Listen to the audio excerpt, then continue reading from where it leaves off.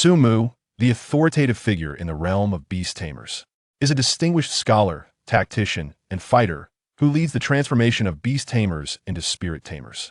Moving the era forward, he has profoundly impressed the foremost figure among the 5 great personalities of the Xia Kingdom. Under his guidance, the style of beast tamers has taken a peculiar turn. What does it mean to pull down the stars? What does it mean to relocate the 10th centimeter-long tree of life? What does it mean for the beast tamers to be warming up? What does it mean to rush over while shouting about bonds of friendship? Chapter 1. Qi Rong Hu. In the scorching heat of July and the lingering warmth of August, we find ourselves in the hottest time of the year. The sun blazes fiercely, and the asphalt road is scorched, emanating a charred scent. Even the cicadas beneath the dense shade have quieted down, seemingly conserving their energy to bore more holes into the trees and sip on the sap to endure the sweltering summer. At this moment, however, Su Mu's father is drenched in cold sweat. "Father, it seems you've been duped," Su Mu mused, stroking his chin as he scrutinized the pet egg on the table, his tone laced with subtle melancholy. "This egg is likely not a Ming Guang Hu, but rather a Qi Rong Hu." Su Bao, his eyes widened in alarm. "Impossible. I checked thoroughly before buying. This pattern, this size, this color, it's definitely a Ming Guang Hu egg." Su Bao Guo's anxiety is understandable. He had spent over 800,000 on this egg, nearly half of their family's liquid assets. If it turns out to be counterfeit, it would be disastrous. The Ming Guang Hu, embodying clarity and illumination, is a highly valuable 5th-tier auxiliary pet, boasting the innate skills of Ming Xin and Holy Light. Its eggs are officially valued at no less than 2 million. Acquiring a Ming Guang Hu egg for 800,000 would not merely be a stroke of luck, it would be akin to winning the lottery. The egg's shell, a translucent white jade, reflects sunlight, revealing 12 spiraled inscriptions that shine brightly, reminiscent of the sun's radiance. This is the characteristic sunwheel pattern of the Ming Guang Hu egg. It is precisely due to this sunwheel pattern that Su Baogua was emboldened to purchase the Ming Guang Hu egg at a low price from a so-called friend. Su Mu let out a breath. "Did they provide you with a genetic test?" Of course, Su Baogua nodded fervently. He quickly retrieved the laminated genetic test report from his bag, and Xiaoyu leaned in to examine it as well. With a mere glance, Su Mu shook his head. "This is fake. A legitimate genetic test report requires 3 official seals. The company seal of the genetic testing firm, the verification seal from the place of sale, and the official qualification seal for genetic testing. While the 3 seals on this report appear to be intact, the official qualification seal is incorrect. It seems the individual who provided you with this report was too cautious to forge the official seal." Upon hearing this, Su Baogua's composure faltered, and he stammered then, "Is the pattern also fake?" After scrutinizing the pattern on the egg, Su Mu replied, "The pattern is authentic, but it only signifies that this egg is from a Ming Guang Hu. It does not guarantee that the creature inside is a Ming Guang Hu. I have a simpler method to verify it." With that, Su Mu lifted the half-meter-high pet egg and placed it directly on the gas stove. Hey. Su Baogua and Xiaoyu were alarmed, thinking their son had lost his mind. Regardless, the egg cost them 80,000, but Su Mu reassured them, "Don't worry, Mom and Dad.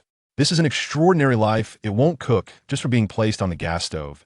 He then cranked the gas stove to its maximum setting. As the blue flames surged, the sunwheel pattern on the egg's surface began to change.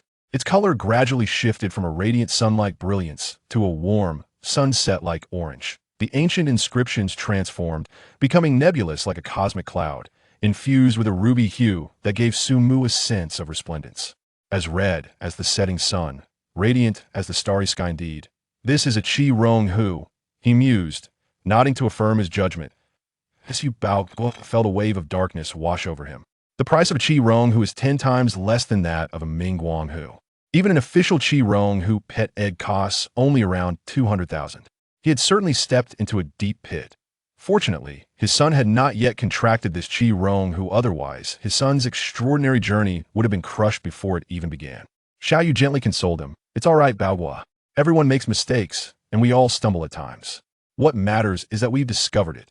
Naturally, Xiaoyu felt quite disheartened as well, but she knew she could not place additional pressure on Su Baogua at this moment. Just as Su Mu was about to offer words of comfort, a crisp cracking sound resonated. The 3 turned their gazes to the egg, which had split open with a jagged seam. Instead of egg fluid, vibrant orange-earth sparks poured forth, weaving into an ethereal fire cloud that burst forth with a sharp crack, shattering the shell. a drowsy cub emerged, adorably gazing at Su-Mu through the shards of its shell. The fiery cloud pattern on its forehead flickered, reminiscent of a setting sun. Its damp fur puffed up like dandelion fluff upon contact with the air, each strand shimmering brilliantly. From its frayed mane, vibrant sparks danced forth like burning cotton candy. As the cub shook its chubby cheeks, its fluffy tail suddenly erupted with a burst of crimson flames, nearly causing it to tumble off the stove. Most enchanting were its misty amber eyes, within which swirled a cosmic glow that suddenly solidified into round pupils as it locked eyes with Su-Mu. When the cub tilted its head and emitted a soft, cat-like whimper, the sparks at its nose flickered rhythmically, exuding an irresistible cuteness. It hatched. Su-Mu had never been this close to witnessing a Chi-Rong breaking free from its shell, and he was taken aback by how adorably charming it was in its infancy, a stark contrast to the majestic figure it would grow to become. In that fleeting moment of distraction, Su-Mu instinctively reached out to help the Chi-Rong remove the shell fragments from its head. To his astonishment, the Chi-Rong raised its head and bit down on Su-Mu's fingertip. Yes, the cub's baby teeth pierced his skin. Su-Mu felt as though his fingertip were pressing against a searing wax seal.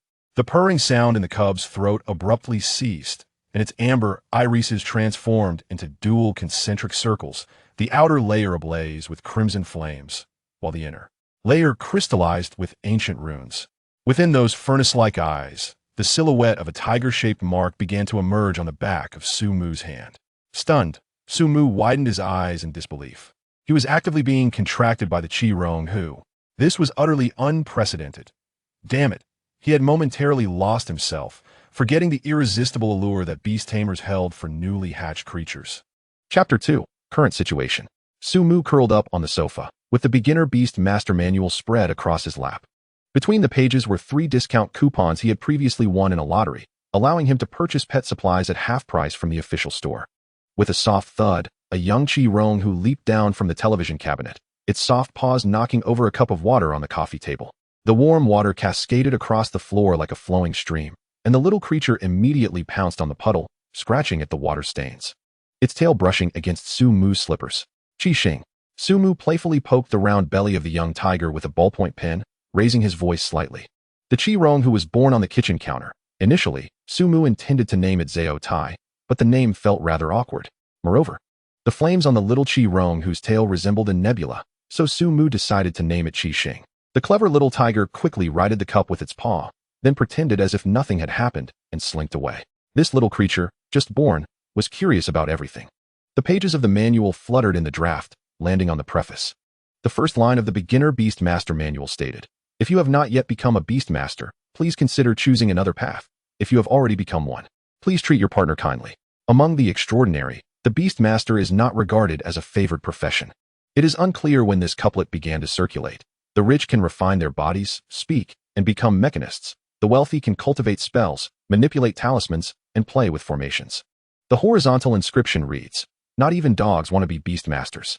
The term refined body refers to becoming a martial artist, speak refers to becoming a mage, and mechanists are low-level mechanics who create simple machines. Cultivating spells refers to becoming a wizard, manipulating talismans to becoming a talisman master, and playing with formations naturally refers to becoming a formation master. The distinction between rich and poor is evident. The disdain for Beastmasters stems from one primary reason. They offer exceedingly low cost-effectiveness, compared to other extraordinary beings who can directly invest resources to enhance their own strength. Beastmasters must allocate the vast majority of their resources to nurture their beasts. The consequence of this is that the Beastmaster's own body becomes quite fragile. They can be likened to auxiliary attackers, akin to a mage's frail physique. If a Beastmaster is beheaded, their pet will undoubtedly suffer grave injuries or even perish. The death of a beast also brings significant backlash to the Beastmaster. However, the resources required to cultivate a beast are by no means less than those for the training of a regular profession. Thus, the impoverished cannot realistically choose the path of a Beastmaster, while the wealthy look down upon the profession due to its inherent weakness. What? You say you genuinely love pets? Then there is another profession more suitable for the average person, the summoner. This profession allows one to command extraordinary beasts through contracts.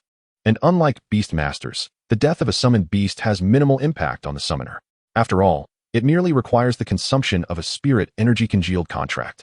For various reasons, Beastmasters find it difficult to gain acceptance among the public, especially during team formations. Additionally, there are distinctions between Beastmasters themselves. The notion of ironclad assistance versus transitory support applies here. If Sumu's first beast were a Ming Guanghu, he could ascend to the status of a noble auxiliary Beastmaster. The innate skills of the Ming Guanghu, Ming Xian, and Holy Light would certainly provide beneficial synchronization to the Beastmaster, whether it be the mental resistance enhancement of Ming Xian or the purification and recovery of Holy Light. Both are exceedingly useful auxiliary skills. Furthermore, with the Ming Guanghu's prowess, teaming up with a Beastmaster would effectively yield two competent supports. However, an output-oriented Beastmaster finds themselves in a rather awkward position. Even if their beast is strong, no one wishes to carry a deadweight. After all, protection is far more challenging than destruction. Sumu's current predicament is even more uncomfortable. The only innate skill of the Qi Ronghu is Qi Xian. Although Qi Xian has a powerful effect, significantly enhancing mental resistance when activated, it can even render the user immune to mental attacks up to 2 tiers below their own for a limited time. Mental attacks such as charm, confusion, fear, and intimidation have little effect on the Qi Ronghu. For an ordinary extraordinary being, acquiring such a skill would be tantamount to gaining immense power. However, with both the Qi Ronghu and Sumu possessing this skill, it effectively turns a deadweight into 2. What use does Sumu have for Qi Xi now? If he were to team up with others, his companions surely cannot use him as a shield. No, if he could genuinely block damage for his allies, that would be one thing, but mental attacks are insidious and cannot be hindered by ordinary defenses. In Xia country, the college entrance examination consists of 2 parts, theory and practical application, with theory accounting for 30% and practical application 70%, based on past examinations. While team formation is not mandatory, assessments often evaluate students on leadership, collaboration, and judgment skills. In such cases, the presence of a Beastmaster tends to be quite low, making it challenging to achieve notable results in these evaluations. This is precisely why Su Baohua felt faint upon witnessing Su Mu contract with the Qi Ronghu, ready to go to his ancestors' graves to offer apologies. How could any outstanding student willingly partner with a Beastmaster? Yet Su Mu remains unperturbed. Unlike other Beastmasters, he demonstrated during his second-year aptitude test that he could become a Beastmaster, a martial artist, or a wizard. Choosing the path of the Beastmaster was his own decision, one that many do not endorse. Only Su Mu understands that he was destined to become a Beastmaster. In his previous life, Su Mu was an exceptional game designer, and before his untimely death, he was the chief designer of the game Xinghai Wuyu.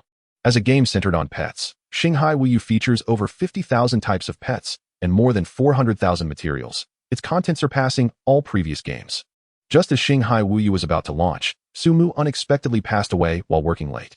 With the great will of Earth behind him, he found himself in this new world and, upon reaching the age of 12, began to awaken memories of his past life. He soon discovered that the pets he knew existed within Xinghai Wuyu. After multiple verifications, Su Mu confirmed that the pets in this world aligned perfectly with the designs in Xinghai Wuyu. In fact, one might argue that the Beastmaster system in this world is a truncated version of Xinghai Wuyu. Take the Qi Ronghu as an example. The evolution chain publicly disclosed in this world consists of only 2 branches: Qi Ronghu, Qi Xianhu, and Qi Yanhunhu, and Qi Ronghu, Sanwei Yanhu, and Lu Wei Qi Hunhu. However, in Xinghai Wuyu, the Qi Ronghu boasts 5 evolution chains, with the highest reaching 6 tiers of evolution. Moreover, perhaps due to the benefits of reincarnation, Su Mu's memories from his past life remain etched vividly, indicating that he possesses an understanding of the Beastmaster system that surpasses several levels in this world. As for whether to share this knowledge with Su Mu's nation, he has contemplated this but ultimately dismissed the idea, setting aside how those in power would perceive matters of reincarnation. It is often said that an innocent man can suffer from possessing something precious. There are times when extraordinary power allows for a bit of recklessness. For instance, soul-searching, enslavement contracts, and various other methods. When one is impoverished, they tend to focus on self-preservation. When affluent, they may seek to aid others. Until Su Mu becomes a powerful, extraordinary being, he has no intention of placing himself in jeopardy. Meanwhile, the little Qi Ronghu, finding nothing entertaining, has taken to practicing by breathing fire. Su Mu blinked. Well, it seems he is a natural prodigy. Given this, the most pressing matter now is to enhance the little Qi Ronghu's strength. No matter how much one knows, if it cannot be transformed into strength, it is all in vain. The 2 most essential resources for the young Qi Hong are the Huiyunghua and the Shun Yanchao. The former enhances fire abilities, while the latter strengthens mental prowess, making them the ideal foundation for the Qi Honghu. The only issue is their exorbitant cost. However, this does not pose a significant dilemma for Su Mu. Just then, Su Mu's phone rang. Upon checking, he saw it was a call from Fan. "What's the matter?" "A Fan?" he inquired. On the other end, Fan spoke hurriedly. "Brother Mu, have you heard that the Beast Mastery Department is being cut from the combat professions?" Sumu was taken aback. "What? Has it come to this? I joined the National Army in 1949? Chapter 3, Lingxi. There are numerous professions on the path of the extraordinary, broadly classified into two categories: combat professions and life professions. Blacksmiths, alchemists, and potion makers fall under life professions. These extraordinary individuals do not engage directly in frontline combat, but instead provide logistical support on the battlefield. A divine weapon, a medicinal pill, a potion, each of these can potentially alter the tide of battle at a crucial moment. Thus, life professions hold significant importance. However, it is undeniable that combat professions receive a larger allocation of resources. The impending cut of the Beast Mastery Department from combat professions signifies that they will no longer enjoy the benefits associated with combat roles. Some forbidden zones and secret realms may also restrict access for Beast Masters. Yet, if the Beast Mastery Department is not considered a combat profession, what else can they do? Become trainers in a circus? Sumu took a deep breath and spoke solemnly. "A Fan, where did you hear this news? Is it credible?" Fan's voice was slightly frantic as he replied, "My dad mentioned it, though the specifics are unclear. It seems the Beast Mastery Department has had conflicts with the Magic Department over resource issues." Sumu furrowed his brow. If it was indeed a Fan's father who said this, it was likely not mere gossip. Sumu and Huangfu Fan had been friends since childhood, having grown up in the same neighborhood where their parents were acquainted. However, they truly became close friends after an incident when a Fan, in elementary school, stole the girlfriend of a brash boy, leading to a confrontation that nearly resulted in a beating. At that moment, Sumu emerged from a nearby public restroom, wielding a mop as if he were a divine being, and managed to rescue a Fan from the encirclement, though he himself was cornered and beaten the next day. At that time, a Fan's father was on the rise, and the incident faded into obscurity. Eventually, a Fan's father gained recognition and advanced into the coarse circles of the city government. Sumu had not seen that brash boy and his gang at school for quite some time. Currently, a Fan's father had become the deputy mayor, and mentioning this incident might also have been a subtle hint from him. Cautiously, a Fan asked, "Brother Mu, I heard that Uncle Su is going to buy you a Mingguang Hu egg. You haven't formed a contract yet, have you? If not, we can." "I have already formed a contract." "Oh, moreover, it is not a Mingguang Hu, but a Qihong Hu." With a loud crash, something heavy fell on the other end of the line. A Fan gasped in pain and said, "Brother Mu, we need to meet and talk." After a little over half an hour, Su Mu and Huangfu Fan sat together in a CAF downstairs. A Fan hesitated for a moment before softly saying, "My condolences, Brother Mu." Little Chahoxing, sitting beside Su Mu, became immediately irate. After forming a contract with Su Mu, it had developed a deep connection and likely understood a Fan's meaning. "What? Is it embarrassing to contract with me?" It jumped beneath the table, took a few steps, and then pretended to be indifferent as it stomped heavily on a Fan's foot. However, the size of the Qihong Hu was comparable to that of an adult tabby cat, and its paws merely provided a gentle sensation rather than pain, akin to a massage. Seeing that a Fan did not react, Little Chahoxing's face puffed up with indignation, revealing its small tiger teeth, ready to give a playful bite.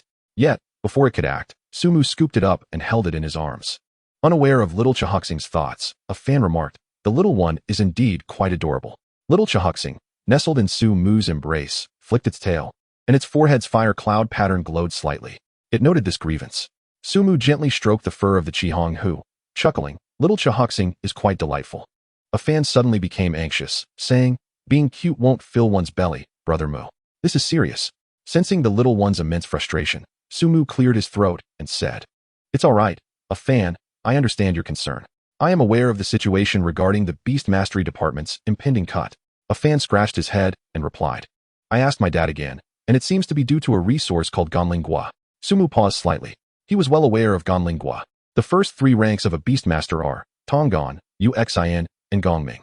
The most crucial resource for Beastmasters at these stages is Ganlinggua, which can enhance their bond with their beasts. By the third stage, during the resonance phase, a Beastmaster can even assist their beasts in awakening latent powers through resonance. Ganlinggua is difficult to cultivate artificially, but fortunately, it can be found in various secret realms. Moreover, the number of Beastmasters is relatively small, so there is typically enough Ganlinggua available. But how could the Magic Department have conflicts with the Beast Mastery Department over Ganlinggua? With this thought, Sumu decisively said, "A Fan, lend me some money. I need to stockpile some Ganlinggua quickly." A Fan waved his hand dismissively. "Don't worry, Brother Mu. My dad has already anticipated this small matter and has stockpiled a sufficient amount of Ganlinggua for you." Ah, I see. Please thank Uncle Huangfu for me. Sumu breathed a sigh of relief, having initially thought that becoming a Beastmaster would be a smooth journey, only to find himself nearly unable to take the first step. Suddenly, a fan's silver spoon clinked sharply against the porcelain cup. Upon looking up, Sumu saw a fan's slender fingers suspended in the air, his amber eyes narrowing slightly. Outside the floor-to-ceiling windows, the flowers of the locust trees were still drifting down in July, but the water droplets on the inside of the glass wall were oddly sliding upward. A woman's pearl earrings at the neighboring table suddenly snapped, and the milky white beads bounced across the wooden floor, rolling in the same direction. Something was amiss. Sumu abruptly stood up. The light patterns cast by the CAF chandelier began to twist into spirals, and Sumu's irises burned with pain. As the sensation of weightlessness surged from his feet, he caught a whiff of an otherworldly scent of vegetation. Lingxi. Sumu reminded himself to close his eyes. The images lingering on his retina continued to burn.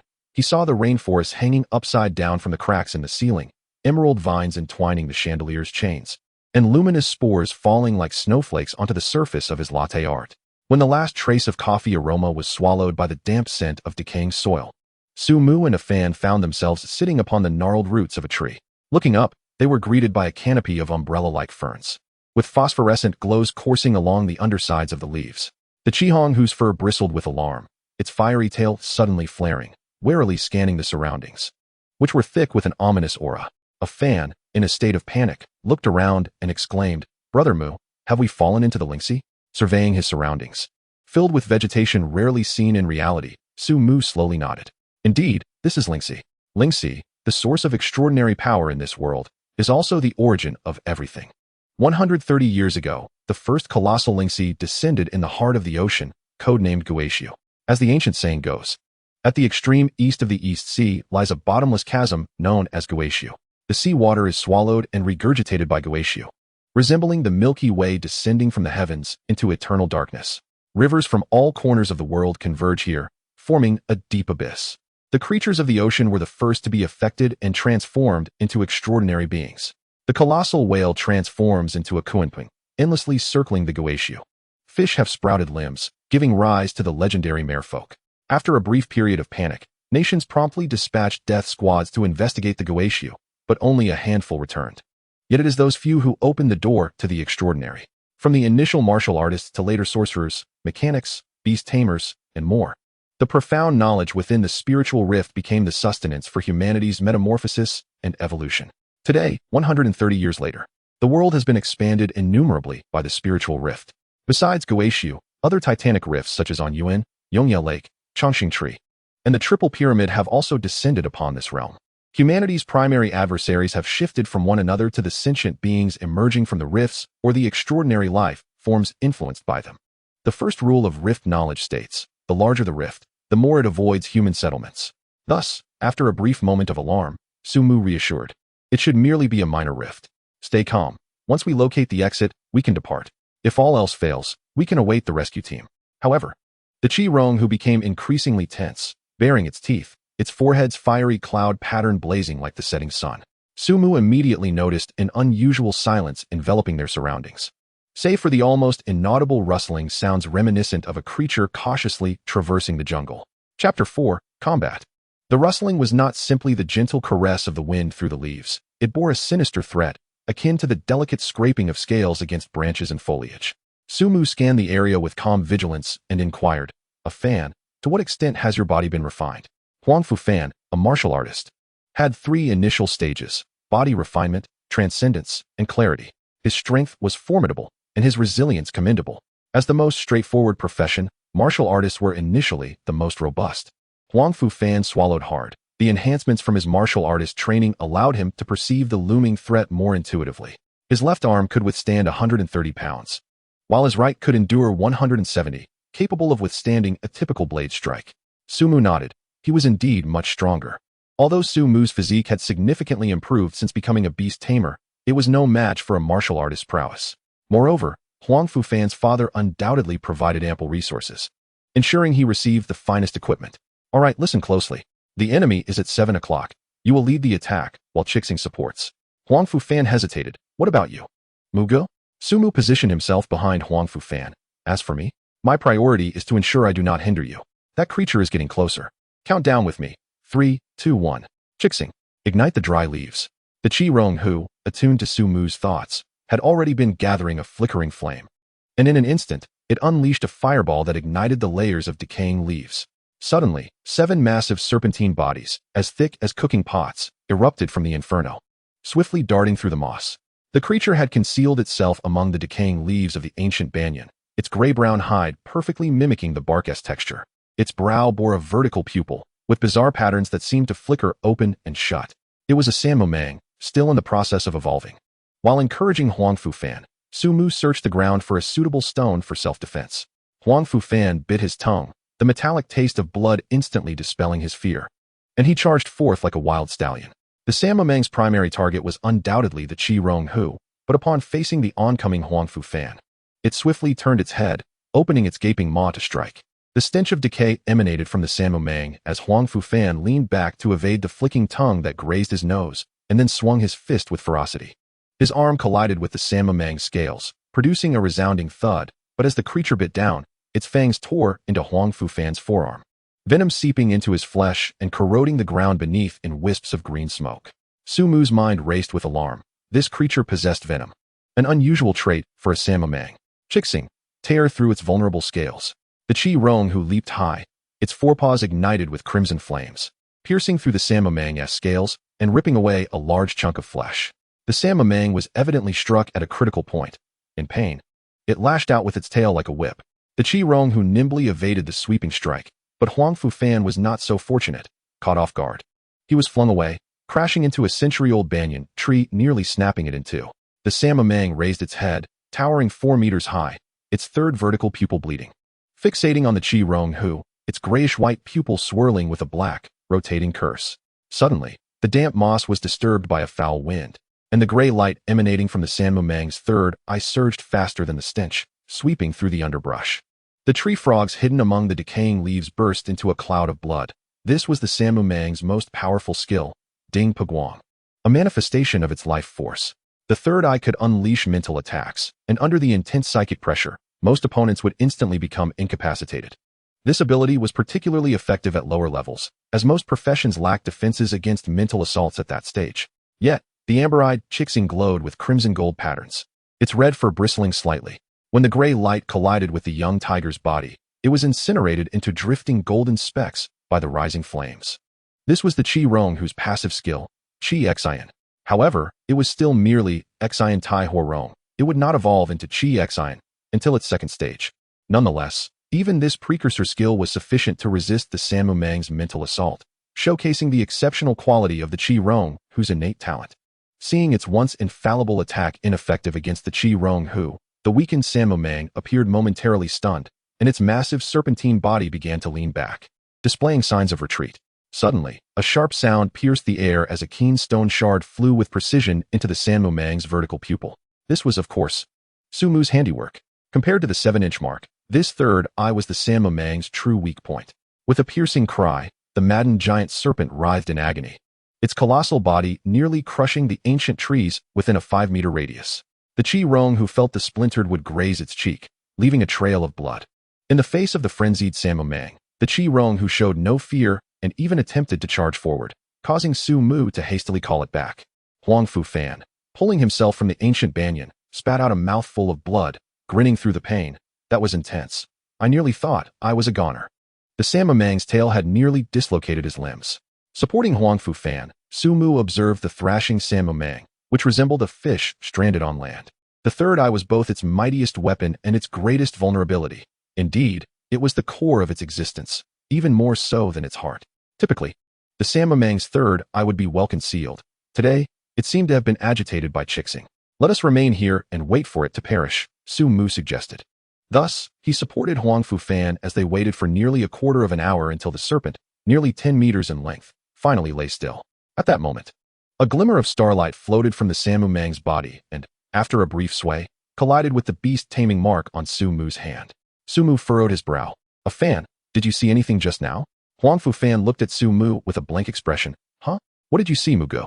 The luminous radiance was so evident that Huangfu Fan could not possibly overlook it, unless it was a phenomenon visible solely to Su Mu. A vague suspicion stirred within him, yet he remained apprehensive. He instructed Qi Xing to roast the Samomang from a distance for an extended period, nearly cooking it through before daring to approach Huang Fufan. Qi Xing, come here, right here. Yes, cut it open. Su Mu commanded the crimson-striped tiger to slice open the body of the Samomang. Disregarding the copious blood that flowed forth as he reached inside and retrieved a greenish object roughly the size of a thumb. Open your mouth, Su Mu instructed Huang Fufan. Trusting Su Mu implicitly, Huang Fufan opened his mouth wide, and Su Mu casually tossed the snake gall inside, then lifted Huang Fufan's chin. Do not chew. Just swallow it whole. Huang Fufan gulped down the snake gall, and soon the cool, bitter taste spread across his palate. What on earth did you make me eat? Mugo? It isn't feces, is it? Su Mu rolled his eyes. You little rascal, taking advantage while pretending to be virtuous. The market value of a Samomang's gall is at least 4,000. You just consumed 3 months' worth of my living expenses. If it weren't for your poisoning, I would have sold it instead. Only then did Huang Fufan recall being bitten by the Samomang, hastily glancing at his left arm, where the wound had already turned a purplish red and swollen. Fortunately, martial artists possess a degree of resistance to toxins, and supplemented by the snake gall. He would be fine even without an antidote. After feeding the snake gall to Huang Fufan, Su Mu's gaze shifted to the vertical pupil of the Samomang. The two most valuable possessions of the Samomang were its gall and its vertical pupil. Su Mu remembered that for Qi Xing to advance to a Qi Xin Hu, it needed to absorb the energy of the Ronghua Jingha, while also enhancing its mental strength to a certain level. The vertical pupil of the Samomang was precisely the type of special food that could augment mental strength. The pupil was still oozing blood, and Su Mu extracted it with a shard of stone, presenting it to Qi Xing. Good, let us test it before you eat. The sight of the bloody mess was somewhat nauseating to Su Mu, as he was not accustomed to seeing his pet consume raw flesh. Qi Xing tilted its head, puzzled by Su Mu's insistence on cooking it first, yet it offered no objection. Once the fiery flames had cooked the snake pupil, Qi Xing bit into it, producing a satisfying crunch that was quite appetizing. After consuming the entire vertical pupil, Qi Xing licked its paw, evidently finding the cooked version preferable to the raw. Let us go, Su Mu declared as he stood up, addressing Huang Fufan. We should leave this place. Huang Fufan, seated on the ground, appeared momentarily taken aback. What about the corpse of the Samomang? The skin, flesh, and blood of the Samomang could fetch a handsome price. However, Su Mu merely shook his head. No need. The scent of blood will soon attract new foes. If we do not leave now, we may end up as companions in death for the Samomang. Just as he finished speaking, Qi Xing suddenly pounced on Su Mu, who felt a flash before a strand of hair drifted down. Meanwhile, 2 thick banyan trees nearby were severed into 3 segments, the cuts as sharp as if made by a blade. Had Qi Xing not intervened, Su Mu might have met the same fate as the banyan trees. Instinctively, Su Mu turned to look in the opposite direction, spotting a feline creature with 3 tails elegantly grooming its claws. Its streamlined body was a hybrid of a snow leopard and a spirit cat, standing about 40 centimeters tall. Its muscular lines taut like a drawn bowstring. The silver-gray fur transitioned to a deep azure, adorned with black, lightning-shaped patterns on its back, while its underbelly was covered in moon-white, scale-like soft hair. The tips of its ears bore 3 dagger-like silver feathers. Its 3 elongated tails swayed, seemingly each with its own thoughts. Despite its seemingly adorable appearance, this creature sent a chill down Su Mu's spine. The Sanwei Miao, a second tier, was the natural enemy of the Samomang and a born hunter. Chapter 5. The Magic System. Xiaoho Mo Mu Go, are you alright? Huang Fufan positioned himself protectively in front of Su Mu, anxiously observing the Sanwei Miao. The wind blades of a second-tier Sanwei Miao could easily rend his flesh. Given 2 months of training, Su Mu and Huang Fufan together could handle a second-tier Sanwei Miao without much difficulty. Compared to the human intellect, could allow them to overcome certain tier disadvantages. However, with only half a month since their class change, and Su Mu having just formed a contract with Qi Xing today, their combat capabilities were still limited. If not for the significant enhancements bestowed upon Beastmasters, a newly contracted Qi Xing would possess little fighting prowess. While Huang Fufan was engulfed in despair, Su Mu's thoughts were far more straightforward. How could he survive? The Sanwei Miao and Samomang were natural adversaries. The agility and toxin resistance of the Sanwei Miao effectively countered the Samomang. Yet the latter's mental attacks could prove fatal to the former. After all, the Sanwei Miao had virtually no mental defense before advancing to a 6-tailed form. Thus, even with a tier advantage, the Sanwei Miao hesitated to engage the Samomang. Now that the Samomang was dead, the Sanwei Miao's target was clearly the Samomang's vertical pupil. Beasts adhere to a fundamental principle of compensating for what they lack. Just as a cat hunts mice to replenish its taurine, the Sanwei Miao required the Samomang's vertical pupil to enhance its mental strength in preparation for its evolution into a six-tailed form. This was instinctual. With the vertical pupil now consumed by Qi Xing, the Sanwei Miao's focus shifted to Su Mu and his companions. The earlier Windblade had merely been a test. For in the eyes of the tardy Sanwei Miao, Su Mu's party had proven their strength by defeating the Samamang. Thus, a peculiar standoff ensued. The Sanwei Miao appeared to groom its paws elegantly, maintaining a safe distance from Su Mu and Huang Fufan, ensuring an easy escape if needed. Su Mu and Huang Fufan, in turn, dared not make a rash move, unwilling to experience the intensity of the Sanwei Miao's wind blades. However, patience would eventually run out on one side, and Su Mu could not gamble that the Sanwei Miao's patience exceeded his own. As a first-tier Beastmaster, the skills available to him were limited, and he had only learned one, Berserk. This skill awakened the bloodthirsty instincts of a beast, significantly enhancing its attack, defense, agility, and recovery. Following the Berserk state, the beast would enter a temporary period of weakness. Su Mu prioritized learning Berserk for a singular reason. In Xinghai Wu Yu, the Berserk state could be terminated early. The sooner it was halted, the lesser the side effects, which contradicted the irreversible nature of Berserk in this world. Hence, Su Mu had chosen to learn this skill in hopes of exploring its potential. Little did he know it would become his only means of survival. Qi Xing, Berserk. Su Mu poured all his spiritual energy into the Beastmaster mark on the back of his hand, and the fiery cloud pattern on Qi Xing's forehead instantly turned blood red. The previously lackluster flames erupted into a towering blaze, cascading and igniting. Fury, rage, and bloodlust surged within both Qi Xing and Su Mu. Su Mu had anticipated this, biting his tongue to maintain clarity. In contrast, the Sanwei Miao perched in the treetops immediately bristled. It had come for a prize, not to risk its life.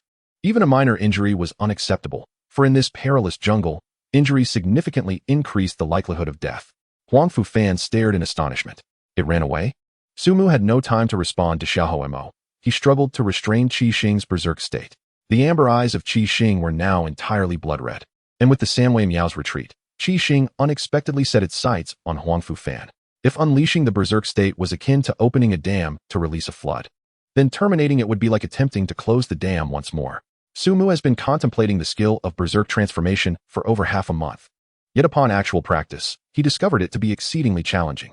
He promptly shifted his approach, opting not to dispel the berserk state all at once, but rather to gradually return the power released by the blazing star, strand by strand. The force surged forth like an avalanche, withdrawing as delicately as unspooling silk. Fortunately, with Su Mu's soothing presence, the crimson-striped tiger's eyes slowly regained their clarity. The weakness that followed the berserk state was mild, as the duration of the transformation had been brief, leaving the crimson-striped tiger merely feeling a bit fatigued.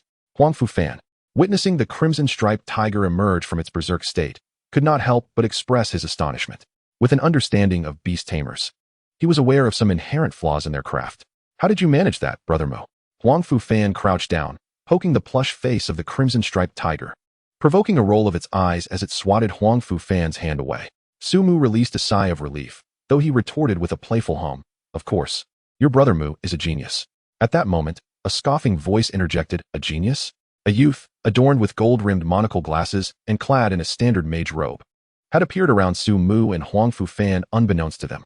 He merely cast a cursory glance at Su Mu and Huang Fufan before firmly planting his oak staff on the ground, reciting an incantation. The magical energy within the jungle began to stir, and the hidden beasts sensed the impending threat, instinctively fleeing or preparing to attack. As four armored lizards crashed through the thicket, Xiaomo's oak staff illuminated the third simple magic circle. Fire blast. A fireball hurled from his left hand, striking the root of the rotting vine. This parasitic magical plant ignited upon contact with fire, swiftly erecting a 3-meter-high wall of flames behind the beast horde. The four lizards, now scorched, turned to flee, only to collide with the pre-placed thorn-binding vines, which ensnared their hind limbs with their barbed tendrils. As two venomous flying snakes swooped down from the treetops, Xiaomo's robe billowed. The breeze bell concealed within his sleeve chimed lightly, indicating a low-level warning device from the Magic Academy. Xiaomo swung his staff backward, unleashing icy shards that pierced through the flying snakes, causing a spray of blood. Elemental rotation. He rotated the bronze magic ring on his index finger, utilizing the residual heat from the firewall to enhance the wind element. The swirling currents lifted the iron thorns strewn across the ground, forming a miniature steel storm that ensnared the fleeing three-tailed mongoose, shredding it to bits. Microspace 2304, southeast direction. Cleanup complete, 2 survivors detected. Xiaoho Mo reported calmly through his earpiece, adorned with an intricate magic circle, evidently not a conventional electronic communication. Received. Please ensure the survivors reach the exit. Xiaoho Mo paused momentarily, passing by Su Mu and Huang Fu Fan without a backward glance, stating, "Let us go, little genius." Chapter 6. Beast Tamer, Beast Breeder? The third tier of the magic system is known as the Rainbow Bridge Sorcerer, capable of constructing elemental pathways. Marking the final stage of the novice sorcerer's 3 phases. The sarcastic mage before them, appearing no older than 20, had already attained the third tier, truly deserving the title of genius. Yet, inexplicably, Su Mu felt a subtle malice emanating from this mage towards him. Or perhaps it was not directed at him specifically, but rather at the identity of Beast Tamer. The spatial anomaly they encountered spanned merely over 70 square kilometers, modest in size, and could be classified as a microdimension. Within it, the beasts reached a maximum of the third tier, with only the creature possessing the core of the anomaly holding any significant power. And the resources within were rather scant. A team of over a dozen extraordinary individuals swiftly cleared the microdimension, and as the creature controlling the core was slain, the core shattered, causing the microdimension to vanish like a fleeting bubble. As Xiaoho Mo led Su Mu and Huang Fu Fan towards the exit from the anomaly, Su Mu was astonished to find that they were no longer within Song City, but rather in a field over 20 kilometers outside of it. The area had been secured by the Anomaly Management Bureau, bustling with diligent personnel. Upon exiting the anomaly, medical staff immediately approached Su Mu and Huang Fu Fan to conduct health checks, even extending their care to the Crimson-Striped Tiger with specialized veterinarians. In total, over 30 individuals had been ensnared in the anomaly, yet only 10 survived, 4 of whom were extraordinary beings. The official rescue response was remarkably swift. From the moment Su Mu and Huang Fu Fan entered the anomaly to Xiaoho Mo's arrival, scarcely half an hour had elapsed. Tragically, during those 30 minutes, over 20 lives were lost, underscoring the tremendous threat the anomaly posed to ordinary individuals. Meanwhile, Xiaoho Mo had returned to the temporary command center of the rescue team. He removed his gold-rimmed monocle as he stepped into the tent. "Cousin, I'm back." Xiaoho Yin frowned slightly. "I've told you many times, during work, refer to titles." Xiaoho Mo subtly pouted. "Yes, Captain." Although merely 2 years older than Xiaoho Mo, Xiaoho Yin had reached the 4th tier of magic, the Silver Scholar, stepping into the realm of intermediate sorcerers. At this stage, sorcerers began to transform from merely utilizing elements to analyzing substances. The most recognized ability being the Silver Scholar's capacity to create magical puppets using silver or other materials. If Xiaoho Mo was considered a genius, then Xiaoho Yin was an entity that even Xiaoho Mo had to look up to. Genius was merely the threshold to Xiaoho Yin's realm. How did it go? Did you encounter any issues? Xiaoho Yin continued to etch the magic circle meticulously into the silver without lifting his gaze. Xiaoho Mo shrugged. Nothing much. Just that I was responsible for an area with 2 new extraordinary beings, one a martial artist and the other a beast tamer. Both novices, nothing noteworthy. Xiaoho Yin's magic engraving tool continued its work, though a hint of interest sparked within him. A beast tamer? What was it like? Xiaoho Mo scoffed. What can a first-tier beast tamer do? Together with that martial artist, they managed to slay a first-tier 3-eyed python and scare off a second-tier 3-tailed mongoose.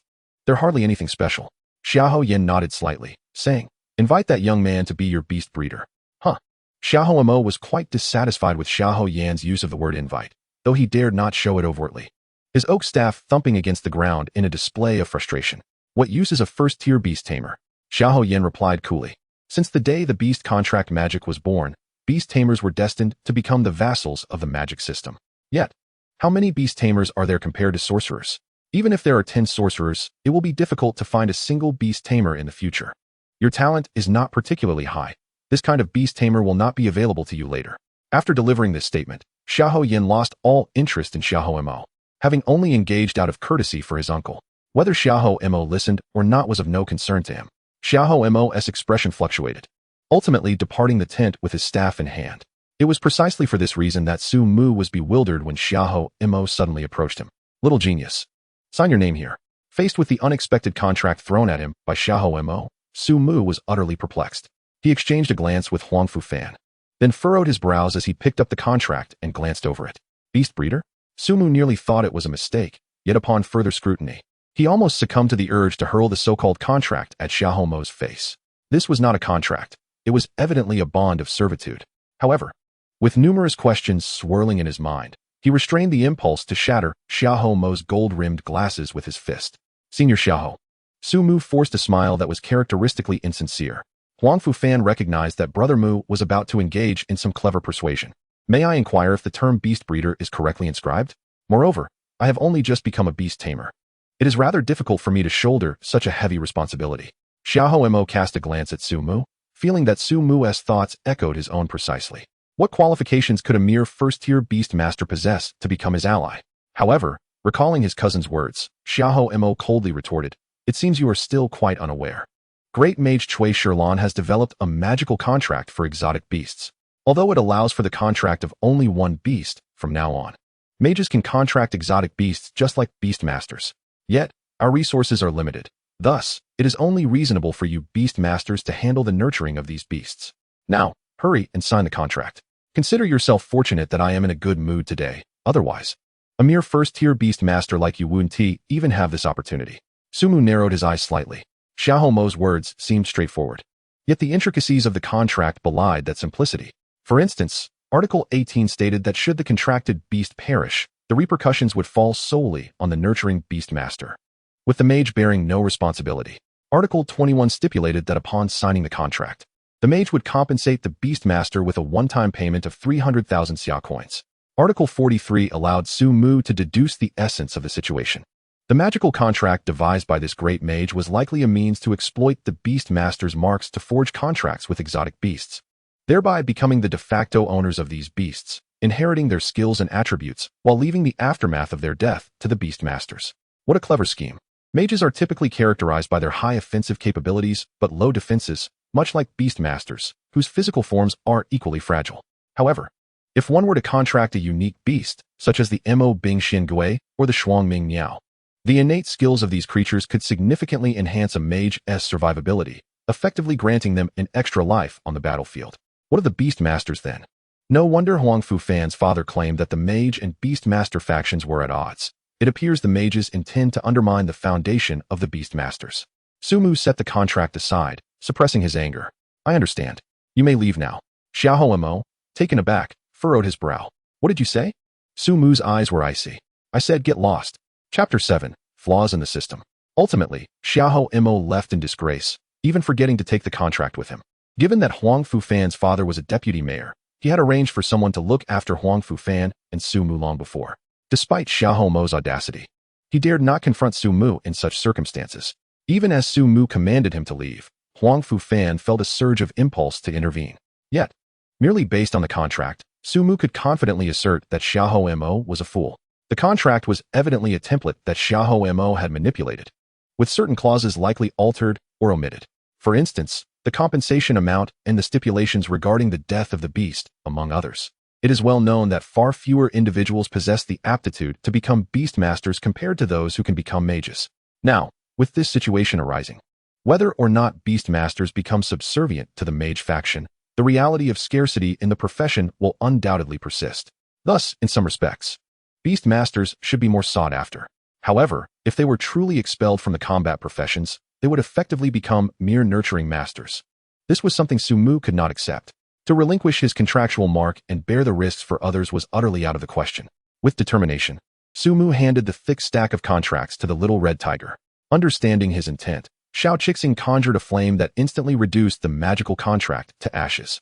Huang Fufan, mistakenly believing Su Mu was still upset about Xiahou Mo, attempted to console him. "It's all right, Mu Gu. It's just being a Beastmaster. When I become a Grandmaster in the future, I'll follow your lead.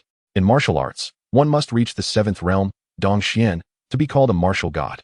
However, the most powerful martial artist in Xia country is Wang Cheng, who entered the 8th realm, Tai Chu, 14 years ago, leading forces to suppress the gigantic spiritual rift, Wan Yaoxian Men, in the northern region. To honor Wang Cheng, only he is permitted the title of martial god in Xia country, while all other 7th realm practitioners are referred to as Grandmasters. However, even though Huang Fufan spoke casually, he dared not claim he could become a martial god, only expressing hope to become a Grandmaster in the future. Feeling somewhat buoyed, Su Mu retorted, "Let us wait until I become a 9th-tier Beastmaster before you follow my lead." After a brief respite, Su Mu opted to return home early. For Su Baohua and Xiao Yu were urgently searching for him. Upon learning that Su Mu had been embroiled in the spiritual rift, Xiao Yu fainted in the hospital office, while Su Baohua recklessly ran through 17 red lights, nearly colliding with a truck. When they finally found Su Mu sitting unharmed on the hospital bed, they collectively exhaled in relief before collapsing in exhaustion. To care for his parents, Su Mu had to take them home first. Once settled at home, Su Mu finally had time to ponder the current issues facing the Beastmaster faction. First and foremost, the dissolution of the Beastmaster faction from combat professions would undoubtedly be a gradual process. The faction had been established for over 50 years, and while it may be small, it boasted a 7th-tier Beastmaster as its figurehead. This, of course, paled in comparison to the Mage faction, which had 7 or 8 7th-tier arcane masters, not to mention an 8th-tier entropy sovereign overseeing matters. Much like Wang Cheng, this 8th-tier entropy sovereign was responsible for guarding the Western spiritual rift, Yongyihu. However, unlike other nations, Xia country still valued fairness. The Mage faction's intentions to dissolve the Beastmaster faction likely stemmed from a desire to dismantle the ceiling, making future endeavors more manageable. With this realization, Su Mu felt a sense of relief. As long as the Beastmaster faction remained part of the combat professions, there would still be ample opportunity for growth. Otherwise, they might have to purchase Beastmaster skill books from the Mage faction's marketplace. Yet, even without the Mage faction's interference, the Beastmaster faction had its own significant flaws. For instance, the beginning Beastmaster handbook on Su Mu's desk contained numerous basic concepts that, to him, were utterly nonsensical. Furthermore, the exploration of their own profession by the Beastmasters was insufficient, let alone their understanding of the beasts themselves. In Su Mu's view, beasts could be classified into 2 categories: the mindless, bloodthirsty monsters, and the sentient, spiritual creatures. Beastmasters could only contract spiritual beasts and were forbidden from binding monsters. However, Su Mu perceived the world of Beastmasters more expansively. Rather than merely controlling beasts, they should be seen as masters of spirits. Within the realm of Xinghai Wu Yu, a significant portion of pet creatures includes flora and fauna, as well as mountains and rivers. Beastmasters should more aptly be termed spirit masters. Yet, to Su Mu's astonishment, after so many years of development, the Beastmaster faction still remained ensnared within such a narrow scope, almost losing their identity in the process. To alter the world's perception of Beastmasters, Su Mu had a long journey ahead. After a moment of contemplation, he opened his computer and logged into his extraordinary forum account. This official forum could only be registered by those who had become extraordinary, featuring comprehensive functionalities with dedicated sections for each profession. However, compared to the flourishing sections for martial artists and mages that boasted thousands of curated articles daily, the Beastmaster section barely produced a meager handful of posts. After much deliberation, even as Xiao Qixing rolled over beside him, snoring softly, Su Mu finally typed out the title, On the Classification of Beast Attributes, Part 1. Indeed, Su Mu's initial article does not directly elucidate the distinction between beast tamers and spirit tamers, as that necessitates substantial empirical evidence for validation. However, certain foundational knowledge is deemed unnecessary. In this world, beast tamers categorize their beasts merely by species, which is rather simplistic. For instance, while both the Qi Rong Hu and the Ming Guang Hu belong to the tiger category, their characteristics are distinctly different, and thus cannot be adequately summarized merely as tigers. Yet, the undertaking of completely dismantling the existing beast taming classification system would entail an overwhelming amount of work. Therefore, Su Mu opted to lay a new foundation alongside it. In this article, Su Mu delineated 17 attributes for beasts: fire, water, grass, wind, electricity, ground, 2, steel, ice, psychic, ordinary, poison, evil, fighting, shadow, light, dragon, and dimension. In comparison to the 4 elemental forces of feng shui and the 5 elements of the array masters, Su Mu meticulously transposed all known attributes from Xinghai Wu Yu into his work. He employed the Qi Rong Hu and the Ming Guang Hu as illustrative examples to expound on the advantages of such classifications. Furthermore, he designated attributes for certain beasts. For instance, the Qi Rong Hu was classified as fire psychic, the Ming Guang Hu as light, the San Mu Meng as poison psychic, and the San Wei Mao Ying as ordinary wind, among others. He composed nearly 10,000 words in a single breath, leaving Su Mu somewhat lightheaded due to his extraordinary constitution. Little Qi Xing, feeling quite famished, rummaged through Su Mu's snack box without disturbing him, devouring 2 bags of chips, a bottle of cola, and an entire bag of snow cakes. In a considerate gesture, little Qi Xing left 2 pieces for Su Mu, gently placing them beside him. After a cursory review to ensure no fundamental issues arose, Su Mu clicked the upload button and absent-mindedly consumed a couple of snow cakes.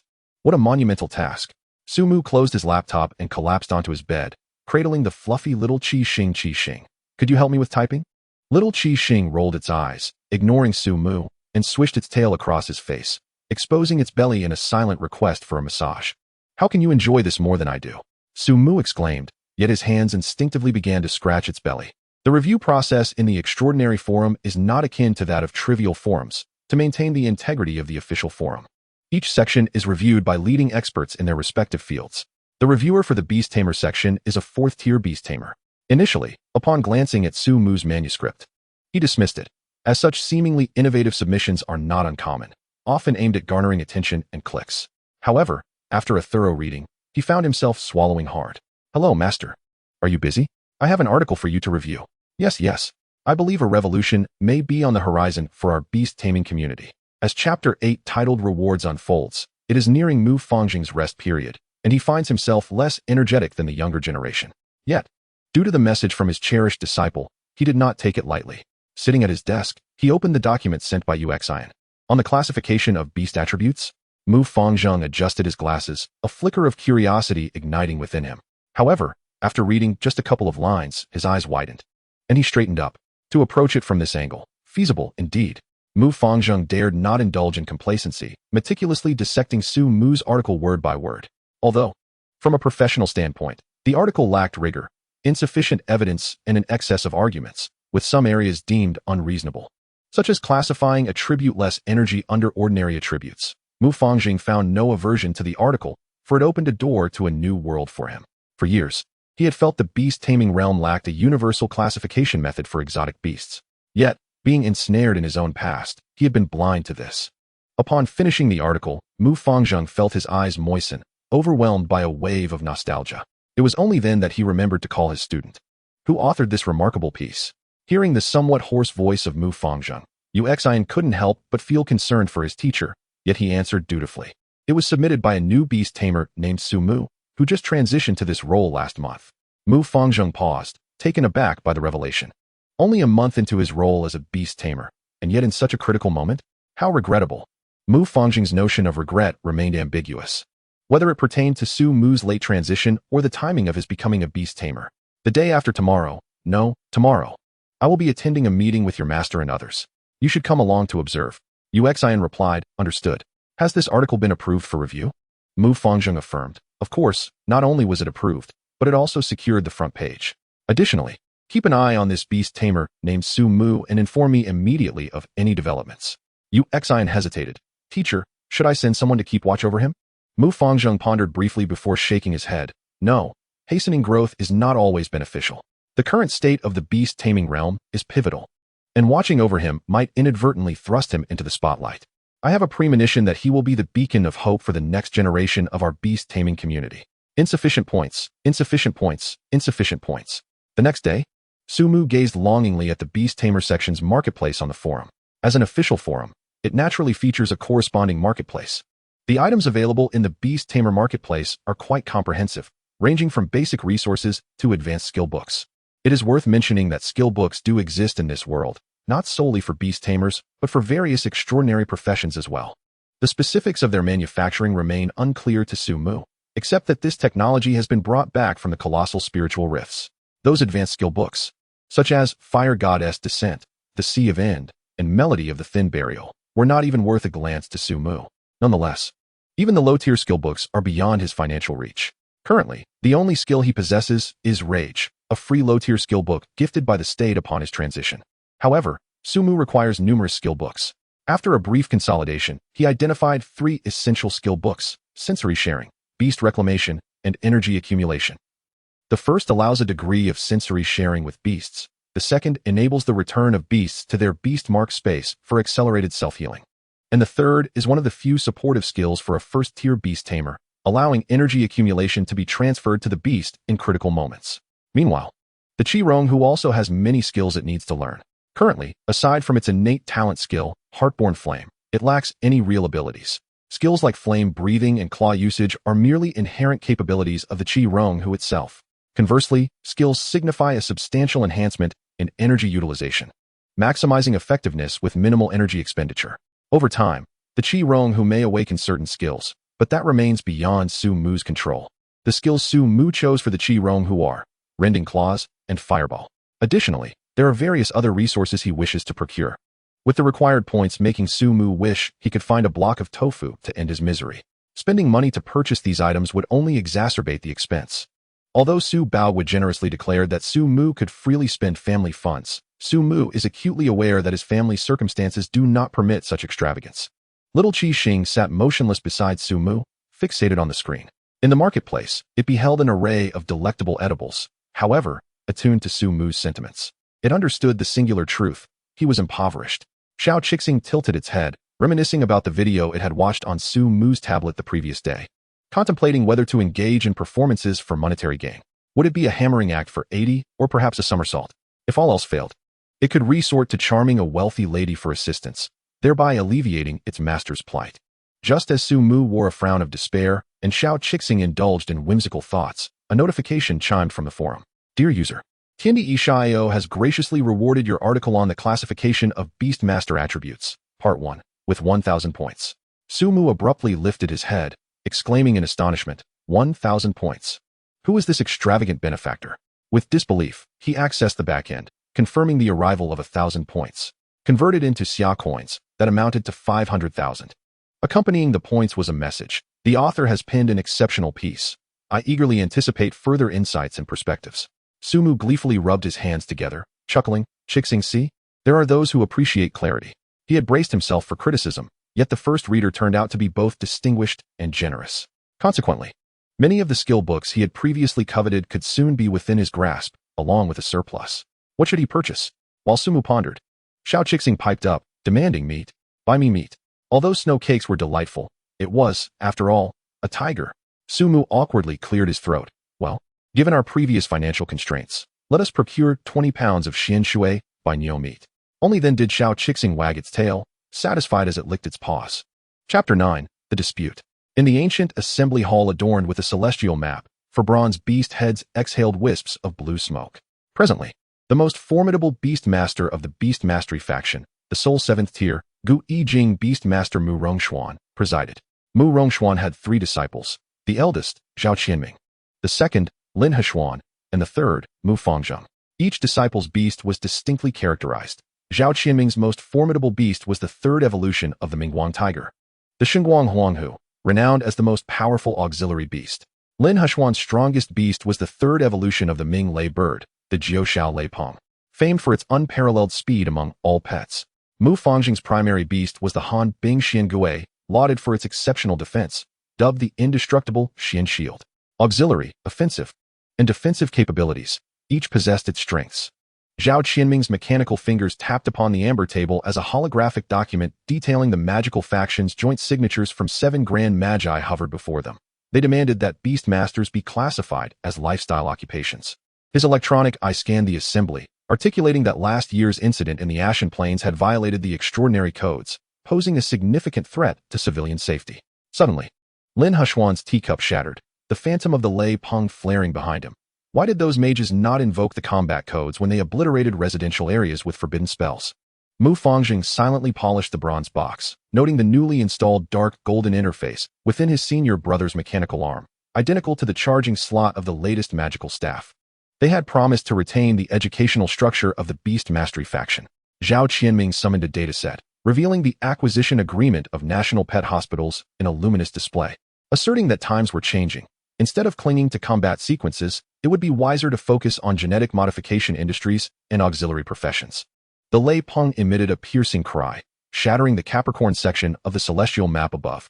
Lin Heshuan restrained the agitated contract beast. Do you think I fail to comprehend these commercial agreements? The magical faction is acquiring all beast cultivation institutions. Senior brother, what are you truly contemplating? Zhao Qianming's mechanical eye bore no emotion as he coolly replied, Heshuan, that question should be posed to you. Have you not discerned the state of the Beast Mastery faction over the years? Aside from our master mending the heavens, we are barely holding on. Are there any other noteworthy figures in the Beast Mastery faction? Merely a collection of mediocre talents. Yes, I admit to having engaged in discussions with the magical faction privately. Do you know what conditions they proposed? From contract beasts to the benefits of auxiliary magical beast contracts, to compensations for the backlash upon the death of a beast. Each term vastly surpasses the grim reality of the current Beast Mastery faction. At the very least, it wouldn't render young beast masters like myself incapable of receiving timely medical attention after losing limbs or sight. Zhao Qianming's mechanical hand struck the table, silencing Lin Heshuan and Mu Fangjing momentarily. His loyalty to the Beast Mastery faction was beyond reproach. Years ago, in the blood-soaked battle at Yongye Lake to shield the younger generation of Beast Masters, he had lost 3 of his 6 beasts, sustaining grievous injuries himself. Yet, Zhao Qianming's perspective was difficult for Lin and Mu to accept. In such a setting, Yu Exine dared not speak, only laboring silently. Mu Fangjing sighed. Well, let us postpone this matter until our master reemerges. Senior brother, please take a look at this. With that, Mu Fangjing brought forth the article written by Su Mu, catching the attention of both Zhao Qianming and Lin Heshuan. In such a pivotal moment, the junior disciple dared to present an article. What could be of greater significance than the future of the Beast Mastery faction? After a brief moment of furrowed brows, Zhao Qianming and Lin Heshuan refrained from interrupting Mu Fangjing, each carefully examining the article displayed on the screen. Lin Heshuan stroked his chin, nodding. This is a fascinating article, categorizing beasts based on attributes. As far as I know, there have been previous attempts to classify beasts according to their specialized skills, but none were successfully implemented. This piece, however, is far more mature. Yet, while the perspective is novel, is it truly appropriate to present it in this context? In contrast to Lin Heshuan, Zhao Qianming gradually grasped Mu Fangjing's intent. His eyes narrowed in realization, exclaiming, I comprehend your meaning, Fangjing. You intend to reconfigure the beast system for the younger generation of Beastmasters. Mu Fangjing smiled. You are indeed perceptive, senior brother. Lin Heshuan, bewildered, was left in the dark regarding his fellow disciples' conversation. With a slight twitch of his lips, he remarked, Wait, your discussion makes me appear foolish. Fangjing, please clarify. Without hesitation, Mu Fangjing elaborated. Second brother, do you recall the recent elemental detection conducted by the Talisman faction for extraordinary beings? Each mage possesses a favored elemental magic, and every Talisman master has their own specialized 5-element attribute. Naturally, Beastmasters are no exception. Recently, the Talisman faction integrated Eastern elements, metal, wood, water, fire, and earth, with Western elements, wind, water, earth, and fire, thereby defining the 9 foundational elements of the world: metal, wood, water, fire, earth, wind, thunder, time, and space. However, this is not the crux of the matter, as each faction has its own set of standards. The key point is that the Talisman faction developed a low-cost talisman that can determine the elemental affinity of all extraordinary beings. This includes martial artists, beastmasters, mechanics, and other professions, all of whom stand to benefit. Presently, the contracts between beastmasters and their beasts predominantly hinge on 2 factors: fate and necessity. The fundamental principle of a beastmaster-esque contract is to achieve a certain balance between offense and defense. For instance, since Mu Fangjing's primary beast is defensively oriented, he would deliberately seek to contract beasts that excel in offense, support, and evasion to eliminate any weaknesses. However, following the advent of this talisman, Mu Fangjing promptly conducted statistics and experiments. The results demonstrated a profound correlation between the nurturing of beasts and the attributes favored by their beast masters. For instance, Lin Heshuan's elemental detection revealed a primary affinity for lightning, ensuring his compatibility with the Jiuxiao Lei Peng was unparalleled, thereby making him the most formidable among the trio of brothers. In contrast, Mu Fangjing's compatibility with the water element is rather low. Thus his progress with the Hanbing Xingui is the slowest. Consequently, Mu Fangjing had already been initiating reforms for beast tamers, and Su Mu's article arrived just in time. Lin Heshuan gradually grasped the crux of the matter, and he rose from his seat, exclaiming, What are we waiting for? Send out the notice. Lin Heshuan's character is entirely contrary to his name. He is exceedingly impetuous in his actions. Mu Fangjing could not help but interject, Calm down, second brother. There are still many areas we need to refine. The primary purpose of this meeting is to leverage the power of the Beast Tamer Division for reform. Zhao Qianming nodded in agreement, stating, I support this. You can mobilize all my junior brothers here, and I will discuss with the Magic Division to see if I can secure additional resources. We can discuss the specifics later. Chapter 10. Class Division. In the clearing still shrouded in morning mist, the crimson-clawed tiger left a shadowy crimson trace. The bronze-colored aura surrounding Huang Fu Fan shattered like fragile glass upon contact with the claws, revealing spiderweb-like cracks. The so-called indestructible copper skin and iron bones of the same rank were effortlessly torn open by the crimson-clawed tiger, leaving a 3-inch gash as if slicing through tofu. Even the full-force bite of a 3-eyed python could merely breach Huang Fu Fan's defenses, and it was evident that the crimson-clawed tiger had not exerted its full strength. Stop, stop! Huang Fu Fan hastily called out, panting heavily as he collapsed onto the ground. Is this scientific mugu? When did Xiao Qixing learn beast taming techniques? This newborn crimson-clawed tiger, merely a few days old, can actually breach my defenses. Coupled with the chilling sharpness of its claws, I cannot believe this is not a beast taming technique. Xiao Qixing raised its head, snorted proudly, and elegantly returned to Su Mu's side. Su Mu crouched down to offer a piece of jerky to Xiao Qixing as encouragement while scratching its chin, replying, "Yesterday." Huang Fufan cradled his head, exclaiming, "My heavens. It's only been a few days, Mugo." Huang Fufan had a fair understanding of the beast tamer profession. The efficiency of teaching skills to beasts was not high, certainly not surpassing that of humans. Yet, Xiao Qixing had learned a beast taming technique in merely 6 days since birth. Though not yet proficient, it could at least breach the defenses of a martial artist. Su Mu merely smiled without responding. After all, if Huang Fufan were to learn that he had mastered the techniques of beast taming reclamation, initial comprehension of sensory sharing, and an introduction to energy accumulation in just 1 day, he might well report it as something unearthly. During his prior study of the beast taming frenzy technique, Su Mu had already discovered his remarkable speed in mastering skills. Initially, he thought it was merely due to the uniqueness of the beast taming frenzy technique. But it now appeared that his compatibility with the skills of the beast tamer division was exceptionally high. Under Su Mu's guidance, Xiao Qixing had also learned the tearing claw technique in just 1 day. Even the so-called flame ball, renowned as a killer of newcomers, was being rapidly mastered. On another note, Su Mu's article had received considerable monetary support. Among the readers who contributed, Lin Zonglio and Bu Zuamu were the second and third highest contributors after Tianyi Yishu, donating 2,500 points, respectively. This influx of support had caused Su Mu to swell with ambition.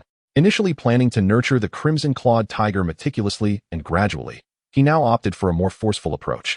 Amassing resources, the impoverished have their own methods of cultivation, while the affluent have theirs.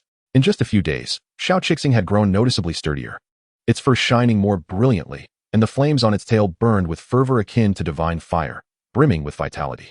By the way, Mugo, do you know about the class division for the new school year? Huang Fufan returned to the main subject, stating that today as practice with the crimson-clawed tiger was one aspect, and the other was to discuss class division with Su Mu. The third year is quite different from the second. The summer vacation is less than a month long, with school starting on August 1st. The reason for allowing promising students to transition into the extraordinary profession at the end of the second year was to provide ample time for class division. Unlike the second year, the third year will not have a uniform class division. Instead, students will first be divided into categories of extraordinary individuals and ordinary ones. For ordinary students, the usual curriculum of classes, reviews, and preparations for the college entrance examination will suffice. However, for extraordinary students, the situation becomes more complex as they will be divided into smaller classes based on their respective professions. Martial artists will be grouped with martial artists, magicians with magicians, and mechanics with mechanics. Thus, some lesser-known high schools lack even teachers for certain rare professions, such as beast tamers.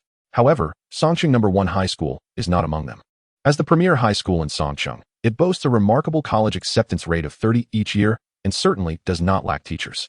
Not only are there teachers for the beast tamer division, but there are also instructors for the even more scarce psychic and command divisions. The quality of the teachers does vary, though. The instructor for the beast tamer division at Songqing No. 1 High School is a 4th-tier elder whose strength is not particularly impressive.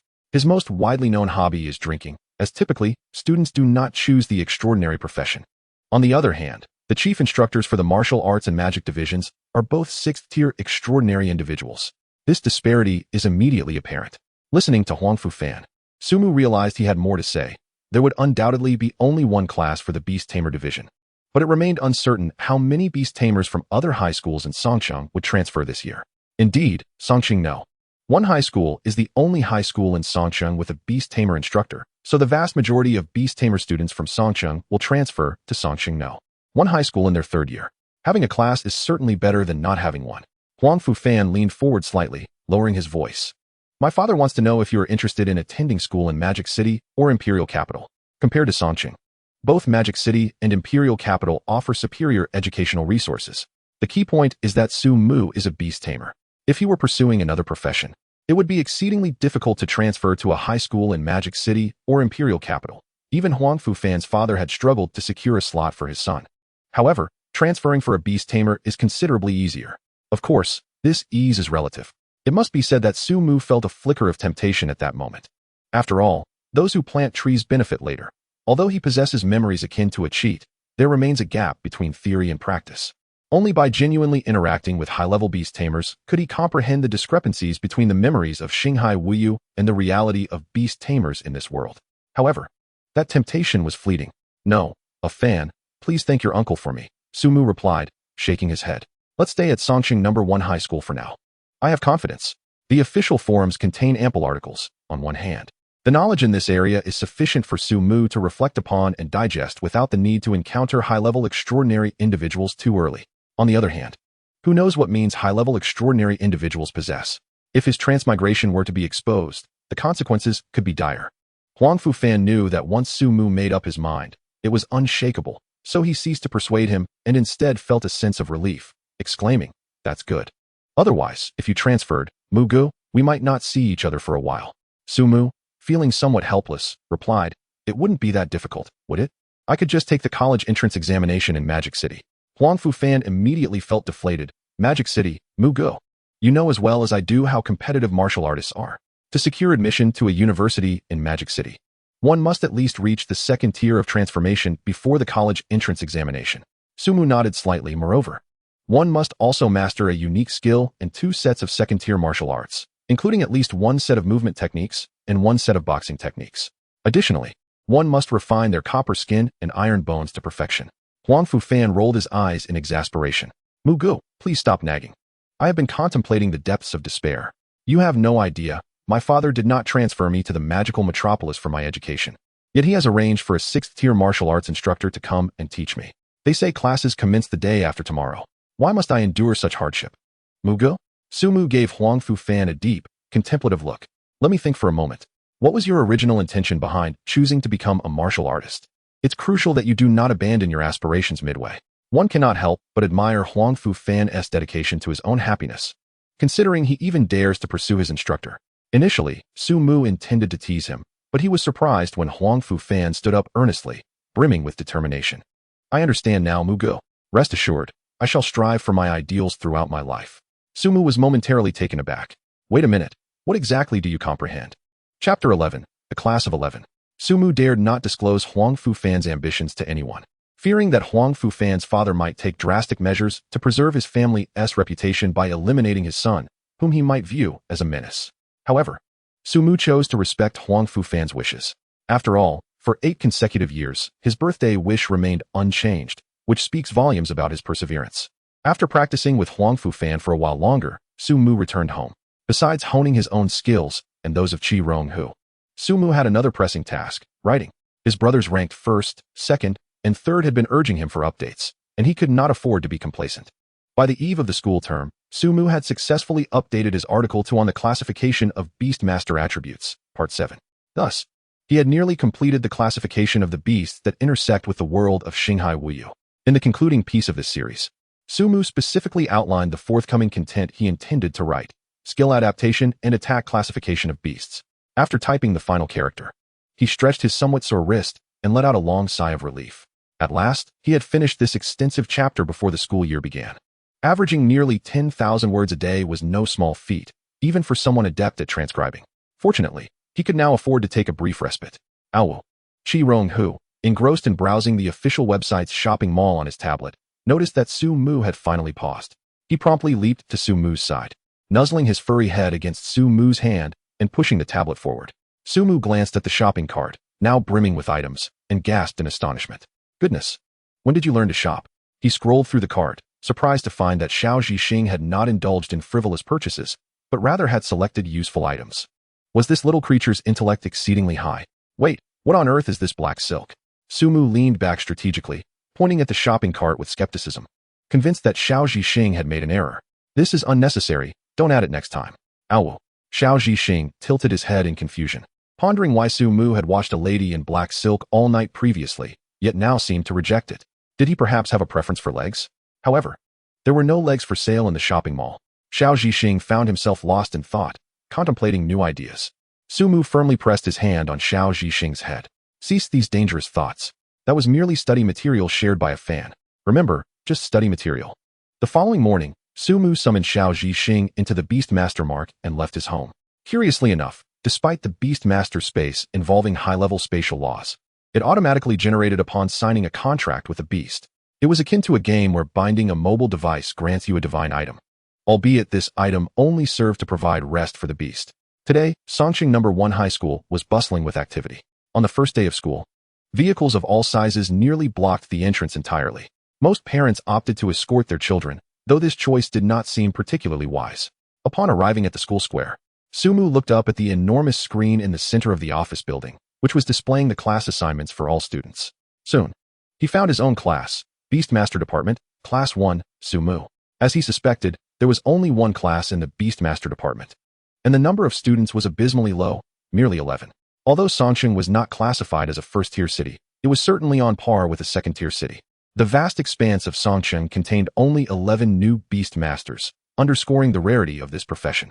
In truth, if it were not for another vocational path, the Beast Speaker, Sumu would have considered it reasonable for all Beastmasters to transition into roles as pet caretakers or trainers. Entering the classroom, he found that all the students were already present, waiting for him. Unlike other classes, Class 1 of the Beastmasters resembled a pet market, with every student accompanied by a beast. To an outsider, it might have appeared as if they had stumbled into a circus. Yet, at that moment, all the beasts were exceptionally well-behaved.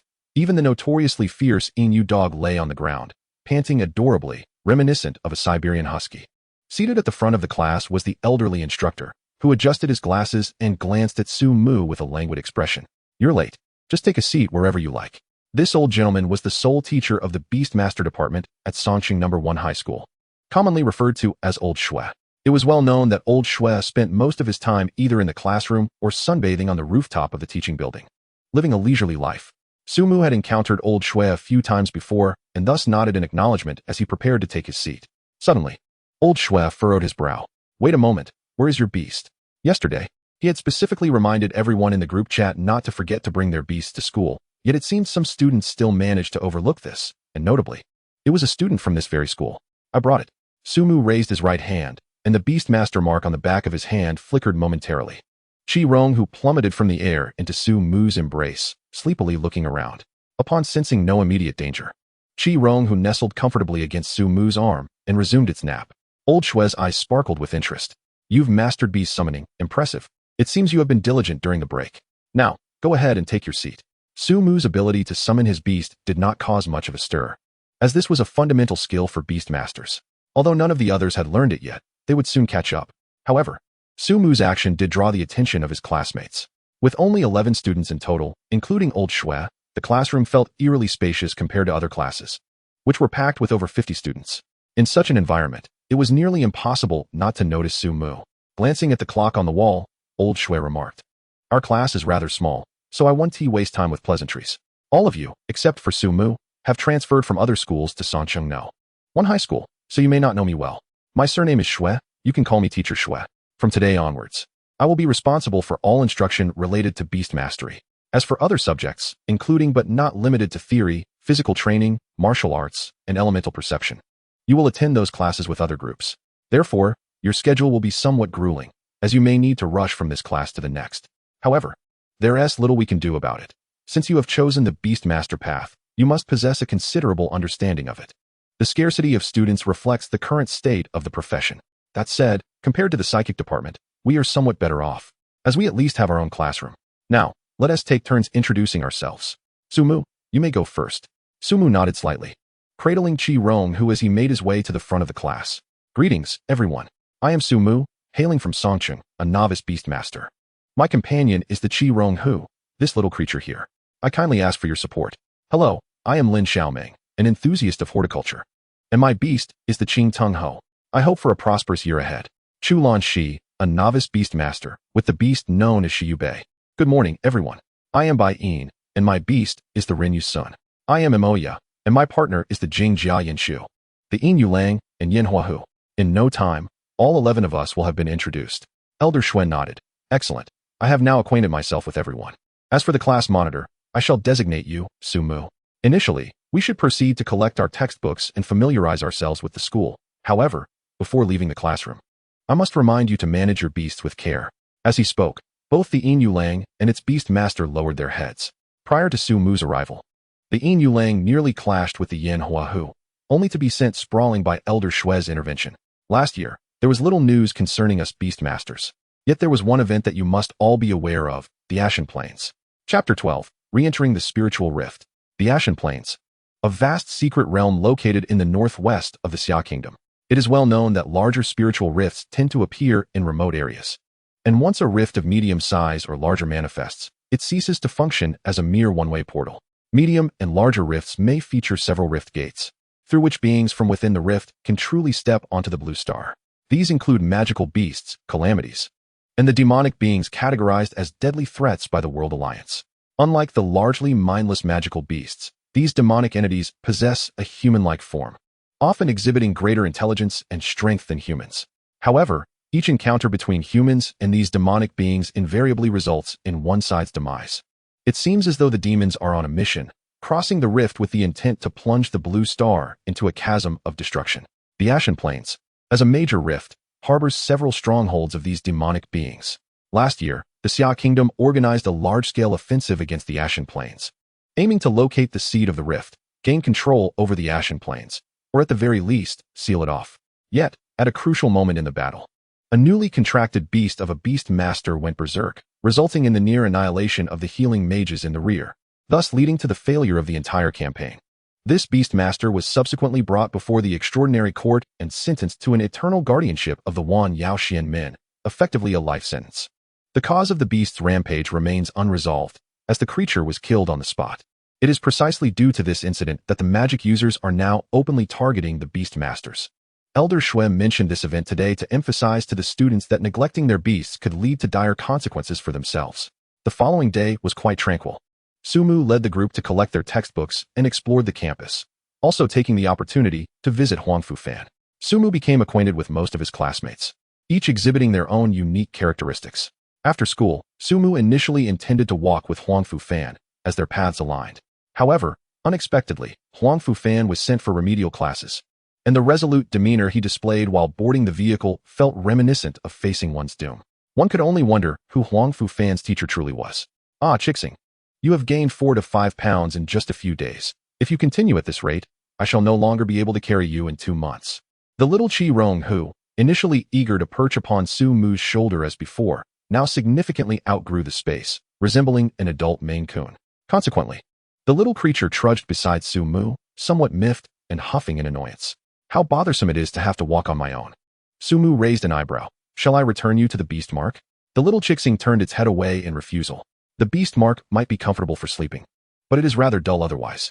After a moment's contemplation, Su Mu scooped up the little Chixing and cradled it in his arms. Very well, just for now.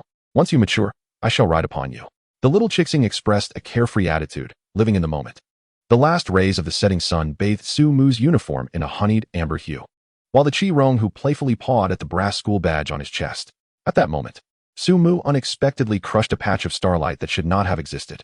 He halted abruptly, his mind momentarily blank. Surely, such misfortune cannot befall me. Suddenly, all sound was drawn into a vacuum, the rustling of the phoenix trees frozen in silhouette, the fur around the Qi Rong whose neck bristled, the golden red patterns surging like molten lava, a primal instinctive warning of danger. Su Mu's pupils reflected a fragment of the phoenix tree, yet his knees sank into a liquid starry expanse, rippling with countless prism-like stars. As gravity reasserted itself, he found himself kneeling on a glowing meadow.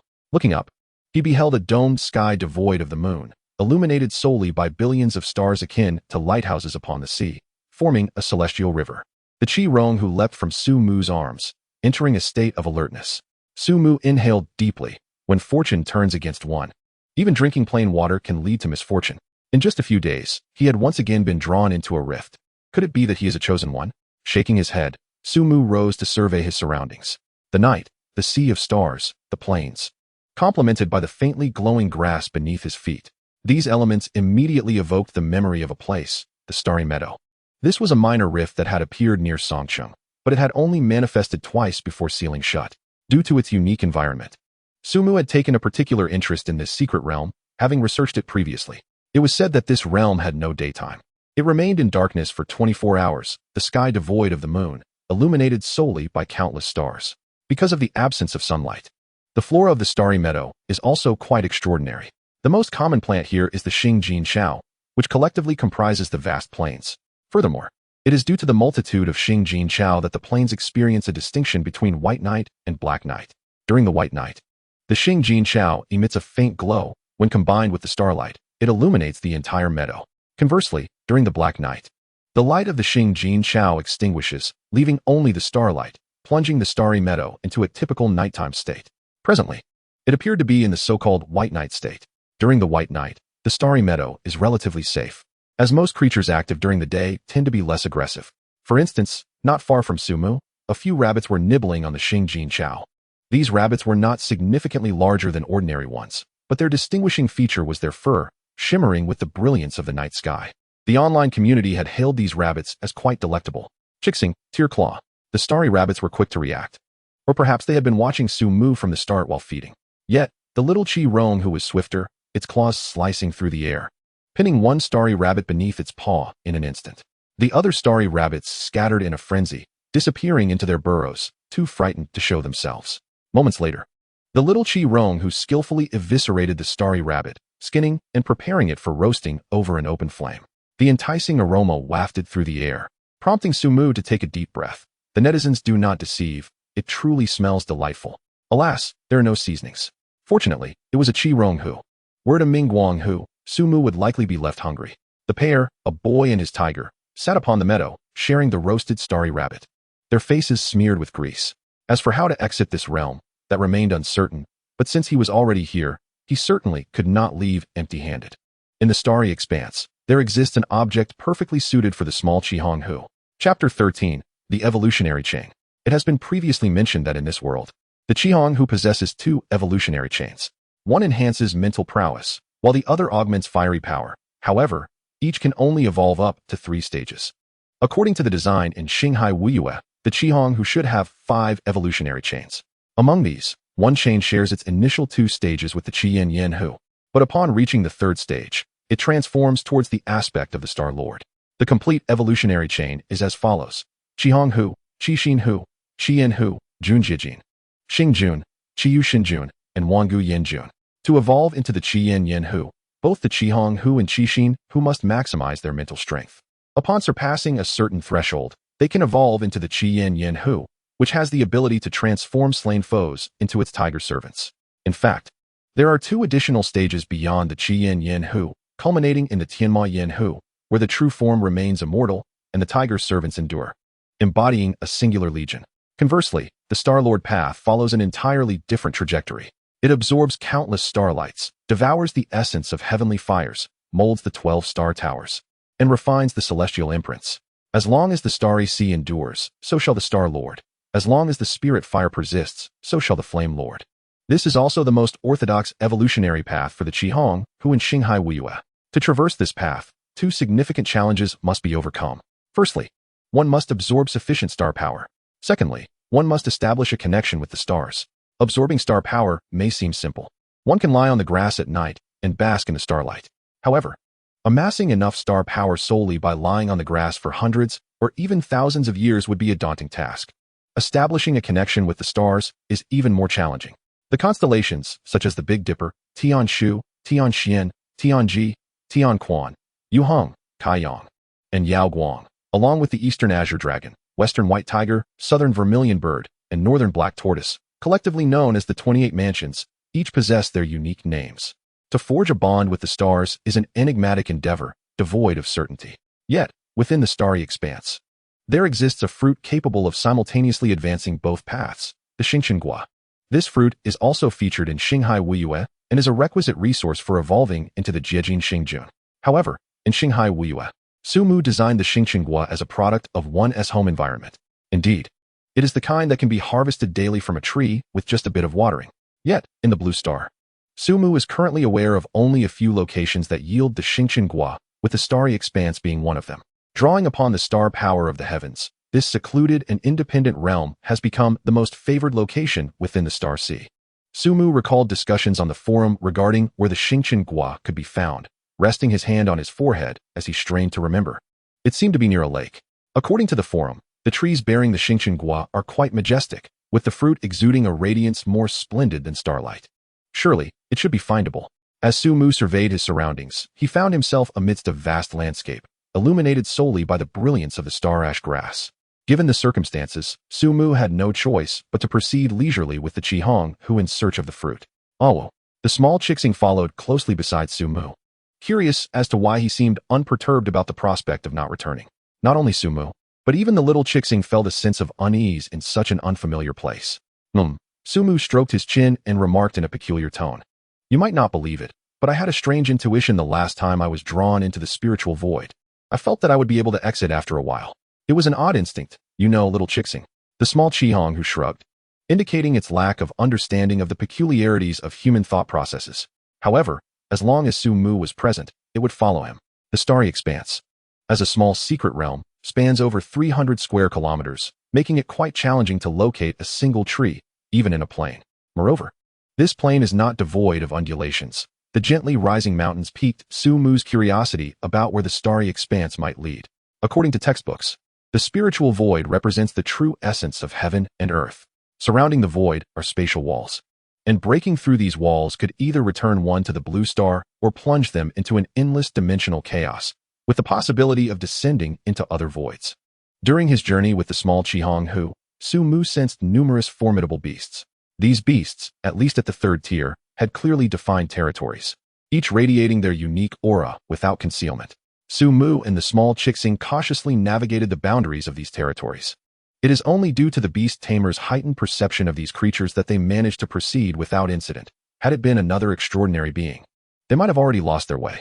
After cautiously traversing an indeterminate distance, Su Mu finally glimpsed the shimmering lake under the starlight, alongside which stood a tree resembling a century-old giant, its branches sprawling outward, adorned with heavy fruit that glimmered like resplendent stars. A mere glance assured Su Mu that the fruit on this star tree numbered no less than 30. Do you see, little Chixing?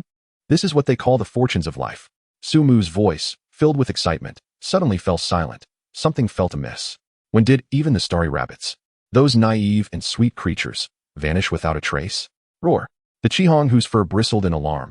The warning came too late. 5 crescent-shaped energy blades surged from the right, and as the young boy grabbed the Qihong Hu by the scruff of its neck and leaped to the left, the star ash grass behind them was severed at the roots, oozing a cerulean sap. 6 adult wolves materialized from the ethereal starlight, their paw prints crystallizing into frost as they passed.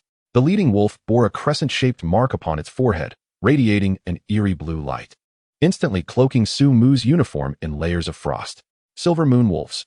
Not just one, but a total of 6. Su Mu's eyes narrowed. They had cleverly concealed their presence using starlight, distinctly different from the silver moon wolves of the outside world. More critically, although the 6 silver moon wolves were all of the first tier, their coordination was evidently seamless, having silently encircled him and sealed off all escape routes. This was dire. Despite the grim circumstances, Su Mu felt a surge of calmness and even exhilaration. Chixing fireball. Roar. Flames erupted from the gaps in the Qihong Hu's teeth, shooting forth in explosive bursts. Yet, the silver moon wolves flanking the lead wolf howled, unleashing a flurry of frost. The fireballs, as they neared the head wolf, inexplicably froze into ice chunks, shattering upon impact with the ground, leaving behind sparkling remnants. The nearest male wolf suddenly rose on its hind legs, its forepaws slicing through the air, conjuring chains of moonlight. The Qihong Hu's razor-sharp claws clashed with the moonlight chains, producing a sound akin to metal scraping, before forcefully snapping the chains.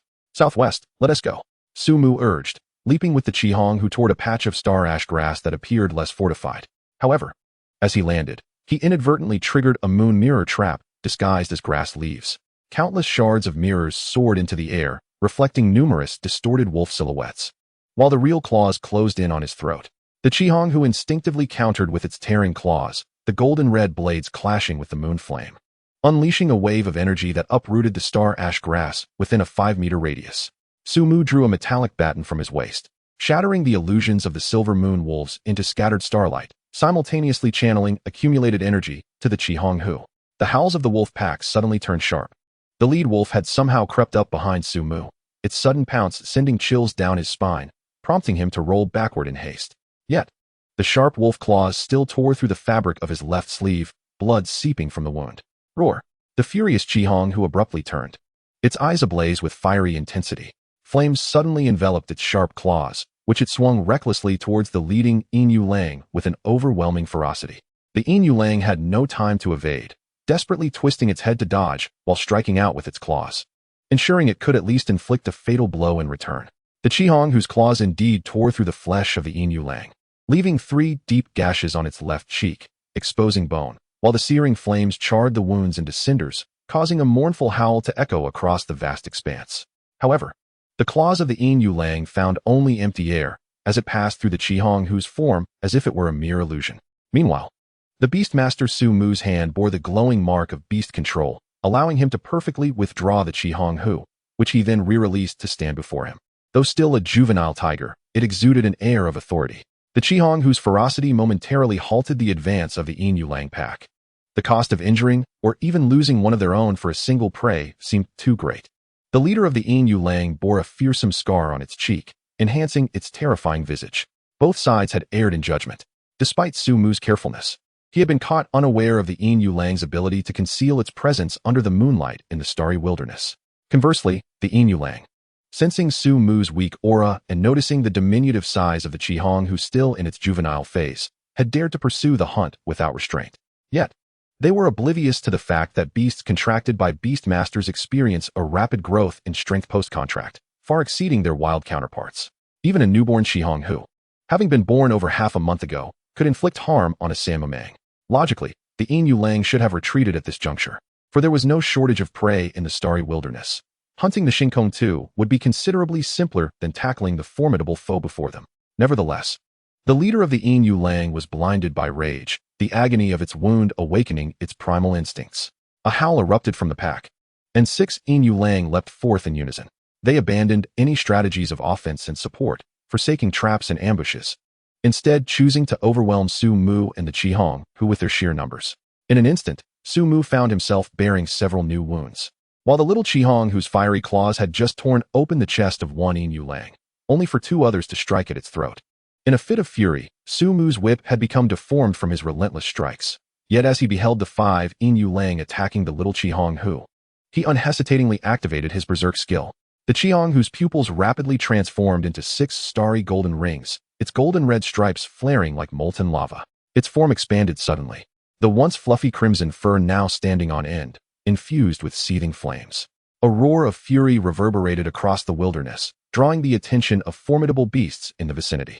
Post-berserk, the Qihong, whose combat power nearly doubled, its claws repelling 2 attacking Yin Yulang, yet it still fell prey to the leader's surprise assault. Receiving deep wounds from 2 crescent blades, golden red blood mixed with flames dripped to the ground, instantly vaporizing upon contact. The little Qihong, who gasped for breath, its blood-red eyes fixated on the leader of the Yin Yulang. To capture the thief, one must first seize the king. The leader sensed the little Qihong, whose murderous intent, its eyes narrowing slightly, unafraid, while the crescent mark upon its brow gleamed ever more brilliantly, radiating silvery moonlight. The 2 figures, one white and one red, surged forward almost simultaneously, shattering the Xingjin grass beneath their swift passage. The Qihong, whose explosive golden red mane engulfed it in searing flames, while the Yin Yulang's leader's crescent mark transformed into a full moon, its blood-red eyes glinting ominously. As their claws clashed, a powerful shockwave erupted, momentarily placing the Yin Yulang leader at a disadvantage against the berserk Qihong Hu. Yet, the leader was not alone. Its companions swiftly pounced, aiming for the unguarded flank of the little Qihong Hu, their claws emanating a chilling aura. With a sudden twist, the little Qihong Hu unleashed a fiery blast, prepared to retaliate against the approaching Yin Yulang. The leader's eyes glimmered with cunning as it opened its jaws wide, aiming to seize the little Qihong Hu's throat in a single bite.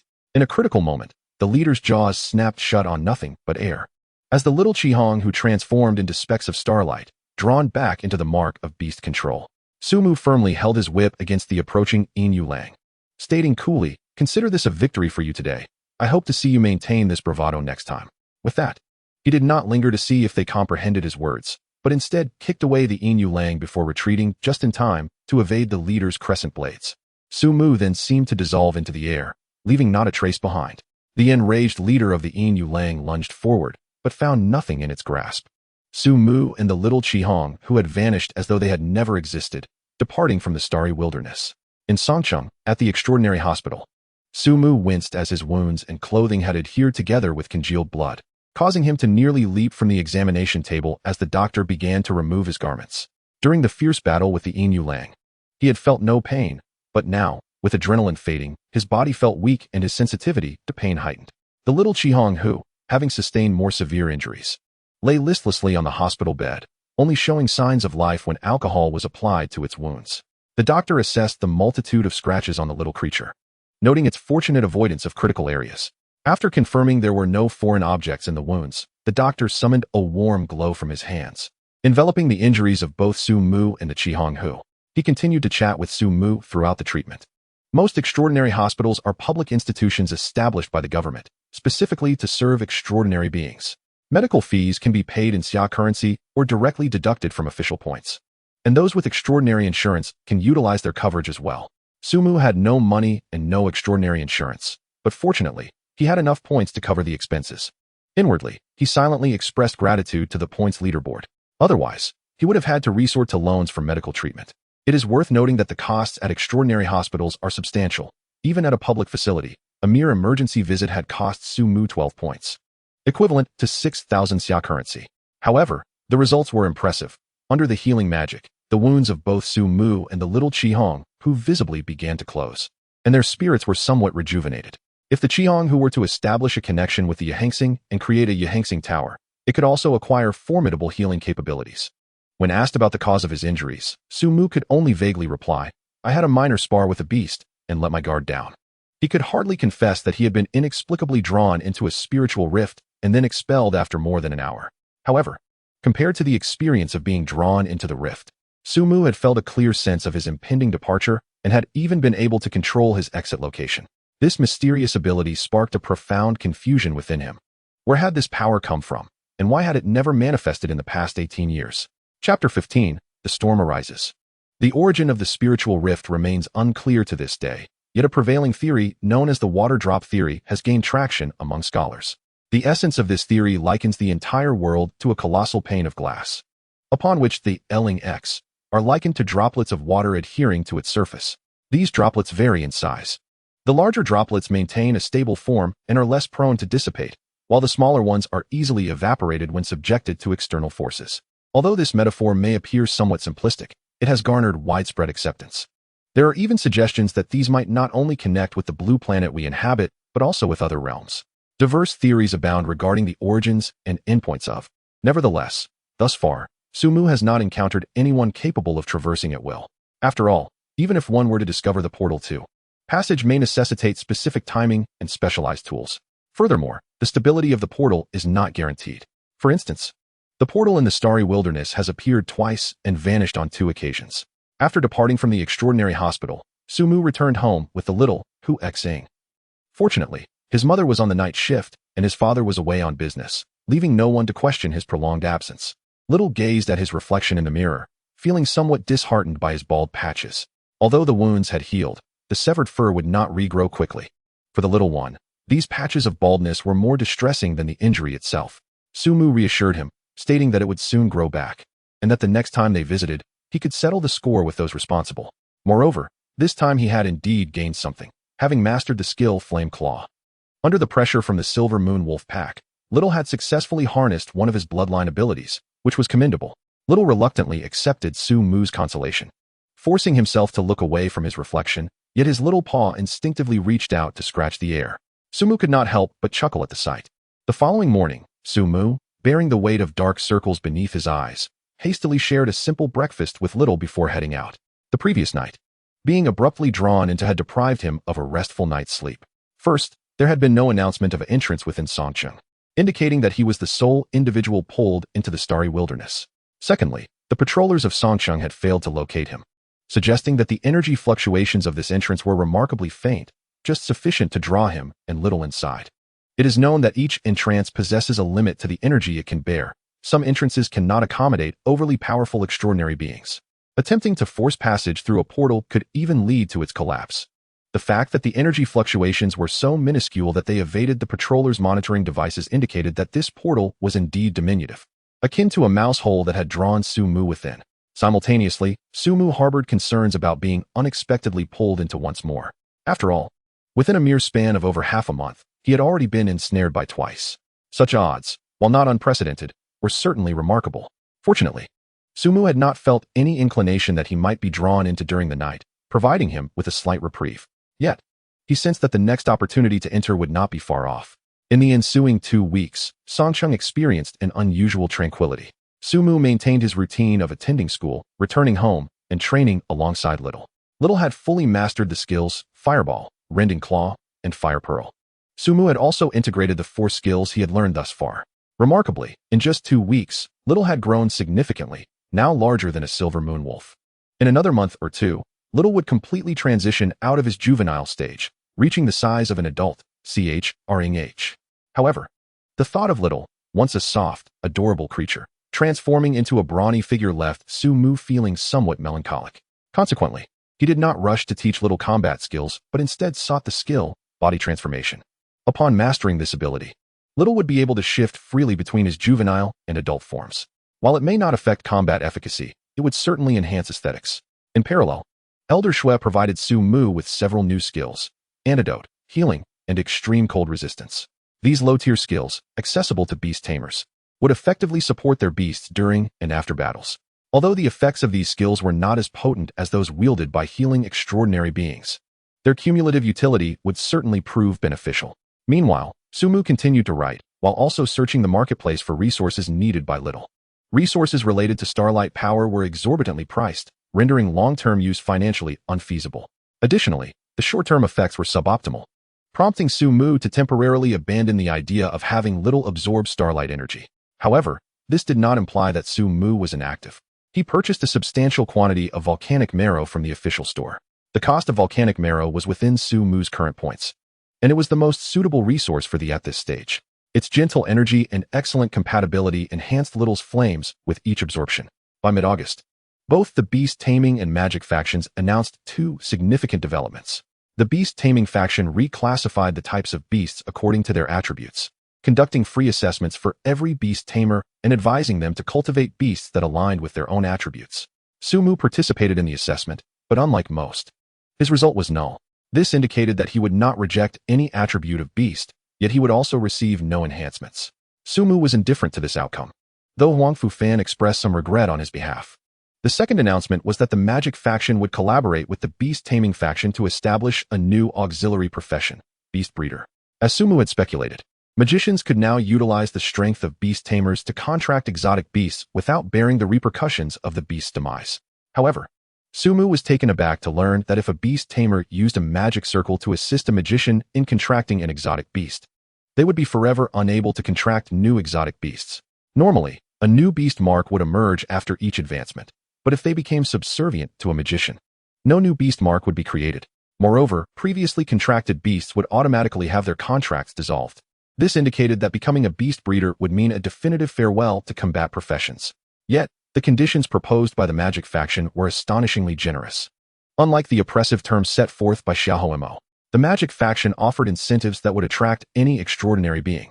Indeed, only the Magic faction could afford such lavish offerings. Chapter 16, Red Leaf Lake. Regarding the allure of these conditions, within just a week of the Magic faction's announcement, only 6 out of 11 students remained in Sumu's class: Lin Xiaoming, Chu Lanqi, Imoya, Baiyin, Wang Jiayang. And Sumu constituted the entirety of the Beast Taming faction at Songqing No. 1 High School. Numerous intermediaries reached out to beast tamers, presenting lucrative offers. Sumu, of course, was also approached. The most appealing contract promised a 1 million bonus upon signing, with subsequent bonuses of 500,000 for each level gained by the beast. An advancement would yield another 1 million in bonuses, and based on the beast's rating, the beast tamer would receive a monthly salary. In the unfortunate event of a beast's demise, should the beast tamer suffer backlash, compensation would also be provided. It is undeniably captivating, piece by piece. This allure stems from the extravagant resources of the magical realm. Typically, those who choose to become wizards are already endowed with considerable wealth. In the current scenario of scarcity, Beastmasters have attracted the attention of affluent heirs and privileged offspring of officials, eager to seize their opportunities. On the other hand, the enhancement of strength provided by the beasts is significant. In a confrontation of equal levels, extraordinary beasts generally do not stand a chance against humans. Lacking both human intellect and the capacity for learning, with only a few exceptional species as exceptions. However, beasts that have formed a contract with a Beastmaster possess formidable combat prowess. The inherent ability of the Beastmaster is to significantly augment the beast's strength, rectify its shortcomings, and assist it in reaching greater heights. Thus, wizards can acquire a powerful companion without investing time in nurturing the beast, ensuring its unwavering loyalty and fidelity. For fragile professions, this is akin to gaining a personal bodyguard. Moreover, should the beast perish, the Beastmaster bears no repercussions, as all costs are shouldered by the beast itself. They enjoy benefits without bearing responsibilities, a perfect arrangement. Some Beastmasters even perceive this as a mutually beneficial scenario. After all, those who have recently left the profession now hold a valuation in the millions. Old Shui surveyed the half-empty classroom, shaking his head in resignation. The commotion caused by this incident was indeed substantial, reaching even those like him, who were on the verge of retirement as Beastmasters. It was quite absurd. Classmates, it's been nearly half a month since we commenced our studies. I trust you are all aware of today's significance. The remaining 6 students nodded in understanding, recognizing that today marked the entrance to the Lingxi. Entering the Lingxi is not an adventure, but rather a means of acclimatization, regardless of their profession. Every extraordinary being shares a common ultimate goal, to clear all Lingxi. Any combat-oriented extraordinary being will inevitably venture into the Lingxi. It is merely a matter of time. Typically, at the start of the senior year, each class would be led by their homeroom teacher to enter the Lingxi in batches. The Beastmasters were the last group to go, as Old Shui needed to ensure that students and their beasts learned the fundamental skills. Old Shui leisurely sipped his pu'er tea, clearing his throat before inquiring, "Has anyone among you ever entered the Lingxi?" The students shook their heads in unison. Old Shui rolled his eyes in exasperation. "Sumu, why are you shaking your head? Weren't you just pulled in before the semester began?" Sumu rubbed his nose, offering a sheepish smile, surprised that Old Shui was aware of this. "Since you've been inside, share your experience. What was it like entering the Lingxi?" With his name called, Sumu could no longer feign ignorance and began to recall, being drawn into the Lingxi felt dizzying, with a strong sense of spatial distortion. "That's about it." Old Shui nodded slightly. "That's known as Lingxi syndrome. Particularly during your first entry, the abrupt spatial transition can be quite discomforting. However, as I always say, with more experience, it gets easier. Now, let us proceed to Hongya Lake. Hongya Lake is the only small Lingxi in Songcheng that is under human control. When the expedition team discovered the unclaimed Lingxi seed, they were almost taken aback. After all, Lingxi seeds are typically either hidden deeply or have been consumed and dominated by the beasts within. The fact that the Hongya Lake seed simply floated at the center of the lake, unclaimed by any beasts, is extraordinarily rare. Nonetheless, it has become a controllable Lingxi for humanity, serving as an excellent training ground for many novice extraordinary beings. Sumu and his 5 companions boarded a special bus, swiftly arriving at Hongya Lake. This well-developed Lingxi even boasts designated tourist routes. Yet Sumu and his peers were not on a sightseeing tour. They were following a trial route specifically designed for extraordinary beings. Upon crossing the threshold into Hongya Lake, the group began to exhibit varying degrees of symptoms. The most pronounced was Wang Jiayang, who fell to his knees, pale and retching. Old Shui placed his hand on Wang Jiayang's back, a faint green light enveloping him, swiftly alleviating his condition. Each individual has a different capacity to adapt to Lingxi syndrome. However, Old Shui cast a curious glance at Sumu. "Are you truly experiencing this for the second time?" Upon entering the Lingxi, Sumu exhibited no symptoms at all, instead instinctively entering a state of alertness alongside his Qi Ronghu. After all, he had suffered losses on both previous occasions. "Well, yes, this is my second time." Reflecting on his prior experience in the Lingxi known as Shinkong Yuenya, he recalled feeling slightly dizzy but recovering quickly. This time, however, there was no sensation whatsoever. Had he perhaps become attuned to the Lingxi? Lost in thought, Sumu remained silent, and Old Shui did not press further. Having encountered individuals who displayed no symptoms of Lingxi syndrome before, "Are you all feeling better?" Old Shui observed the group, whose pallor had begun to improve. He nodded. "If everyone is feeling somewhat better, let us expedite the completion of today's instructional tasks. Over the past 2 weeks, I have imparted to you the foundational knowledge for surviving within the Lingxi. Today, your objective is to reach the center of the Lingxi, Hongya Lake. Retrieve a nameplate that belongs to you, and then return to this location. Those who accomplish the goal will receive a gift from me. Those who do not will attend remedial classes this weekend." The group stared blankly. "Huh? This is our first time entering the Lingxi, and we are expected to traverse half of it?" This seemed no different from a regular person navigating through a wildlife park filled with tigers and lions. Unfazed, Old Shui retrieved a lounge chair and reclined upon it. "Enough chatter. Get moving if you wish to leave today." Chapter 17, The Foghawk Hunt. Emoya, accompanied by his crystal armadillo, timidly suggested, "Why don't we stick together?" For a moment, no one replied. Chu Lanshi exhaled softly, her lips parting. The foghawks at Hongya Lake hunt collectively every 5 to 7 days, targeting clustered prey. They pay little attention to solitary creatures. If we wish to secure a nameplate, splitting up may be more advantageous. As for our safety, though unspoken, everyone knows that old Shui will not abandon us. None of them were foolish, recognizing that their lives were still safeguarded. Thus, their focus shifted to fulfilling old Shui's task. As Chu Lanqi proposed, separating might indeed be the wisest course of action. Lin Xiaoming, accompanied by her Qing tongue monkey, was the first to charge into the red leaf forest, quickly vanishing from sight. The remaining individuals also chose their paths towards Hongya Lake. Su Mu, alongside the Qi Ronghu, opted for the leftmost route. As Su Mu traversed the thick layer of decaying leaves, the sunlight wove a dappled golden-red tapestry through the maple trees. Due to the unique mineral deposits at the lakebed, Hongya Lake's waters consistently exhibit a dark red hue reminiscent of maple leaves, hence its name. The water, however, is crystal clear, revealing fish darting among the submerged red leaves. Surrounding the lake, the maple trees display an unnatural scarlet color, with their undersides speckled with phosphorescent dots that twinkle like fireflies at night. However, the decaying leaf piles in the maple forest release hallucinogenic gases. Excessive inhalation can induce the sensation of being ensnared by vines.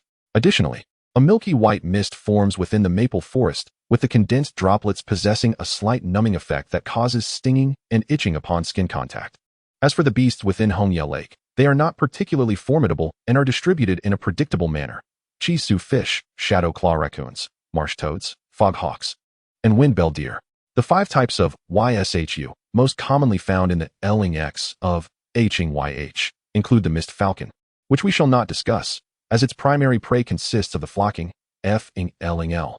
The CHXY resides within the waters of HYH, as long as one harbors no ill intentions towards the lake. One shall not encounter conflict with this fish. The remaining creatures are the Yingzhuel and the ZHOCHN.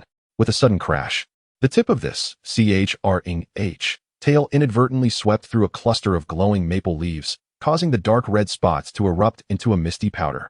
3 gray shadows plummeted from the overhead branches, with the roar of the coinciding almost instantaneously with the shrill screech of the "What unfortunate luck!" exclaimed Su Mu, taking a step back as his left garment was nearly torn by a keratin claw. The tearing claw of 11 OZHXing collided with the hook claw of the, producing a sharp sound akin to metal scraping, which startled the nearby mist falcons.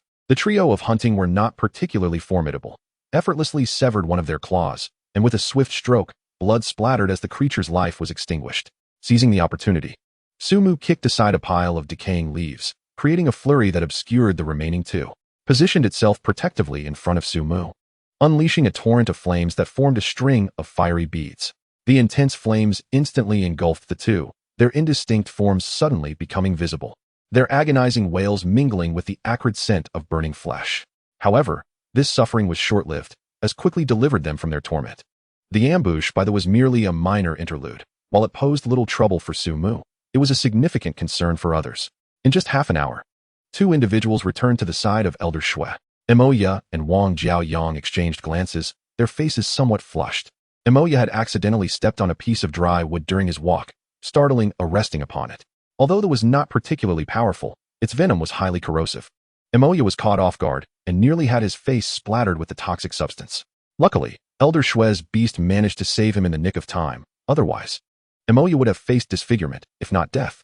As for Wang Jiaoyang, his misfortune was even more absurd. He encountered a herd of the books described as gentle creatures, with their antlers valuable for medicinal purposes. Wang Jiaoyang, tempted by this knowledge, thought it would be a waste not to take advantage of the situation, only to be nearly gored by the antlers of their beasts. In this instance, proved to be of little assistance. Elder Shui offered no extensive commentary on their mishaps, instead focusing on sensing his own beasts. One of his beasts was the SNSHN11O, whose innate skill was FNSHN. True to its name, the could split into 3, albeit with a reduction in strength, but compensating with sheer numbers.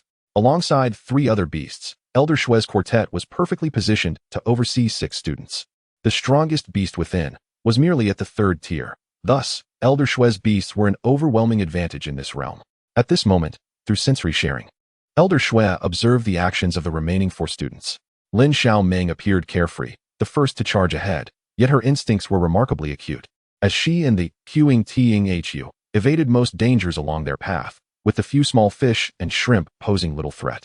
Chu Lanqi demonstrated the most meticulous thought. Although her movements were slower, They were the most prudent, opting for the safest route. Bai Yin exhibited heightened sensitivity to danger, often retreating before entering the ambush range of. As for Su Mu, Elder Shue's expression shifted to one of peculiar intrigue. This individual, while cautious, seemed to stumble into every conceivable pitfall along the way. Without a doubt, Su Mu's prowess bordered on the extraordinary. In comparison to his peers, Su Mu had nearly completed half a year's worth of senior year material. However, should he proceed further, he would soon encounter genuine peril. The Mist Falcon, despite its wingspan of merely half a meter when fully extended, appeared in overwhelming numbers akin to a swarm of locusts during their hunting expeditions.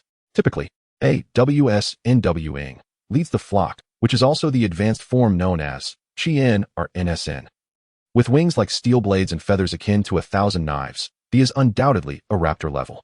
At this juncture, Su Mu's countenance darkened as he realized, unbeknownst to him, and they had unwittingly entered the hunting range of the WSNQN. They possessed a unique ability to generate white mist, resembling the naturally occurring fog within the maple forest, yet devoid of any irritating sensation to the skin. Instead, it relaxed living beings. Subsequently, they would gradually tighten their encirclement, intending to capture all prey within their net as sustenance for the week ahead. Now, the mist had woven a milky veil throughout the forest, and Su Mu's boots trod upon the mud pits left by the serene white mist failing to conceal the murderous intent lurking beneath. In Chapter 18, the battle against the commenced. Over 20 dashed chaotically within the perimeter, their bronze antlers clashing, producing a melodious chime that served as a death knell. The adeptly utilized sound waves for location tracking, their gray-brown forms slicing through the mist, their claws tearing into the backs of the outermost fawns. Suddenly, they seized Su Mu's pant leg, dragging him back as three dove from above, the gusts they created shattering the icicles on nearby dry branches. Su Mu swiftly evaded to a narrow crevice in a maple tree. "Fireball," he commanded, although setting the mountain ablaze may invite trouble. The humidity within the maple forest was excessively high, rendering it impossible for such flames to spark a wildfire. The heated fireball grazed the tail feathers of the leading, igniting special substances within the mist and triggering a chain reaction of explosions. The sudden eruption of blue light momentarily disoriented the falcon swarm, allowing the injured fawns to escape into the underbrush, their antlers scattering the bell-like leaves across the ground. The hunt was disrupted, and the leading turned abruptly towards Su Mu's direction, its wings flapping violently. Hundreds of iron feathers whistled through the air like blades, descending upon him like a torrential downpour. Frenzy. Flame Claw. The explosive mane of the erupted with sparks as its pupils transformed into six-pointed stars, the tips of its claws extending into 3-inch orange-red blades. Faced with the descending feather blades, they charged forward rather than retreating, leaping into the fray. The searing flames, bolstered by its frenzy, enveloped them like a surging sea of fire, relentless in its advance. As the fiery claws swung, the oncoming feather blades melted as if they had fallen into molten lava. When the frenzied crashed into the falcon swarm, the flames it stirred up vaporized the mist into scalding cloud masses, the acrid scent of charred feathers swiftly permeating the forest, plunging the entire into chaos. With a roar, that did not land on the ground, but instead perched upon a branch of a maple tree, leveraging its position to leap again. Its roar reverberated through the maple forest, dispersing layers of white mist. The fiery claws left behind a blazing afterimage within the fog. The densely packed and disordered now trapped like prey in a snare, unable to advance or retreat. Under Su Mu's guidance, accurately targeted this 1-meter-tall burnt fell from the sky one by one, as the fiery claws pierced through the chest of the, dragging it downwards with a sudden force. To claim the head of 1,000,000 troops is no more than this. Elder Shue jolted upright from his reclining chair, astonishment etched across his face. Startling Mo Ya and Wang Jiaoyong, who feared their whispered conversation had displeased him. Yet, at this moment, Elder Shue was wholly unconcerned with their antics.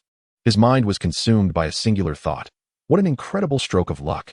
In response to Su Mu being encircled by the Wu Sun group, Old Shue contemplated numerous scenarios. Should Su Mu and the young Qi Rong who fall short against the Wu Sun, he would send the Sanshin Sun to rescue them. Alternatively, Su Mu and the Qi Rong who might exploit the chaos caused by the Fengling Lu herd to find a gap in the Wu Sun's hunting formation and break free. For even the Wu Sun would not persist against a truly formidable foe. Another possibility was that Su Mu and the Qi Rong who were indeed terrifyingly strong, carving a path through the Wu Sun with sheer force. Yet, Old Shue never imagined that after evoking the attack of the Qianren Sun, Su Mu would instantaneously pinpoint its location and execute a decisive strike. He had only trained for a year, and even during the college entrance examination, He likely did not possess such remarkable combat prowess. At this moment in the maple forest, Xiao Zhixing staggered as he expelled the gray fur from his mouth, and his inflated form swiftly reverted to its original size, with unextinguished orange sparks flickering amidst his back fur. The Wu Sun perched nearby emitted mournful cries, quickly vanishing into the dissipating mist. This peculiar creature, the Wu Sun, would retreat rapidly upon the death of its leader, lacking any inclination for retaliation. It was precisely due to this trait that the Wu Sun could continuously thrive and reproduce. The Fengling Lu herd had long since seized the opportunity to escape, leaving only a few injured fawns behind to tend to their wounds.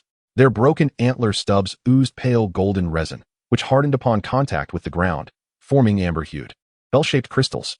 These crystals served as excellent healing materials, and Su Mu collected them without hesitation.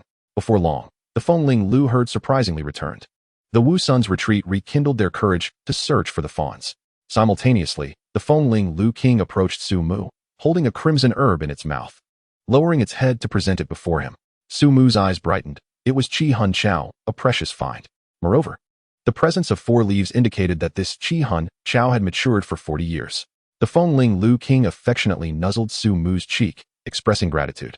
All beings possess a spirit, and the emotions of extraordinary creatures are no less profound than those of humans. Su Mu gently stroked the Fengling Lu King's head, acknowledging the acceptance of its gift. As the Fengling Lu herd gradually faded into the mist, Su Mu scrutinized the Qi Hun Chao, known also as Huan Hun Chao. It grows only in specific locales, with 1 leaf sprouting every decade, encapsulating an exceptionally rich life energy. In the realm of Xinghai Wuyu, a decade-old Qi Hun Chao could permanently enhance a first-tier Beastmaster's life limit by 30 points. Given that the average life limit for a first-tier Beastmaster is approximately 100 points, this 40-year-old Qi Hun Chao was indeed a treasure the Fengling Lu King had generously offered. Besides augmenting the life limit, the herb also facilitates rapid recovery of vitality when consumed in times of severe injury, hence its other name, Huan Hun Chao. In the hands of alchemists or herbalists, it serves as a primary ingredient in various potions. Even old Xue found himself envious of Su Mu's fortune. After living for so many years, he had rarely encountered Qi Hun Chao of such age. The Fengling Lu King's refusal to consume the herb likely stemmed from its already abundant vitality. Consuming the Qi Hun Chao would render it an irresistible target for the beasts of the forest. Without hesitation, Su Mu presented the Qi Hun Chao to Xiao Zhixing. Eat up, eat up. This is a rare treasure, worth more than 5,000 jin of Xian Shui Bainyo. Xiao Zhixing, typically picky and a genuine carnivore, now felt salivating at the herb's rich life force. Without reservation, it swiftly devoured the Qi Hun Chao in 2 hearty bites. The abundant life energy quickly replenished Xiao Zhixing's emptiness from its previous frenzy, gradually seeping into its limbs and altering its constitution. Su Mu brushed off the dust from his clothes, suddenly feeling a surge of anticipation for old Xue's task. He mused aloud. It appears there are quite a few treasures here. Old Xue's reward should be comparable to this Qi Hun Chao. Old Xue, Chapter 19. Shadows. Old Xue admitted to feeling somewhat anxious. Indeed, he had prepared gifts for those who completed the tasks. However, a 40-year-old Qi Hun Chao was considered priceless and rare. Even the official marketplace only offered 20-year-old specimens. This was not to say that a 40-year-old Qi Hun Chao could truly revive the dead, but rather that it was extraordinarily uncommon. In comparison to the Qi Hun Chao, old Xue felt his prepared gifts paled in comparison. His lips twitched slightly. It seemed he would have to make some sacrifices. However, for old Xue, monetary matters had become less significant. His potential had nearly been exhausted. While Su Mu and his peers were still in their youth, particularly Su Mu, who even inspired old Xue with a glimmer of hope for the rise of a Beastmaster. If Su Mu achieved commendable results in the upcoming Chao Feng Cup and the subsequent San Sheng Joint Examination, he might even earn a direct recommendation to a top university in the capital. After resolving the Wu Sun crisis, Su Mu stumbled through the maple grove, finally arriving at the Hongyi Lake. As his vision cleared, he was taken aback by the sight before him. The mist painted the surface of the lake in a gradient of satin, the rust-colored waters shimmering with an unusual metallic sheen. Yet clear enough to reveal schools of Qi Suyu gracefully gliding through the water, their luminous whiskers swaying. The banks of the lake, enveloped in the soft golden dawn, displayed scarlet leaves adorned with fading luminescent speckles, resembling countless stars poised to extinguish, dotting the branches. A gentle breeze swept through, causing the maple leaves to ripple in waves of red. Su Mu's boot nudged a pebble, sending ripples across the reflection of the maple forest on the lake, startling the Qi Suyu into scattering deeper into the waters. Looking around, Su Mu found himself alone. Evidently, His classmates had yet to arrive. The plaque. He found it. As Sumu walked along the lake, he soon spotted the prominently displayed plaque. The pole holding the plaque seemed intent on ensuring Sumu and the others could see it, even adorned with a large banner. He effortlessly retrieved his plaque, waving it before the young Qi Ronghu. That was quite easy. Xiao Zhixing yawned languidly, squinting with sleepy eyes. The potent life energy from the Qi Hun Chao made it yearn for a good nap. Sumu playfully pinched Xiao Zhixing's cheek. Don't sleep, Zhixing. We made it here with much effort. Let us explore a bit more. Enjoying the scenery makes it worthwhile, and we still have plenty of time. Xiao Zhixing extended its plump paw and lazily swatted a few times before reluctantly conceding. All right, I'll do whatever, as long as I can sleep afterward. Sumu gazed wistfully at the vast expanse of Hongyi Lake, lamenting, what a pity I didn't bring a fishing rod.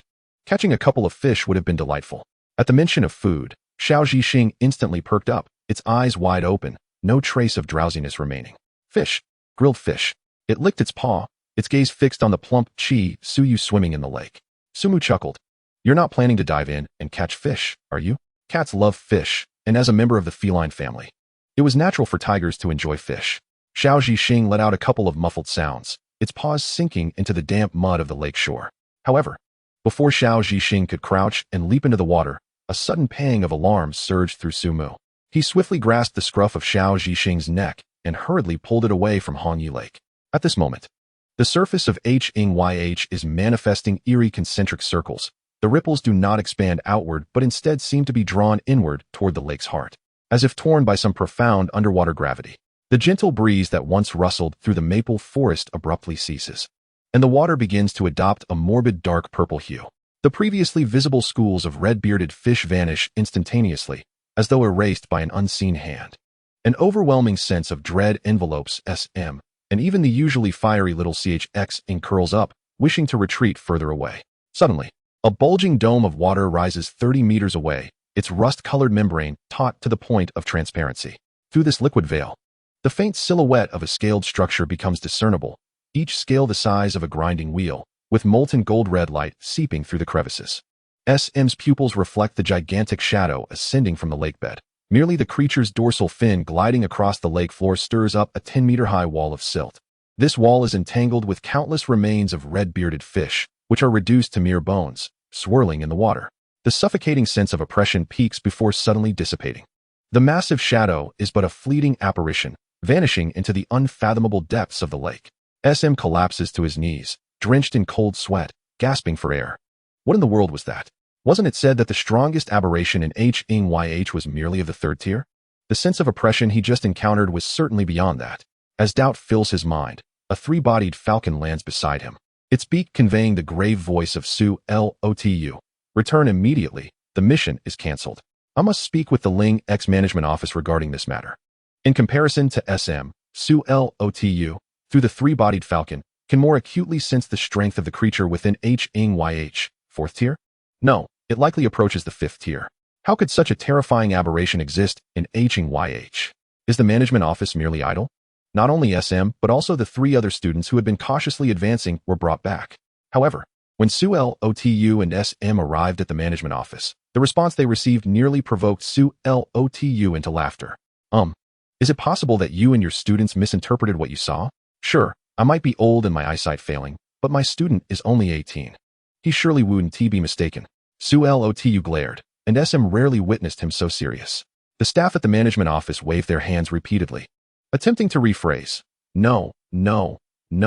What I mean is that red-bearded fish sometimes form massive schools, with their heads and tails connected, creating the illusion of a colossal aberration. Is it possible you and your students saw a school of red-bearded fish instead? This has happened before, and we even have photos. As the staff pointed to some photographs on the wall, SM noted some resemblance to what he had seen. However, resemblance aside, he could feel that the two were entirely different. That terrifying sense of oppression, even captured in a photograph, he would never mistake. Chapter 20. The Seed of Zhu Rong.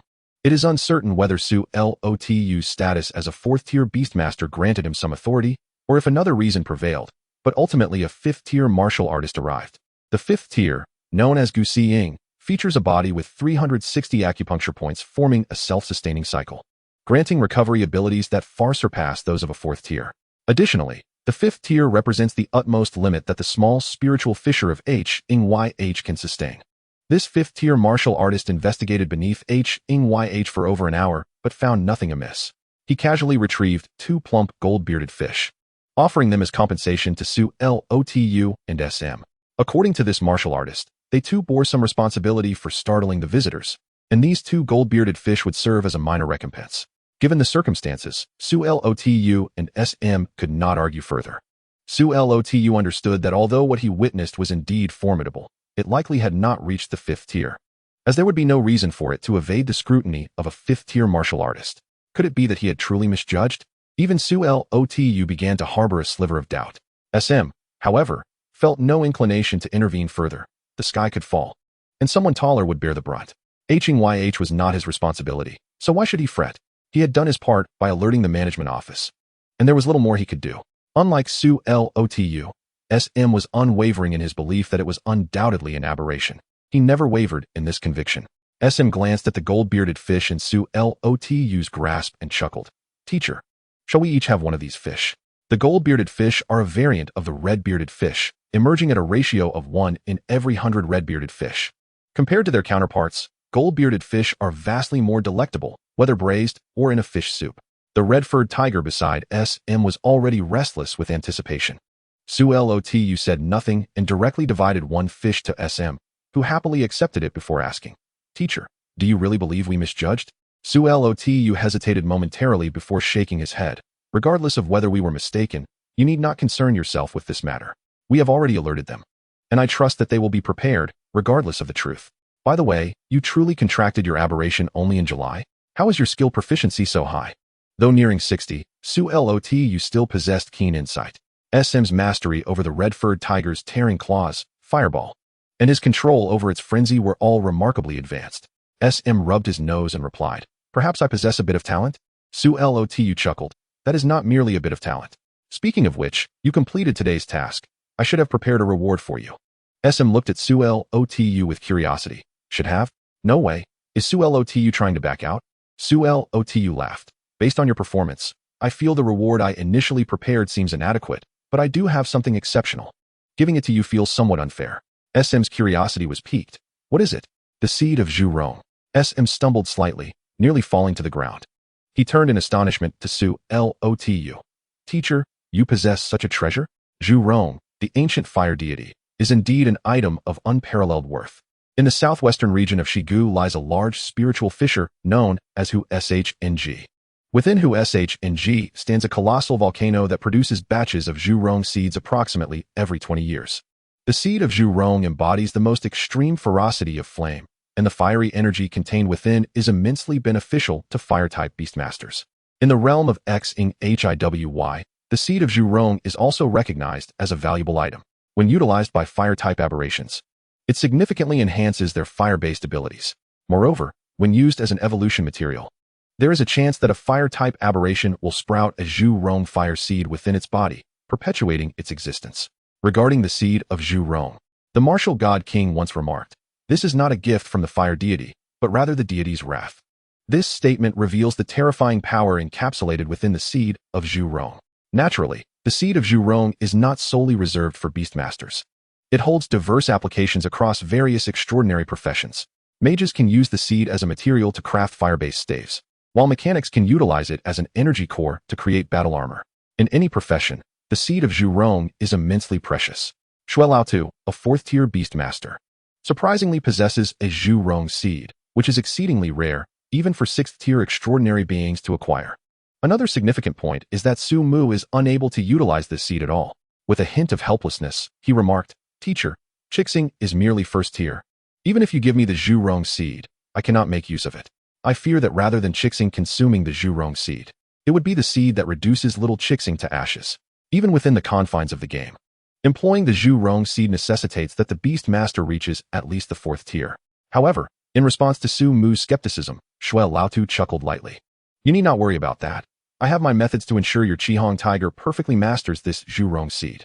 I merely ask if you desire it. Su Mu hesitated for a moment before nodding. I do. To be frank, even if Shui Laotu were to truly offer it, Su Mu would still contemplate whether to accept it, given its immense value. Yet, the desire remained. Shui Laotu nodded slightly. You must achieve a certain result and provide me with a promise. What do you wish for, teacher? Shui Laotu stated, in 2 months, for the Chufeng Cup. You must enroll and secure a top 3 finish. This is the prerequisite for utilizing the Zhurong seed. Furthermore, when you are capable in the future, should you encounter the 7th priest Sams of the Gi Society, you are to eliminate him and present me with either his corpse or his head. This is the result and promise I seek. Sumu did not expect Shui Laotu to mention the Gi Society. The Gi Society is recognized globally as a malevolent cult, comprised entirely of anti-human and anti-social terrorists. They believe that demons represent the ultimate evolution of humanity, and their doctrine espouses the unity of humans and demons, striving for a utopian world. The Xia Nation's crackdown on the Gi Society is severe. Those who provide verified information about its members are rewarded with 500,000, while participants in the elimination of its members can receive rewards ranging from 1 million to 50 million. Only those referred to as priests are core members of the Gi Society, with strengths no less than 6th tier. Regarding the 7th priest Sams, Sumu had also heard of him. Although he is merely the 7th priest of the Gi Society, he ranks 3rd on Xia Nation's bounty list. 7 years ago, Sams sacrificed an entire border town, claiming nearly 100,000 lives, sparing neither the young nor the old. Such a massacre incited unparalleled outrage throughout Xia Nation, as their bottom line is to never harm ordinary citizens. Thus, Xia Nation retaliated with lightning speed, at any cost eliminating the 3rd, 8th, and 12th priests of the Gi Society hidden within its borders. Numerous strongholds were cleansed with blood. Even a small nation with ambiguous ties to the Gi Society faced direct suppression from the martial god Wang Cheng, which led to the complete dismantling of its political party upon confirming its alliance with the Gi Society. In the ensuing 7 years, news of the Gi Society had become scarce within Xia Nation. It was unexpected to hear the name of the Gi Society once more from Shui Laotu. Chapter 21. The conditions for participation in the Chufeng Cup. Very well, teacher. Sumu did not hesitate for long. After a brief contemplation, he agreed. For the sake of the Zhurong seed, he was willing to take the risk. As for the Gi Society, Sumu already harbored the intention to kill upon sight. Those who could join the Gi Society were individuals whose moral compass had been irrevocably tainted, and thus, their demise was of no consequence. Moreover, Shui Laotu had not imposed a strict timeline on Sumu to eliminate Sams, merely stating that he should act when he was strong enough. This was a gentleman's promise. However, the challenge of securing a top 3 finish in the Chufeng Cup was rather daunting. Xia Nation is divided into 2 capitals and 13 provinces, the 2 capitals being the Imperial Capital and the Demon Capital. The remaining 13 provinces are further categorized into 5 regions: East, South, West, North, and Central. The 3 eastern provinces are Yunmeng, Langia, and Bailu. Sumu resides in Songqing, a city within Yunmeng Province. The Chufeng Cup is an event collaboratively hosted by the 3 eastern provinces, held annually in early November, exclusively for senior high school students. The primary objective of this competition is to select outstanding talents. Achieving excellent results in both the Chufeng Cup and the provincial examinations can even lead to direct admission into the top 7 universities of Xia Nation. However, each year, nearly 2 million senior high school combat extraordinary beings compete in the eastern provinces, with only the top 1,000 permitted to participate in the Chufeng Cup. Ultimately, only 32 individuals may advance from the preliminary rounds to the elimination rounds. With Shui Laotu setting the target of a top 3 finish for Sumu, he felt overwhelmed. Teacher, you know I lack connections and resources. I possess only a modicum of cleverness. Why do you believe I can secure a top 3 position? Do you think I am exceptionally gifted? Shui Laotu shot Sumu an exasperated glance. Oh, you think too highly of yourself. Securing a top 3 finish in the Chufeng Cup would merely indicate that you have the potential to grow strong enough to defeat Sams. Otherwise, the Zhurong seed should remain with true geniuses. Sumu interjected, Teacher, is it still possible for me to opt for the ordinary reward? Indeed, it is possible right now, but not the Zhurong seed. Forget it. I shall strive for it. Shui Laotu chuckled, I was just teasing you. You accomplished the task today. How could I deny you a reward? Here, take this. Shui Laotu tossed a ring from his bosom, and Sumu hurriedly caught it. Is this a spatial artifact? Sumu's eyes brightened. He had often encountered such items in novels, be they storage bags or spatial rings, they were all quite similar. If purchased from the official store, the price is 400,000 per cubic meter of storage space. Most extraordinary beings buy such items first after earning some money, as they are essential for carrying out deeds. Shui Laotu explained, this ring has a modest capacity of 2.5 cubic meters, but it should suffice for your needs for now. I am not being stingy. Not at all. How could one complain about receiving 1 million for free? Sumu beamed, delighted at his luck. He placed his spiritual energy within the ring, marking it as his own. With a flash of light, The golden whiskered fish in Su-Mu's possession was drawn into the ring. Today was indeed a day of both feasting and acquiring. Teacher, why not store the golden whiskered fish? Shuai Laotu chuckled, revealing his slightly crooked teeth. When you return, say that this fish was caught by me, understood? Su-Mu blinked. So, we are heading back to school now? Shuai Laotu retorted, what else would we do? Su-Mu pondered, teacher, have you forgotten something? Shuai Laotu paused for 2 seconds. Then smacked his thigh, oh no, we left Xiao Meng and the others behind. At this moment, the weak, pitiful, and helpless Lin Xiao Meng and her 4 companions awaited their beloved homeroom teacher's return to escort them home at the entrance to the spirit rift. In the scorching sun, their hearts were heavy with dread. Given the agreement made with Shuai Laotu, the first thing Su-Mu did upon returning home was to review the conditions for participating in the Chufeng Cup and watch past competition videos. These were readily available on the official forum. The registration requirement for the Chufeng Cup is to become a second-tier extraordinary being. The mere thought of this requirement made Su-Mu's head spin. Having become an extraordinary being in July and needing to register by mid-October meant he had to break through in just over 3 months. How absurd. Su-Mu glanced at his Qihong tiger beside him, his expression difficult to describe. Little Chixing, with only 2 months remaining. Will you be able to advance to the second tier? Little Chixing turned its head, ignoring Su-Mu. 3.5 months is quite a short time.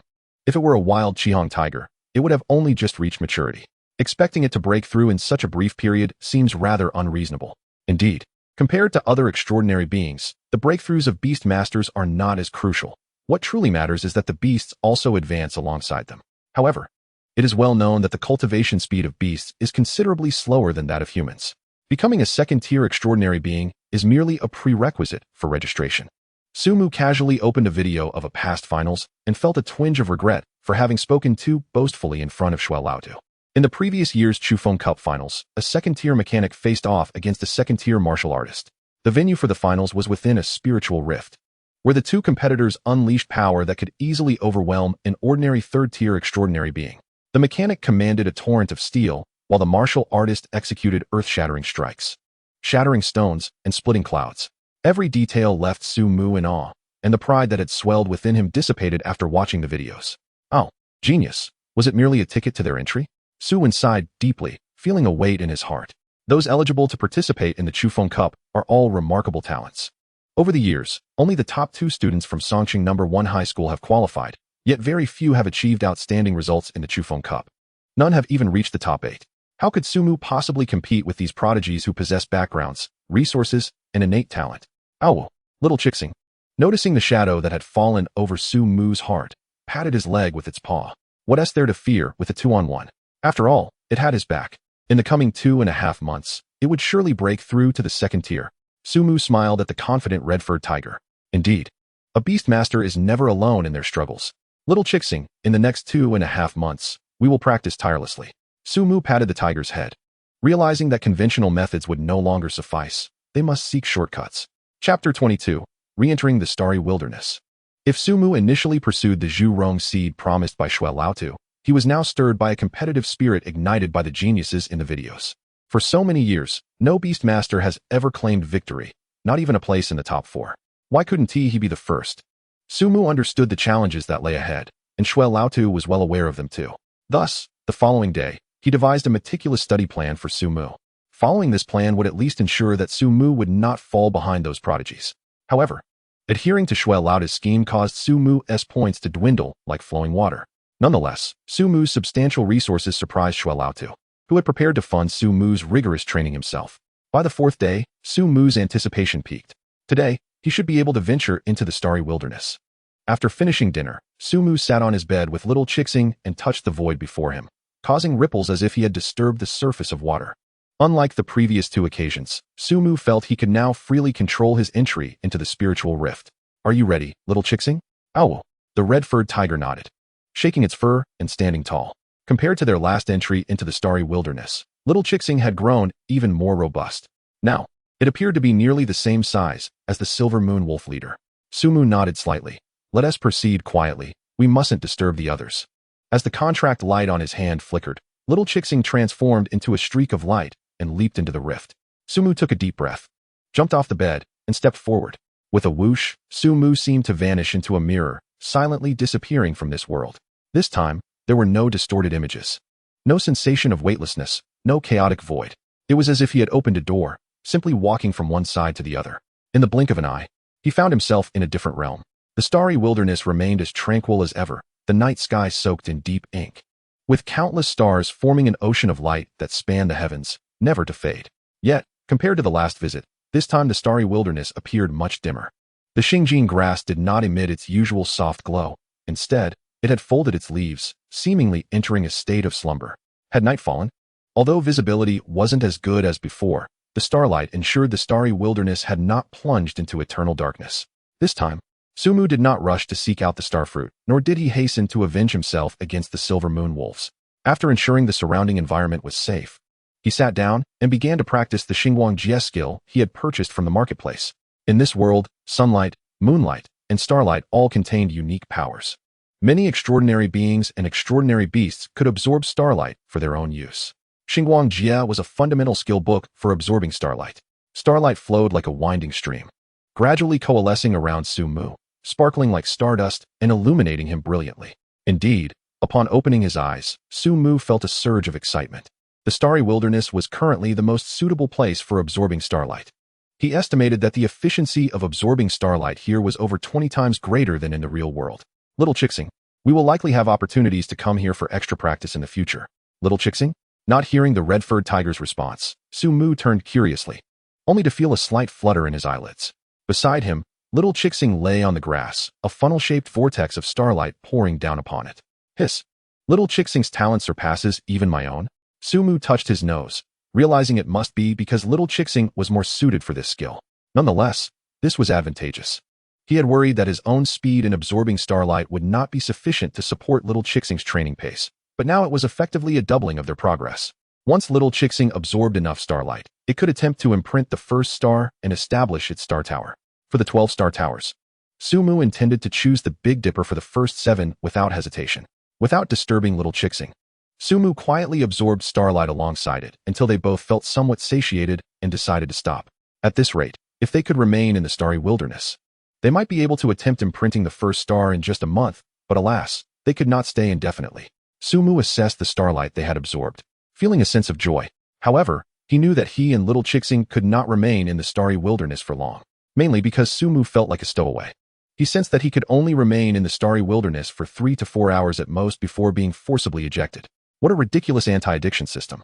After a brief moment of lament, Sumu set out to confront the silver moon wolves. A gentleman takes his revenge 10 years later. A petty person seeks revenge from dawn till dusk. Last time, Sumu and Little Chixing had nearly been cornered by those silver moon wolves, and he could not return without avenging himself. Previously, during their encounter with the silver moon wolf pack, Sumu had left a mark of a Beastmaster on one of the wolves. Such marks are typically made when a Beastmaster encounters a desired extraordinary beast, facilitating future capture. However, now it served as Sumu's mark of vengeance. Following this mark, Sumu could roughly determine the location of that particular silver moon wolf. Silver moon wolves usually travel in packs, and solitary individuals are rare. Just like last time, Sumu used his Beastmaster abilities to evade powerful extraordinary beasts while gradually approaching the silver moon wolf pack. At that moment, the pack was engaged in a hunt. Crouched by the lakeside, their silver-gray fur resonating with the starlight, the crescent markings on their foreheads glimmering with an icy blue glow. Using the Xinjiang grass as their best cover, the face of the alpha wolf bore 3 long scars, and its vertical pupils locked onto the shimmering starry spots 30 meters away. In the darkness, the fur of the starry rabbit's ears emitted a glow, enabling them to better ascertain the location of their companions during their mating season. However, this also rendered them targets for the Inu wolf. Just as the alpha wolf prepared to command its pack to encircle, it suddenly caught a whiff of a familiar scent. This intense and loathsome aroma made the alpha wolf abruptly turn its head, but it was already too late. Sumu and Shi Rong, who had discreetly approached from downwind. Fireball. 3 fireballs arced toward the right flank of the wolf pack in a triangular formation, the explosive flames tearing through the encirclement. Startled, the starry rabbits became a blur as they scattered in all directions. Enemy attack. The wolf pack hesitated, uncertain whether to pursue the fleeing prey or confront the enemy. A woo. The alpha wolf's long howl resonated under the starry sky, issuing commands. The pack swiftly dispatched 3 Inu wolves to chase after the fleeing starry rabbits, which would serve as their breakfast the following day. One Inu wolf, injured by the fireball, limped away from the battlefield. Meanwhile, 5 other Inu wolves followed the alpha wolf as they charged towards Sumu and Shi Rong, who, treading upon the star amber grass. Here comes the little Qi Xing. Be cautious, rending claw. The rending claw of Qi Rong Hu, enveloped in starlight, slashed down. Amidst the sharp whistle of the claw slicing through the air, a emu wolf was caught off guard and instantly tore open, letting out a terrible wail. Simultaneously, Qi Rong Hu unleashed another volley of flames, and the rising wall of fire split the wolf pack in two. Wu, Moonhowl. One of the skills of the emu wolves possessed a certain mental attack capability. Alas, it had no effect on Qi Rong Hu. The amber beast eyes of Qi Xing illuminated with crimson golden patterns, and the sound waves crashed against Qi Rong Hu, causing only the crimson golden fur to quiver slightly. With no further reaction, Berserk, Flame Claw. Qi Rong Hu's right claw suddenly swelled into an orange-red flame blade, and its entire body ignited in crimson flames, resembling a cloak, darting towards the emu wolf leader. The previously healed wounds on the alpha wolf's chest began to ache anew as it let out an angry low growl. Deep blue flames igniting on its claws. Moon Flame Claw. The claws of the tiger collided with those of the wolf, the crimson flames penetrating the moonfire. And the scorched wolf fur erupted in an explosion, scattering like fiery snow. Chapter 23, Starfruit. The howl of the Wolf King was filled with pain and confusion. Last time, it could overpower this Qi Rong Hu. It had only been a short while, and the tables had turned. The crimson flames were, of course, far more scorching than moonlight. The sharp fangs of the Wolf King could not withstand the deadly claws of the tiger. Once again, the alpha wolf's chest bore 3 searing wounds left by the flame claw, flesh torn open, and the acrid scent of charred meat filled the air. Having driven back the alpha wolf, Qi Rong Hu still had the strength to confront the remaining emu wolves. The heat surged, and the crimson flames roared. Wherever Qi Rong Hu went, the emu wolves could only retreat in panic. Wu. What to do when faced with a formidable enemy? 1. Fight to the death. 2. Retreat is the best strategy. The leader of the emu wolves possessed both a bloodthirsty tenacity and cunning judgment of the situation. It would not be foolish enough to risk its pack in a fight against Qi Rong Hu. At the command of the emu wolf leader, the pack fled like frightened dogs, engaging in a tactical retreat while the leader covered their escape. The fierce battle arrived swiftly and departed just as quickly. With the starry rabbits long gone, and the scorched marks on the grass rapidly obscured by the star ember grass, Sumu did not rush to pursue, for there would be many opportunities ahead to play with this creature again. Ha ha ha, did that feel satisfying, Qi Xing? Roar. Qi Rong Hu stood tall, no longer regarding the emu wolves with any concern. Let us go and seek the starfruit. Sumu gazed into the distance, where the luminous glow of the star tree could be seen. According to the official forum, a creature known as the Xingqiongke beast resides around the star tree. This creature feeds on starlight, and the starfruit, rich in celestial power, is its most favored food. Since the starfruit has no extraordinary effects, there are no powerful exotic beasts competing for this territory. However, the large lake beside the star tree frequently attracts exotic beasts vying for dominance. Based on the analysis of the second batch of scientific expedition team members, this creature is believed to reproduce asexually, and they adjust their population based on the quantity of starfruit available. Their strength ranges from 2nd to 3rd tier. While their offensive capabilities are not particularly strong, their defense is reportedly astonishingly high. It is said that once a beast tamer sought to enter the starry plains to contract a Xingqiongke beast, but regrettably, the starry plains has not reopened since its second closure. Upon arriving near the star tree, Sumu easily spotted the silhouette of the Xingqiongke beasts. There were not many, merely 3. These oval-shaped, 3-meter-long shelled creatures had shells made from the star-patterned bark shed by the star tree and star sand. Their surfaces adorned with circular star spots.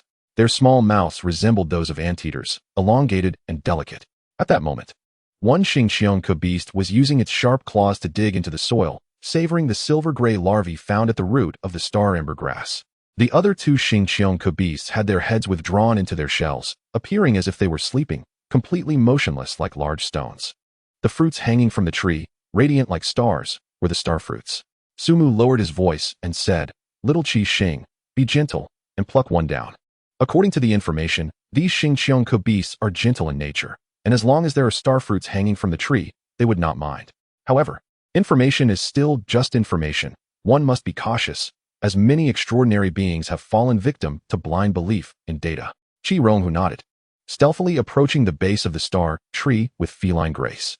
The Xingqiongke beast consuming the silver-gray larvae had evidently sensed Qi Rong Hu's presence. It glanced at Qi Rong Hu but continued its feeding endeavor. The subsequent actions were considerably simpler. Qi Rong Hu's claws hooked onto the tree bark, and with a powerful push from its hind legs, it swiftly leaped onto the sturdy branch of the star tree. Then, with a gentle tug of its claws. It pulled down a star fruit along with its stem and leaves, smoothly sliding down the trunk with the fruit in its mouth, returning to Su Mu's side. Su Mu had not anticipated that obtaining the star fruit would be so effortless. It seemed the information was indeed reliable, as these Xingqiongke beasts were remarkably laid back. After leaving the vicinity of the star tree, the patterns on the star fruit suddenly appeared to dim slightly. Once the star fruit is plucked, if not stored correctly, the celestial power within will quickly dissipate. This is precisely why Su Mu intended to pick only one at a time. Quickly eat it, little Qi Xing. Su Mu twisted the fist-sized star fruit off the branch and tossed it into Qi Ronghu's mouth. Qi Ronghu bit down, juices flowing, with droplets of starry essence trickling down its chin. Observing Qi Ronghu relishing the fruit, Su Mu could not help but chuckle. So, how does it taste? Qi Ronghu burped contentedly, tilting its head. How does it taste? It's sweet and sour, quite delicious, though a bit filling. The rich celestial power had filled its belly. Su Mu gently patted Qi Ronghu's head, exclaiming with mild exasperation, "You little glutton. I meant, what do you feel about the celestial power? Is there any discomfort or anything bothering you?" Qi Ronghu smiled sheepishly, feeling somewhat awkward. There was no discomfort. Just the sensation that the stars in the sky seemed a tad closer. Su Mu stroked his chin and replied, "It appears that you have a strong adaptability to celestial power. One star fruit should suffice for you to digest." Relying on Xingguangji to absorb the power of starlight, gradually establishing a connection with the stars, and utilizing Xingqian Gu to replenish the power of the stars to solidify the foundation. With this dual approach, Su Mu was determined that the Qi Ronghu would surely be able to erect a star tower before the Chufeng Cup. Tonight was indeed fruitful. The Xingqian Gu was acquired, the efficacy of Xingguangji was validated, and he had even vented his frustrations by thrashing a pack of emu wolves. "Let us go? Xiao Qixing, we are heading back," he exclaimed with fervor. However, before Su Mu could finish his sentence, a sudden chill enveloped him, and the fur on the nape of Qi Ronghu bristled like silver needles, its claws digging deep into the grass. He turned abruptly to the massive lake beside the star tree. Although he was at least 300 meters away, an inexplicable dread weighed heavily on his heart. This sensation was eerily familiar. It was not only Su Mu who felt the pressure. 3 Xingqiong shell beasts under the star tree extended their short legs and fled in a panic, neglecting even their life-sustaining star tree. The night sky was soaked in ink, as silver-like stars fell into the deep blue lake. Suddenly, the water's surface erupted into a myriad of phosphorescent shards, and a dark red-scaled figure surged forth. A colossal shadow over 20 meters long, shattering the celestial bodies above. Chapter 24, Node. There was no mistaking it. This creature was undoubtedly the enormous shadow seen in Hongya Lake. At that moment, Su Mu realized what it was. The Chi-Su dragonfish. The evolved form of the Chi-Su fish, capable of reaching over 20 meters in length.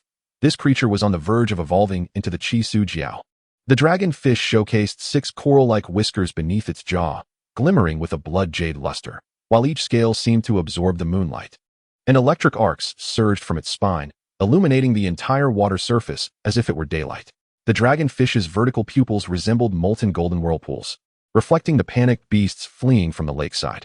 It narrowed its gaze, and a Xingqiong shell beast it had locked onto fell into a sudden silence. The star-patterned totem on its carapace dimmed, as if the Milky Way had been swept from the heavens.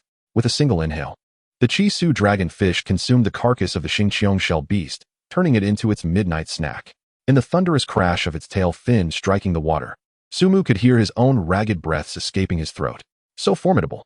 The defense of a second-tier Xingqiong shell beast should be enough to withstand the attack of a third-tier beast. Yet it was stripped of life in an instant under the gaze of the Chi-Su dragonfish. Su Mu understood the skill employed by the dragonfish, dragon's gaze. Much like the fixed soul light of the Samu python, it was a pure mental attack.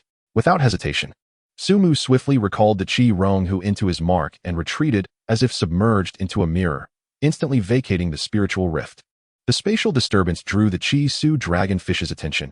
It cast a glance at Su Mu's previous location, detecting a familiar yet weak presence. One of them should be quite delectable. However, being a distance away, and the Chi-Su dragonfish having little interest in prey of such size, it did not immediately attack Su Mu and the Qi Ronghu. Unlike the Xingqiong shell beasts, one would suffice to satiate its hunger. The Chi-Su dragonfish pondered, then plunged into the lake, resembling a fallen star descending into eternal night. As the last ripple faded into silence, only a few remnants of carapace drifted at the lake's heart, and all was still. Breathless, Su Mu and the Qi Ronghu lay on their bed, feeling as if they had survived a calamity, despite the considerable distance. Sumu had no doubt that the Chi-Su dragonfish possessed the capability to eliminate him and the Chi-Rong, who from afar. Damn it. From Hongya Lake to the Starry Plains, it chased after us to kill. Sumu gritted his teeth, a sense of clarity dawning within him. No wonder fifth-tier martial artists could not find this creature's trace. It seemed this beast could traverse to the Starry Plains. This implied there was a node connecting Hongya Lake to the Starry Plains. While instances of rifts connecting to one another were rare, they were indeed documented. It could be said that this Chi-Su dragonfish was fortunate to discover this node. After all, nodes between spiritual rifts are not always open like tunnels. Just as Sumu entered a spiritual rift from the main world, this node could exist in any corner. Unless one was particularly sensitive to spatial anomalies. One could only rely on chance. However, even with the knowledge that the Chi-Su dragonfish could freely shuttle between Hongya Lake and the Starry Plains, Sumu felt no concern for his Xingqiang-gu. The Chi-Su dragonfish was carnivorous and held no interest in Xingqiang-gu. As for potential dangers in retrieving Xingqiang-gu in the future, Sumu had already placed an order for a long-range drone, capable of plucking the fruits from 2 kilometers away. Unless the Chi-Su dragonfish evolved once more into a Chi-Su jiao, it would not be able to remain away from the water for long. As for the colossal lake beside Hongya Lake and the Star Tree, Sumu would certainly avoid it. Amitba, preserving one's life is paramount. At the end of August, the scorching sun remained. But the early mornings had begun to carry a hint of chill. Even though he was not in the original world, the senior year of high school was still the same. Run an extra meter, take down 100 people, practice an extra set of punches daily, and you'll surpass millions in the college entrance examination. Such slogans adorned every corner of Songqing No. 1 High School. The physical education teacher had finally stood up, even stealing class time from the math teacher. What was the use of repetitively solving those few problems?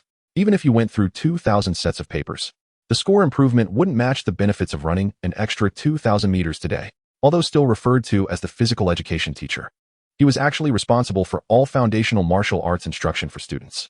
Not only martial artists, but all professions, including magicians, beast tamers, and mechanics, required basic martial arts training.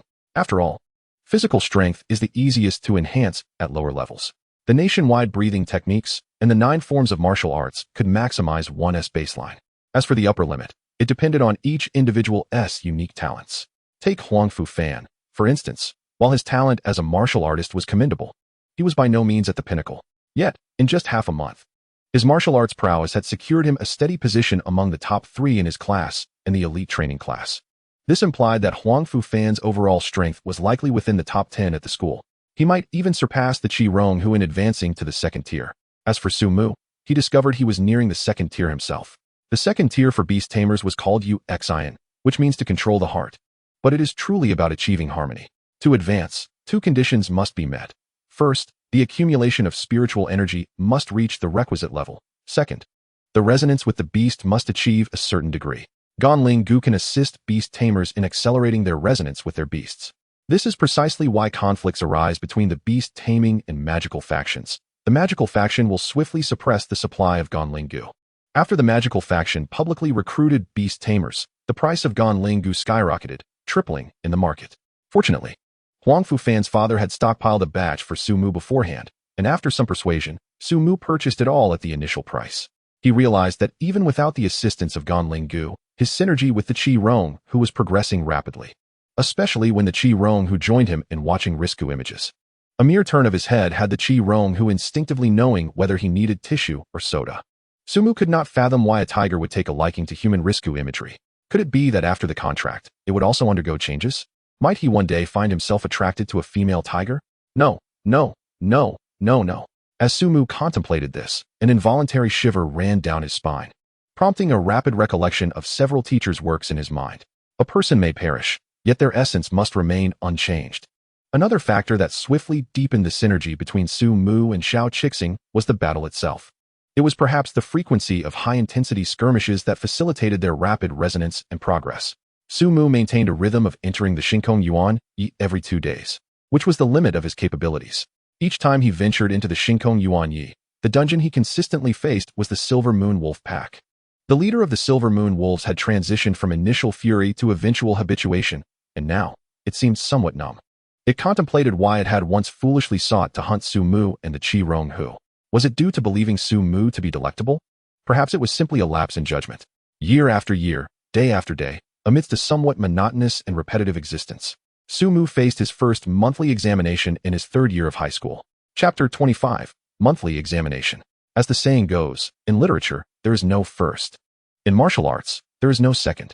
The ordinary class focused on theoretical assessments, while the extraordinary class naturally emphasized practical combat. However, due to the large number of students, a point system was implemented, requiring 2 days to complete the evaluation. Sumu's first opponent was a mechanic, a first-tier apprentice known as the Siegon Shui Tuesday. At this stage, most mechanics could merely modify machinery to accumulate foundational knowledge and enhance their mechanical sense, resulting in combat abilities that could be described as woefully inadequate. Xiao Qixing did not even need to intervene, as the opposing mechanic, upon witnessing Xiao Qixing's formidable demeanor, turned pale and chose to concede. The second match was against a martial artist, who was effortlessly toppled by a single strike from Xiao Qixing. The third match was once again against a martial artist, who attempted to bypass the Qi Rong Hu to directly assault Sumu, a common strategy when confronting a Beastmaster. However, he was met with a fiery blast from Xiao Qixing, leaving him incapacitated and transported to the medical room. The fourth match introduced a rare profession, the Yin Ling Shi. This profession was rather unique, involving powers related to rules and being somewhat esoteric. For instance, the Yin Ling Shi facing Sumu, after observing his previous 2 battles, swiftly declared blindness. In an instant, Xiao Qixing's eyes seemed to be shrouded in darkness, losing their direction. The Yin Ling Shi then directed Windblade. The Windblade conjured by the Yin Ling Shi was entirely different from that of a mage. A mage utilized incantations or magical arrays to control elemental energy for various attacks, while the Yin Ling Shi commanded elemental energy directly. However, the wind blade produced by the Yin Ling Shi was not of the same caliber. The thin blade, merely 10 centimeters in width, appeared to be a defective product. Unless it struck a vital area such as the eyes or a major artery, it would be challenging to inflict substantial harm. Sumu easily tilted his head to evade the wind blade, and then proclaimed, "Fireball!" Boom. A barrage of fireballs engulfed the area where the Yin Ling Shi stood, precisely targeting him. The bond between a Beastmaster and their beast is profound. The beast serves as the eyes of the Beastmaster, and vice versa. After winning 7 consecutive battles, Sumu's score was tied for first place with 7 others. In the 8th match, Sumu finally encountered a formidable opponent. Chen Xiao, I humbly seek your guidance. This martial artist was imposing, nearly 2 meters tall, with a muscular physique that belied his 18 years. Sumu had heard of Chen Xiao from Huangfu Fan. He hailed from a family of martial artists, with a father who was a 5th-tier martial artist, having honed his body and studied martial arts from a young age. During the early July assessments, Chen Xiao's compatibility with the martial artist class surpassed 90%, making him the strongest in the enhancement class. His record mirrored Sumu's, 7 battles, 7 victories. The duel between these two immediately attracted the attention of numerous teachers and students. Ah, he's up against Chen Xiao. It looks like Sumu's winning streak may come to an end. It was bound to happen. However, one must say, the Beastmasters truly enjoy an advantage at the first tier. Just look at their class. Not a single poor performer among them. A mechanic grumbled, "It's unfair. The Beastmasters can bring their beasts. Why can't I bring machinery? Otherwise, I wouldn't have only won 1 match." Someone nearby glanced at him. "What? Do you want to bring a gun?" No. The mechanic chuckled. "I was thinking of bringing a dump truck." The crowd responded with laughter. A teacher, unable to tolerate the banter, slapped their student's head. "Be quiet and pay attention to the battle. Sumu won't lose so easily." The Qi Rong Hu, lying beside Sumu, suddenly raised its head, its amber eyes locking onto the martial artist ahead. Chen Xiao felt a resemblance between this beast and the leader of the Silver Moon Wolves. Sumu nodded. "Please, enlighten me." With a roar, the tiger's cry unleashed a shockwave, causing the air to tremble slightly. The Qi Rong Hu leaped down, its fiery claws leaving a crimson-golden trail in its descent. Chen Xiao inhaled deeply, his muscles swelling as azure veins writhed beneath his skin. He met the descending Qi Rong Hu head-on, shattering the ground as he leapt skyward, his fists colliding to produce visible circular shockwaves. The Qi Rong Hu's left claw, ablaze with flames, tore through the air with a piercing shriek. Boom. At the moment of impact between the beast's claw and the shockwave, crimson flames erupted from the claw mark, shredding the circular shockwave into fragments. Chen Xiao grunted, blood spurting from his nostrils, as he was forcefully repelled back to the ground by the tremendous recoil. The audience erupted in astonishment. Chen Xiao had been pushed back in a direct confrontation. Chen Xiao wiped the blood from his nostrils, astonished. So powerful. As the only son of a 5th-tier martial artist, he had indeed battled various beasts before: tigers, bears, lions, and wolves. However, none of the first-tier beasts had ever managed to repel him like the Qi Rong Hu. Was the profession of Beastmaster truly as pathetic as claimed on the forums? In an instant, Chun Zhao's mind raced through numerous thoughts. Yet one idea prevailed. Those who obstruct him would be crushed. With a thunderous roar that reverberated like thunder, Chun Zhao's blood surged. The energy coursing through him felt almost tangible as it surged towards his Baihui acupoint, momentarily rising like smoke to the heavens. Blood chi smoke? Am I seeing things? Someone rubbed their eyes, doubting their vision. Typically, only second-tier martial artists could evoke blood chi smoke. Yet now, Chun Zhao was merely a first-tier. Instantly, all eyes in the arena were drawn to him as silence enveloped the scene. Chun Zhao grinned, come again, cloaked in palpable blood chi. It appeared as if he donned a robe of crimson battle attire, charging forth with ferocity. Despite having just suffered a minor setback in the clash with the Qi Rong Hu, Chun Zhao advanced with an unyielding and violent demeanor. To match strength with strength. To counterattack with attack, fierce and relentless, he would fight to the bitter end. This was the essence of a true martial artist. Sumu did not dare to be complacent. His fists clenched. Frenzy. Flames cascaded down as the Qi Rong Hu surged forth, its fur bristling, exuding confidence. Its crimson gold eyes sparkling like the starry sea. One was formidable, the other even more so. The blood chi enveloping the iron fists collided with the claws ablaze with roaring flames, resulting in a standoff. Very well, what a fierce tiger. Bring it on. Chun Zhao laughed heartily, unleashing a barrage of punches, his momentum unyielding. Chapter 26, The Great Scholar Debates. Chun Zhao truly embodied the essence of his name. And even when Su Mu allowed the Qi Rong Hu to enter a state of frenzy, after a brief standoff, he found himself at a disadvantage. The Iron Mountain Strike. Shattered stone palm, collapsing mountain leg. These seemingly mundane martial techniques transformed into sharp blades in Chun Zhao's hands, exhibiting unparalleled sharpness. The claws of the Qi Rong Hu can tear through the cloak woven from one's vital essence, yet they leave only shallow scratches upon the iron-like muscles of Chun Zhao. It is often said that humanity excels in wisdom, while beasts are endowed with strength. However, at this moment, Chun Zhao surpasses the Qi Rong Hu in both skill and power. Indeed, the only sixth-tier martial artist at the school, Xiao Zilin, nodded slightly in acknowledgement. Then explained to the students around him. Chun Zhao has tempered his body from a young age, undoubtedly consuming various potent elixirs. These elixirs accumulate within him, their effects not immediately apparent in the early stages, but as he progresses further along the path of the extraordinary, they will solidify his foundation. The activation of his vital essence now signifies that he is drawing upon his strength, further stimulating the activation of those elixirs within him. His father has truly invested considerable effort into his training. Xiao Zilin's explanation prompted nods of agreement from the surrounding students. Yet Huang Fu Fan expressed some dissent. According to your words, teacher, Chun Zhao should be invincible, yet I see that Mu Gu is still holding his ground. As Huang Fu Fan noted, although Chun Zhao's onslaught was as fierce as a tempest, overwhelming to the observers, the Qi Rong Hu, despite being at a disadvantage, did not collapse like a defeated army. Rather, it remained steadfast, akin to a rock that has withstood the test of time, gradually stabilizing the situation. Xiao Zilin scrutinized the Qi Rong Hu closely, inhaling sharply in surprise, exclaiming, "What a remarkable beast!" While the other students only perceived the Qi Rong Hu as enduring Chun Zhao's attacks, Xiao Zilin's keen eyes discerned much more. He observed that the vitality of this Qi Rong Hu appeared boundless, robust beyond measure. Although its combat skills could not rival Chun Zhao's, under Su Mu's guidance, the Qi Rong Hu adeptly chose to capitalize on its strengths while avoiding its weaknesses. If Chun Zhao's strikes did not target vital points, the Qi Rong Hu would boldly absorb the blows. Conversely, if Chun Zhao aimed for the eyes, nose, or throat, the Qi Rong Hu would display a comical retreat, reminiscent of a timid cub. Thus, despite its battered appearance, when assessing their respective vital essences, Chun Zhao did not hold the advantage. Moreover, the Qi Rong Hu's rage seemed unusual. Typically, such fury would render a creature irrational. Chun Zhao had faced many beast tamers before, and their beasts would usually enter a frenzy with crimson eyes, becoming mere instruments of slaughter. Yet this Qi Rong Hu remained remarkably lucid. How was this achieved? It should not be the beast tamer's doing. Suddenly, Xiao Zilin paused, realizing, where's the beast tamer?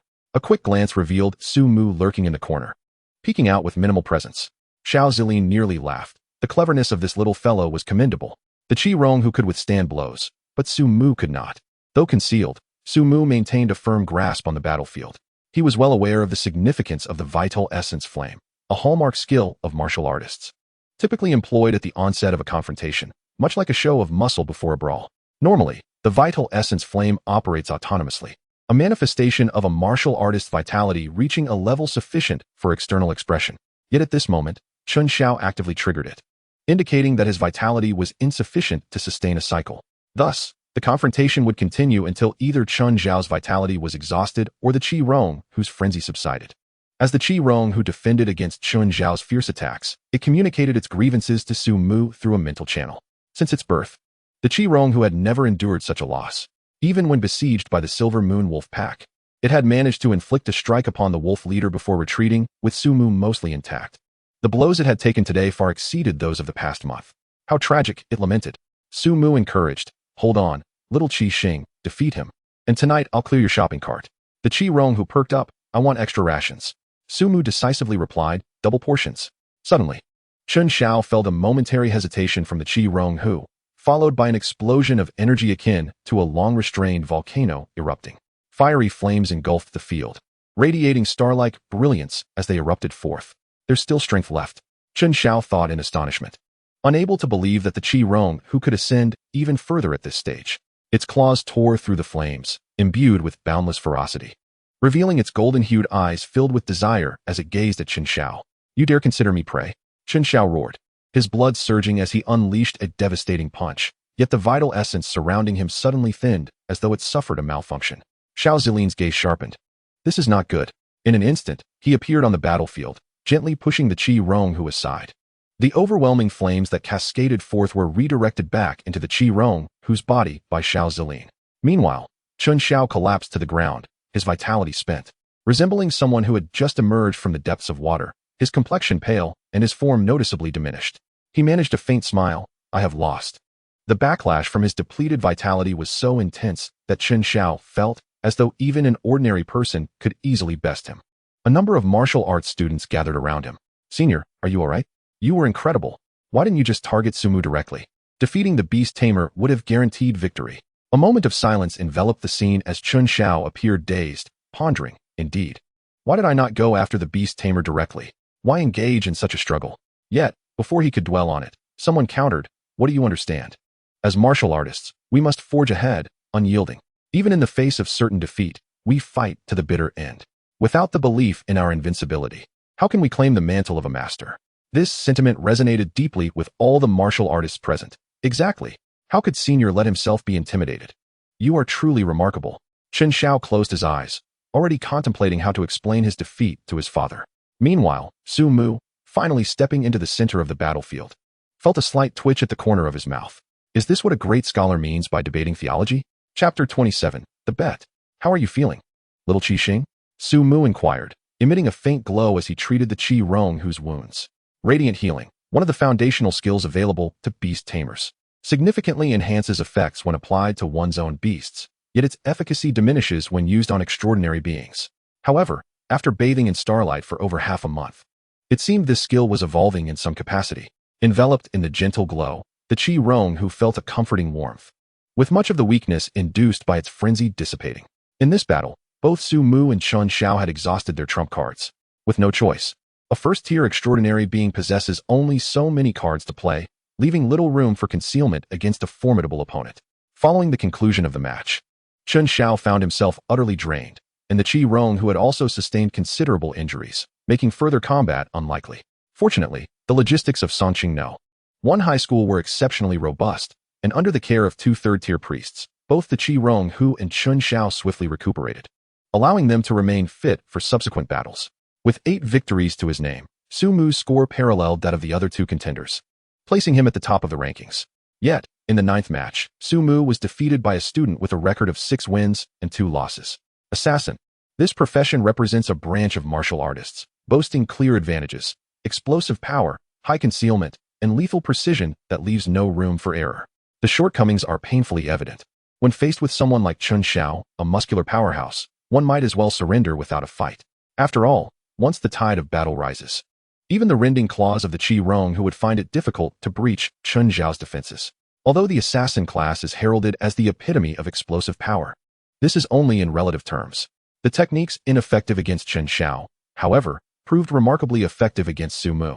After employing the shadow clone technique, the opponent effortlessly deceived the Qi Rong who and located Su Mu's position for a decisive strike. In the final 2 matches, he faced 2 sorcerers. As a first-tier Xinghui apprentice, sorcerers at this stage struggle to complete even basic incantations, let alone cast spells swiftly. Thus, Su Mu achieved victory with relative ease. Ultimately, Su Mu's record stood at 10 wins and 1 loss, placing him in a 3-way tie for first place with Chun Xiao and 2 other students. Xiao Zilin shook his head, somewhat regretful, remarking that had he not encountered Su Mu and instead chosen to confront the Qi Ronghu head-on, Chen Xiao would likely have emerged undefeated. The director of the magic department chuckled in response, stating that in warfare, one cannot dwell on hypotheticals. Ultimately, everyone has but one life, so one should adopt a more relaxed mindset. The vice principal adjusted his glasses, frowning as he spoke. Over the years, the polarization has become increasingly pronounced. In just 1 month, such a vast gap has already emerged. This is unacceptable. Upon hearing these words, the surrounding teachers exchanged resigned glances. Xiao Zilin tapped his fingers lightly on the smooth wooden table, lamenting the situation. There's little we can do. Take Qin Xiao, for example. The resources available to students are simply not on the same level. Though Su Mu appears to be tied for first with Qin Xiao now, I fear he may suffer a crushing defeat in next month's exam. Meanwhile, the leisurely sipping Shui Laotu rolled his eyes, spitting tea back into his cup. Bah, do you even know how to speak? Xiao Zilin chuckled. Please don't be angry, Teacher Shui. I can tell that Su Mu's Qi Ronghu must have consumed some treasure capable of replenishing vitality. While such opportunities greatly benefit one's growth, the path of the extraordinary is still a long journey. Can Su Mu and the Qi Ronghu sustain the necessary resources moving forward? Shui Laotu's eyes narrowed slightly, revealing a cunning smile akin to that of a wily fox. Why not make a wager? As a martial artist, Xiao Zilin's thoughts were immediately swayed by his instincts. And without hesitation, he replied, Teacher Shui, what shall we wager? I shall gladly partake in any bet. Shui Laotu replied leisurely. I have heard you possess a piece of fire essence. Coincidentally, I have a Zhurong seed. Let us wager on who will triumph in next month's exam, Su Mu or Qin Xiao. Teacher Shui. The surrounding teachers exclaimed in shock, attempting to intervene. The Zhurong seed is immensely precious, taking decades to cultivate, coveted not only by 6th-tier extraordinary beings, but even by 7th-tier ones. As for the fire essence, while it may not rival the Zhurong seed in value, it is still a treasure born of the sun's extreme energy, with a chance for fire-type extraordinary beasts to undergo a life-level evolution upon absorption. Xiao Zilin typically uses fire essence to refine his body. So many in the school are aware of this. Upon hearing about the Zhurong seed, Xiao Zilin was momentarily taken aback, nervously asking, must we wager such a significant amount? Teacher Shui, you might risk incurring some losses. After all, when comparing the values of fire essence and Zhurong seed, there is still a considerable gap. Shui Laotu calmly replied, no matter, you are still young. Even if the Zhurong seed were to lose to you, it would not be considered a waste. With this, Xiao Zilin set aside his playful demeanor, beginning to think more seriously. Martial artists may not often employ their intellect, but when they do, they can think quite swiftly. Considering the current state of the Beastmaster class and some rumors surrounding Teacher Shui, Xiao Zilin began to discern Shui Laotu's intentions. With a gentle sigh, he conceded, very well, Teacher Shui, I too am quite envious of your Zhurong seed. If you lose, I shall exchange my fire essence for your Zhurong seed. Should you win, I will provide Su Mu with a skill book of a higher tier. The skill books available for extraordinary beings range from low to high tiers. Su Mu's dim light healing belongs to the lower tier, while Berserk falls into the mid-tier. The skills of the Qi Ronghu all belong to the lower tier category. From the mid-tier onwards, the value of skill books cannot simply be measured in ordinary currency. Currently, the highest attainable skill books are of the lower tier, while mid-tier and higher skill books can only be found within spiritual rifts. Skill books of these 2 tiers generally possess intricate features. Not to mention the first tier, even at the 7th tier, they can serve as formidable trump cards. It is precisely for this reason that Shui Laotu furrowed his brow, somewhat astonished by Xiao Zilin's boldness. However, he quickly realized the reasoning behind it. The 6th-tier martial artist realm is known as the Nirvana stage. At this level, martial artists must refine their bodies using various heavenly fires, mysterious waters, and divine thunder. The stronger the body forged during this phase, the more formidable the martial artist will be upon reaching the 7th tier. Xiao Zilin likely saw the potential of the true solar fire within the Zhurong seed, but believed he had the upper hand in this wager. Shui Laotu's expression became somewhat peculiar. Did he genuinely believe he had no chance of winning this wager? This arrangement left him feeling a bit embarrassed. In Chapter 28, The Perilous Edge, Wanzhan Tianqing, under the witness of the vice principal and numerous teachers, the wager between Shui Laotu and Xiao Zilin was thus formalized. Therefore, once the practical examination concluded, Xiao Zilin hurriedly sought out Qin Xiao. The outcome of this wager extended beyond mere personal interest. Meanwhile, upon returning to the classroom, Shuai Laotu found the students somewhat dispirited, yet their expressions were filled with excitement. Wang Jiaoyang exclaimed with enthusiasm, "I thought sorcerers were formidable. Today we won 7 matches, 3 of which were thanks to the sorcerers. Our Beastmaster class doesn't seem so weak after all, aside from struggling against the explosively powerful martial artists. We seem to be holding our own." As Wang Jiaoyang noted, among the 6 students in the Beastmaster class, even the one with the weakest results, Moya, achieved 6 victories, comfortably securing a middle-tier position. Not to mention Su Mu, who boasted an impressive record of 10 wins out of 11 matches. Upon returning to the classroom, the students' spirits were notably high. Even the usually aloof Chu Lanshi wore a faint smile. It was only when Shuai Laotu returned to the classroom that the excitement subsided. The results were satisfactory, and the rewards for the monthly examination would be distributed tomorrow. Seated before the class, Shuai Laotu maintained a stoic expression and said, "However, if you continue with this mindset, achieving 3 wins in next month's examination will be quite challenging." Observing the silent crowd, Shuai Laotu remarked, "It seems you all are not entirely persuaded. Sumu, what do you think?" Called upon, Sumu felt somewhat helpless, while he was pleased to have secured first place. He understood that this ranking was somewhat inflated. At present, Sumu could only respond candidly. "Indeed, our victories this time were predicated on the Beastmaster's rapid early growth, with innate physical advantages capable of countering most novice extraordinary beings. However, in a month's time, everyone will likely reach the mid-first tier, at which point the Beastmaster's tactics may seem inadequate. Even sorcerers, who tend to excel in later stages, will be able to mount stable countermeasures against us. Not to mention the martial artists with their explosive capabilities." Shuai Laotu surveyed the class with a discerning gaze, stating coolly, "Do you truly believe that the underestimation of Beastmasters is without reason? There is a fitting assessment circulating on the forums regarding Beastmasters, the physique of a sorcerer, the output of a priest, without their beasts. A Beastmaster might merely be a powerful ordinary person. Come next month, when sorcerers can swiftly cast low-tier spells and mechanics can assemble machinery, will you still be able to win as effortlessly as you did today? How can you evade the direct assaults from your adversaries?" The words of Shuai Laotu struck a chord within Su Mu. Not only others, but even Su Mu felt a sense of helplessness. The fragility of his corporeal form was unavoidable. Even he found himself powerless in the face of a close-quarters martial artist. However, Su Mu understood that Shuai Laotu would not bring these matters up without reason. He patiently awaited further elaboration. As anticipated, after noticing the silence among the crowd, Shuai Laotu calmly stated, "Of course, there exists a method that allows you to barely keep pace with the extraordinary physiques of martial artists at lower tiers." Su Mu scratched his head. "Teacher, please do not keep us in suspense. Just tell us." The others nodded in agreement, not wishing to be surpassed next month. Shuai Laotu replied, "Xianfeng Jidi, Wanzhan Tiancheng." The group exchanged glances, as they had never heard of this place. Shuai Laotu's somewhat frail hand tightened slightly. This is a large spiritual rift that was just developed 2 years ago, and has only recently begun to open to the outside world. So it is unsurprising that you are unaware. Wanzhan Tiancheng is a realm fraught with conflict, slaughter, and warfare. The creatures within are not only exotic beasts, but also teem with various spiritual entities and beings we have never encountered. Wanzhan Tiancheng adheres to a fundamental rule: plunder. By slaying the creatures within, you can seize their life energy to enhance your own. Tests have shown that this plunder is most effective for extraordinary beings below the 3rd tier. If you wish to rapidly augment your physical prowess, Wanzhan Tiancheng is the optimal choice. Chu Lanshi raised her hand. "I have a question." Shuai Laotu nodded slightly. "Speak." Chu Lanshi inquired with curiosity. "Armis once mentioned, all that is taken must have a price. Is there no cost associated with this plunder?" Shuai Laotu chuckled lightly. "Indeed, there is. Firstly, the creatures in Wanzhan Tiancheng are largely governed by slaughter, devoid of rationality, consumed by madness. Absorbing their power may also subject you to this insanity. Secondly, the creatures therein will also engage in mutual slaughter. The stronger the creature, the more chaotic the energy it absorbs, rendering it unsuitable for consumption. Conversely, the weaker creatures, marked by lesser madness, possess purer energy, making this rule most compatible for 1st or 2nd tier extraordinary beings. However, I must caution you that side effects are inevitable, and within Wanzhan Tiancheng, the risk of death exists.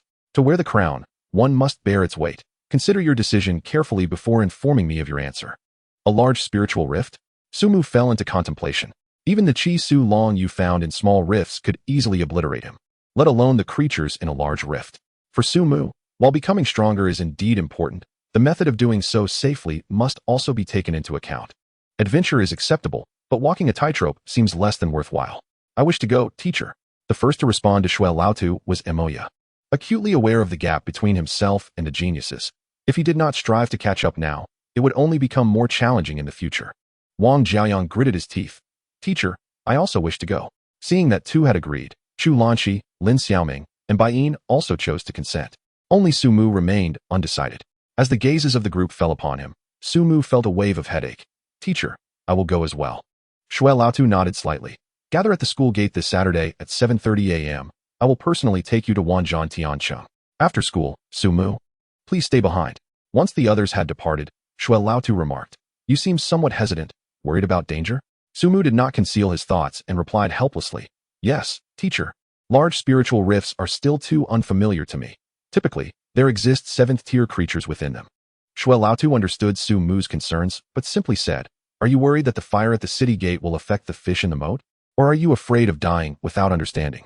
Do you think hiding in Songcheng will spare you from misfortune? When you were drawn into the rift, had you encountered a 2nd-tier exotic beast, would you still be alive now? You may believe that war is distant from you. However, all giant spiritual rifts are guarded, seemingly beyond the reach of the interior. Yet, if I told you that Yongyi, who was nearly breached last year, and Wan Yao Xianmen, has already experienced 4 large beast waves in just half a year, what would you think? Chapter 29, Entanglement of Qi. How is it that there is no news at all, teacher? Su Mu was somewhat astonished, as the news Shuai Laotu conveyed was exceedingly alarming. The breach of the defenses of a giant spiritual rift signifies that the surrounding 1,000 miles would descend into a hellish realm. The giant spiritual rift, Sanzhongjin Ta, in the southern region of Yinzhu had breached its defenses twice, with millions of mummy fish pouring forth, leaving death and plague in their wake. That was a true scene of bones exposed in the wild, with not a single rooster crowing for 1,000 miles. Both breaches were only stabilized through the cooperation of multiple nations, allowing Yinzhu to re-establish the barricade around Sanzhongjin Ta. If both Yong Yihu and Wan Yao Xianmen were to fail, it is feared that 1/3 of Xiagua would be affected. Shuai Laotu cast a glance at Su Mu. When your strength increases further, you will come to understand. You remind me of my younger self, possessing talent, ideas, and capability, yet lacking in motivation. I tell you, I made a wager with Xiao Zilin, the stakes being the essence of blazing fire and the seed of Zhu Rong. Moreover, if you win, Xiao Zilin has promised to grant you another advanced skill book. The wager is that you must surpass Chen Xiao in next month's monthly exam. If you cannot surpass Chen Xiao, you little rascal should abandon any thoughts of the Chufeng Cup and prepare for an early bedtime. Su Mu's mouth fell slightly agape. Teacher, you would casually wager such precious items? Shuai Laotu shot a glance at Su Mu. Knowing their value, should you not hurry back to prepare? Su Mu nodded vigorously. Rest assured, teacher, I will not disappoint. Watching Su Mu's rapidly departing figure, Shuai Laotu sighed softly. I hope you do not end up like me, gaining knowledge only through loss. In truth, even without Shuai Laotu's words, Su Mu felt a sense of urgency. He had conversed with Huang Fufan, who indicated that Chun Zhao's talent barely allowed entry into the Chufeng Cup, yet attaining a ranking within it would prove exceedingly difficult. After all, the Chufeng Cup is a grand event hosted jointly by 3 provinces, essentially equivalent to a national competition. It is not rare for competitors to have a parent who is a 5th-tier martial artist, or even a grandparent who is a 7th-tier extraordinary being. To overtake them would certainly require a vigorous push. Each time he contemplated this, Su Mu experienced a pang of frustration. How could Shuai Laotu dare propose that he secure a top 3 finish in the Chufeng Cup? Such a feat would be unthinkable for others, let alone achievable. In order to attain a top 3 finish in the Chufeng Cup, his second beast must also be well considered. For now, he must first assist the Qi Rong Hu in imprinting the first star, establishing the star tower. The first star Su Mu chose was the 7th star of the Big Dipper, known as Yao Guang, also referred to as Pajun. Pajun governs the power of renewal and rebirth, symbolizing subversion and reconstruction. Among the Big Dipper, it is undoubtedly the foremost in aggression. To establish the star tower, one must first imprint the star. To imprint the star, a connection with the star must be formed. The starlight that Su Mu and the Qi Rong Hu absorbed in recent days was in pursuit of establishing a connection with the Pajun star. While this endeavor sounds simple, it is quite the opposite in practice. Were it not for entering the starry wilderness and lacking the star fruit, Su Mu would never have allowed the Qi Rong Hu to choose the star monarch evolution path. Nearly a month had passed, and only through the relentless efforts of Su Mu and the Qi Rong Hu did Yao Guang finally respond. Prior to this, Yao Guang had been like a steadfast monk, indifferent to Su Mu and the Qi Rong Hu's attempts to attract its attention with starlight, showing no signs of reaction whatsoever. What are the stars of this world? Su Mu's consciousness, entwined with that of the Qi Rong Hu, seemed to transcend the vast cosmos, traversing a bridge woven from starlight, arriving at the threshold of Yao Guangxing. According to Su Mu's understanding, all stars should be suns, akin to the sun itself. However, the sensation emanating from Yao Guangxing was entirely distinct from that of the sun. If one were to attempt a description, it would be as if the entirety of this celestial body were crafted from jade. The power of Yao Guang was imbued with the gentle radiance of starlight, yet interlaced with an unparalleled sharpness. A gentleman conceals his capabilities, remaining still until the moment of action, like thunder reverberating. Su Mu suddenly realized that he could not possibly be the first human to endeavor to leave a mark upon the stars. After all, within the existing extraordinary system, only the branches of star mages and star diviners from the magical domain harnessed the power of the stars.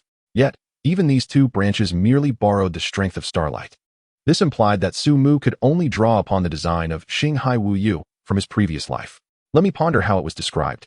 With starlight as the guide, the flow of energy intertwines, gazing at the stars from afar, yet they are within arm's reach, indomitable. And only then can the imprint be made. Su Mu suddenly recognized that this description was scarcely different from silence. He felt a surge of frustration.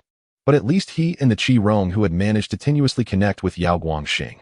Lingering outside was not a viable option. Regardless, he resolved to plunge forward. Gritting his teeth, Su Mu, along with a fragment of the Qi Rong whose consciousness, dove headlong into Yao Guangxing.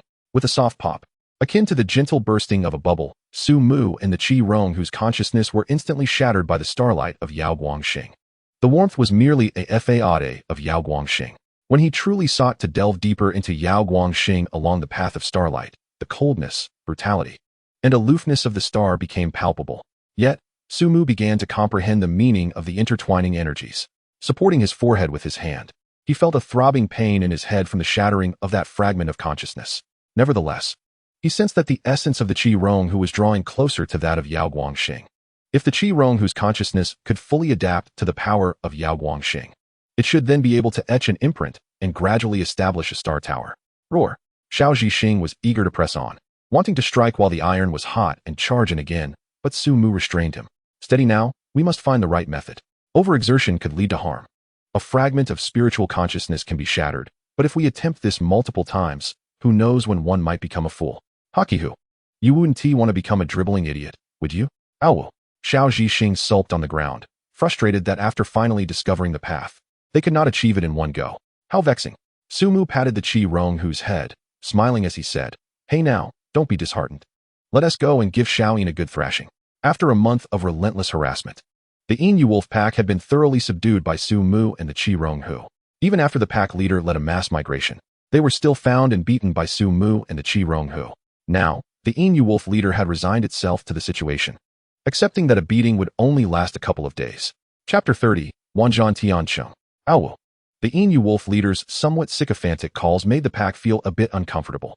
Having just been beaten, they still had to bring food to the Qi Rong Hu with a smile. Was this not akin to having one cheek slapped and then offering the other for a strike? Yet, despite their grievances, the wolves expressed no dissatisfaction. After all, they could not overpower their leader, nor could their leader overpower this Qi Rong Hu. Since the last time the Yin Wolf leader had led the entire pack to hunt the Qi Rong Hu, only to be toppled one by one, the leader had lost all desire to resist. They were merely focused on survival. However, Su Mu did not exploit the Yin Wolf pack for nothing, in good spirits. He would share some scraps from the Xian Shui Bainyo with them. Parts that the Qi Rong Hu did not favor, such as certain entrails and necks, were given to the Yin Wolves. Consequently, the Yin Wolf pack had developed a sort of Stockholm syndrome. Many of them even contemplated whether to support the Qi Rong Hu as their new leader. As for the issue of species, that was of no concern. The Yin Wolves expressed their strong adaptability. However, Su Mu and the Qi Rong Hu had no such aspirations. Their primary goal in the Starry Plains was to enhance their own strength. Su Mu had not approached Xing Chunhu again. Now, he used drones from a distance to harvest star fruits. On one occasion, while collecting star fruits, he inadvertently encountered the Qi Su Long Yu hunting, resulting in his drone being pierced by a water arrow from the fish. This further solidified Su Mu's resolve to keep a safe distance from the Qi Su Long Yu. A gentleman does not position himself beneath a wall. He would take his revenge for the destroyed drone in due time. In the following days, each time Su Mu and the Qi Rong Hu entered the Starry Plains, they would attempt to immerse their consciousness in Yao Guangxing. Yet, each time, They were shattered by the murderous aura emanating from the star. The good news was that, with the intertwining of energies, the duration of their persistence had noticeably increased. The bad news was that the length of time they were shattered also extended. What had once been a swift decapitation had now become a slow torture. Only Su Mu and the Qi Rong who understood the agony embedded within this experience. On a Friday, as his energy was once again pierced by the starlight of Yao Guangxing, Su Mu's pallor reflected a bitter smile. Indomitable. Does it truly mean one must die 100 times to leave an imprint? Beside him, the Qi Rong whose aura was faint, its expression somewhat dazed. Haki who was truly on the verge of becoming a foolish tiger. Su Mu flipped his palm, and with a flash of light from his ring, a crimson fruit appeared in his hand. He deftly pried open the Qi Rong whose mouth, placing the fruit inside, then lifted its chin. Don't chew, swallow it. With a gulp, the Qi Rong who swallowed the fruit whole, only to belatedly stick out its tongue with a grimace. This red fruit, known as Nshengua, could soothe mental trauma, and among similar resources, it was highly cost-effective, yet each fruit still required 40 to 50 points. Its drawback was its bitterness and astringency. Xiao Zhixing had a hearty appetite and would eat anything as long as there was sufficient meat.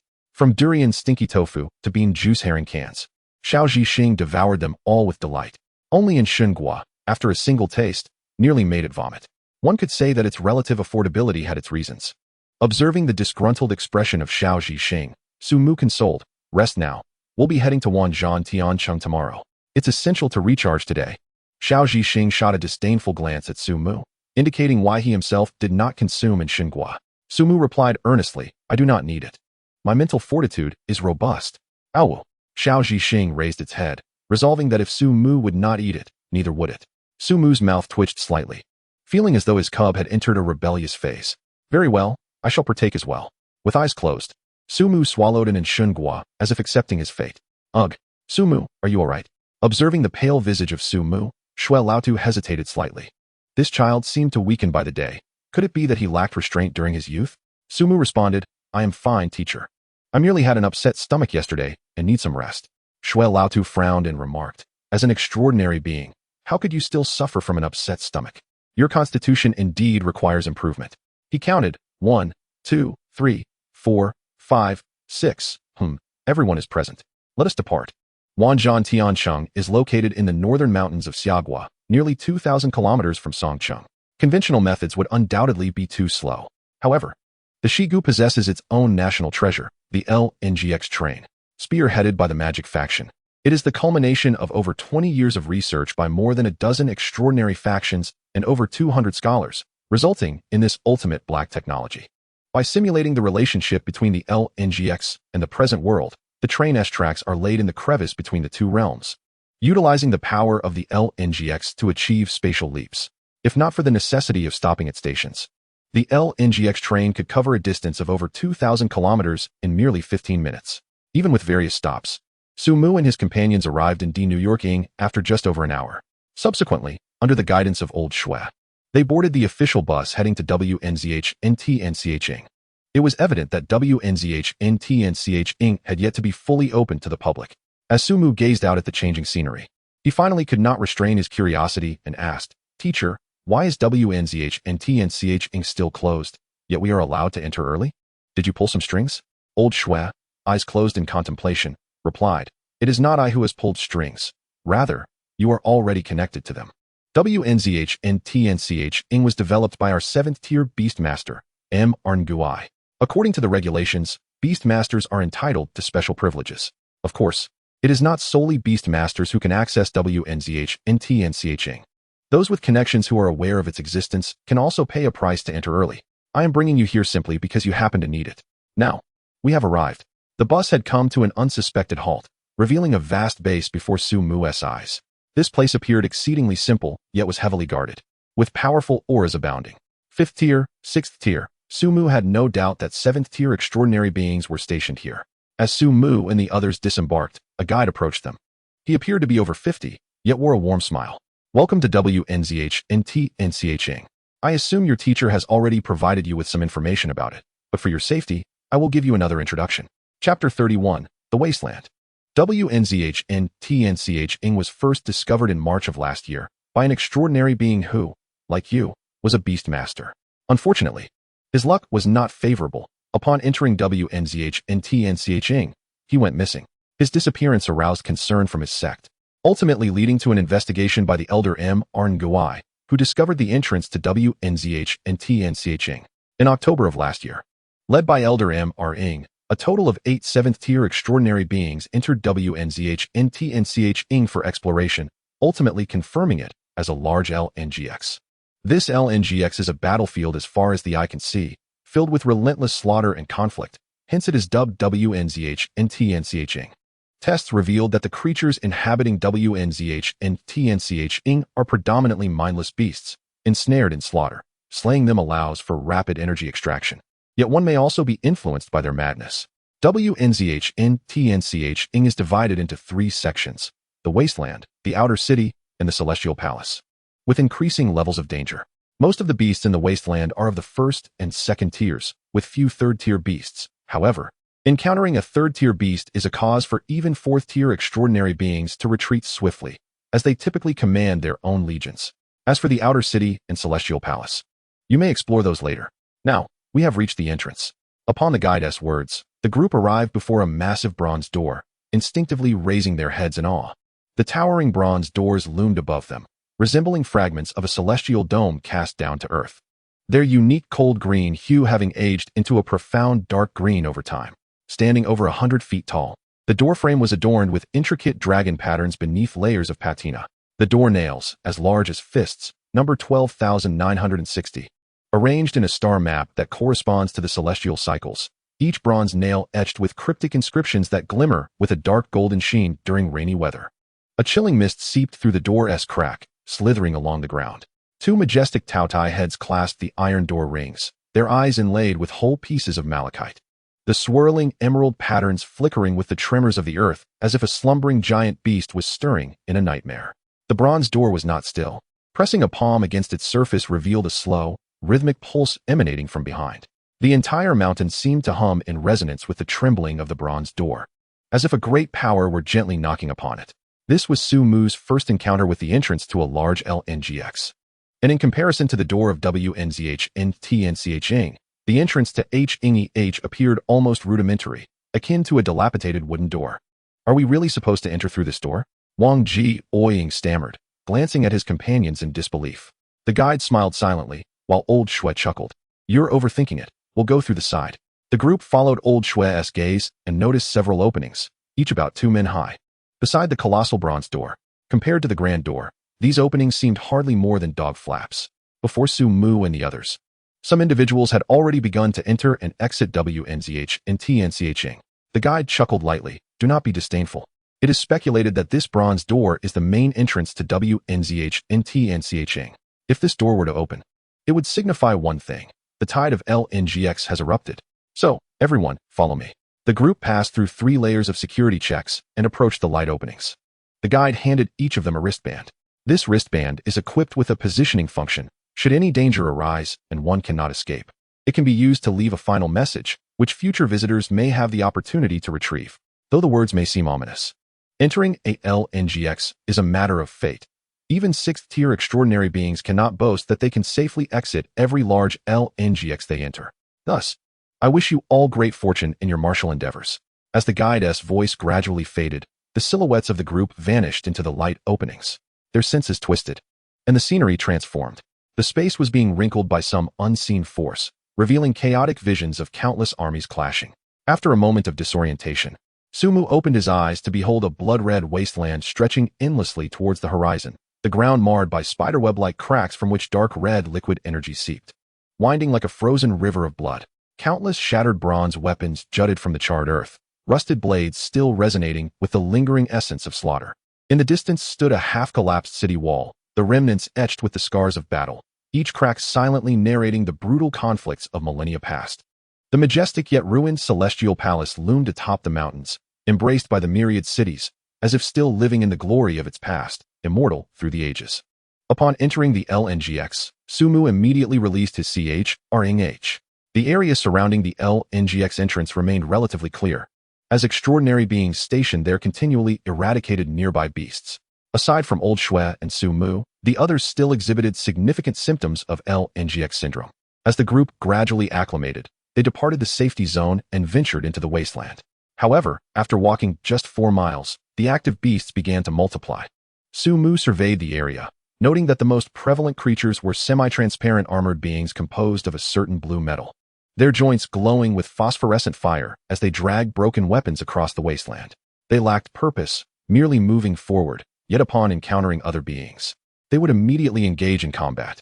The Ynkiling, the most common and lowest tier creatures here, Old Shui remarked. Who among you will step forward to test the waters? Biyn eagerly responded. I will go first, teacher. He raised his hand and declared, Blade Feather Falcon. Vacuum Blade. With a piercing cry, the Yn's companion, the Su-in, flapped its wings, unleashing several round blades of air that struck the specter-like armor spirit with precision.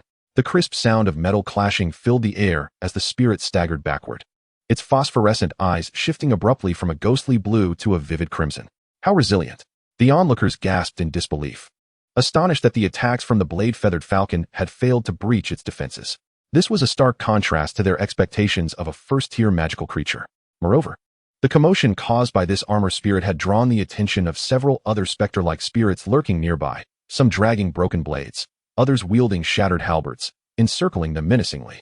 Elder Shui, appearing nonchalant, had somehow procured a chair, settling down with a teacup, seemingly enjoying the unfolding drama. Chapter 32. Immunity. Su-mu casually surveyed the specter-like spirits, calculating their strengths in his mind.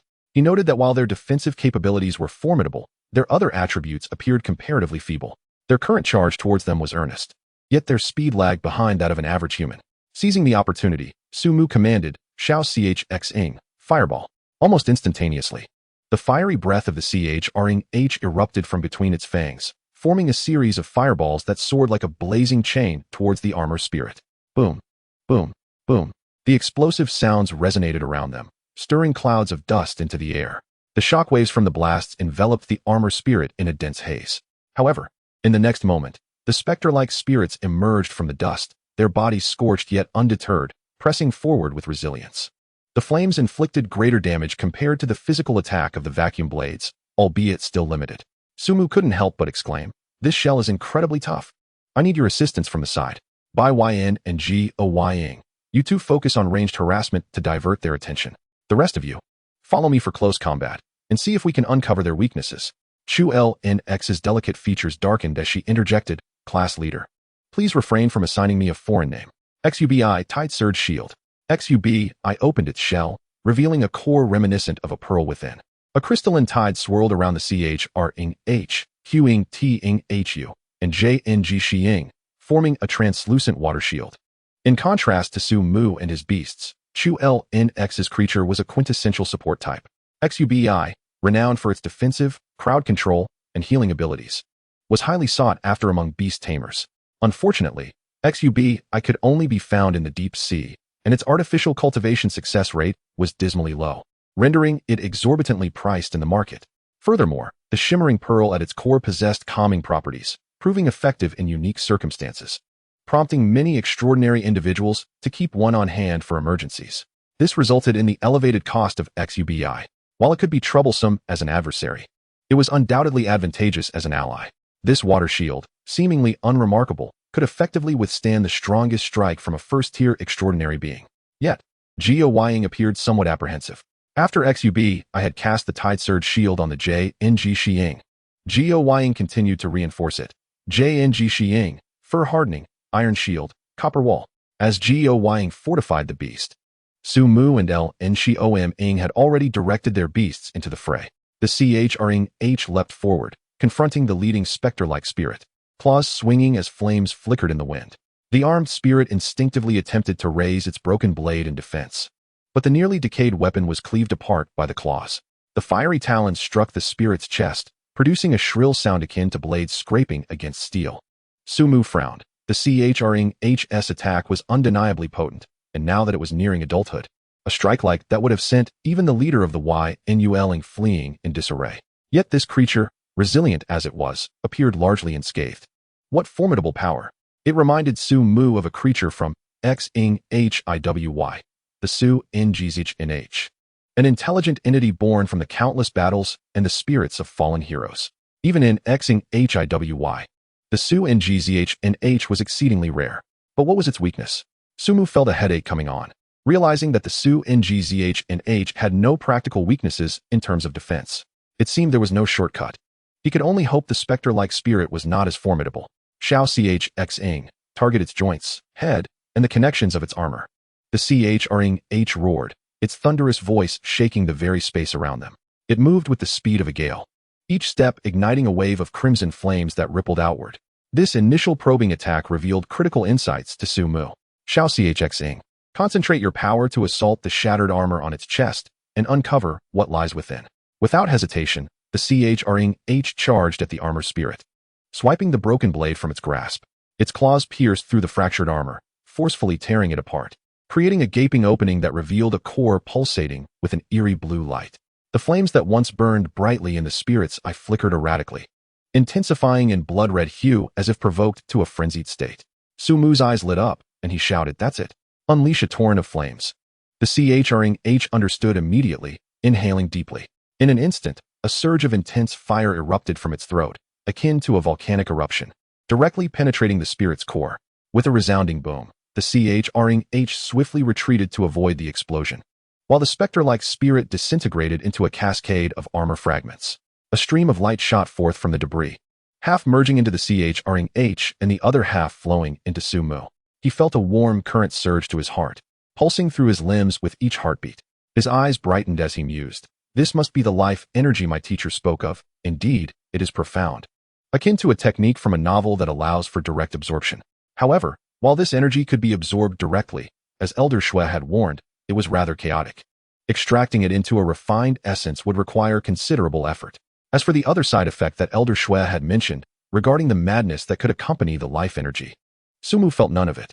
He quickly realized why. XNT Ihuaring. The skill shared from the Chring H had proven invaluable here. The frenzied will contained within the life energy could be considered a form of mental assault, yet at this level of mental attack, XNT Ihuaring granted him immunity. Sumu instinctively glanced at Elder Shui, who nodded approvingly upon observing his unperturbed demeanor, leading Sumu to a sudden understanding. His teacher had anticipated the significant advantage he would possess as the beast tamer of the Chring H in this situation. Is this truly the reason why the teacher believes he has a chance to challenge for a top 3 position in the Chufeng Cup? Chapter 33, Burning Soul. Was this also part of your scheme, Teacher Shui? Sumu took a deep breath, realizing that he was still quite young.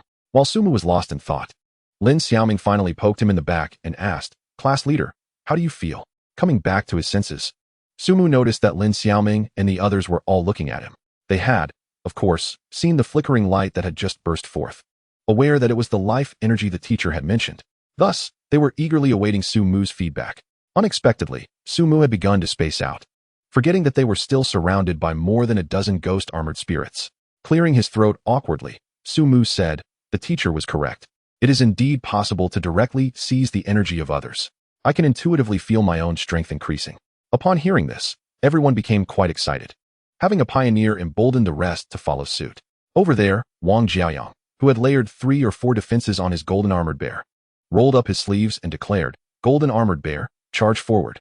Smash through. The golden armored bear charged like a rampaging bull, each step causing the ground to tremble, forcefully scattering the formation of the ghost armored spirits. Lin Xiaoming seized the opportunity, instructing the Qing Tongue monkey to bind one of the ghost armored spirits with its vines, while the blade feather falcon unleashed a series of vacuum blades, finally tearing apart the shattered armor at its chest and shattering the core. The broken armor fell lifelessly, while the energy within the core split into several streams, each diving into Lin Xiaoming and the others, as well as their beasts. Teacher Shui added, "The rules of Wanzhan Tianqing are quite interesting. The more effort you exert, the greater share of energy you receive after the battle. This also prevents some from attempting to exploit loopholes." This almost law-like power sparked curiosity in Sumu, but he understood that such power was not something he could contemplate at this moment. However, he had completely grasped the mode of operation here, defeating monsters to level up. This was something he was all too familiar with. With the collective effort of everyone, the surrounding ghost-armored spirits were swiftly eliminated. Sumu received the most energy, nearly a third of the total. Chu Lanqi received the least, perhaps due to the fact that the CSL was primarily engaged in support. Yet, despite receiving the least energy, Chu Lanqi was still incredibly excited. The ability to feel oneself growing stronger in such a direct manner was simply marvelous, providing a sense of accomplishment unmatched by any training method. However, Along with the energy absorbed, there were also remnants of madness and slaughter. A glance revealed that the pupils of Wang Jiaoyang and the others had taken on a faint hue of blood. The troubling thing was that they did not seem to notice any discomfort. Instead, they felt somewhat exhilarated.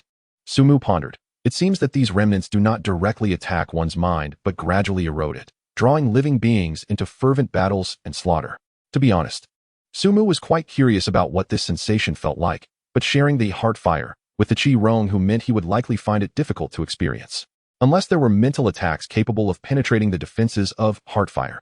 With teacher Shui accompanying him, Sumu felt that his classmates would not be completely dragged into hell and lose themselves. However, following the main group did affect Sumu's efficiency somewhat. Thus, he approached teacher Shui and said, "Teacher, I wish to venture a bit farther away."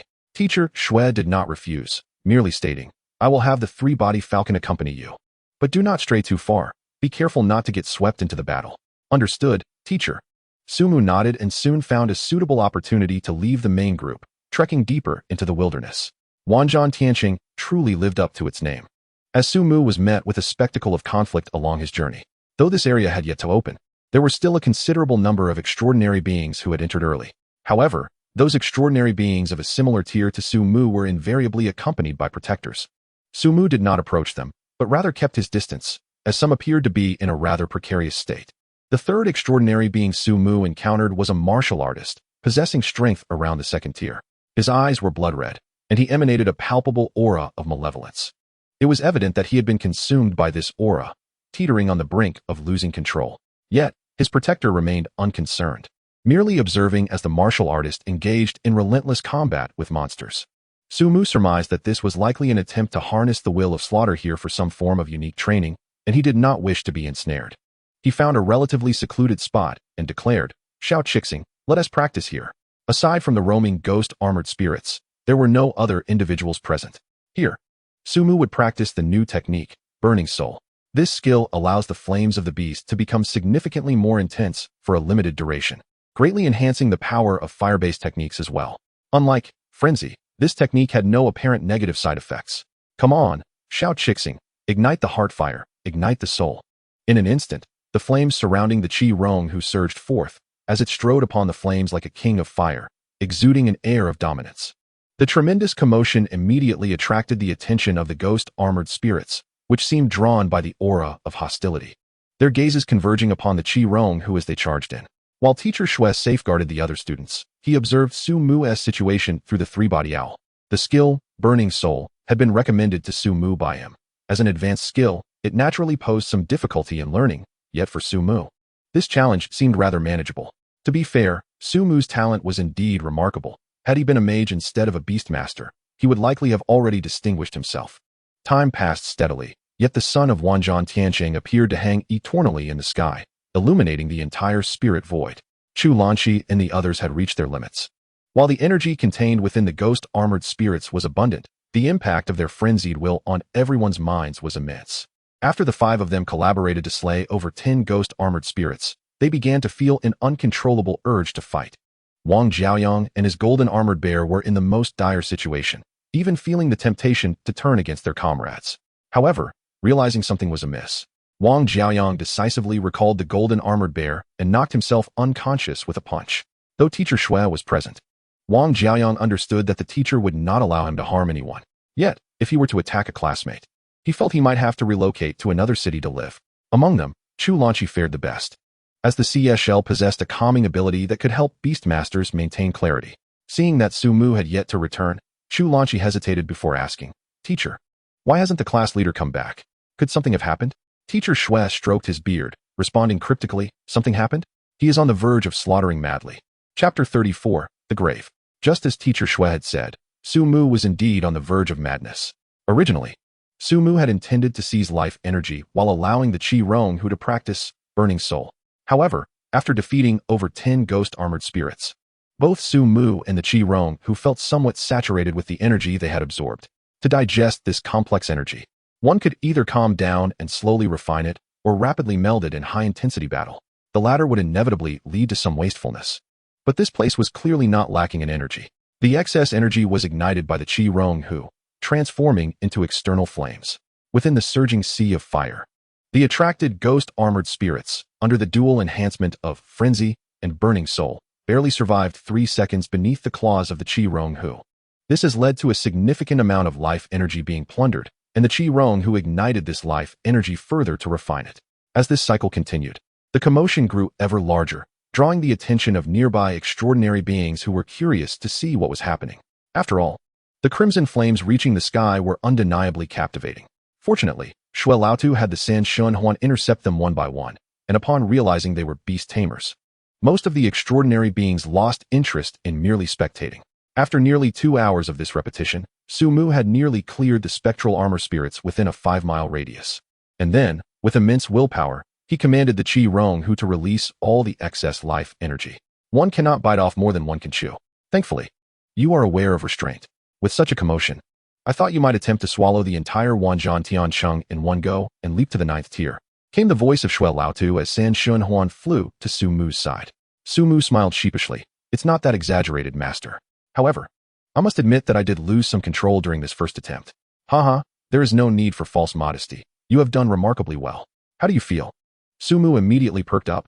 I feel splendid, master. If I could stay here, I believe I could break through to the 2nd tier in just 2 or 3 days. The Chi-Rong-Hu might take a bit longer, but a week would certainly suffice. San Shun Huan lightly flapped its wing against Su Mu's head, and Shui Laotu, somewhat exasperated, remarked, "Oh, you big-headed fool. With such a haphazard approach to improvement, you'll be lucky to reach the 3rd tier in your lifetime. Go back and properly digest this. I will bring you here again next week. Now, hurry and follow San Shun Huan back."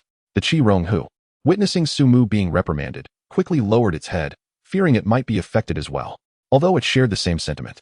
The speed of power enhancement here was undeniably superior to that outside. Su Mu understood the importance of solidifying his foundation. Otherwise, he would not have instructed the Chi-Rong-Hu to disperse the excess energy. Yet, he could not deny that in such an environment where strength could be rapidly enhanced, he had become somewhat carried away. Just as he began to float, Shui Laotu yanked him back down to earth. He replied earnestly, "I understand, master. I will do as you say." San Shun Huan gave a slight nod and took to the skies. However, after flying a few dozen meters, it turned back to find Su Mu still standing in place. Shui Laotu's voice rang out, "Is there something else?" Su Mu quickly gestured for silence. "Master, look." Through the sight of San Shun Huan, Shui Laotu followed Su Mu's finger to see a battlefield in disarray, where a spectral armor spirit had appeared unbeknownst to them. Amidst the shattered remnants of armor, this spectral armor spirit stood out distinctly. What is so special about a spectral armor spirit? Is that truly a spectral armor spirit? Upon uttering the words, Shui Laotu felt something was amiss. While this entity bore some resemblance to a spectral armor spirit, it was undoubtedly not one.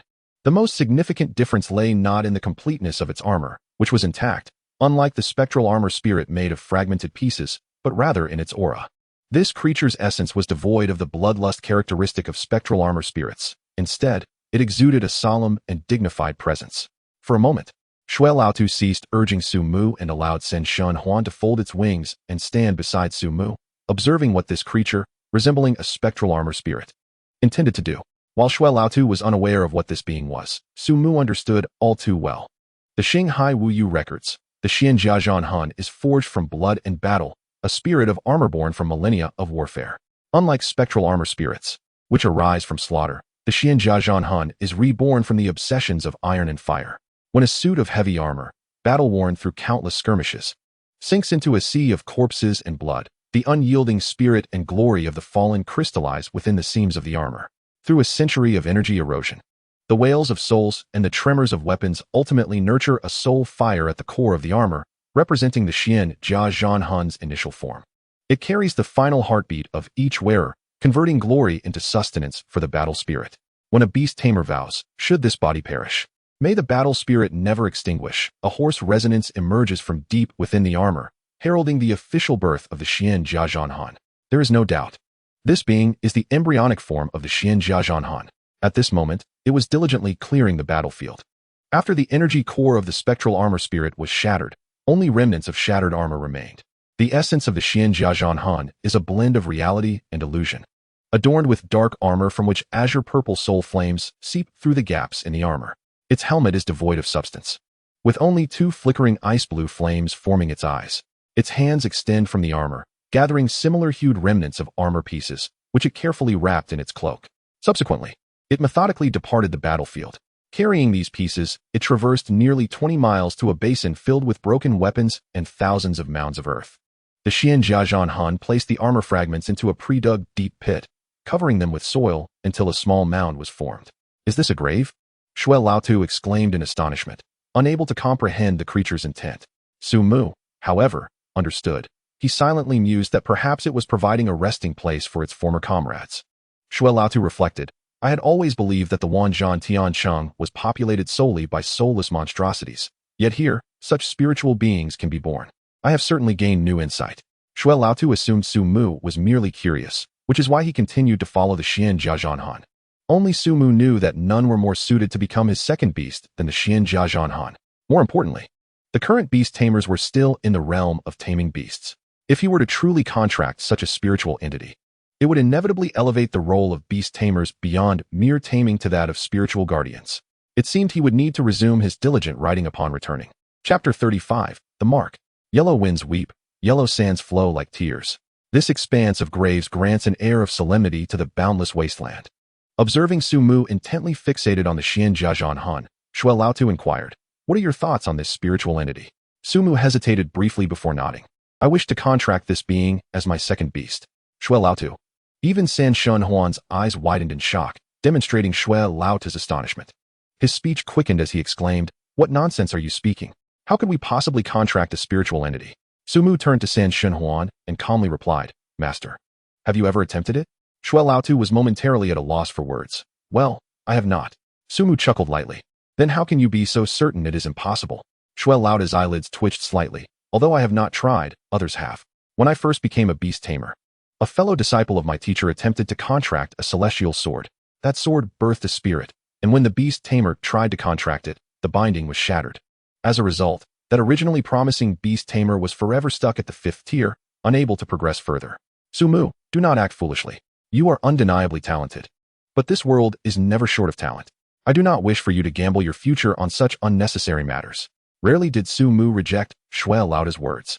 His gaze was resolute as he stated, "Master, the strongest beast tamer, Senior Mu Rong, is only at the 7th tier. Whether he can break through to the 8th tier remains uncertain, let alone the legendary 9th tier. I acknowledge that I may not be an unparalleled genius, but the path ahead already reveals its conclusion. If I cannot continue to forge my way beyond the path of my predecessors, then what meaning does it hold to become an extraordinary being? I wish to give it a try." Old Shui remained silent for a considerable duration, letting out a deep sigh as he spoke. "Indeed, I am aging. If you wish to test it, then go ahead. I shall endeavor to ensure your safety. Is there anything else I can assist you with?" Su Mu chuckled. "Teacher, it's far too early for you to be so pessimistic, especially since I have yet to reach the 2nd tier. However, there is indeed one matter I require your assistance with." Old Shui replied, "Let me guess. You want me to ask the Guardian to mark this spiritual entity. Items found within the Spirit Rift are considered unclaimed. Once you acquire something from the Rift, it belongs to you, but upon exiting, you must pay a commission to the authorities based on its value. Some rare materials may not yet be fully formed, and if someone sees them but hesitates to take them, the authorities will offer a service. By paying a certain number of points, the Guardian of the Rift can mark the valuable materials, signifying that they are claimed. Naturally, the longer the item remains unclaimed, the more precious it is, and the higher the points required. Yet, I wonder what price the authorities will assign to the recently birthed Xuanjia battle soul." Old Shui acted swiftly, promptly contacting the Guardian. In just over half an hour, a 4-person team arrived beside Su Mu. One of them, a bespectacled gentleman who appeared cultured, was likely the assessor. Adjusting his glasses, he gazed at the distant Xuanjia battle soul and remarked, "Ah, it is indeed that one." At this moment, Old Shui had also approached Su Mu, casting a sideways glance at the assessor. "What? Do you already know?" The assessor chuckled lightly. "Your words are quite amusing, after all. This is merely a spiritual entity from the wasteland, not from the celestial palace. We are familiar with about 90% of the items in the wasteland. It is a variant of the soul armor spirit, with approximately 4 or 5 existing in this wasteland. Unlike other soul armor spirits, it does not actively attack passing beings. However, due to its low tier, its usefulness remains undiscovered thus far. If you require a mark, it costs only 10 points per day." Su Mu nearly spewed his drink upon hearing this. Just 10 points a day? How could he utter such a statement? This translates to 5,000 summer coins daily. Nevertheless, for the sake of the Xuanjia battle soul, Su Mu gritted his teeth and complied. He dutifully transferred 300 points to the assessor. "Let us mark it for a month, thank you very much. Additionally, if it does not yet have a name, How about we call it Xuanjia Battle Soul? The assessor regarded Su Mu with mild surprise. This young man seemed rather affluent. Could he be the treasured son or grandson of some esteemed family out practicing? He appeared quite respectable, but alas, he was merely a Beastmaster. The assessor shook his head internally, yet his face bore the signature smile. I am delighted to serve you. We will certainly consider your suggestion. With that, a third-tier mage stepped forward, holding his wand aloft. Marking magic. A stream of light erupted from the wand, spiraling twice in the air before settling at the feet of the Xuanjia Battle Soul, forming a conspicuous five-pointed star formation. This formation serves no purpose other than marking.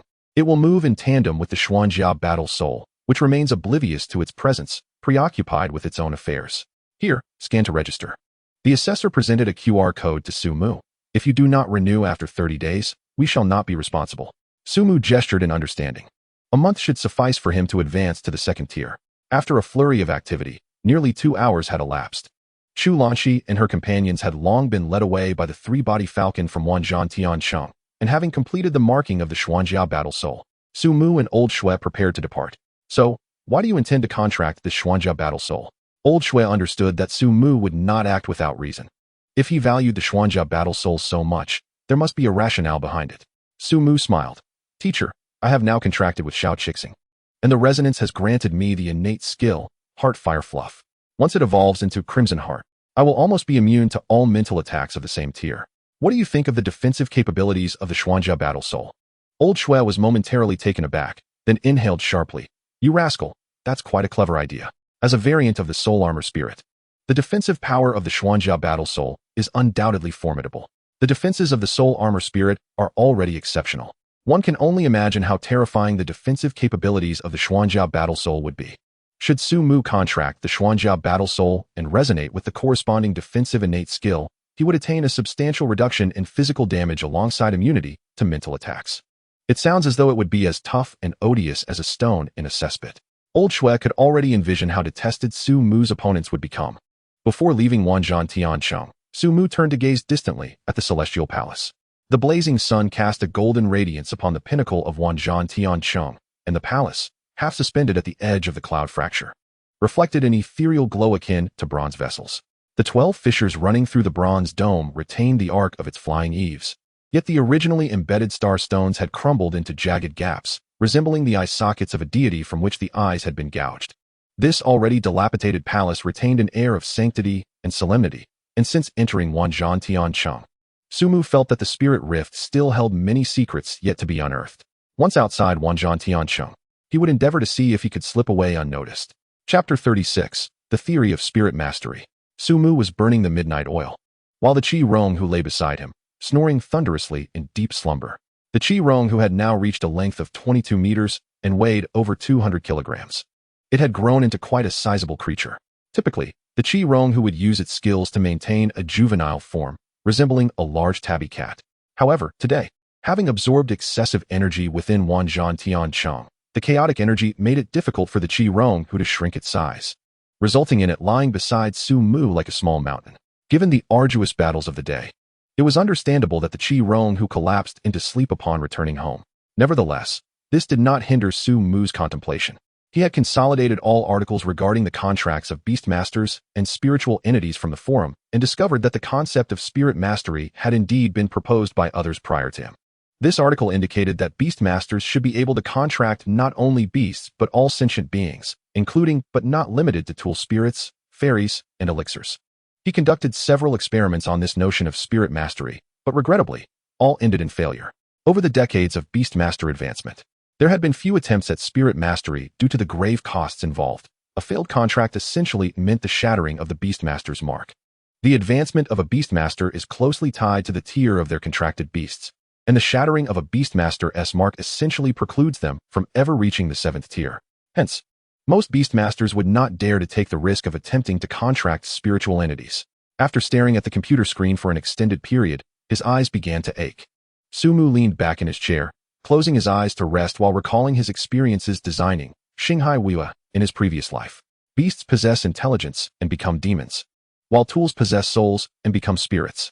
Although both spirit mastery and beast mastery fundamentally involve contracts, the distinction lies in that beasts inherently possess spirit, while tools do not. The allure of beasts to beastmasters is significant, as the spirits of these creatures instinctively gravitate towards their masters, a natural inclination. Just as Su Mu was passively contracted by the Qi Rong Hu, the process was seamless and devoid of complications. However, spiritual entities tend to be more cumbersome, raising the difficulty significantly. In Xinghai Wuyue, the Xuanjia battle soul would randomly respawn on an ancient battlefield, categorizing it as a rare beast. To forge a contract with the Xian Kaijian Han, one must first locate a suitable spirit and mark it. Subsequently, for 10 consecutive days, one must aid the spirit in vanquishing its foes, thereby maximizing the affinity. Only then may one attempt to establish a contract. As Su Mu opened his eyes, a pivotal question struck him. Why do beast tamers rarely fail in contracting their beasts, yet there are no successful cases for contracting spiritual entities? Upon revisiting the texts, he discerned a critical distinction. When a beast tamer attempts to contract a beast, any unwillingness manifests as overt resistance, prompting the tamer to abandon the effort. Conversely, spiritual entities do not exhibit resistance prior to the contract, as they lack such awareness. However, once the contracting process commences, they may retaliate, leaving the tamer with no escape.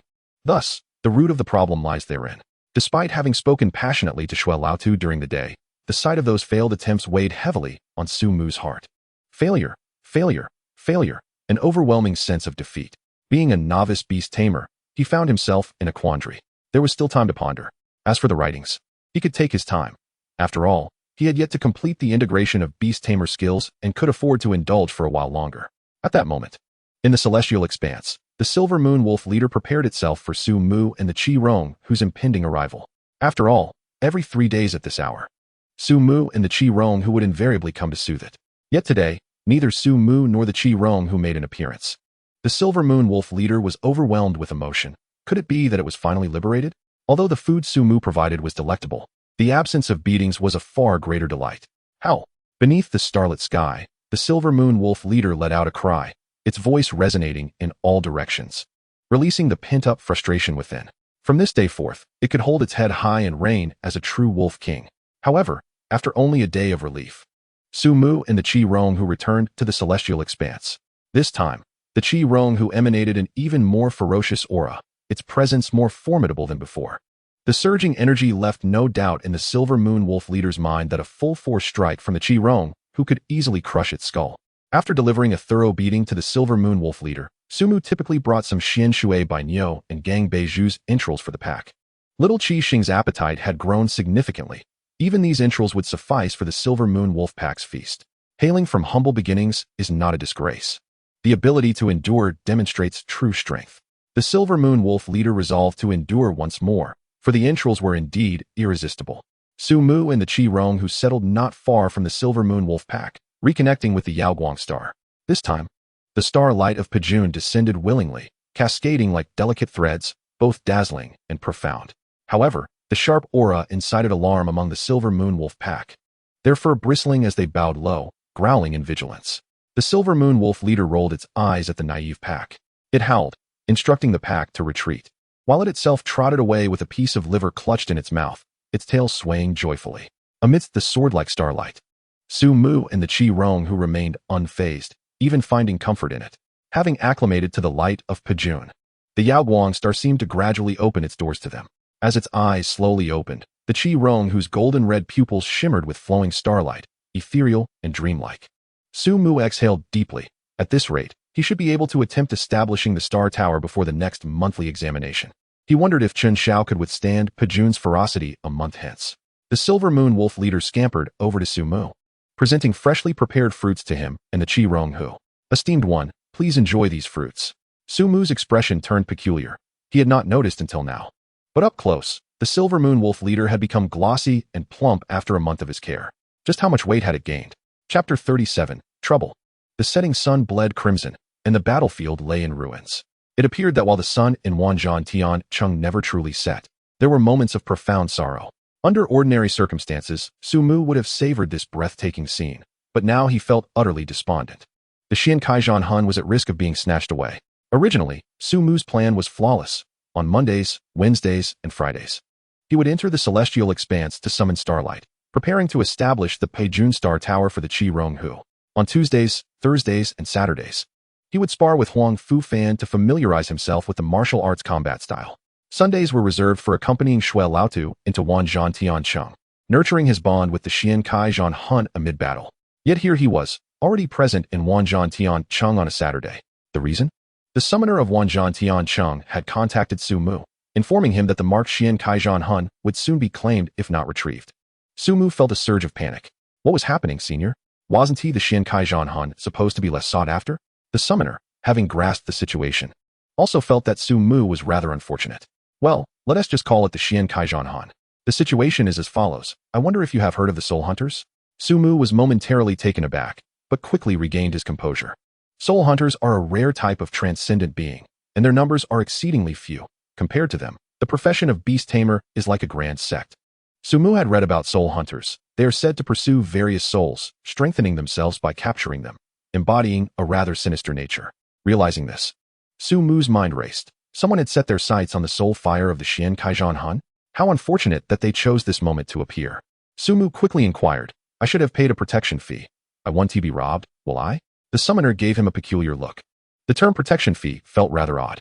Rest assured, during the marking period, no one can take it from you. However, you only marked it for a month.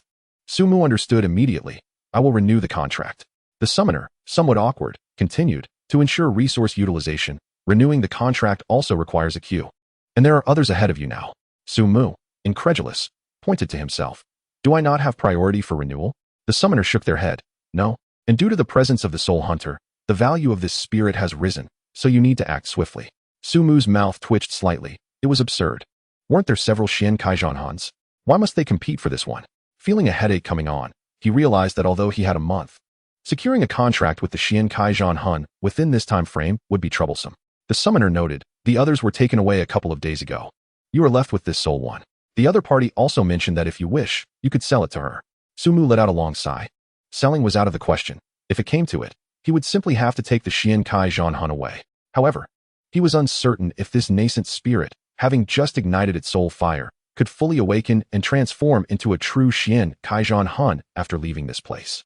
Observing Su Mu's inner turmoil, the summoner produced a gold coin and kindly suggested, how about we flip a coin? I always do that when I'm torn. Su Mu accepted the gold coin, deftly flicking it with his thumb. The coin spun gracefully in the air for several moments before he caught it in his hand. In 3 weeks, when the time came, I will take this fellow away. For now, I must first enter Wanzhong Tiancheng. The guide nodded slightly and replied, of course. By the way, may I ask the name of that soul hunter? The guide raised an eyebrow and said, please wait, I will inquire. Su Mu asked, are you asking on sight? After just 2 breaths, the guide nodded and said, in principle, it is not allowed, but the other party has agreed to tell you the name. Tao Jiao Yao, Zhuizhuiqihua. Su Mu speculated, is it a girl? Named Tao Yao? No, it's Tao Su, replied the guide. Su Mu remarked, sounds quite delicious. If I remember correctly, the senior soul hunter close to the 8th tier also has the surname Tao. Now that I know the name, I can conduct a little investigation when I return. At this moment, Shui Laotu, who was standing beside Su Mu, finally spoke up. I will have Sanshin's son accompany you inside. Su Mu nodded, thank you, teacher. The nearly half-meter-tall Sanshin's son perched on the back of the Qi Rong Hu, following Su Mu into Wanzhong Tiancheng. After Su Mu departed, the guide raised an eyebrow at Shui Laotu and said, why were you silent just now? Shui Laotu replied nonchalantly, my student has a strong sense of independence. I don't think there was anything I needed to contribute. It is rather you, as the chief spirit guardian here, serving as a guide. Does that not seem odd? Hussein chuckled. After all, it has been quite a while since we last met. It is a rare opportunity to chat with an old friend. As he spoke, Hussein scratched his chin and pondered, speaking of which, did I forget something? After a brief silence, Hussein suddenly slapped his thigh. Oh no, my gold coin. Shui Laotu shot Hussein a glance and said, I thought you had intentionally given it to Su Mu. Hussein lamented. That was a level 8 rare item. It has accompanied me for many years. I am not that extravagant. Shui Laotu contemplated. Since it was not given by you intentionally, it indicates that it chose Su Mu. I am becoming increasingly curious about this student of mine. Hussein hesitated, ultimately feeling too embarrassed to ask Shui Laotu for the coin back, especially since it originally belonged to him as well. As Shui Laotu mentioned, this gold coin is known as Lucky Gold Coin. Its function is quite simple. When cast aside, it can temporarily enhance one's luck. The concept of luck is rather mysterious, yet one cannot deny its existence. As a level 8 rare item, the Lucky Gold Coin possesses a spirit. Hussein and Shui Laotu stumbled upon this coin when they entered a large spiritual rift. They decided its ownership by tossing the coin, and ultimately, It was claimed by Husi Nan. Just as the coin had once selected Husi Nan, today it has chosen Su Mu. Otherwise, a 7th-tier extraordinary being would not easily forget such a matter. Upon entering Wanzhan Tiancheng, Su Mu walked for a while before realizing he still held Husi Nan's coin. However, having already distanced himself from the entrance, he scratched his head and ultimately decided to return the coin to Husi Nan once he exited. At that moment, Sanshin's son transmitted Shui Laota's voice. No need to return it. That coin has been gifted to you. Chapter 38, Gestation. Su Mu looked at the gold coin in his hand, somewhat hesitating. Gifted to him. They had only met twice, so it seemed rather unreasonable. However, given the tone of his teacher's voice, it seemed he and the guide were old acquaintances. So there was likely no need for concern. Perhaps it was merely a memento. With that thought, Su Mu casually stowed the coin into his spatial ring. The spatial ring given by Shui Laotu was mostly used to store provisions for Xiaoqi Xing, with only a small portion left for Su Mu's use. Fortunately, a single coin would fit comfortably. Once he had sufficient funds in the future, he would definitely upgrade to a larger spatial treasure. Xiaoqi Xing tilted its head. Is it my fault? Sensing the mark he had established previously, Su Mu quickly located the Xian Jiazhanhan, which was currently wandering across the wasteland in search of its comrade's lost armor. Husi Nan plucked a handful of tea leaves and placed them into Shui Laota's cup, then filled it with boiling water. He partially covered the cup and curiously asked, "So, what is your student doing now?" Shui Laotu shared a visual connection with Sanshin's son and replied in a peculiar tone, he should be collecting corpses. He observed as Su Mu tested the Xian Jiazhanhan, confirming it posed no threat before following it alongside the Qi Ronghu. When the Xian Jiazhanhan encountered enemies, Su Mu would step in to eliminate them. When it gathered armor fragments, Su Mu would assist as well. Is this kid here to accomplish something, or merely to serve? Shui Laotu, having been a Beastmaster for decades, felt he could not comprehend the current generation of youth. After hearing Shui Laota's description, Husi Nan pondered, "Brother Shui, do you think this young lad might have seen some ancient texts or heard certain rumors? Is he here to try something?" Shui Laotu caressed the lid of his cup, brushing over the tea surface. "It's possible. I am also quite curious about what he intends to accomplish. When occurrences deviate from the norm, there is often something amiss." Shui Laotu certainly understood that Su Mu could not be aimlessly wandering. Husi Nan chuckled, "Forget it. These young ones are unpredictable. Back in the day, we also acted recklessly in the eyes of the older generation, disregarding rules and regulations." Shui Laotu reminisced about some foolish things he had done with Husi Nan and a few friends, shaking his head with a wry smile. One does not truly become young without making a few mistakes. By the way, I asked you to keep an eye on Sam's whereabouts. Any results? Husi Nan hesitated for a moment. Then, ensuring no one was nearby, furrowed his brow and said, "To be honest, Brother Shui, there have indeed been some vague leads recently, but when we sent someone to investigate, we found basically no clues." Shui Laotu paused in his actions, exhaling softly. "Please elaborate." Husi Nan continued, "As you know, after that incident, Sams was personally pursued by the divine warrior Wang Cheng, leading to a collision between the leader of the Gue-E Society and the divine warrior. After that, Sams vanished without a trace, as if he had never existed. Not only us, but even the undercover brothers within the Gue-E Society have no information whatsoever. However, for months ago, Tao Lao Sol searched a small head of the Gue-E Society captured in Jiangnan province, and to our surprise, Sams appeared in his memories. Following that lead, the investigation lasted over 3 months, ultimately revealing that Sam's trail led to Langya. Langya province, one of the 3 eastern provinces, is situated on the plains where rivers converge, spanning the Tianjiang. Economically, it ranks second in Xia country. In terms of college entrance examinations, it consistently produces the highest quality students, and in terms of background, it is the hometown of the divine warrior Wang Cheng. However, in terms of resources, Langya is somewhat lacking, as the number of large spiritual rifts does not reach the average for provinces in Xia country. This is also related to Langya province's dense population. But why would Sams be interested in Langya? A hint of brilliance suddenly flashed in Shui Laota's murky eyes. The Chufeng Cup? This year's Chufeng Cup is to be held in Chuhai City, Langya province. However, Shui Laotu quickly shook his head. No? While the Chufeng Cup is one of the top events in Xia country, Sams, being a 7th-tier extraordinary being, is unlikely to be interested in these 1st and 2nd-tier young kids. Husi Nan nodded. Exactly, and the impact of the Chufeng Cup is quite significant. This year, even the Divine Warrior's avatar will return to watch the matches. Sams would not be foolish enough to stir trouble at the Chufeng Cup. Moreover, thus far, this lead has yielded no definitive information regarding the connection between Sams and El Engi province. Whether it is merely a smokescreen remains uncertain. Perhaps this is yet another attempt to divert attention. Old Shui's somewhat calloused fingers caressed the Zisha tea cup in silence. Husinan sighed softly. Brother Shui, rest assured. Should I truly encounter Sames, I will personally apprehend him to avenge you. Old Shui lowered his eyelids slightly, saying, no, when dealing with him, there is no absolute certainty. Never act alone, or it would be akin to courting death. Even if you have broken through to the 7th tier, Sames reached that level 7 years ago. And no one knows what he obtained from the outer gods after the blood sacrifice of Bianyun Town. Little Chixing, Flame Claw. The merciless flames tore through the defenses of the ghost armor spirit, the sharp claws piercing the chaotic core as streams of light surged forth, causing fragments of armor to clatter down into the sandy ground. The Su Nji armor spirit selected some of the armor fragments, sending them to be buried in the grave. Sometimes, when there were too many fragments, the Su Nji armor spirit's cloak could not hold them all, and Su Mu would gather the scattered pieces together for disposal. Through frequent contact with these armor shards, Su Mu began to understand the true reason behind the Su Nji armor spirit's collection of these fragments. The will of the armor's owner in life was one aspect. The other was that the battle intent attached to the armor fragments would continuously temper the soul fire of the Su Nji armor spirit. Through countless trials, it would be forged into something divine.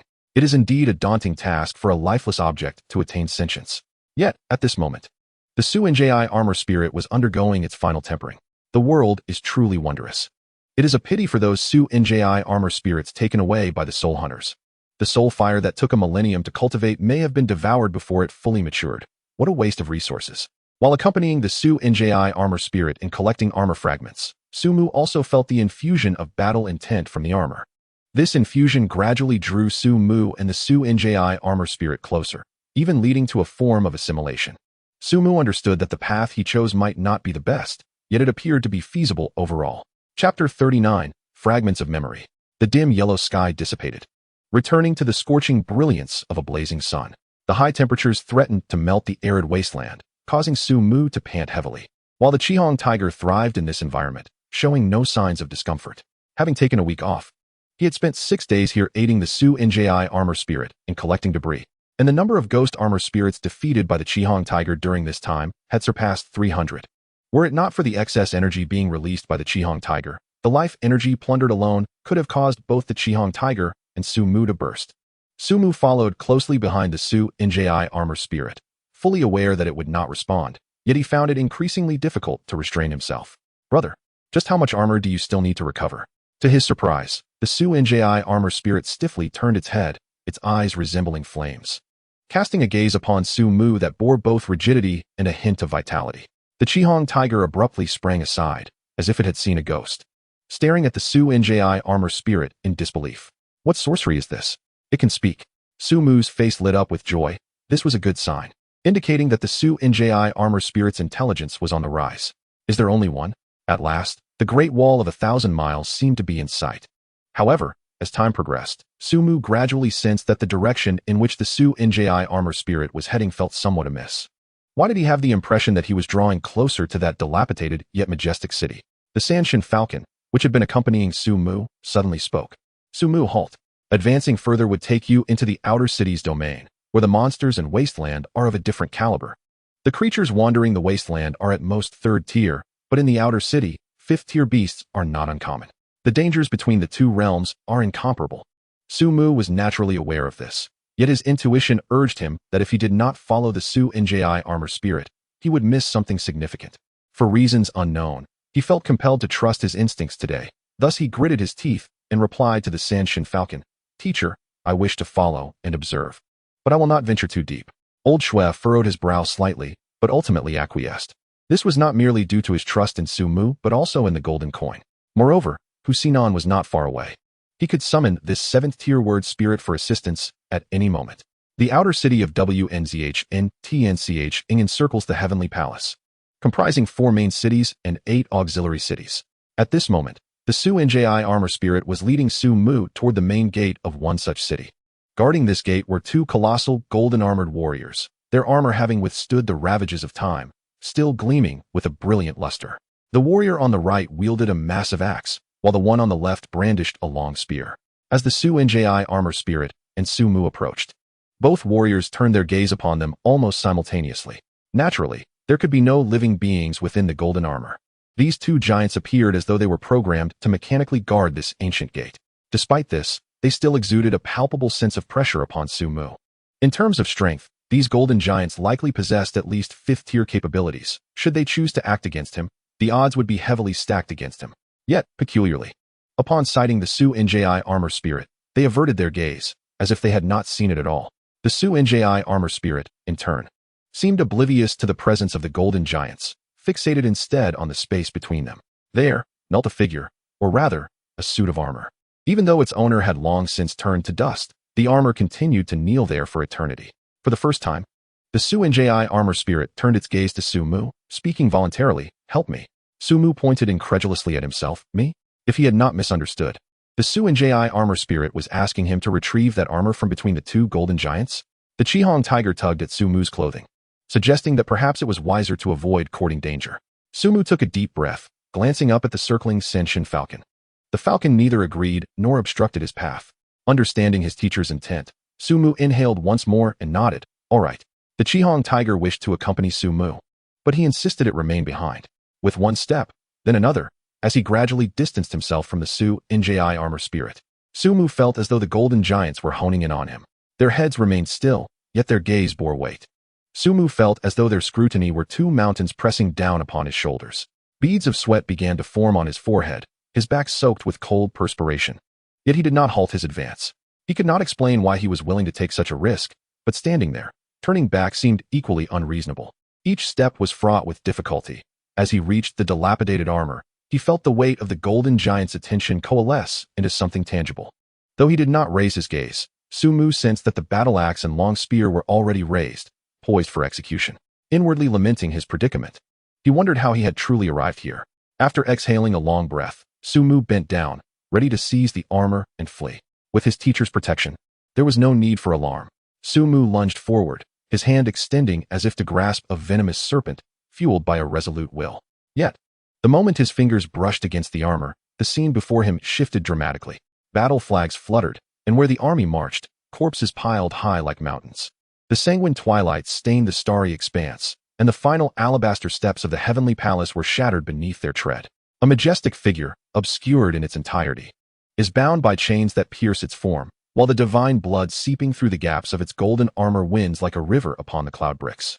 It has fallen from the heavens, struck down within the celestial palace, where the icy frost has congealed into both a throne and a tomb.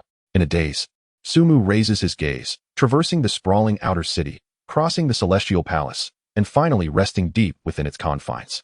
In the boundless depths of the void, the throne looms high, a war spear resting askew beside it. He perceives that with each breath of the figure upon the throne, the entire expanse of the void quivers in response. Suddenly, the scene before him shatters, and Su-Mu realizes he remains poised to touch the armor. Yet, the golden giant has inexplicably withdrawn its gaze, standing tall and utterly oblivious to Su-Mu's presence. Confused by this turn of events, Su-Mu surmises that he is momentarily safe. Thus, he seizes the armor and flees, presenting it intact before the Xian Jiazhan Han. The Xian Jiazhan Han accepts the final piece of armor and turns away. Amidst the bitter winds and sands, a bard seems to sing, "Better to die in battle than to return in glory." Chapter 40, Soul Core. The Xian Jiazhan Han clears the sand of the wasteland, placing the armor retrieved from the city gates into the final tomb. Su-Mu and the Qi Rong who stand quietly to the side, observing. Across the wasteland lie countless tombs. This is the last piece of armor yet to be buried. Its chest adorned with a bronze heart protector that seemingly reflects the phantoms of a battle from countless years past, which led to the downfall of Wanzhan Tiancheng. As the soil covers the collar of the armor, the entire wasteland trembles. Phosphorescent flames rise from the circular tomb, and the shards buried by the Xian Jia resonate in unison. Rusted swords and blades, infused with the will to kill, pierce through the tomb, assembling into a fragmented array of weaponry beneath the scorching sun, akin to the final salute of the fallen to their commander. The soul fire of the Xian Jiazhan Han flickers within its chest, reminiscent of a beating heart. It seems to witness its form materializing with flesh and blood. Not the warm texture of life, but the dark crystalline veins solidified from the malevolence of ancient battlefields. The remnants of its fallen comrades seep from the tomb, etching incantations upon its rugged armor. This is not a curse, but a blessing. Suddenly, its soul fire surges with a torrent of memories. The charred aroma of the right-wing iron cavalry engulfed by the fires of the earth. The agonized cries of the archers succumbing to the poison rain, and the tragic fate of a dear friend who was ultimately executed for betrayal. These memories, destined to fade, are tempered within the soul fire and ultimately merge back into it. When it rises once more, the warlike specter coalesced from its fervor collapses in a resounding crash. The metals burdened with obsession transform into quicksand within the tomb, finally entombed. Yet, the heart of the Xian Jiazhan Hun glows with a ghostly blue flame, wherein the phantoms of weapons drift. Each piece of armor interred here embodies the essence of the Xian Jiazhan Hun's past life. As the midnight frost wind billows its dark red cloak, the newly reborn war spirit suddenly hears a multitude of voices whispering through the gaps of the armor. These voices ultimately converge into the rhythm of war drums, while it grasps a strange blade formed from the soil and its obsessions. It embodies rebirth, yet remains a blank slate. The final tempering signifies not only the true birth of the Xian Jiazhan Han, but also the melting away of all its past burdens. Only then does Sumu begin to breathe gently. The recent spectacle was indeed overwhelming. Who would have thought the Xian Jiazhan Han was birthed in such a manner? The seemingly light phrase, "the armor spirits forged in a millennium of war bears such weight," now resonates profoundly. At this moment, the Xian Jiazhan Han appears unusually perplexed. For a millennium prior to its birth, it adhered to the obsessions of its armor's master, mindlessly gathering the remains of its comrades to bury them in this wasteland. Yet now, having fulfilled its destiny and undergone the final tempering, in this true rebirth, the Xian Jiazhan Han finds itself uncertain of its purpose. It is akin to a blank page, unaware of the reason for its existence or its demise. Sumu too finds himself at a loss for what to do, momentarily caught in an awkward silence. The Qi Rong who glances between Sumu and the Xian Jiazhan Han, bewildered. "Are you both at leisure?" Roar. The Xian Jiazhan Han, dragging the strange blade, approaches Sumu, its soul fire flickering uncertainly. Sumu, who accompanied the Xian Jiazhan Han through the final leg of its tempering journey, has become its sole memory. The scant awareness of the Xian Jiazhan Han identifies Sumu as its comrade. Alternatively, within the Xian Jiazhan Han's current understanding, there exist but two categories, comrades and foes. This recognition, stemming from the depths of its soul, causes Sumu to feel somewhat bashful. After all, he merely assisted the Xian Jiazhan Han in completing the final step. He hardly feels worthy of the title of comrade. However, Sumu quickly adjusts his mindset. His original intention was to forge a contract with the Xian Jiazhan Han, and even if he does not yet deserve the title of comrade, he will in due time. Thus, Sumu nods and declares, "Yes, comrade." The current developments are evidently beyond Sumu's expectations. He had initially planned to break through to the second tier of the Xian Jiazhan Han's contract within 3 weeks. Yet now, although he has not yet achieved that breakthrough, the Xian Jiazhan Han has already recognized him in advance. Moreover, this recognition is more sincere than the usual. The three-headed falcon soaring in the skies has witnessed this entire affair, and the elder Shui, sharing its vision, remains silent. The three-headed falcon flaps its wings and lands upon Sumu's shoulder, prompting the elder Shui to exclaim, "How did you manage that?" With his keen eye, the elder Shui easily discerns that the Xian Jiazhan Han has completed its metamorphosis from a spiritual entity to a living being. The distinction between sentience and life is profound. Transforming the inanimate into the animate is a feat that even the most powerful alchemists of the present world cannot achieve. Yet, the elder Shui has witnessed such a magnificent event firsthand. To suggest that this phenomenon is unrelated to Sumu would be implausible. After all, Sumu had recognized the Xian Jiazhan Han from the outset and insisted on binding it as his second beast companion. Initially, the elder Shui estimated Sumu's chances of success at a mere 20%. Now, he believes it to be 70%. This is utterly outrageous. It seems the world has gone mad. "All right, let us bring it out," the elder Shui states, "or do you intend to linger in this spiritual void a bit longer?" Both Sumu and the Qi Rong who suddenly shudder. "No more lingering. We must leave before we explode." The energy accumulated within Sumu and the Qi Rong who has reached a peak, should they remain any longer without properly digesting it. Sumu fears they might burst like balloons. One person, one tiger, and a newly reborn soul spirit thus depart from Wanzhan Tiancheng. When Husinan observes the Xian Jiazhan Han appearing so vibrantly before him, he cannot help but exclaim in wonder, "Impressive. In all these years, I've seldom seen the dead come to life." Sumu, you are truly fortunate. At this moment, Husinan suddenly recalls that the reason the lucky coin abandoned him for Sumu might indeed be due to Sumu's exceptional fortune. Despite being a 7th-tier transcendent, Husinan still feels a twinge of oddity as a former victim. He waves his hand dismissively. Go on. This way, I can provide a response to that girl from the Tao family." Sumu sincerely replies, "Thank you, Uncle Hu. And thank you for the gold coin." Husinan's expression darkens. This rascal, why must he bring up that topic, oblivious to Hu's current vexation? The elder Shui chuckles. You, after all these years, remain so petty. Since you are here, lend a hand. It won't do to transport this armor spirit without assistance. Husinan ponders briefly. Indeed, I overlooked that. In that case, Sumu, extend your right hand. Although Sumu is somewhat perplexed, he complies and extends his right hand. Husinan gazed at the spatial ring on Sumu's finger and remarked, within a week, living beings not exceeding 3 meters in size are permitted. It is widely acknowledged that spatial rings cannot accommodate living creatures. However, as Husinan's words fell, Sumu sensed a subtle shift within his spatial ring. Old Shue gestured. Give it a try. Nodding in agreement, Sumu communicated with his Xuanjia battle soul, and, with a mere thought, the Xuanjia battle soul was drawn into the ring like a streak of light. Sumu was left dumbfounded, questioning if a single phrase could truly transform a spatial ring. Observing Sumu's astonishment, Old Shue chuckled. This is the power of a word spirit master. Fascinating, isn't it? Young man, there is much more for you to learn. Husinan grinned. Just a little trick, nothing grand. Hurry back and digest the energy within you. The innate talent of the Qizhong tiger is indeed quite useful. You've struck a substantial bargain. Despite Old Shue's daily commutes to Song City for classes, this occasion allowed Husinan and Old Shue to share a brief reunion due to Sumu's presence. Husinan personally escorted Old Shue and Sumu to the station of Wanzhong Tianqing, when suddenly, a peculiar vehicle revealed a head peeking out. Uncle Hu, how did you know I was here? You even came to pick me up.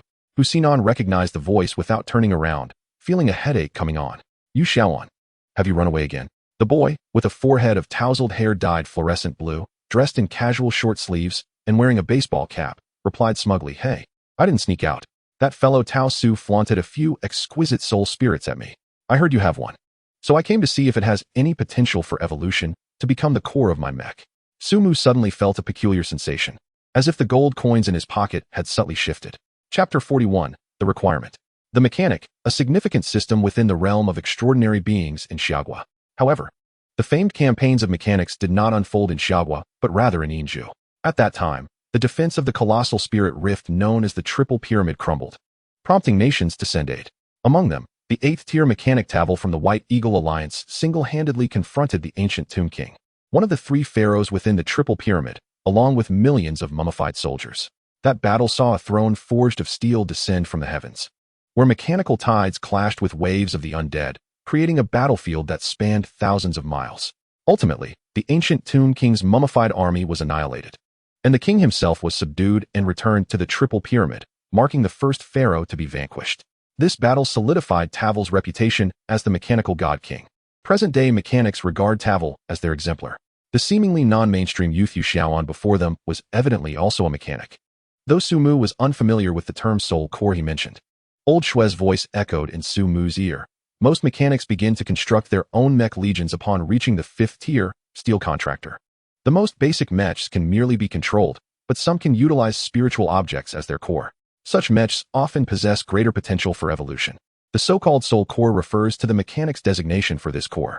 Husinan was aware that the soul spirit Yu Xiaoan referred to was Sumu's Xuanjia battle soul. However, since Sumu had already taken the Xuanjia battle soul, Wanzhong Tianqing no longer housed any. Husinan had no intention of disclosing Sumu's situation to Yu Xiaoan, even though he was an old acquaintance of Yu Xiaoan's father. Away with you. There is nothing here for you.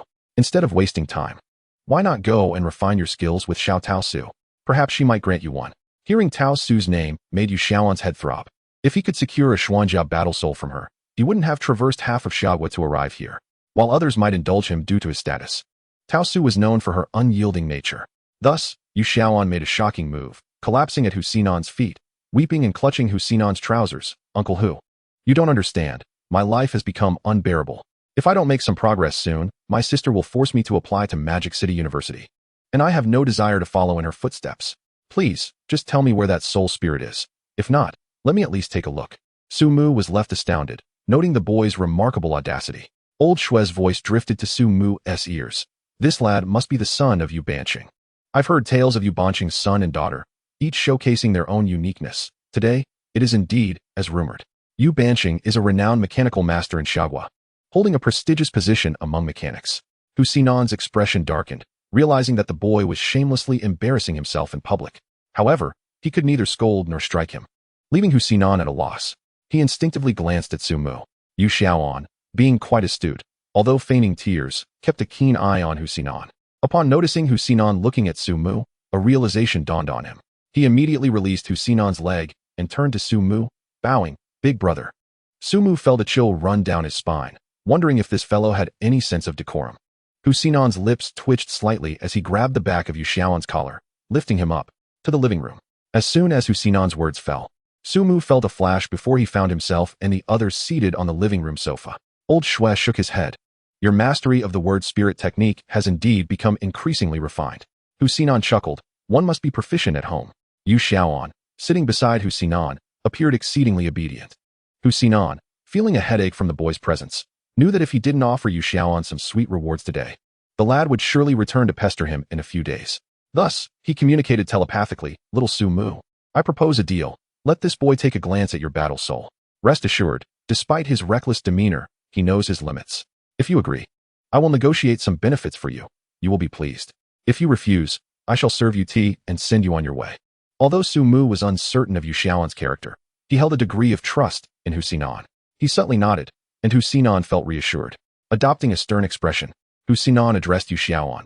"You little rascal, when I called you here to have a look, you were busy with your own affairs. Now, spurred by that girl Tao Su, you come seeking trouble. Do you believe I won't have your father confine you for half a year?" Yu Xiaoan shivered at the thought.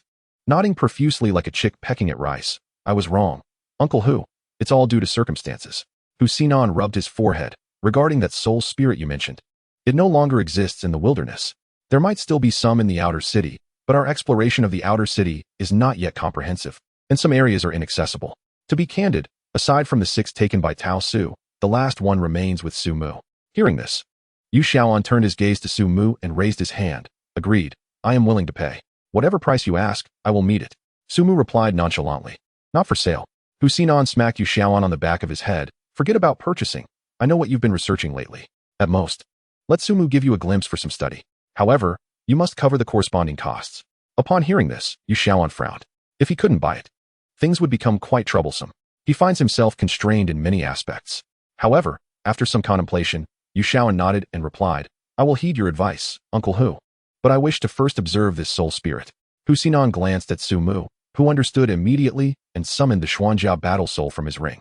Yu Xiaoan then beheld the Xuanjia battle soul with the fervor of a famished wolf, his eyes gleaming with excitement as he lunged towards it. This sudden approach startled the Xuanjia battle soul, which instinctively raised its mysterious blade, aiming it at Yu Xiaoan's neck. Hey, Husinon, Shuelautu, and Sumu all felt a surge of panic. If that blade were to strike, it would spell disaster. Yu Xiaoan would be reduced to a mere shadow of himself. "Stop," Husinon commanded, and at once, the Xuanjia battle soul froze, the ominous blade suspended in midair, exuding an aura of chilling intensity. Shuelautu wiped the cold sweat from his brow. This occurrence was far too sudden. If Yu Xiaoan were truly harmed, it would be catastrophic. Sumu, equally alarmed, found himself unable to communicate with the Xuanjia battle soul due to its instinctive reaction. Only Yu Xiaoan remained unaffected, his senses keenly attuned to the aura of the Xuanjia battle soul, his fingers trembling slightly. A complete soul spirit. I have lived over a decade and gathered dozens of soul spirits, yet how could I possess this one? A treasure indeed. Sumu and the others realized they had vastly underestimated the allure the Xuanjia battle soul held for Yu Xiaoan, which unsettled Sumu's mind. As the saying goes, fortune should not be flaunted, especially in such circumstances.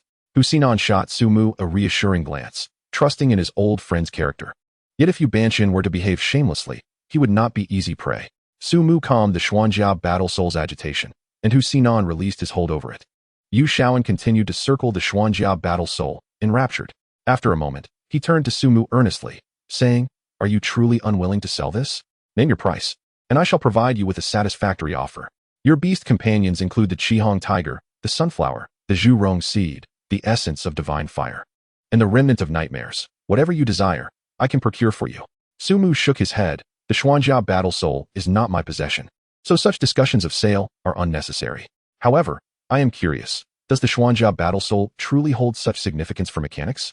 Yu Xiaoan sighed deeply, his gaze reluctant to part from the Xuanjia battle soul. "It is not merely important for mechanics. It is of great importance to me. You may not be aware, but my father excels in 2 paths, the mechanical divine master and the army of mechanisms. My sister has chosen the path of the mechanical divine master, believing in the supremacy of strength. Thus she has made modifications from the first tier to construct her own mechanical deity. I, however, do not favor my sister's approach. I believe in the army of mechanisms. Yet, I think utilizing a soul spirit as the core of a mech offers greater potential for evolution than the traditional methods employed by most mechanics. Nevertheless, soul spirits are inherently special, and their suitability as a core is paramount. This particular spirit, born from armor and possessing a remarkable adaptability to combat, is exceedingly rare. To date, I have only encountered 3 such spirits, yet the first 2 were already formidable and unsuitable for my needs. It can only be said that fate did not favor me. Yu Shaoan tugged at his dyed hair, feeling exceedingly frustrated. Had he arrived earlier, it might have been his. Now, witnessing the Xuanjia battle soul beside Su Mu was more painful than betrayal. However, he quickly added, "But do not allow that lunatic Tao Su to learn of your possession of such a soul spirit. Otherwise, you shall be in dire trouble." At this, Yu Shaoan almost relished the thought. Su Mu inquired curiously, "Why? Is this Tao Su truly domineering?" Yu Shaoan seemed to recall some unfortunate memories, sighing, "You shall understand once you meet her." Returning to our discussion, I wish to utilize this soul spirit for certain experiments. Rest assured, these experiments will not harm the spirit. I merely wish to observe the differences in adaptability between a fully transformed soul spirit and one that is only partially transformed. Name your price. As long as it is not excessive, I can accommodate. Su Mu nodded. "Please hold on." He conferred quietly with the Xuanjia battle soul for a moment and, after some effort, managed to convey Yu Shaoan's intentions. The Xuanjia battle soul understood. As a mercenary, it would receive compensation. It did not oppose such arrangements. Su Mu pondered. "I require 3 soul flowers. How much can you offer?" 3 soul flowers, known for their ability to strengthen souls and stabilize spirits, are ideal for spirits like those of the ghostly variety. Yu Shaoan raised an eyebrow. "I had thought you would request something to bolster the Qihong tiger instead. 3 soul flowers are for this spirit, I presume? How about I provide you with 5 soul flowers at a time? This price is already quite generous. A single soul flower can now fetch over 10,000 xia coins." At this moment, Yu Shaoan was as shrewd as a seasoned merchant, devoid of the earlier whimsical demeanor. Su Mu frowned. "Too little. The Xuanjia battle soul has only recently undergone transformation, making this the most opportune time for utilizing soul flowers. I require 20 at once. And I need an advance of 30. Yu Shaoan inhaled sharply. "Whoa, brother, you are asking for an exorbitant price." In truth, even without Yu Shaoan's involvement, Su Mu had originally intended to procure some soul flowers for the Xuanjia battle soul to stabilize its soul flame. At this juncture, Shui Laotu and Hu Xinan remained silent, permitting the younger generation to handle their own affairs. After much bargaining, Su Mu and Yu Shaoan eventually reached an agreement, 12 soul flowers per transaction, with Yu Shaoan providing an advance of 15, and the experiments could only take place in Songqing. "You drive a hard bargain," Yu Shaoan remarked, giving Su Mu a thumbs up. "Brother, you have effectively pushed me to my limits." Su Mu sighed. "Why do you lack any semblance of a wealthy heir? Shouldn't a typical rich kid be throwing money at me?" Yu Shaoan chuckled. "This merely indicates that you do not yet understand mechanics. No matter how wealthy a mechanic may be, they are invariably impoverished. Then let our collaboration be fruitful." "Thank you, Uncle Hu. Next time, I shall bring my father along to treat you to drinks." Hu Xinan scoffed. "You, lad, just do not bring trouble my way, and that will suffice." Yu Shaoan scratched his head sheepishly. "Uncle Hu, I shall do my utmost." The affair at Wanzhong Tiancheng concluded satisfactorily. After Hu Xinan saw Su Mu and Shui Laotu off, he did not return to his office, but instead contacted the imperial capital. "This is Hu Xinan. Please connect me to the Elder Council." Soon, an elderly voice came through the line. "What is it, little Hu? Why the haste?" Upon recognizing the voice, Hu Xinan spoke with respect. "Eldarin, I sense that something is amiss at Wanzhong Tiancheng." The voice on the other end perked up with interest. "Oh, please elaborate." Hu Xinan spoke earnestly. "Eldarin, just now, I detected a very ancient presence concealed within Wanzhong Tiancheng, one that feels as formidable as that in Yongyi Lake. I request a re-evaluation of Wanzhong Tiancheng." Chapter 43. Swallowing Stars and Drinking the Moon. Intent transforming into Heaven's Tower. In the ancient text Dong Mingyu, it is said, "The starlight is the essence of all things. The moonlight is the celestial fluid of the Yin. Those who cultivate the truth should choose the peak of the clouds, establishing a platform of the 9 luminaries, using Xianyu as a foundation and vermilion sand to depict the 28 constellations. At midnight, during the Z hour, one gazes upon the movements of the purple micro-constellation, witnessing the Milky Way cascading down, stars hanging like pearls, as though opening one's mouth to swallow the heavens." When Su Mu first read Dong Mingyu, he found it perplexing, but now he comprehended the essence of swallowing stars and drinking the moon. He beheld the brilliance of the Yaoguang constellation radiating magnificently, standing out amidst the vast sea of stars, illuminating all directions. not only in the vast starry fields, but in every corner of the world. One can behold the star adorned with the name Pajun, shining brilliantly tonight like a pearl from the deep sea, particularly resplendent. Countless starlights cascade downwards, flowing like tidal whirlpools. Su Mu and Chi Rong who press their tongues against the roof of their mouths, drawing in the brilliance of the Tianshu star. Penetrating through Bai Hui, its light slithers like a silver serpent along their spines, traversing the jade pillow and passing through the spine, sinking into their limbs and bones, transforming into a celestial nectar that cleanses their entire being. The Silver Moon Wolf King lies nearby, gazing with envy. After toiling for so many years, it has only just reached the second tier. Yet Su Mu and Chi Rong who have grown right before its eyes from mere fledglings. Especially Chi Rong who, which just a month prior was only half its size, now could be easily doubled with a single slap. This is the lament of wild beasts. Unless one possesses extraordinary talent and a formidable lineage, how can they compare to the carefully nurtured beasts of beast tamers? At this moment, Su Mu and Chi Rong who are immersed in the embrace of starlight, reflecting on their journey. Initially, they believed that after leaving a mark on Yaoguangxing, they would encounter some difficulties, yet establishing the Star Tower seems to be coming to fruition effortlessly. Su Mu declared, Xiao Xing, follow my thoughts. The starlight is at its most magnificent now, making it the perfect moment to use it as a guide to manifest the heavenly tower. Su Mu closed his eyes, focusing his mind, silently channeling the energies of the three lights, connecting with Bei Do, Xianji alongside Xiao Xing in the sea of consciousness. As they observed, countless star sands coalesced at the tip of the dipper, transforming into flying eaves of 12 layers, with intricately carved rooftops reaching the heavens and jade steps leading to the Yao Tai. This tower is neither made of gold nor stone. It is the manifestation of a thought from within the heart, with 7 political bells hanging from the eaves and windows adorned with the 4 symbols. With each breath, it resonates with the Paijun star from afar. Meanwhile, deep within the starry expanse of Yaoguang, amidst the misty starlight, a star tower gradually materializes. With azure tiles layered like scales, eaves soaring and hanging, standing ethereally, casting its glow over the plains, subtly echoing the illusory star pavilion at the brow of Chi Rong Hu. With thoughts aligned and intentions met, this is the star tower envisioned by Su Mu. A delicately carved little girl gazes up at her father, her voice soft and tender. Daddy, are you going to work again? Lin Yi lifts his daughter into his arms and plants a kiss on her cheek. Tuan Tuan, be good, and when Daddy returns, I will bring you ice cream. His wife, dressed in loose pajamas, takes their daughter from Lin Yi's embrace, chuckling softly. All right, Tuan Tuan, let us not delay Daddy's work. Come, Mommy will take you to bed. Snuggling in her mother's arms, Tuan Tuan mumbles, okay, but Daddy, you must come back early. Lin Yi lovingly ruffles his daughter's hair, nods at his wife, dons a light jacket, and steps out of the house. Although possessing only second-tier strength, Lin Yi enjoys a stable job, a beautiful wife, and a lovely daughter, an ideal life most dream of. Yet, a grim expression darkens Lin Yi's face. The more adorable his daughter appears, the more anxious he feels, for he is a member of the Gue Society. The reasons behind his joining the Gue Society have become somewhat obscure to him. He only knows that, with their assistance, his life has been quite ordinary and smooth. However, this has also deepened his ties with the society. Fortunately, his lack of strength means he is only assigned simple tasks. As Lin Yi drives, he swiftly leaves the city of Songcheng, taking a narrow path into a secluded rural town. People have long been waiting for him here. You're a bit late. A figure greets him in front of an old warehouse, wearing a loose hood that obscures his face, accompanied by 2 others. Lin Yi flicks the cigarette butt from his mouth onto the ground, grinding it with his toe, and replies nonchalantly, the road was a bit congested, just a slight delay. It won't affect the task. Where's the stuff?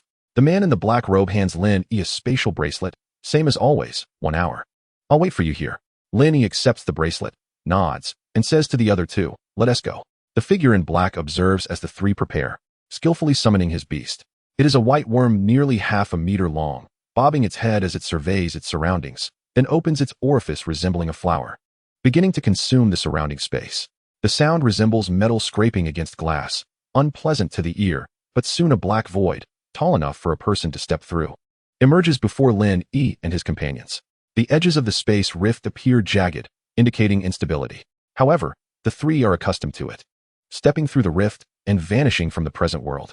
As their surroundings shift, the 3 find themselves in the starry fields. Once out of the black-robed figure's sight, they all exhale in relief. Damn it, who are we feeding this dead fish to? You don't know? That creature looked at me last time as if it wanted to eat me. The one on Lin Yi's right curses first. having been displeased with this task for a while. Alright, and yeah, keep it down. We only feed it once a month. And being assigned such a simple task is quite good. You don't actually want to oppose the officials, do you? The one on Lin Es left, codenamed Bantian Go, is quite satisfied with this risk-free task.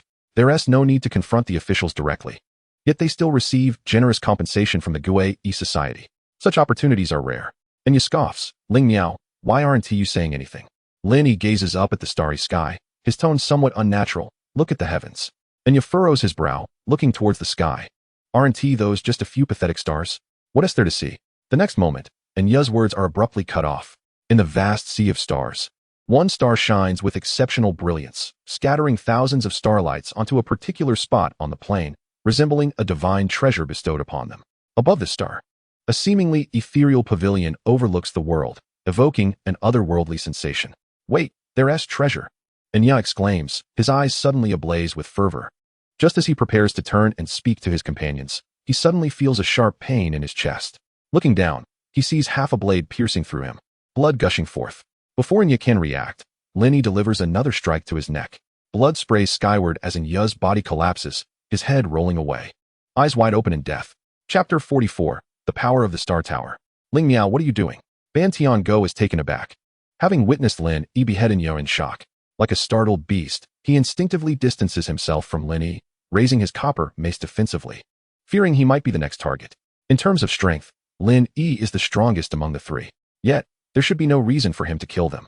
Bantian Go is terrified, while Lin Yi makes no move towards him, merely tossing the bloodied blade, splattering crimson droplets onto the star grass, causing the blades to tremble.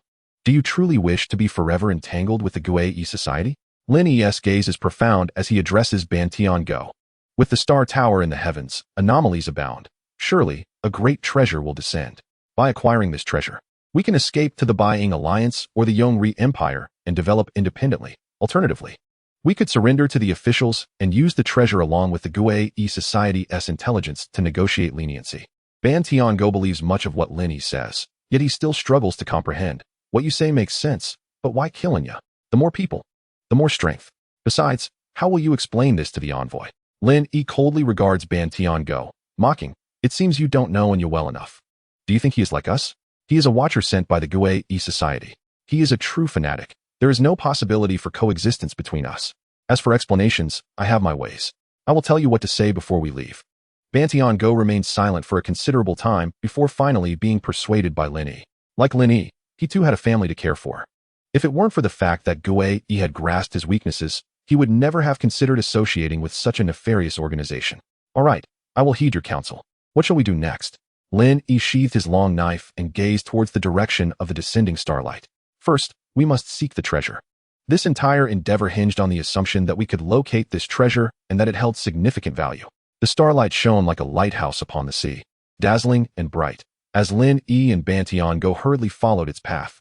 As two second-tier extraordinary beings, they possessed considerable deterrent power. In the wild, even third-tier magical beasts would think twice before confronting two second-tier extraordinary beings. As for the more formidable monsters, most adopted a policy of turning a blind eye to these two intruders crossing their territory. Thus, within a mere half hour, Lin Yi and Bantian Go encountered Su Mu and the Qi Rong Hu. Countless stars twinkled like a delicate veil around them. As Su Mu and the Qi Rong Hu bathed in this celestial glow, the star tower hovering above, appearing almost ethereal. Surrounding them, the Inu wolf pack lay prostrate on the ground, watching over Su Mu and the Qi Rong Hu like sentinels. Both Lin Yi and Bantian Go were momentarily taken aback. It was not treasure, but a person. Bantian Go's expression darkened, and he bent down, whispering, "What now?" Lin Yi narrowed his eyes, sensing a miscalculation. He had killed Enya too early. Otherwise, with Enya's temperament, he would have charged in by now. No. Given Enya's character, upon witnessing the celestial phenomenon, he might have already retreated through a wormhole to claim credit. Stay calm. Focus. That individual is a Beastmaster. And the Qi Rong Hu beside him appears to be only first tier. Bantian Go scoffed. What nonsense are you spouting? Even if the aura is first tier, do you truly dare to regard them as such? This kind of phenomenon surely requires at least 5th or even 6th tier strength to manifest. Lin Yi regarded Bantian Go with composure. Then here's the plan. I will go first. If they truly are only first tier, you will assist me. If they are not, you can escape without losing anything. Bantian Go nodded in agreement. Very well, let us proceed accordingly. Lin Yi tightened his grip on the long knife, his murderous intent surging within him. Had it not been for his uncertainty about dispatching Bantian-Go without injury, he would have eliminated him as well, an individual more likely to hinder than help. However, for now, he still required this fellow. Lin Yi surged forward, shattering a patch of starlight as Su Mu was completing the final stroke of the Star Tower's intricate design with the Qi Ronghu. The Qi Ronghu suddenly sensed an ominous chill, and before it could issue a warning growl, a blood-red fist energy erupted from the northwest. Lin Yi struck mercilessly, channeling his essence into an overwhelming force, causing the foundation of the Star Tower to tremble. Xiao Zhixing, focus your mind. Ha, hold him off for 5 minutes. The Inu Wolf King's crescent-shaped mark glowed brightly, and with a frost-laden howl, it launched itself into the fray.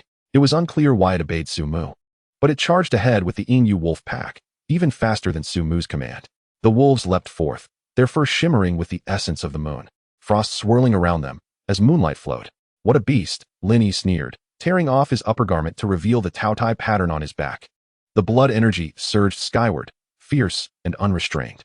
Lin Yi's fists blurred, executing his ultimate technique, Thousand Mountains and Waves, as he unleashed a flurry of blows that resonated with thunderous sound, instantly reducing 3 Inu wolves to mere celestial fragments. The Wolf King's azure eyes narrowed. This fellow was even more ferocious than Su Mu. Yet, at that moment, it found itself in a precarious position.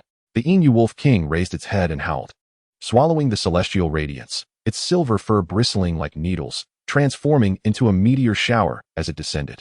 Lin Yi braced himself, his Taotai pattern shielding him, but unexpectedly, the silver needles pierced through his flesh, transforming into icy shards that were excruciating. Centered around the Inu Wolf King, the remaining pack quickly surrounded him, the frost coalescing into ice shards that shot forth, subtly aligning with the formation, effectively trapping Lin Yi. Regardless of how violently his blood energy surged, he could not break free from the luminous encirclement of the Inu wolves. For a moment, the Inu Wolf King felt a sense of smugness. Had it not been for the Qi Ronghu's attributes being particularly restraining towards it, it surely would not have suffered such a defeat.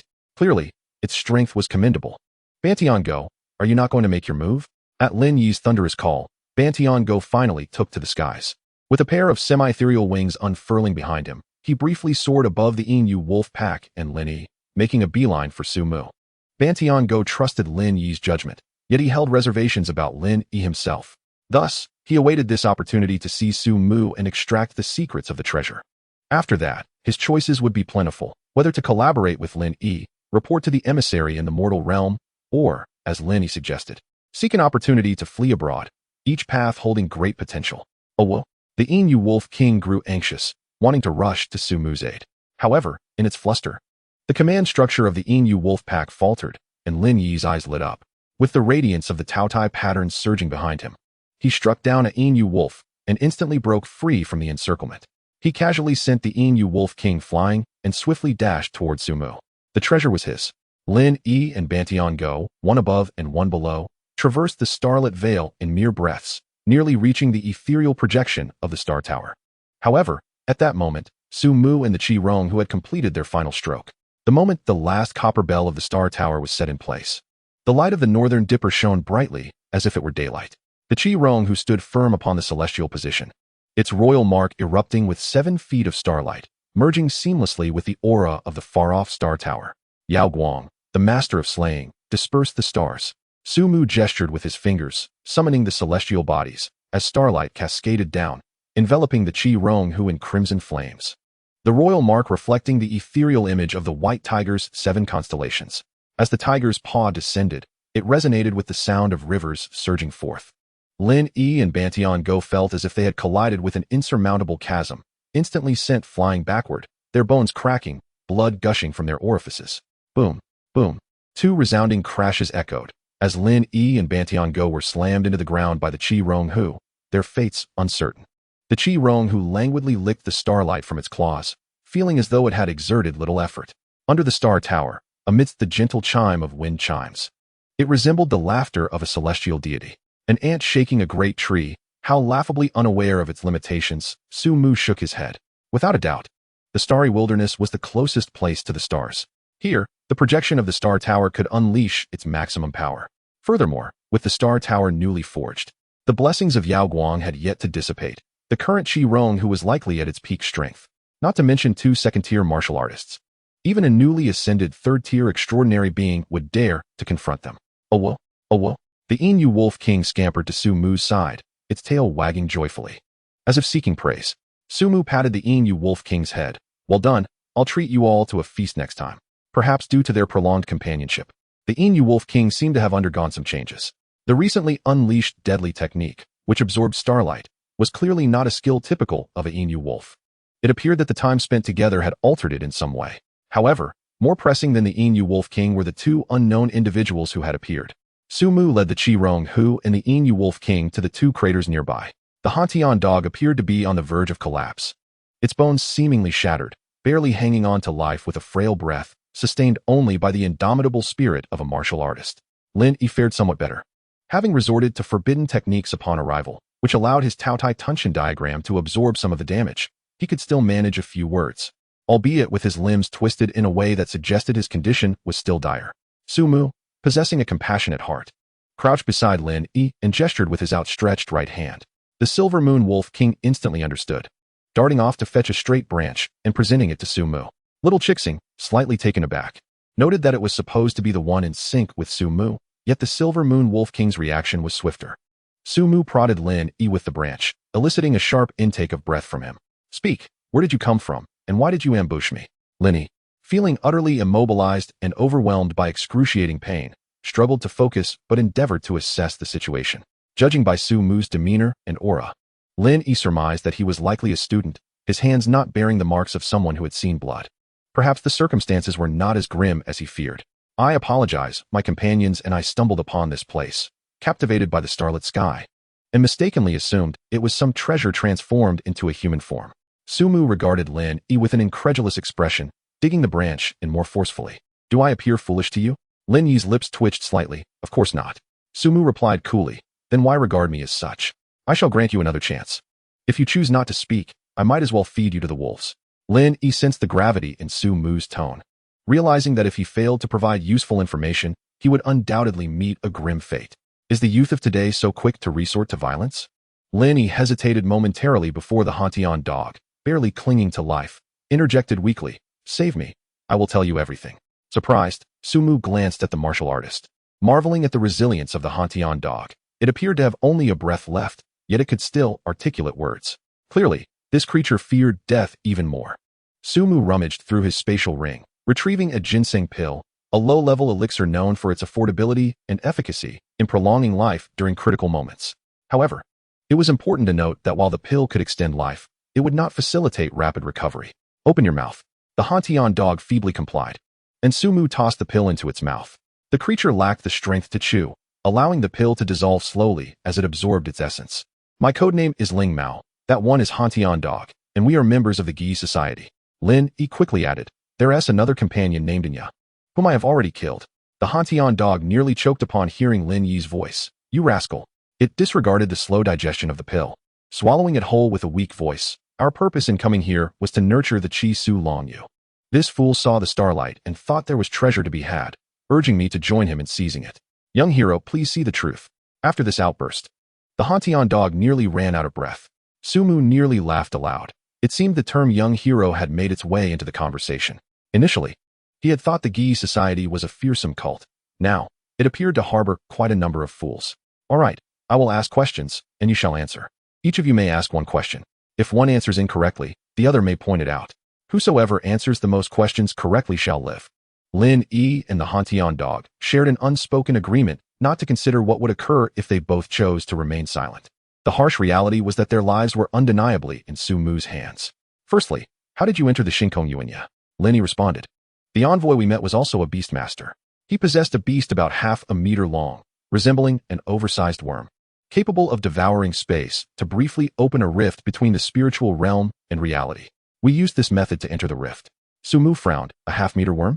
Capable of consuming space? This sounds reminiscent of a spatial worm.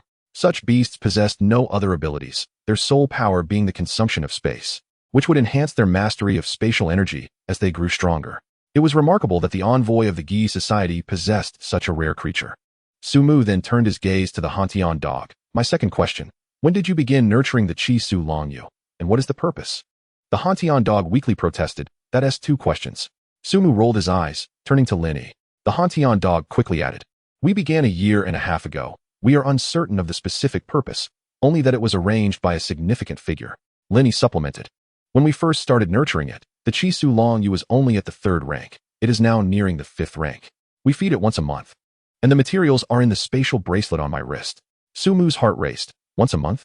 This indicated that since his entry into the Shinkong Yuanya, these two had managed to feed the creature once.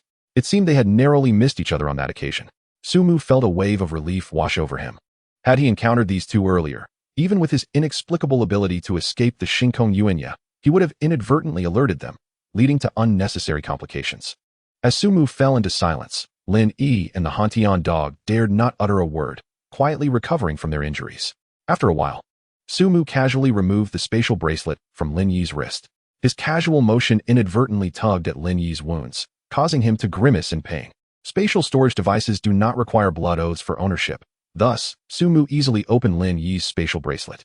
The interior was modest, containing not much. 6 carcasses of Zhangjiao Lingyang and 3 bodies of Bai Ti, Xin Wei Niu.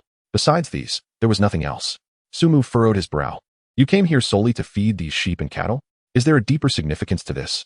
The Hantian dog found itself at a loss for how to respond to Sumu's inquiry. It was beyond its understanding. However, after a brief silence, Lin Yi spoke in a low tone. "I know. Once, I secretly cut off a piece of meat to have a forum alchemist analyze it. According to the analysis, these animals have been consuming Hualong Chao for an extended period. I suspect the goal of that esteemed individual is to enable the Chi Su Long Yu to break through to the 5th rank and evolve into a Chi Su Jiao. The evolution from Chi Su Yu to Chi Su Jiao requires 2 transformations. As a creature with dragon lineage, the Chi Su Jiao would possess formidable strength. Although it is theoretically possible for the Chi Su Jiao to evolve further, it requires immense fortune. Yet, Sumu could not comprehend the significance behind the Gi Society's extensive efforts to nurture a Chi Su Jiao. While the Chi Su Long Yu could traverse between the Shinkong Yuanya and Hongya Lake freely, what would follow? The spiritual seed of Hongya Lake had already been removed. It was impossible to control the lake through the Chi Su Jiao. Moreover, the lake could only accommodate 5th rank extraordinary beings. While one-on-one the Chi Su Jiao could defeat most opponents of equal rank, in scenarios of 3 or 4 against 1, the odds would be considerably lower. I have one final question. Why are you, at only 2nd rank, tasked with nurturing the Chi Su Long Yu? Shouldn't a place like Shinkong Yuanya be capable of accommodating 5th rank extraordinary beings? Lin Yi explained, "We are essentially stowaways. The rift to Shinkong Yuanya had long since closed, and it is uncertain when it will reopen. The envoy's spatial wormhole can only accommodate 2nd rank extraordinary beings." Sumu nodded slightly. From this, it seemed that the envoy's strength was not particularly formidable, likely around the 5th rank at most. This realization inspired Sumu to contemplate a strategic move. Sumu rose to his feet, raising a finger. "The final question. Have you ever slaughtered innocent beings?" Lin Yi and Ban Tiango immediately responded, No. Sumu smiled, and beneath the starlit sky, lies could not escape his keen gaze. Xiao Zhixing glanced at Ban Tiango, flames suddenly escaping between his teeth. Boom. A deafening sound erupted, and Ban Tiango was reduced to charred remains before he even had a chance to cry out. Lin Yi was struck with terror. This young man was even more ruthless than he had imagined, striking without warning. Sumu averted his gaze, choosing not to witness Ban Tiango's tragic fate. Yet even the scent of burnt flesh made him feel nauseous. In 2 lifetimes, this was his first act of murder. Yet, some individuals must meet their end. Sumu's previous stipulations had been deliberately broad. The first was cruelty, and the second was the innocence of the victim. He indeed wished to embed a pawn within the Gue society, but this pawn's actions must never cross his moral boundaries. Observing Lin Yi, who was forcing himself to remain composed, Sumu said, "I grant you a chance at survival, but it is merely a chance." Lin Yi's hope for life ignited. "Please, speak. I need you to act as my informant within the Gue society, relaying to me internal news in a timely manner. However, I am uncertain of the methods employed by the Gue society, so shortly, I will invade your spiritual sea, causing it to descend into chaos. You must cooperate by erasing your memories of me. As far as I know, this disarray in your spiritual sea will gradually restore itself. But if fortune does not favor you, you may risk becoming a fool. Are you willing to take that gamble?" Lin Yi forced a bitter smile. "Do I have a choice?" Sumu nodded. "First, we must complete the task you are meant to fulfill." Lin Yi questioned, "You mean feeding the Chi Su Long Yu? Is that still necessary?" Sumu pulled Lin Yi from the pit and tossed him onto the back of the Yin Yu Wolf King. "It is necessary. Let us discuss this as we walk. Tell me how you previously managed it." Being jostled on the back of the Inu Wolf King, Lin Yi felt as if his bones might shatter, and his face turned pale from the pain. We used to place the carcasses of the Zong Jiao Ling Yang and by Ti San Wei Niu by the lake, and then the Chi Su Long Yu would come out drawn by the scent. But recently, we have found that the Chi Su Long Yu has become increasingly sinister. It seems no longer satisfied with devouring beasts and desires to feast upon humans. Sumu pondered. That is quite normal. Transcendent beings are, after all, aggregations of energy. To extraordinary beasts, high-tier transcendent beings are as delectable as any other prey. This indicates that the Chi Su Long Yu is perilously close to evolution. As they gradually approached the Xing Chun Hu, Sumu, Chi Rong Hu, and Inu Wolf King all slowed their pace. Although the Xing Chun Hu appeared tranquil at that moment, the eerie silence from the lakeside revealed the immense threat the Chi Su Long Yu posed to the surrounding beasts. Now, all beasts regarded the Xing Chun Hu as the territory of the Chi Su Long Yu, avoiding it at all costs. Sumu also chose to remain in a relatively safe spot. Lin Yi gazed at the Xing Chun Hu, nearly 2,000 meters away, and curiously asked, "Are you planning to feed the Chi Su Long Yu from here?" Sumu looked at the distant lake. "I find this distance rather close, but it is the limit. Before that, I need to add some ingredients." With that, Sumu produced several small vials from his spatial ring, scattering the crimson powder contained within onto the feed. Lin Yi's nostrils twitched slightly at the faint fragrant aroma. "What is this?" Sumu glanced at the Inu Wolf King, revealing an odd smile. Ahem. This was originally intended for the Erha. However, since the Erha has become much more obedient, it never saw use. Now, giving it to the Chi Su Long Yu is a matter of resourcefulness. The Inu Wolf King felt a tightening sensation at Sumu's words, narrowly escaping a disaster. Lin Yi kindly reminded him, the Chi Su Long Yu is on the brink of evolution. Its draconic lineage grants it immunity to nearly all toxins. Sumu stowed the empty vials back into his ring, brushing off the powder from his hands. This isn't a toxin. According to my research, it should prove beneficial, and its effects on the Chi Su Long Yu will only enhance. Now, Xiao Zhixing, it is your turn. Roar. Chi Rong Hu growled, indicating that it would handle the task. As Sumu retrieved a few pieces of feed from his spatial bracelet, Chi Rong Hu entered a frenzied state. The Yao Guangxing Lu shone down like a divine being, illuminating the surroundings, while Chi Rong Hu's muscles bulged, sending one Zong Jiao Ling Yang flying with a single swipe. Following suit, it dispatched a second and a third. The carcasses of the Zong Jiao Ling Yang arched through the air before splashing into the water, while the heavier by Ti San Wei Niu landed not far from the lakeside. Just as the last by Ti San Wei Niu was flung away by Chi Rong Hu, the pond suddenly bubbled, countless bubbles bursting forth as they surged to the surface. The sky darkened abruptly, and Su Mu's pupils constricted. It was not clouds but the dorsal fin of the Chi Su Long Yu unfurling. Each scale refracted the starlight, and as the dark golden dragon whiskers pierced the surface of the water, the entire Xing Chun Hu transformed into a towering mirror. Su Mu's spiritual sea felt as if crushed beneath a boulder, and a metallic taste surged in his throat. Roar. Chi Rong Hu's roar broke the silence, and the Inu Wolf King sank to its knees. The usually languid Xiao Zhixing stood on end, a mark resembling the Big Dipper manifesting on its forehead. The Yao Guangxing Lu cast a protective barrier, striving to shield Su Mu and Chi Rong Hu. Yet, wherever the dragon's gaze swept, the space appeared frozen in glass, intricate fissures spreading from the rock upon which Su Mu stood. The starlit grass beneath him instantaneously disintegrated into powder, the starlight flickering dimly in the dragon's presence, reflecting the molten golden vertical pupils upon the lake's surface. Su Mu felt every bone in his body cry out under the unbearable strain, his spiritual energy flowing more sluggishly than solidified amber. This Chi Su Long Yu had grown stronger. It was truly on the cusp of evolution. Chi Rong Hu's forepaws dug deeply into the rock, its eyes shimmering with starlight. The guiding light of the Yao Guang led the charge against insurmountable odds. Chi Rong Hu's roar instantly triggered a celestial phenomenon. The seventh star of the Big Dipper seemed ablaze, showering starlight, even causing the recently erected star tower to sway precariously, becoming far more ethereal. A beam of starlight pierced through the dragon's barrier, paving a path of luminescence beneath Su Mu's feet. Seizing this opportunity, Su Mu pushed aside the barrier between the spiritual realm and the physical world, taking Chi Rong Hu, Inu Wolf King, and Lin Yi with him as they departed from the celestial plains. As Su Mu and Chi Rong Hu vanished, the starlight dissipated in an instant. Under the invisible dragon's pressure, the ground caved in. The Chi Su Long Yu's golden vertical pupils glimmered with annoyance. It had escaped once more. Very well. It would remember this presence. The Chi Su Long Yu firmly etched Su Mu's essence into its memory, its 20-meter-long body gradually sinking into Xing Chun Hu.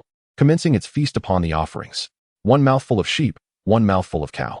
After gorging itself, the Chi Su Long Yu suddenly felt a wave of restlessness. The night was rather warm.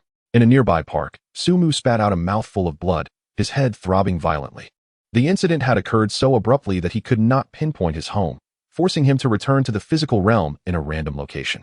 Xiao Zhixing approached with concern, licking Su Mu's cheek, its barbed tongue causing a tingling sensation. He rubbed the forehead of Qi Rong Hu, reassuring it. Do not worry. With the protection of Tai Xin Horong, I will be fine. Yet, I never anticipated that even from such a distance, its dragon's might could penetrate the dual guardianship of Tai Xin Horong and Starlight, injuring my spirit. However, compared to me, this creature seems to be in a worse state. Su Mu cast a sympathetic glance at Lin Yi beside him. Two individuals and two beasts. The Qi Rong who possesses an innate high resistance to mental attacks, further bolstered by the protection of Xing Lu.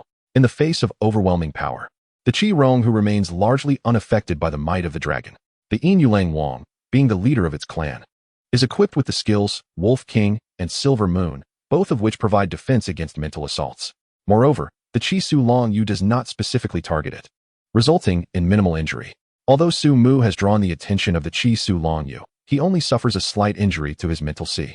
After all, the Qi Rong Hu reacts swiftly, employing the full protective capabilities of the Yao Guang Xing Lu to shield Su Mu's mental C at the first sign of dragon pressure.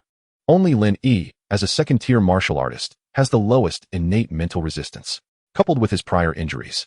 His physical state impedes his ability to focus on resisting the mental attacks of the Chi Su Long Yu.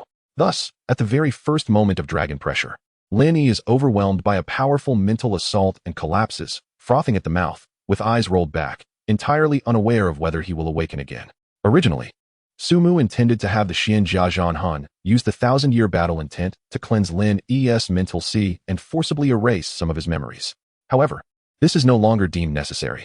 He captures a photograph of Lin Yi's condition with his phone, subsequently sending both Lin Yi and the Yin Yulang Wang back to a location in the Xing Kong Yuan Yi, distant from the Xing Chen Hu, and instructs, Ha, if he does not wake, do not worry about him. But if he does awaken, provide him some protection until someone comes for him. If no one has tended to him within a week, you may cease your concern. I appreciate your effort, and I shall bring you something good next time. The Yin Yulang Wang responds with a couple of howls, indicating its understanding. Despite having lost 4 of its kin to this individual, the Yin Yulang Wang harbors no goodwill, yet it reluctantly agrees to fulfill Su Mu's request, all for the sake of the clan's future development. Once the Yin Yulang Wang and the unconscious Lin Yi are safely returned to the Xing Kong Yuan Yi, Su Mu opens his phone and sends the photograph to Huangfu Fan. A fan, please investigate this individual's information. Understood, Brother Mu. I assure you it will be done. Su Mu smiles at the cute emoticon sent by Huangfu Fan, appreciating his brother's reliability, despite having been thoroughly deceived by the Chi Su Long Yu this time. The information he provided should also bear fruit. I wish you a sleepless night. In a secluded town, the envoy of the Gue Yi Hui quietly awaits the return of Lin Yi and the others. However, as the spatial rift before him begins to collapse and shrink, ultimately vanishing, the envoy is left without a glimpse of Lin Yi and his companions. He glances at the time and addresses the shadow beside him. Report. Ling Miao, Anya, and Ban Tiango are missing, their fates unknown. Dispatch individuals to re-enter the Xing Kong Yuan Yi in 3 days to ascertain the status of the mission. Chapter 47. Chao Zhe, for 1,000 words, ding dong.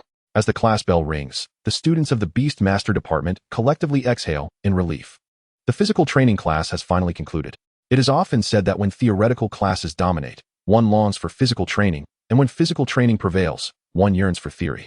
After becoming extraordinary, the spiritual energy enhances the cerebral faculties, allowing most extraordinary beings to easily manage subjects like mathematics, language, and physics, excluding martial artists, of course.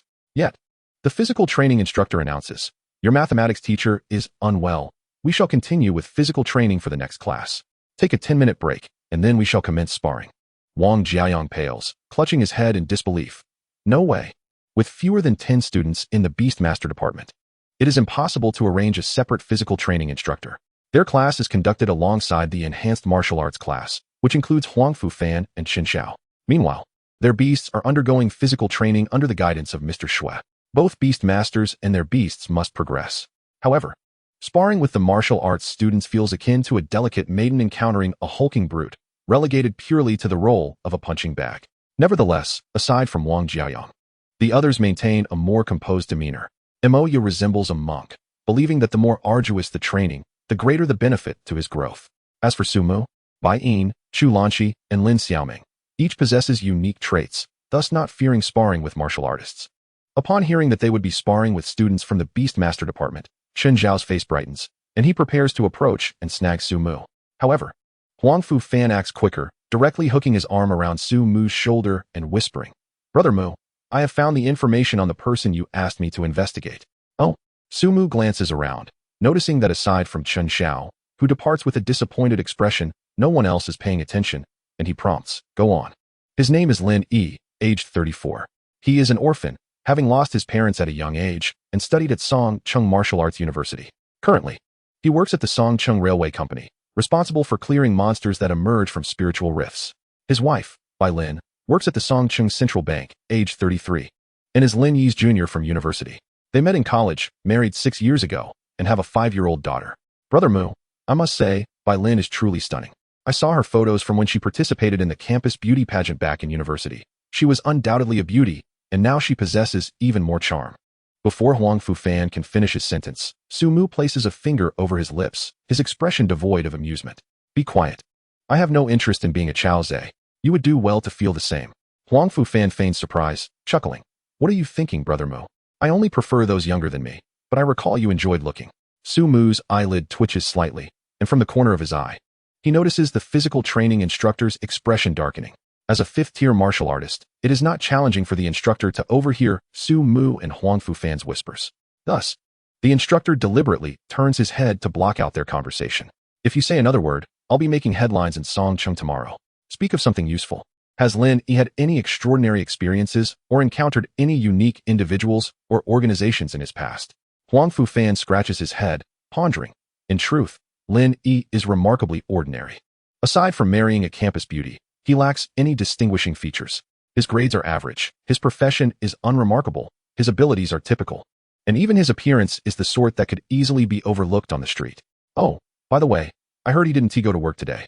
Brother Mu, did something happen between you two? Su Mu has nothing to conceal from his brother. He conveys through spiritual transmission. This fellow is a member of the Gui Yihui. Ah, Huang Fu Fan's exclamation instantly quiets the bustling playground, drawing the gaze of many onlookers, their expressions filled with intrigue. Su Mu casts an odd look at Huang Fu Fan, signaling him to handle it. Huang Fu Fan feigns exaggerated burps and apologizes to the crowd. Pardon me, everyone, I had a bit too much to eat this morning. Su Mu distinctly hears the ensuing jeers, yet the crowd loses interest. Huang Fu Fan hastily lowers his head, murmuring, "Is this true, Brother Mu? Did you report him? He is a walking 50,000. Su Mu shakes his head repeatedly. No rush, I'll speak with you after class. There's a lot to unpack here, and some matters may require discussion with your father. Oh, right. Huang Fu Fan rubs his hands together, excitement evident. My father is at a crucial moment. If I can secure an achievement right now, even my family dog could be promoted. A sharp whistle pierces the air as the physical training instructor raises his fist, announcing loudly, break time is over. Pair up and begin sparring. Aim for non-lethal areas. Commence now. Hearing the instructor's words, the students shudder and promptly engage with their opponents. Huang Fu Fan, with eagerness in his demeanor, proclaimed, Mugu, I have only faced Xiao Zhixing before. Today, I shall hold nothing back against you. Su Mu, with a slight smile curving his lips, replied, come. Huang Fu Fan was indeed unrelenting, his vitality surging as his muscles expanded, and he charged forward in an instant. Su Mu's gaze sharpened. This fellow was truly earnest. He responded with an unyielding right straight punch. Huang Fu Fan extended his right hand, aiming to deflect Su Mu's punch, intending to follow up with an elbow strike. However, a searing pain radiated from his forearm, causing Huang Fu Fan to realize something was amiss. He abruptly halted his advance and leaped backward. Hiss, Mugu, is your fist laced with thorns? Huang Fu Fan shook his tingling wrist, astonished to find his forearm swollen and red. As a Beastmaster, he had unexpectedly breached his own defenses in close combat. Rubbing his forearm, he exclaimed, Mugu, you're holding back, right? If it's not closed, then it's not considered open. Come again. This time, Su Mu did not wait for Huang Fu Fan. He activated his Tiangang step, advancing upon him. Huang Fu Fan finally sensed the peculiarity. Whenever Su Mu's punch swept past, a faint purple shimmer flickered through the air.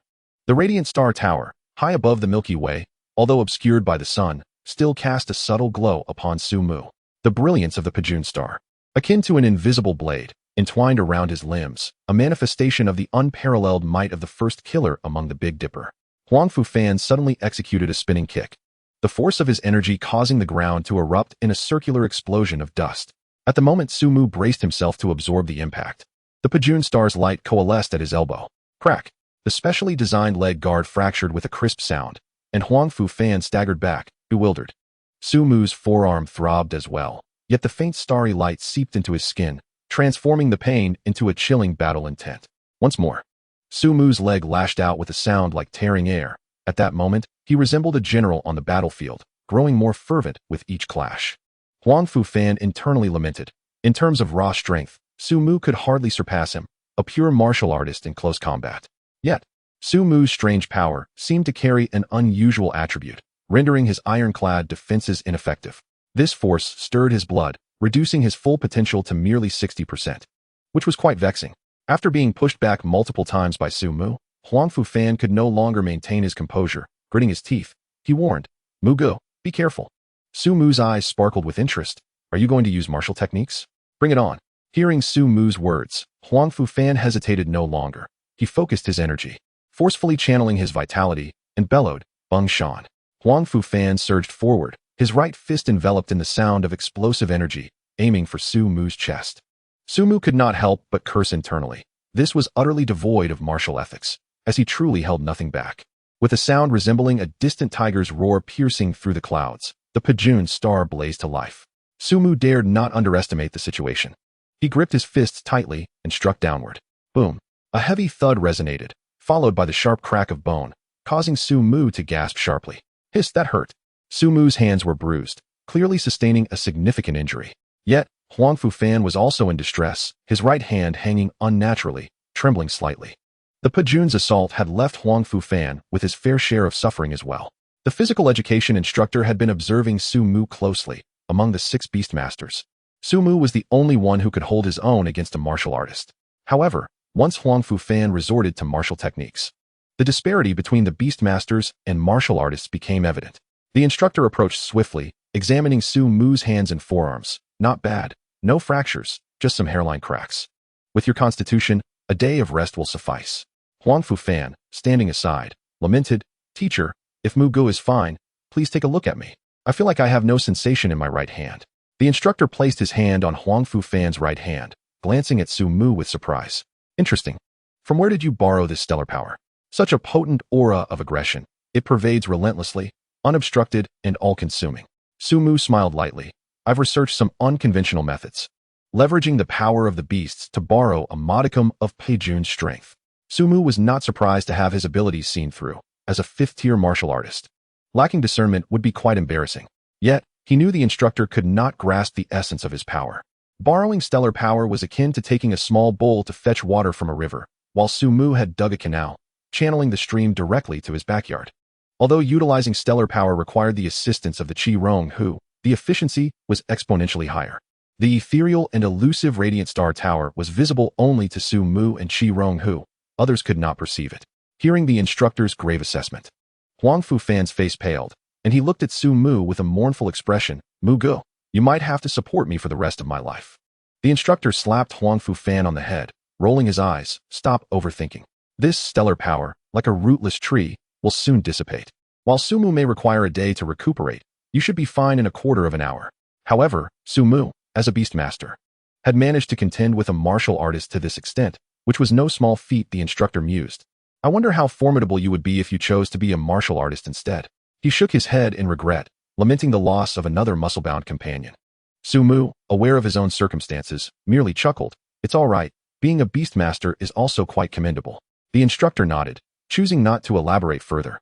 "You and Huang Fu Fan should take a break and observe the techniques of other students, especially Chen Xiao. His understanding of martial arts has reached a remarkable level. With the monthly examination just a week away, facing Chen Xiao will likely pose considerable pressure. Best of luck." At that moment, Chen Xiao was sparring with a student ranked 2nd in the martial arts enhancement class, yet the latter could only be dominated by Chen Xiao. Utilizing the same Bung Shan technique, Chen Xiao executed it with effortless grace, each move embodying an innate artistry. Huang Fu Fan leaned closer to Sumu, exclaiming, "Is this what it means to have attained a certain level? I feel like his Bung Shan technique is approaching a realm of its own." "Mugu, Are you confident in defeating Chen Xiao? Sumu attentively observed Chen Xiao's martial arts, responding, you should be asking Xiao Zhixing if he can defeat Chen Xiao. I believe it should not be too problematic. Huang Fufan, slightly taken aback, remarked, Mu Gu, if you say so, then it must be a minor issue. Has Xiao Zhixing evolved? Sumu shook his head, not yet.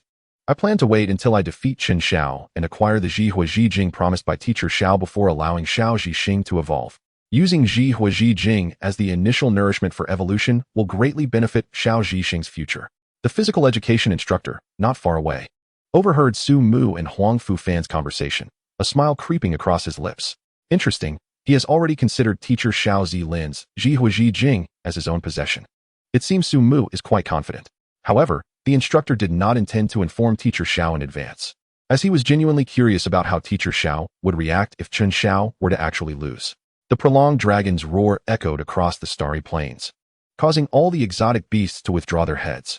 It was not that the Chi Su Long Yu possessed strength formidable enough to instill fear in the beasts far from the Star Lake, but rather that this particular Chi Su Long Yu had gone somewhat mad. Traditionally, the Chi Su Long Yu would never stray from the Star Lake. Due to its incomplete evolution, the Chi Su Long Yu's power was halved upon leaving the water, leading it to instinctively dwell within the Star Lake. However, just yesterday, the Chi Su Long Yu unexpectedly burst forth from Xingchen Hu, seizing a third-tier Xing Yimeng with its not yet fully formed Jiao Zhua. Following this, the Qi Mei Xing Shi and Yin Bei Jin Tong Xing, both formidable beasts of considerable size and strength, were also involved. Xingchen Hu has now tragically devolved into a breeding ground for the Chi Su Long Yu, leaving the captured beasts to discover that there are fates far more harrowing than death. The members of the Gue Yi Association who came to verify the state of the Chi Su Long Yu possessed only second-tier strength and naturally dared not approach Xingchen Hu. Yet, driven by the dragon's innate lust, this situation was perceived as a herald of impending evolution. Linny, whose mental state was presently quite erratic due to the upheaval in his spiritual sea, was also located by him. Following the envoy's directive, he exerted considerable effort to subdue Lin Yi before preparing to take him back. Chapter 48, The Second Moon Examination. How has it come to this? The envoy furrowed his brow as he observed Lin Yi, who oscillated between madness and lucidity. Among the trio, only the Ling Mao had been found. The other two, Ban Tiango and Enya, remained unaccounted for, likely facing dire circumstances. He turned to the figure in the black robe beside him and inquired, in this situation, is it still possible to search the soul? The black-robed figure shook his head, replying, not particularly. I just sense the turmoil in Ling Mao's spiritual sea. If I force a soul search, his psyche may burst like a balloon. With a peculiar tone, he continued, shall we proceed with a forced soul search? Or perhaps I possess an alternative method. The envoy prompted, speak. The black-robed figure stroked his chin and said, spiritual resonance. Through this method, you can glimpse fragments of his memories. However, given his current chaotic mental state, what you perceive will likely be disjointed and incomplete. Are there any side effects? The black-robed figure responded with a light exclamation. How did you know there would be side effects? The envoy urged, can you please convey everything in one go? The black-robed figure chuckled softly. It's not too severe. You'll be influenced by Ling Mao's mental memories, possibly developing thoughts you wouldn't normally entertain. For instance, you may find yourself fond of the foods, films, sports, or even the beauties that Ling Mao adores. The envoy remarked nonchalantly. If that is the extent of the side effects, it poses no issue. What must I do? The black-robed figure snapped his fingers. I will handle it. Just relax. And now, imagine yourself amidst the clouds. As the black-robed figure's spiritual field invaded, the envoy's and Lin Yi's minds began to intertwine. Instantly, an array of memories not belonging to him flashed before the envoy's eyes. Childhood solitude, youthful gloom, and the vigor of his prime. Lin Yi's emotions surged into the envoy's consciousness, prompting him to curse internally. This wretched creature had undoubtedly understated the side effects of spiritual resonance. However, now he found himself unable to retreat, compelled to sift through the fragmented memories in search of relevant images for this mission. At last, the envoy beheld Ling Mao, Enya, and Ban Tiango. He witnessed the charred remains of Ban Tiango and the feed discarded into Xingchen Hu. Naturally, he also observed the celestial cascade of starry light. The final disjointed image was the cold, indifferent golden vertical pupil of the Chi Su Long Yu. Cough. The state of spiritual resonance was abruptly severed, causing Lin Yi to roll his eyes and faint once more. The envoy felt a splitting headache, his temples pounding painfully. The black-robed figure, intrigued, inquired, what did you see? After a considerable pause, the envoy took a deep breath and replied, should you ever attempt this again, I will certainly kill you. The black-robed figure waved dismissively, responding nonchalantly. All right, as long as you're happy, now tell me what you saw. The envoy, stifled by the black-robed figure's attitude, recounted. The memories were too fragmented, and the figures within them were exceedingly vague. I did not see Inya, only a scorched corpse, which I believed to be Ban Tian-go. However, Ling Mao indeed completed the task. I saw all the feed being discarded, and his mental turmoil is likely a result of the Qi Su Long Yu's long-way pressure. Yet, there were also some peculiar aspects. The black-robed figure clapped his hands. All right, no need to ponder excessively. Our mission is to ensure the successful evolution of the Qi Su Long Yu. The finer details are inconsequential. Since it has been confirmed that Ling Mao completed the feeding task, I shall take my leave. The envoy's line of thought was interrupted by the black-robed figure. He looked up with a sneer. I hope you meet your demise along the way. The black-robed figure laughed without turning back. Dying would be quite fortunate. I appreciate your kind words. Once the black-robed figure departed, the envoy approached Lin Yi and administered stabilizing mental medication. With Ban Tian-go and Inya lost, Lin Yi had become one of the few remaining useful members under the envoy's command. It was better to save him if possible. The following evening, Su Mu and Qi Rong who returned to the Xingkong Yuan Yi once more. Upon learning that Lin Yi had been taken, Su Mu was not surprised. The Gue Yi Association had invested considerable effort into nurturing the Qi Su Long Yu, and further actions were to be anticipated. Moreover, the state of the Qi Su Long Yu was somewhat unexpected for Su Mu. He had not anticipated the effectiveness of the beastly arousal powder on the Qi Su Long Yu. In a way, it was a breath of relief. For the last time, he did not hesitate to reward Yin Yu Lang Wang, the key contributor to the successful construction of Xing Lu, bringing over 600 pounds of premium beef to reward the Yin Yu Wolf Pack, and additionally gifting a Tian Lang Chow to the Yin Yu Lang Wang. In the absence of a moon in the Xing Kong Yuan Yi, one's path toward the evolution of the Yin Yu Wolf would undoubtedly be fraught with difficulty. Su Mu placed the Tian Lang Chow before the Yin Yu Lang Wang and continued. However, if it were the Shi Xing Lang, the path would be considerably easier here. The Tian Lang Chow can aid in the remolding of your bloodline power, or I could also escort you away from the Xing Kong Yuan Yi. Consider how best to proceed. Shi Xing Lang, Tian Xing Lang, Xing Chen Lang, Shun Yong Ju Xing Lang. Though the Shi Xing Lang only possesses a maximum of 4 tiers of evolution, each evolution represents a significant transformation. In this place of radiant starlight, the future of the Yin Yu Lang Wang could at least lead to the evolution into a Tian Xing Lang. Upon hearing Su Mu's words, the Yin Yu Lang Wang hesitated. It understood Su Mu's intention, but to abandon everything and remold its bloodline was a gamble too great. After all, following the remolding of its bloodline, it might not retain the strength to secure its position as Wolf King. However, rather than dwell on these concerns, it would be better to indulge in a hearty meal first. With a howl, the Yin Yu Lang Wang drove away the other Yin Yu wolves feasting near the beef. Striding forward to enjoy the most delectable portion, Su Mu did not engage in further conversation with the Yin Yu Lang Wang, for all beings possess their own spirits, and ultimately, how the Yin Yu Lang Wang chooses is beyond his decision. After conducting a brief inspection of the surroundings with Qi Rong Hu, Su Mu sat cross-legged on the grass. The starlight of the Yao Guang Xing Lu descended, warm and soothing. As Qi Rong Hu received the baptism of Yao Guang Xing's power, it harnessed the strength of the starlight to stabilize the Xing Lu. The construction of the first Xing Lu is the simplest, however, as the power of the stars begins to repel one another, the difficulty of establishing subsequent Xing Laos only escalates. Su Mu understood this, so he did not rush Qi Rong Hu into erecting the second Xing Lu. Time passed swiftly, and 3 days slipped by, bringing September closer to its conclusion. The second moon examination had officially arrived. Chapter 49. Su Mu and Chen Xiao. The sweltering heat of summer had entirely dissipated, replaced by the subtle chill of autumn. As the coolness set in, dark clouds loomed in the sky, heralding an impending storm. Yet, today, Songcheng Yizhong was extraordinarily vibrant. Secrets seldom linger in schools. The wager between Shui Laotu and Xiao Zilin had spread throughout the entire school within a mere fortnight. The Zhu Rong Zhizhong, the essence of Qihua, and the skill book of the tier were all the talk among the students. Regardless of which of the three it may be, each is sufficient to stir the hearts of extraordinary beings below the 7th rank. However, today, they merely serve as stakes in a battle between first-rank extraordinary beings. The monthly examination at Songqing No. 1 High School has entirely transformed into an arena for the duel between Su Mu and Chen Xiao.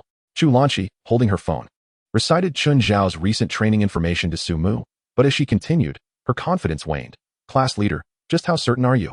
Wang Jiaoyang scratched his head and suggested, shall we apply for a delay?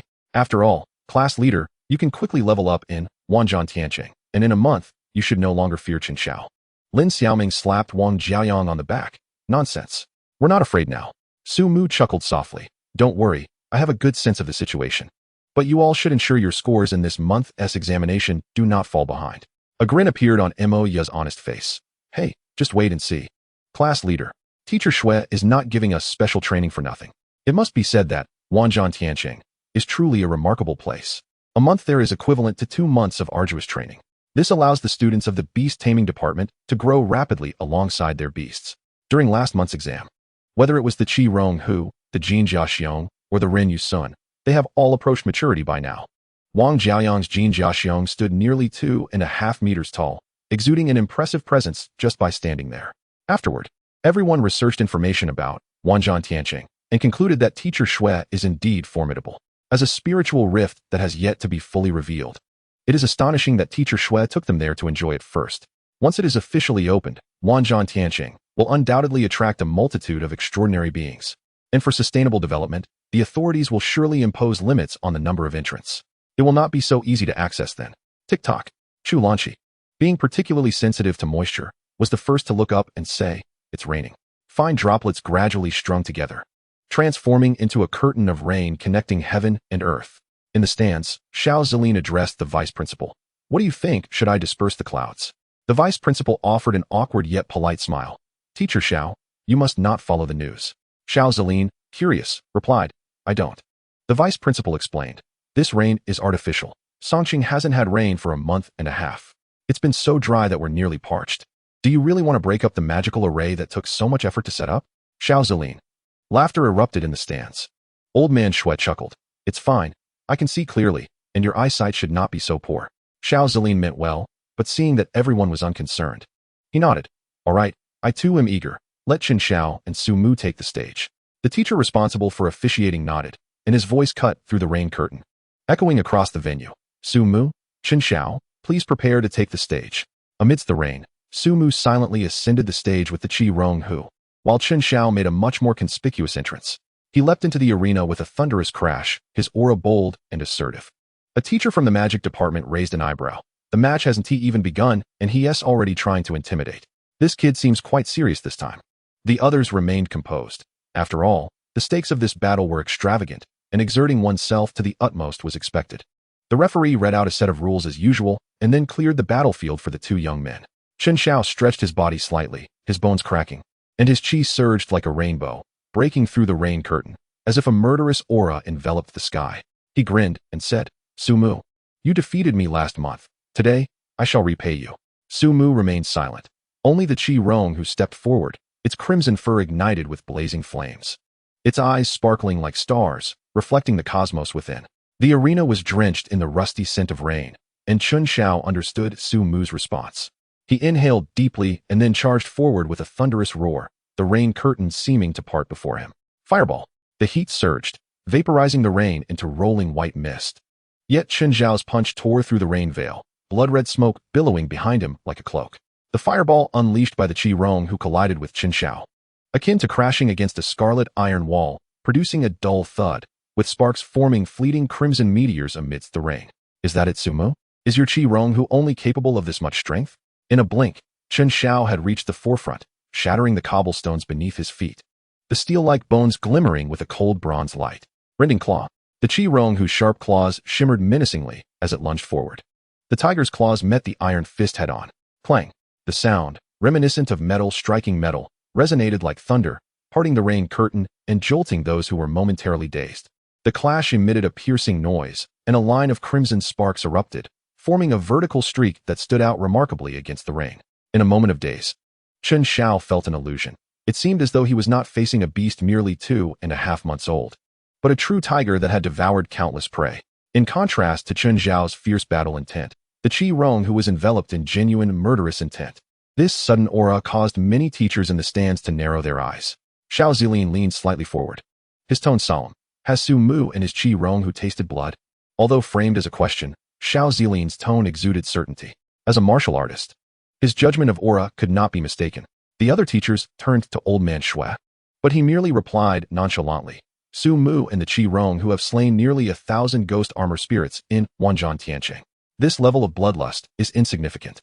Wanzhong Tianqing, Most teachers displayed expressions of realization. Although they had not visited, as mid-tier extraordinary beings, they had heard of Wanzhan Tianqing to some extent. Only Xiao Zillian's gaze remained skeptical, but without further information from Old Man Shui, he refrained from asking more. After all, judging by the aura, it appeared that Su Mu and the Qi Rong who had not strayed from the righteous path. In contrast to the teachers in the stands, the students were less informed. They only witnessed Chen Xiao charging forward, intercepted midway by the Qi Rong Hu. Moreover, the Qi Rong Hu, renowned for its flames, was currently engaging in close combat with Chen Xiao, and only slightly at a disadvantage. In the arena, Chen Xiao laughed heartily. This is exhilarating. As he unleashed his punches and kicks, he felt an unparalleled sense of freedom. Amongst his peers, the Qi Rong Hu was the only creature that currently exerted such pressure on him. However, alas, a beast is a beast. While it possesses strength, it lacks finesse. Just then, Chen Xiao's tone shifted, and the speed of his punches altered slightly, yet his momentum surged like a mountain, unstoppable. Mountain Crumble. Chen Xiao's Mountain Crumble fist had reached a level of effortless control, the essence of its intent manifesting. A torrent of qi surged around Chen Xiao's fists, shadowing him. Boom. With a single punch, the Qi Rong Hu barely avoided being sent flying. Chen Xiao advanced boldly. Closing in on Su Mu, I promised my father and teacher that I would not lose this time. Yet I still offered you an opportunity to defeat me head-on with the Qi Rong Hu. Unfortunately, it seems you cannot seize it. Su Mu raised his gaze to meet Chen Xiao's, a glimmer of stars flickering in his eyes. At last, he spoke. You are correct. The skills of the little Qi Rong are indeed incomparable to yours as a martial artist. Yet I firmly believe that sheer strength can overcome technique. Frenzy. The markings of the beast tamer on Su Mu's hand glowed like embers seared into his flesh. The Qi Rong Hu's muscles bulged suddenly, its fur engulfed in crimson flames. And golden patterns emerged between its brows, roaring as the winds and rains surged. But this was not the end. Soul ignition. With a roar, the Qi Rong Hu's flames suddenly coiled inward, yet the tip of its tail shone like a furnace's mouth, and as it stepped forward, the condensed flames within it overflowed, leaving behind a cascade of radiant red flames, dazzling beyond compare. Chapter 50, Guided by Starlight, Breaking Through Thousands of Armies. Although Chen Xiao spoke with great bravado, in reality, he held nothing back from the very beginning. No matter how he tried, he could not avoid the red velvet tiger. To capture the thief, one must first seize the king. At the very least, he needed to force back the red velvet tiger. His grandiose words served merely as a weapon to unsettle Su Mu's mind. Even a lion uses its full strength when hunting a rabbit, as a martial artist. Chen Xiao's use of such rhetoric demonstrated his utmost commitment. However, he only managed to repel the red velvet tiger for a fleeting moment. With the simultaneous eruption of the frenzy and soul ignition states, the red velvet tiger lunged at Chen Xiao with even greater ferocity. In terms of hand-to-hand combat skills, the red velvet tiger could not compare to Chen Xiao, who had trained for over a decade. Yet, while humans excel in intelligence, beasts thrive in brute strength. The terrifying physique of the red velvet tiger unleashed a force that was truly astonishing, its claws slicing through the rain like a knife, the air emitting a mournful wail. The rending claw. Yet, Chen Xiao's body had also been tempered through relentless training, nurtured by his father from a young age. His innate talent set him apart from the ordinary. Comparing students of the enhanced training class, Huang Fufan and Chen Xiao were like a mountain chicken to a peacock. He ceased to speak, leaping into action, his body seemingly harboring boundless strength, his fists exploding through the air with a sound that resonated in the eardrums. Boom. Amidst the terrifying roar, the rain was completely pushed aside, waves of air sweeping the accumulated water across the ground. Chen Xiao's shirt was torn to shreds by the clash of this extreme force, revealing a physique chiseled like stone. The contours of his muscles were nothing short of perfect. Each muscle defined to perfection. At the first stage of the martial arts body refining realm, Chen Xiao had almost reached the pinnacle. What immediately captivated the audience was the tattoo on Chen Xiao's back. This design embodied the essence of the East's spirit, the West's solemnity, the South's fiery essence, and the North's profound mystery, subtly concealing the principles of Tai Chi and the duality of yin and yang.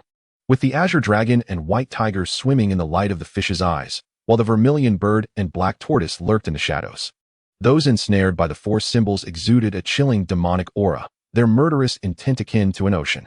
Though bound beneath the four symbols, the demonic energy still permeated every corner of the tattoo. This was the four spirits suppressing demons diagram. Martial artists progress through stages. The first stage of body refining, the second stage of transcending the mundane, and the third stage of clarity.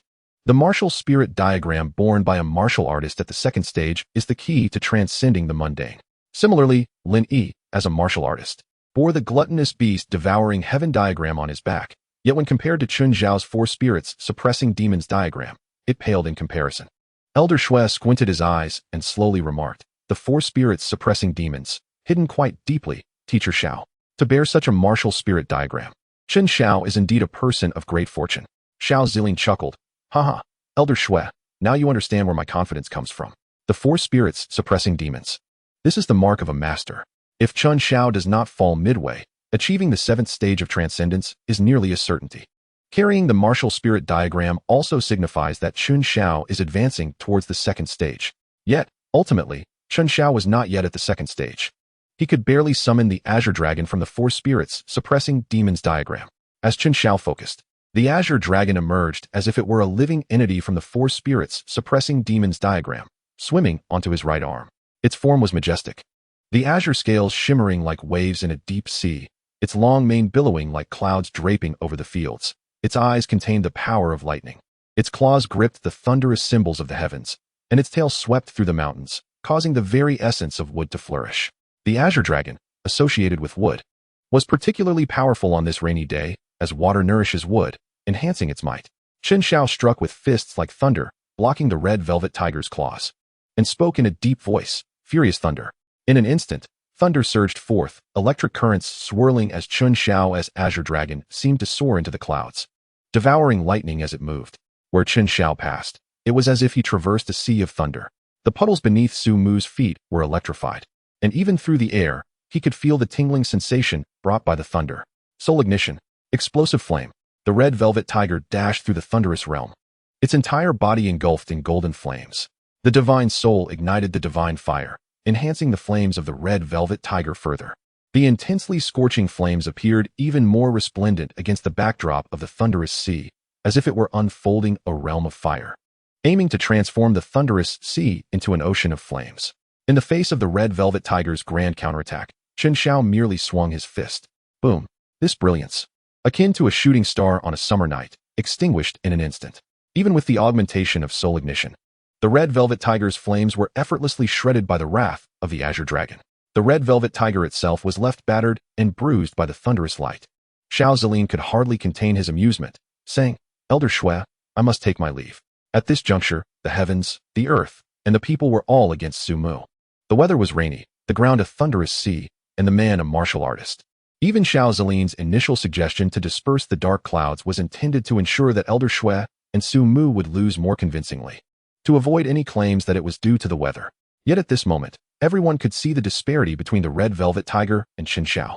Unless Su Mu had already reached the 2nd stage and could summon a second beast, which was impossible, Elder Shui remained silent, having underestimated Chun Xiao. Yet he knew that Su Mu still had a trump card. In the arena, Chun Xiao did not indulge in cat and mouse play. As a martial artist, he would grant his opponent failure with the utmost seriousness.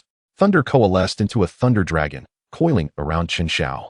He ignored the red velvet tiger and dashed towards Su Mu. Even at this moment, Su Mu's position had not shifted. Unlike the cautious demeanor he exhibited when facing Chun Xiao previously, this time, he held absolute confidence in the red velvet tiger. He softly uttered, Yao Guang. The red velvet tiger roared, its golden eyes suddenly reflecting brilliant starlight, while Su Mu's beast control mark glimmered like crimson jade, shooting forth into the cosmos. The dark clouds were abruptly torn apart, the brilliance of the Break Army star cascading like a celestial river. The sunlight seemed to yield to the starlight, which poured through the rifts in the clouds, forming a massive funnel connecting the red velvet tiger and the vast starry sea. A phantom of the star tower appeared on the red velvet tiger's forehead, the wounds seared by thunder erupting with dazzling starlight. The starlight converged into a cloak. At this moment, Chun Xiao was merely 5 steps away from Su Mu. Given his explosive power, he could easily pin Su Mu to the ground in a single breath. Yet he could advance no further. The tip of the red velvet tiger's tail exploded with crimson starlight, stepping upon the lightning, guided by the starlight. It swiftly closed the distance to Chun Xiao. The phantom of the star tower swayed slightly, reminiscent of a bell tolling in an ancient temple. Chun Xiao was compelled to turn, for that seemingly harmless starlight suddenly eroded his vitality, leaving behind a beehive-like pattern of holes. What was this but a multitude of blades? The starlight cascaded like mercury, and soon, Chun Xiao was to face the fury of the red velvet tiger. His muscles bulged as he summoned the thunder dragon to charge at the ferocious beast. Crack! The martial artist's steel-like bones shattered like porcelain beneath the starlight. And Chen Xiao was sent flying. That fearsome thunder dragon, birthed by the celestial phenomena, crumbled under the claws of the tiger enveloped in starlight, collapsing like a sandcastle and dissipating into smoke. Only a few flickering arcs of electricity remained to testify that the thunder dragon had once existed. Chapter 51. The Essence of Fiery Flames and the Blazing Sun. While the previous scene was a fierce struggle between dragon and tiger, one act following another, in the blink of an eye, this grand spectacle came to an abrupt close. Chen Xiao fell too swiftly, akin to a long song reaching its climax only to be abruptly silenced. All the talk of Azure Dragoness wrath, of vitality and steel-like bones, disintegrated in an instant. Observing Chen Xiao being sent flying, the crowd fell into stunned silence, momentarily bewildered. When they realized what had transpired, an uproar erupted. What just happened? Who knows? It felt as though Chen Xiao lost all at once.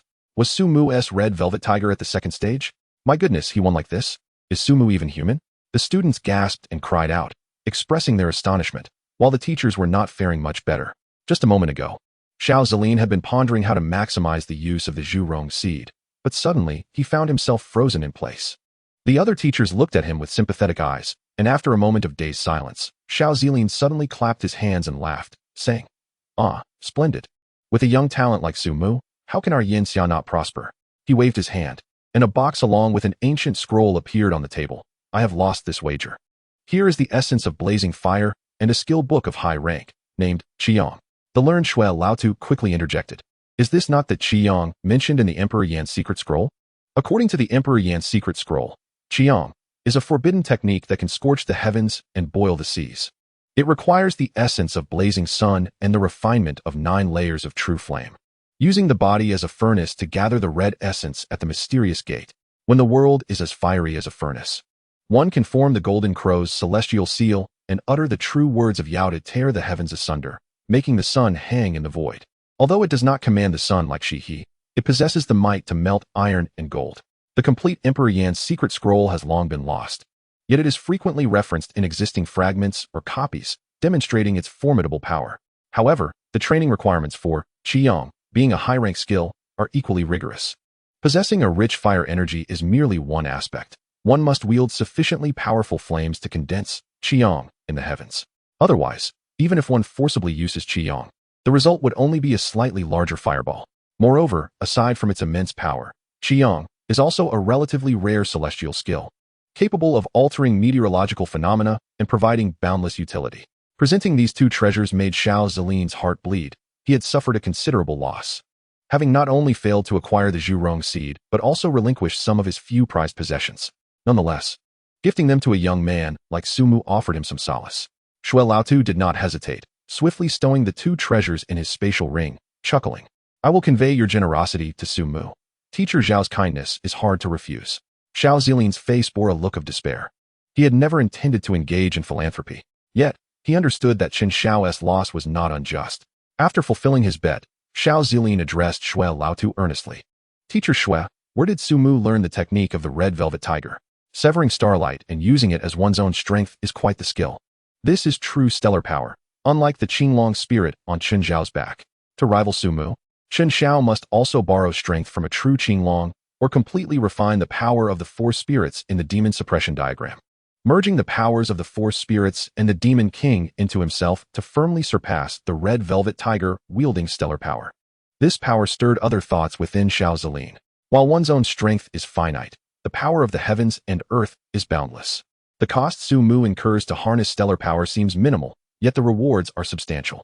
If all the transcendent individuals in the Xia kingdom could utilize stellar power like Sumu, it would lead to a transformative evolution among them. However, Xiao Zilin was overthinking.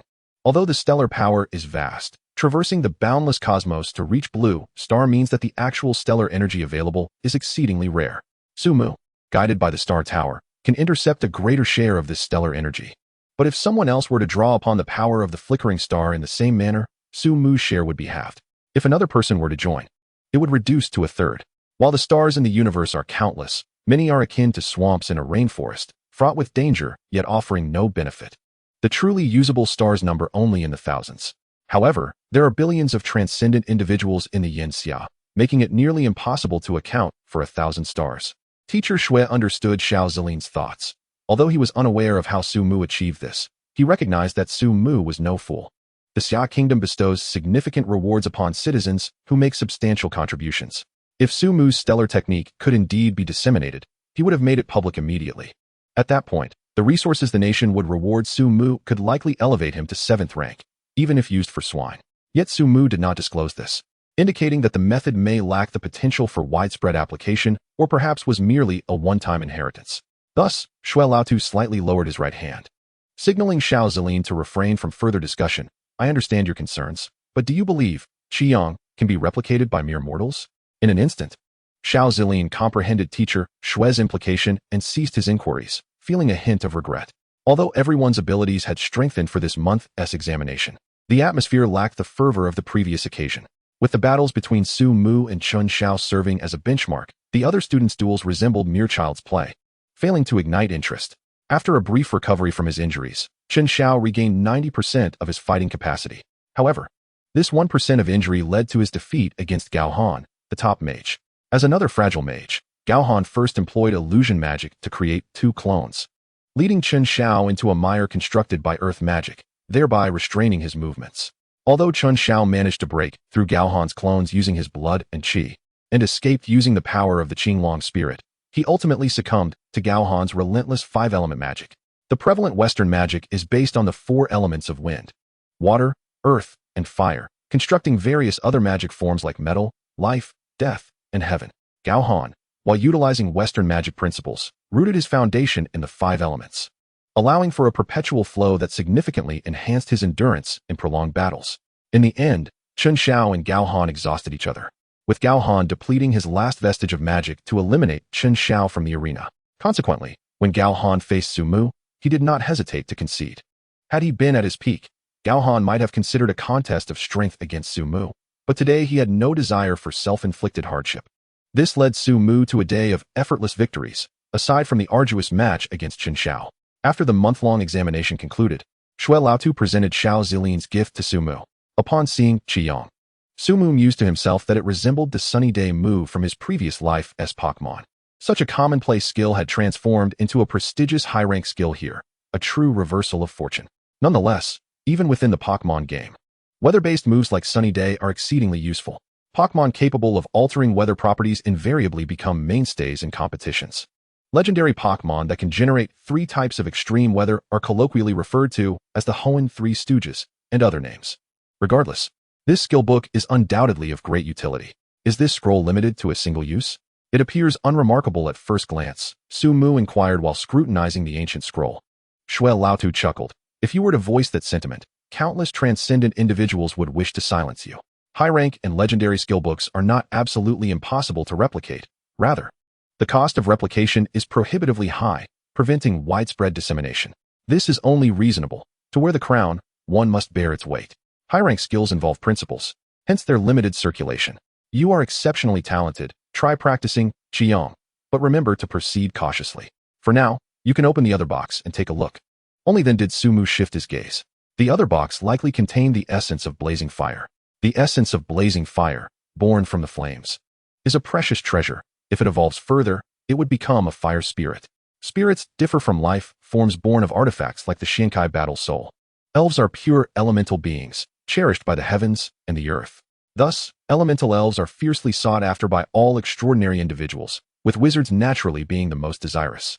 The strength of a wizard is contingent upon various factors, among which elemental affinity is particularly crucial. It is this very affinity that gives rise to the diverse factions among wizards, leading to the establishment of different systems. However, should a wizard forge a contract with an elemental elf, their corresponding elemental affinity would elevate to an astonishing degree. Even the most rudimentary elemental elf can significantly enhance a wizard's prowess. The Qihua Zhijing, or Ember Spirit, is a fire elemental that has failed to evolve. It possesses the power of a fire elf but lacks the vital essence of a soul. The absence of a soul signifies an inability to evolve, rendering it merely an inert entity. Despite its lifelessness, the value of the Qihua Zhijing remains high, whether as material for crafting magic wands, as a core energy source for mechas, or as a foundational element for formations. It serves as an excellent resource for beast tamers. The Qihua Zhijing is undoubtedly a means to bolster the strength of their beasts. The Qi Rong Hu, or Crimson Tiger, besides Su Mu, could hardly contain its eagerness to paw at the mysterious box. The intense energy of flames emanating from the box awakened the primal instinct of life within the Qi-Rong-Hu. Su-Mu affectionately patted the fluffy head of Xiao Qixing, the little tiger, as he brought the cool, sky-blue box closer to himself. Upon touching the box, Su-Mu realized it was crafted from ice jade. Even without considering the Qihua Zhijing inside, the box itself would command a hefty price. Shui Laotu urged, "Open it quickly. I am quite curious about the quality of this Qihua Zhijing." As Su-Mu opened the ice jade box, the radiant heat of the Qihua Zhijing began to radiate outward. Its core resembled a flowing lava heart, enveloped by a constantly collapsing halo of blinding white light. Each flicker of flame displayed a shattered, glass-like quality, with tendrils of flame extending chaotically into the air, striving to expand outward. The runes that should have constituted the essence of the spirit flickered in the waves of flame, resembling a scorched star map. Drip. The Qi-Rong-Hu opened its mouth, drool falling onto the floor, with its pupils reflecting the fiery glow of the Qihua Zhijing. Unable to contain its hunger, Shui Laotu clicked his tongue and remarked, "It seems this Qihua Zhijing was on the path to evolving into a lava spirit, with its core of life already condensed. It is truly a pity that its evolution was interrupted. Had it completed the process, it would have undoubtedly emerged as a mid-tier elemental spirit." Su-Mu swiftly closed the box with a decisive snap, met with the mournful gaze of Xiao Qixing. The Qi-Rong-Hu attempted to charm Su-Mu with its adorableness to elicit a paternal response, but Su-Mu remained unmoved. "Behave, the Qihua Zhijing will provide you sustenance." "But not at this moment," Shui Laotu pondered. "So you are planning to facilitate the evolution of the Qi-Rong-Hu?" Su-Mu nodded affirmatively. "Indeed. I intend to initiate the evolution of Xiao Qixing as soon as it advances." Shui Laotu, intrigued, inquired, "Which evolutionary path do you envision for the Qi-Rong-Hu?" "Let me guess, three-tailed flame tiger?" Su-Mu chuckled. "Teacher, you have erred. There are only two paths." Shui Laotu, taken aback, remarked, "You plan to follow the path of the Qixin-Hu and Qi-Hian-Hu? That is uncharacteristic of you." Although Shui Laotu had been Su-Mu's mentor for just over 2 months, he understood that this seemingly modest student harbored a sense of pride within. The path of the Qi-Hian-Hu, which involved using tiger-like creatures as familiars, was something he presumed Su-Mu would disdain. Yet Su-Mu merely replied, "Haha, teacher. No further inquiries. Suffice it to say, I have my own methods." Shui Laotu instantly grasped that Su-Mu was concealing something. He chuckled and shook his head. "You rascal. Truly an enigma. Very well, I shall not pry further, but do keep certain matters to yourself. The stir you have created is not insignificant. Someone has already taken notice of you. As a star mage, you are more domineering than those of your caliber. Be cautious on your nightly ventures. You may find yourself ensnared." Su-Mu blinked and asked, "Teacher, you will assist me, won't you?" Shui Laotu retorted with feigned irritation. "I am already in my senior years. An old relic like me can offer some protection, but not much." Su-Mu grinned, feeling reassured. Ever since he learned of Shui Laotu's possession of the Zhurong seed, a treasure that remained unharmed, he understood that his teacher still held considerable power. Witnessing Shui Laotu's close connections with extraordinary beings like Husinan at the Wanzhan Tian, Qing only solidified Su-Mu's confidence. With no one at his back, prudence was essential for growth, but with allies, he could afford to be a bit audacious. Without revealing certain aspects, the Qihua Zhijing and the Qiyang would not have reached Su-Mu's hands. However, he felt reluctant to disclose the matters concerning the return to the Gu Yihui to Shui Laotu. Firstly, Su-Mu could not adequately explain his ability to traverse the spiritual rifts freely. Secondly, Shui Laotu's attitude towards the Gu Yihui left Su-Mu somewhat apprehensive. The last time the Gu Yihui was mentioned, the fervent hatred in Shui Laotu's voice, which suggested a relentless desire for annihilation, made Su-Mu deeply question whether his teacher might act impulsively. Chapter 53, The White Fur. In Su-Mu's home, the family of 3 sat together on the sofa. A rare sight. Typically, Su-Mu's father was occupied with business ventures, while his mother was tirelessly engaged at the hospital, often working overtime. As for Su-Mu, he was a diligent student by day and a night owl by necessity. Such a harmonious scene was indeed infrequent. The Qi-Rong-Hu had transformed into a soft and adorable size of over 30 centimeters, joyfully devouring its meal at the edge of the sofa. Today's beef was cooked to perfection, fragrant yet lacking the allure of the Qihua Zhijing. The Xian Kaijian Han, or mystic armor soul, remained motionless in the corner of the living room, serving as an artistic display while refining its soul fire. Initially, Su-Mu's parents were somewhat unaccustomed to the addition of 2 new members in their household, but after 2 days, they found little difference. "What is this television show?"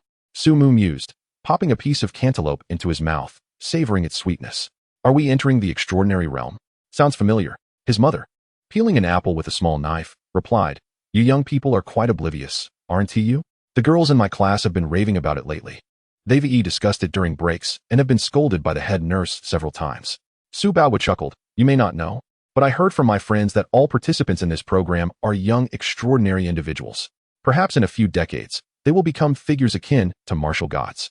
The mention of young, extraordinary individuals sparked a memory in Su Mu. Shui Laotu had briefly mentioned it in class. He spoke of new developments in research, aiming to harness the power of belief. Belief power has long been steeped in legend, with the incense gods being the most quintessential representation. However, Su Mu had never heard of belief power being utilized. It had remained a theoretical concept in this super-scientific world. Now, it seemed this program was indeed some form of experiment. In this age of explosive information, the creation of deities seemed deceptively simple. As Su Mu contemplated the potential existence of belief power, the television host began to introduce the topic.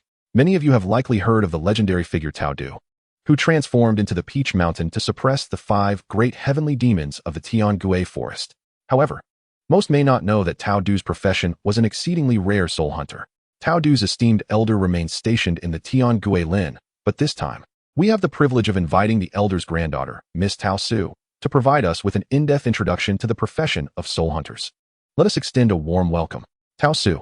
The once bored Su Mu instantly perked up, recalling the individual who nearly obliterated the Xian Kai battle spirit. He had not found any information about her online previously, yet here she was, making her television debut.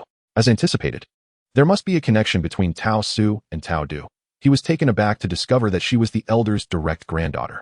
The camera adeptly shifted to the entrance, yet as soft music played, there was an unexpected stillness. The host appeared momentarily perplexed. Was there no one present?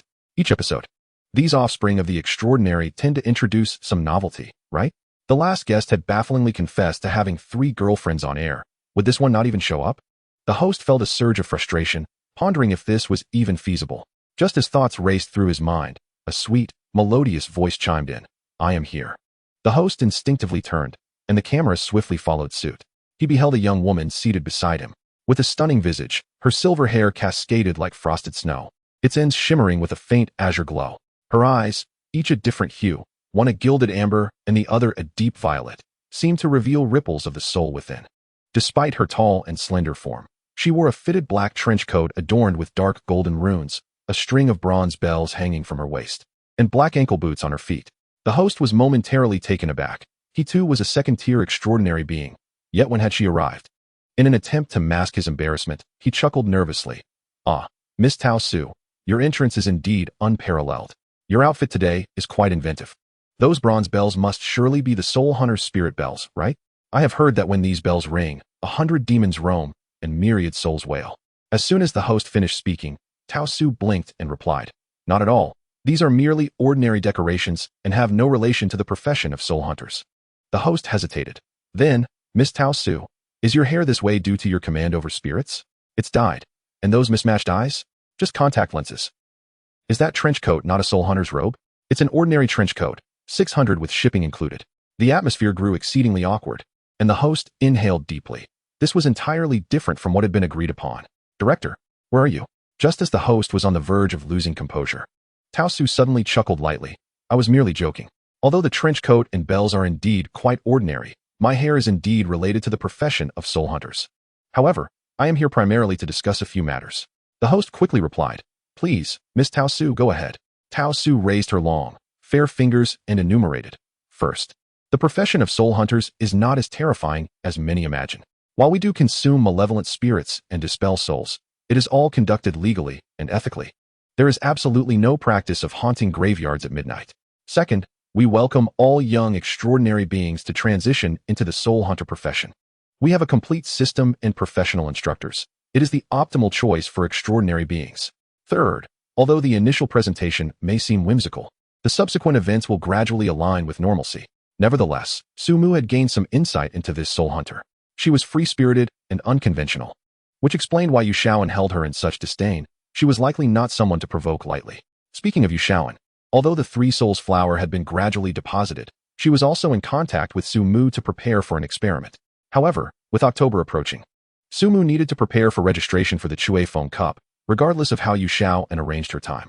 Calculating, he realized that he and Yu Shaoan, as well as Tao Su, were of similar ages. If they were all in Langia, Yunming, and Bailu provinces, he might very well cross paths with them. The Pajun Star Tower had been established. No matter the opponent, Su Mu felt no fear. Yet, knowing oneself and one's adversary ensures victory in every battle. Su Mu planned to probe Yu Xiao and to gauge the capabilities of these 7th-tier extraordinary beings juniors. Chapter 54 Mechanical Divine Sovereign. The neural connection rate was 96. Marvelous. Simply marvelous. Yu Xiao rubbed his hands together, his eyes gleaming. Such a high neural connection rate proved that his theory was entirely feasible. Previously, the highest connection rate had barely reached 70%, which was likely tied to the spirit body's intelligence. However, Yu Xiao now had a new idea. He intended to use the Xian Kai battle spirit as a template to create a new mech, thereby achieving a certain level of downgrade. Su Mu observed Yu Xiao tinkering away, yet he found it utterly incomprehensible. It was indeed true that different fields were like different mountains. Little Qi Xing curled up in his embrace, resting like a cat, but Su Mu could not afford to sleep as she did. He continued to practice while inquiring, "Are you also in your senior year this year?" Yu Xiao replied without looking up, "Yes, we are in the same cohort. Both preparing for next year's college entrance examination. However, after my research breakthrough, I should be able to secure a place at the Imperial Capital University." Su Mu asked curiously, "Why not attend the Magic Capital University? Is it because your sister is studying there?" Yu Xiao looked surprised, confused. "Who told you my sister is already in university?" Su Mu recalled Yu Xiao's earlier words. "Didn't you say your sister urged you to go to Magic Capital University? Is it not because she has already been accepted there?" Yu Xiao sighed. "All right. It seems my explanation was not clear enough. My sister is only 5 minutes older than I am. Had I arrived 5 minutes earlier, I would be her older brother.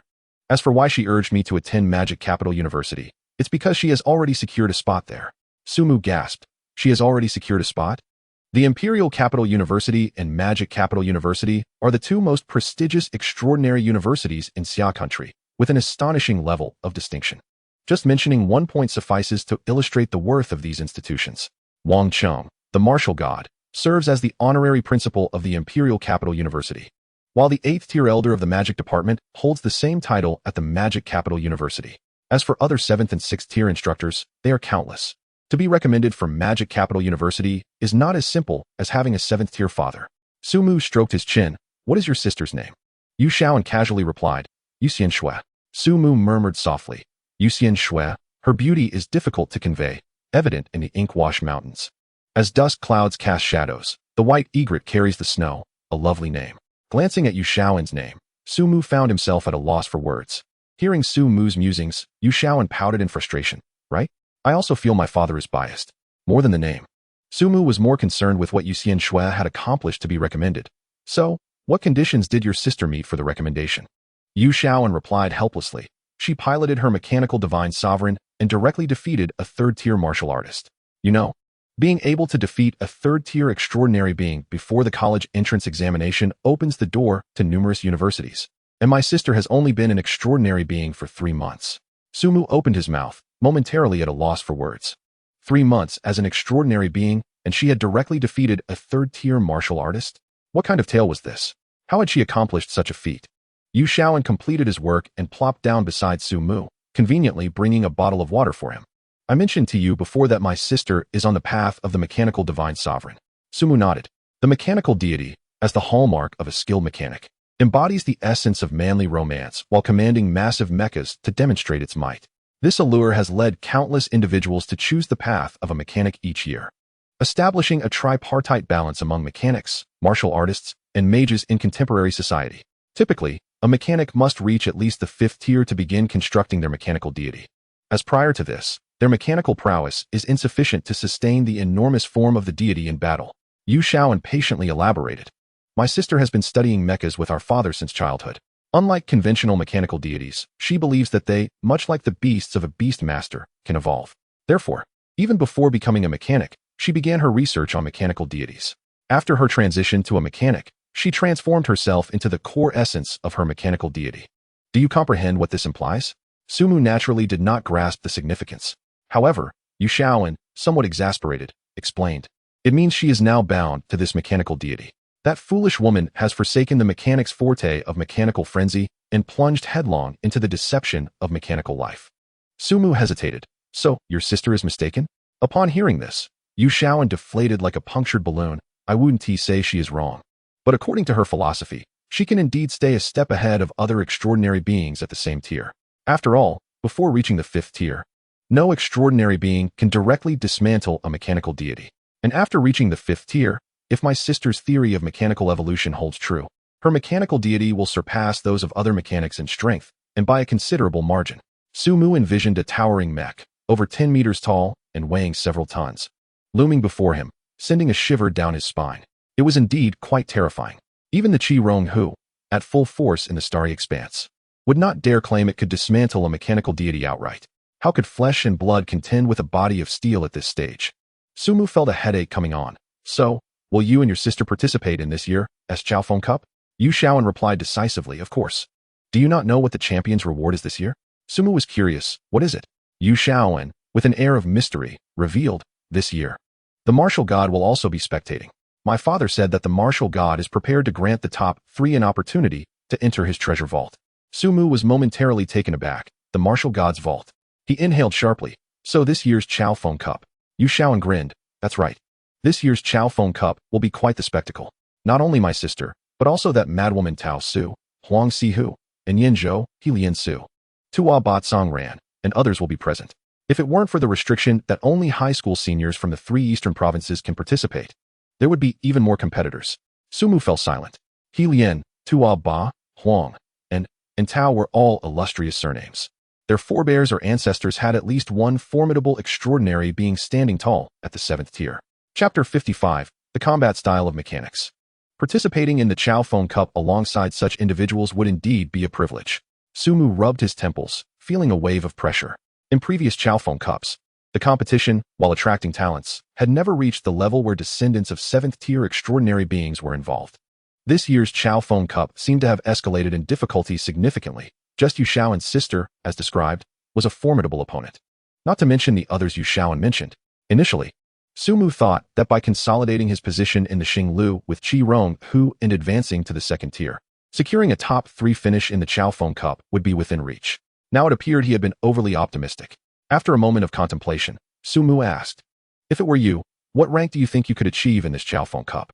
Yu Shaoan pondered, if my research yields breakthroughs, I should be able to place in the top 5. Otherwise, I can only secure a position within the top 10. Sumu considered for a moment. Could I trouble you to spar with me? I wish to gauge my current strength. Yu Shaoan's eyes lit up. A battle? No problem. I also want to see just how strong your Chi-Rong Hu is. However, what kind of mechanic experience do you wish to explore? Sumu was puzzled. Is there a difference? Yu Shaoan chuckled lightly. As you know, mechanics excel in firepower suppression. But if a low-tier mechanic were to enter the battlefield in a tank or aircraft, other extraordinary beings would have no chance. In regular competitions, mechanics are only allowed to carry materials and components in their storage devices, with strict limitations on firearms and weapons. Therefore, even if you wish to spar with me, you must allow me adequate preparation time. Of course, if it comes to close combat, I can concede immediately. Sumu nodded slightly, recognizing the validity of Yu Shaoan's point. In battles among extraordinary beings, after reaching the 3rd tier, the impact of firearms diminishes significantly. However, before reaching the 3rd tier, using a gun without relying on martial prowess would hardly qualify one as a master. Thus, countries impose restrictions on combat before the 4th or even 5th tier. Only after reaching the 5th tier do unrestricted battles occur, where one could even deploy an aircraft carrier into a spiritual rift as a testament to their skill. However, Sumu's knowledge of mechanics was rather limited, so he suggested, how about an hour? Yu Shaoan scratched her head, her expression peculiar. Are you perhaps showing a lack of respect for us mechanics? 20 minutes will suffice. For safety's sake, she added, in our spar, I'll use blank rounds. So you can assess your performance accordingly. She wished to ensure that neither Sumu nor Chi-Rong Hu was injured during their practice. Sumu smiled, rest assured. I am aware of my limits. Yu Shaoan rubbed her hands together. Then I shall go prepare. You take a 20-minute break, and we shall meet at the training ground. It must be said that Yu Shaoan was indeed financially well off during her research in Song City. She had even rented an entire experimental building. This building naturally contained a combat arena, originally intended for testing the combat capabilities of experimental subjects. It could easily accommodate 2 first-tier extraordinary beings. 20 minutes later, staff escorted Su Mu to the training ground. Within this technologically advanced experimental building, the combat arena simulated a realistic environment, featuring grasslands, streams, and trees. The arena, nearly the size of 2 football fields, was ample space for Su Mu and Yu Shaoan to unleash their full potential. In the arena, Yu Shaoan had changed into a loose-fitting combat suit and donned sunglasses. Upon seeing Su Mu's arrival, she grinned and adjusted her sunglasses. Though this is just a spar, it still adds a bit of fun. What do you say, Su Mu? Su Mu's pockets seemed to sense something, trembling slightly. All right, what do you wish to wager? He raised an eyebrow, but let it be clear, I will not concede on matters related to Xian Jiazhanhan. Yu Shaoan waved her hand dismissively. Oh, that's not an issue. If you win, I shall forge a mech for you or craft a weapon. You can choose. Su Mu felt a twinge of excitement. Although Yu Shaoan was somewhat eccentric, she was indeed reliable. Especially considering the mechas displayed in her laboratory, their aesthetics alone were enough to captivate him. And if I lose? A sly smile crept across Yu Shaoan's lips. If you lose, you must pursue my sister for 3 months without interruption. How does that sound? Quite a bargain, right? Su Mu, do you even hear what you were saying? Though the conditions set by Yu Shaoan were quite absurd, Su Mu remained confident, declaring, all right, I shall not succumb. With that, he urged, let us commence. Be cautious. After a loud warning from Yu Shaoan, he swiftly retreated. The sound of intricate gears meshing emerged from beneath his black trench coat. Although Su Mu was already aware of Yu Shaoan's proficiency with firearms, he felt a jolt in his heart upon witnessing the silver submachine gun in Yu Shaoan's grasp. This was a manifestation of reverence for the truth. Simultaneously, a swarm drone was ejected from the armor on Yu Shaoan's right shoulder, swiftly maneuvering to encircle Su Mu. Qi Ronghu, go berserk, ignite your soul. Charge forth. The flames of Qi Ronghu cascaded down, incinerating the grass into charred remnants. With Qi Ronghu's current physical strength, only by simultaneously entering berserk and igniting its soul could it withstand the firepower of a submachine gun. The sound of gunfire erupted as the modified bullets detonated smoke grenades before Qi Ronghu. Just as Su Mu's command escaped his lips, 2 mechanical hounds sprang from the shadows behind Yu Shaoan, flanking him from both sides. These hounds, forged from dark iron, glowed with a blue light in their eyes, their hydraulic joints propelling their nearly 100-pound bodies to pounce with precision on Qi Ronghu's fiery midsection. A 3-pronged attack, impressive, Su Mu observed, narrowing his eyes decisively. Flame Claw. With a furious roar, Qi Ronghu lunged forward, its claws enveloped in crimson flames, leaving a fiery trail in its wake. In an instant, the mechanical hounds were torn apart by the flame claw, resulting in a thunderous explosion. Yu Shaoan, having emptied his submachine gun, swiftly recognized its inadequacy against Qi Ronghu and decisively stowed it away. At that moment, a sleek armor enveloped his right arm, the charged electromagnetic rail glowing ominously. Boom! The electromagnetic cannon erupted, its radiant light spanning 100 meters, piercing through Qi Ronghu's fiery shield and sending it hurtling away. The massive explosion kicked up a cloud of dust, briefly obscuring visibility. However, thanks to the infrared night vision capability of Yu Shaoan's tactical goggles, he discerned that Qi Ronghu had not sustained severe damage. Instead, it transformed into a swirling inferno, charging back. This was a skill Qi Ronghu had recently mastered. Qi Yin Tua? Like a comet, the tiger raced forward, flames trailing like a dragon.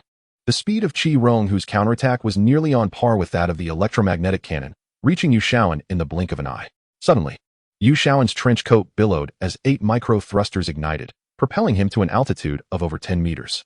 During his descent, he switched his rapid-fire gun to shotgun mode, unleashing specially crafted steel pellets that exploded into a metallic net above the tiger's back, each pellet adorned with barbed chains. Su Mu commanded, tear apart the net. This seemingly resilient metallic net merely delayed Qi Ronghu's movements for an instant. Amidst the fiery vortex, its claws, glinting with a cold sheen, swiftly shredded it in two. The flames surrounding Qi Ronghu melted away most of these metal chains in mere moments. Yet, Yu Shaoan had prepared further, as he ascended into the air. The previously buried shockwave grenades detonated simultaneously. Boom! The sound waves created a swirling resonance within the confines of the training arena, scattering the flames chaotically. Qi Ronghu found itself momentarily disoriented, unable to discern direction. Once Yu Shaoan regained his stance, he landed on the ground, and the mechanical device behind him elevated 2 hive-style rocket launchers. Su Mu's pupils constricted in alarm. What? Chapter 56, Resolution. The rockets screamed forth, trailing fiery tails, unleashing a concentrated barrage upon Qi Ronghu's position. The continuous rumbling resonated throughout the entire experimental building, trembling under the intensity of the explosions. Had it not been for the unique buffering system of the combat arena, such detonations would surely have drawn the attention of city defenses. Su Mu no longer held back, summoning the Star Tower. Starlight traversed time and space, enveloping Qi Ronghu under the guidance of the Star Tower.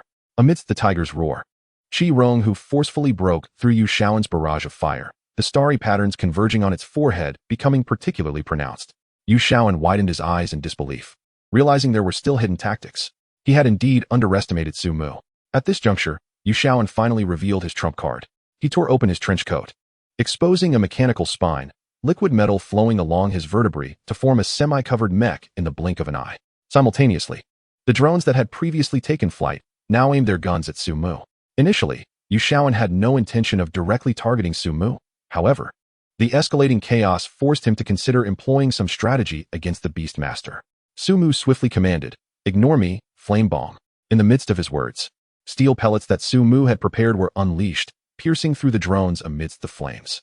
Meanwhile, the flames surrounding Qi Rong who surged. And under the influence of the Break Army starlight, the crimson flames surged forth like a tidal wave, suddenly condensing into an explosive fireball that shot forward. The prism device at the center of the mechanic's chest armor completed its energy convergence just in time, and the light cannon erupted. Boom. The collision of azure particle streams and the scarlet fireball unleashed a shockwave that reverberated throughout the arena, causing the hearts of the onlookers to momentarily halt. After a brief pause, as the shockwave dissipated, Qi Rong, who had returned to Su Mu's side, momentarily opting for defense rather than offense in response to the terrifying force unleashed. Meanwhile, the energy shield hovering in front of Yu Shaoan dimmed and clattered to the ground. Resembling mere scrap metal, Yu Shaoan plopped down onto the ground, panting as he had the mechanical arm assist him in removing the searing chest armor. His breath audible amidst the smoke. I concede, no more fighting. Brother Mu, you're Qi Rong who is too formidable. Until that day, Yu Shaoan had genuinely been unaware of the combat prowess of a first-tier Beastmaster. Now, regret filled his heart. It was indeed true that one should heed the counsel of others. Had he known, he would have prepared for an hour as Su Mu suggested. Alas, now he could no longer deliver Yu Xianxue. Otherwise, considering Su Mu's strength and appearance, he might have truly captured the attention of his sister. At that point, he could have freed himself from Yu Xianxue's clutches and garnered his father's full attention while she and Su Mu were engaged in romance. In the end, he could have turned to his sister and said, "Sister, do not blame me. The competition for the heir has always been this way." Merely contemplating this scenario stirred excitement within Yu Shaoan. Now, however, that opportunity was lost, and he had also forfeited a set of mechs. Upon realizing this, Yu Shaoan couldn't help but slap himself. Su Mu, accompanied by Qi Rong who traversed the scarred battlefield, approaching Yu Shaoan in astonishment. "What happened to you? Did you injure your head? Why are you hitting yourself?" Yu Shaoan lamented with a woeful expression. "I didn't hurt my brain, I'm just saddened." Su Mu observed the mechanical wreckage scattered across the battlefield, feeling somewhat reflective. "I always believed that low-tier mechanics were weak, yet I never imagined one could possess such strength. If you had truly prepared for an hour, I would have certainly lost. I underestimated the profession of mechanics." Yu Shaoan rolled his eyes. "Well, I also never anticipated that a first-tier Beastmaster could be so powerful. Moreover, you might not have lost. Qi Rong who hasn't unleashed its full potential, has it?" Yu Shaoan perceived clearly that had it come down to a life-or-death struggle, Qi Rong who would not have chosen to shield Su Mu from the shockwave, but would have seized the moment to deliver a fatal blow, ensuring Su Mu's demise. Conversely, in such a scenario, Su Mu would likely only be thrown back by the residual impact, sustaining minor injuries, and would not face any significant danger. Thus, Yu Shaoan accepted his defeat with a sense of satisfaction, at least for that day. Su Mu's performance also prompted Yu Shaoan to shed his previous underestimation. Truly, heroes abound. As numerous as the fish in the river, ceaselessly emerging. An inconspicuous Beastmaster possessed such formidable strength. What pride could he still hold? Zhan Hunjijia. It must be developed. Su Mu extended his hand and helped the sitting Yu Shaoan back to his feet. "What are you thinking about?" Yu Shaoan blinked and replied. "I was pondering, even though I lost, could you perhaps pursue my sister?" Su Mu chuckled, contemplating whether to release his grip and allow Yu Shaoan to sit down once more. However, at this moment, Yu Shaoan had become Su Mu's significant client. Setting aside the matter of the Sanhunhua, just recently, Yu Shaoan had accrued a debt for a set of mechas. It must be said that Yu Shaoan was indeed Su Mu's fortune bringer. Every encounter with Yu Shaoan seemed to yield some form of gain. After spending some time with Yu Shaoan, and once the experimental data for the day had been sufficiently gathered, Su Mu departed the laboratory accompanied by Qi Rong Hu and Xian Kaijian Han. On the way back, Su Mu fell into deep contemplation. According to Yu Shaoan, his strength ranked no higher than the top 10 in this year's Chui Feng Bei. This implied that there were still several competitors stronger than Yu Shaoan. Faced with these second and third generation extraordinary beings who possessed abundant family resources and guidance from formidable mentors, Su Mu could not afford to let his guard down in the slightest. the advancement and evolution of Qi Rong, who were pressing matters. Simultaneously, Sumu needed to prepare for his own advancement and fulfill his contract with Xian Kaijian Han. Only upon reaching the second tier, with both offensive and defensive beasts at his command, could Sumu dare to contemplate the top 3 positions in the Chui Feng Bei. There was no need to fret over the advancement. It would come naturally. As for the evolution, although he had already acquired the core material, the Ji Hua Ji Jing, he was still lacking a few components. Since Qi Rong, who was to embark on the path of the Xing Jun, he would require not only the Ji Hua Ji Jing, but also the Qi Yin Tung Man, Xing Hui Shi, and a location capable of maintaining a temperature below 0. These items were not particularly difficult to find. A century-old Qi Yin Tung Man could be purchased for merely 60 points in the official marketplace. As for the Xing Hui Shi, it was even more affordable. Using the finest stones would not exceed 100 points combined. For the last requirement, finding a cold storage facility would suffice. However, given the risk of power outages, Sumu planned to invite an array master to set up a cold array during the evolution to ensure its success. Chapter 57, Second Tier. Under the night sky, the starlight cascaded down like a tidal wave. Amidst this ebb and flow, Sumu sat cross-legged, with Qi Xing lying beside him, while a pack of Yin Yulang followed suit, exhaling starlight in unison.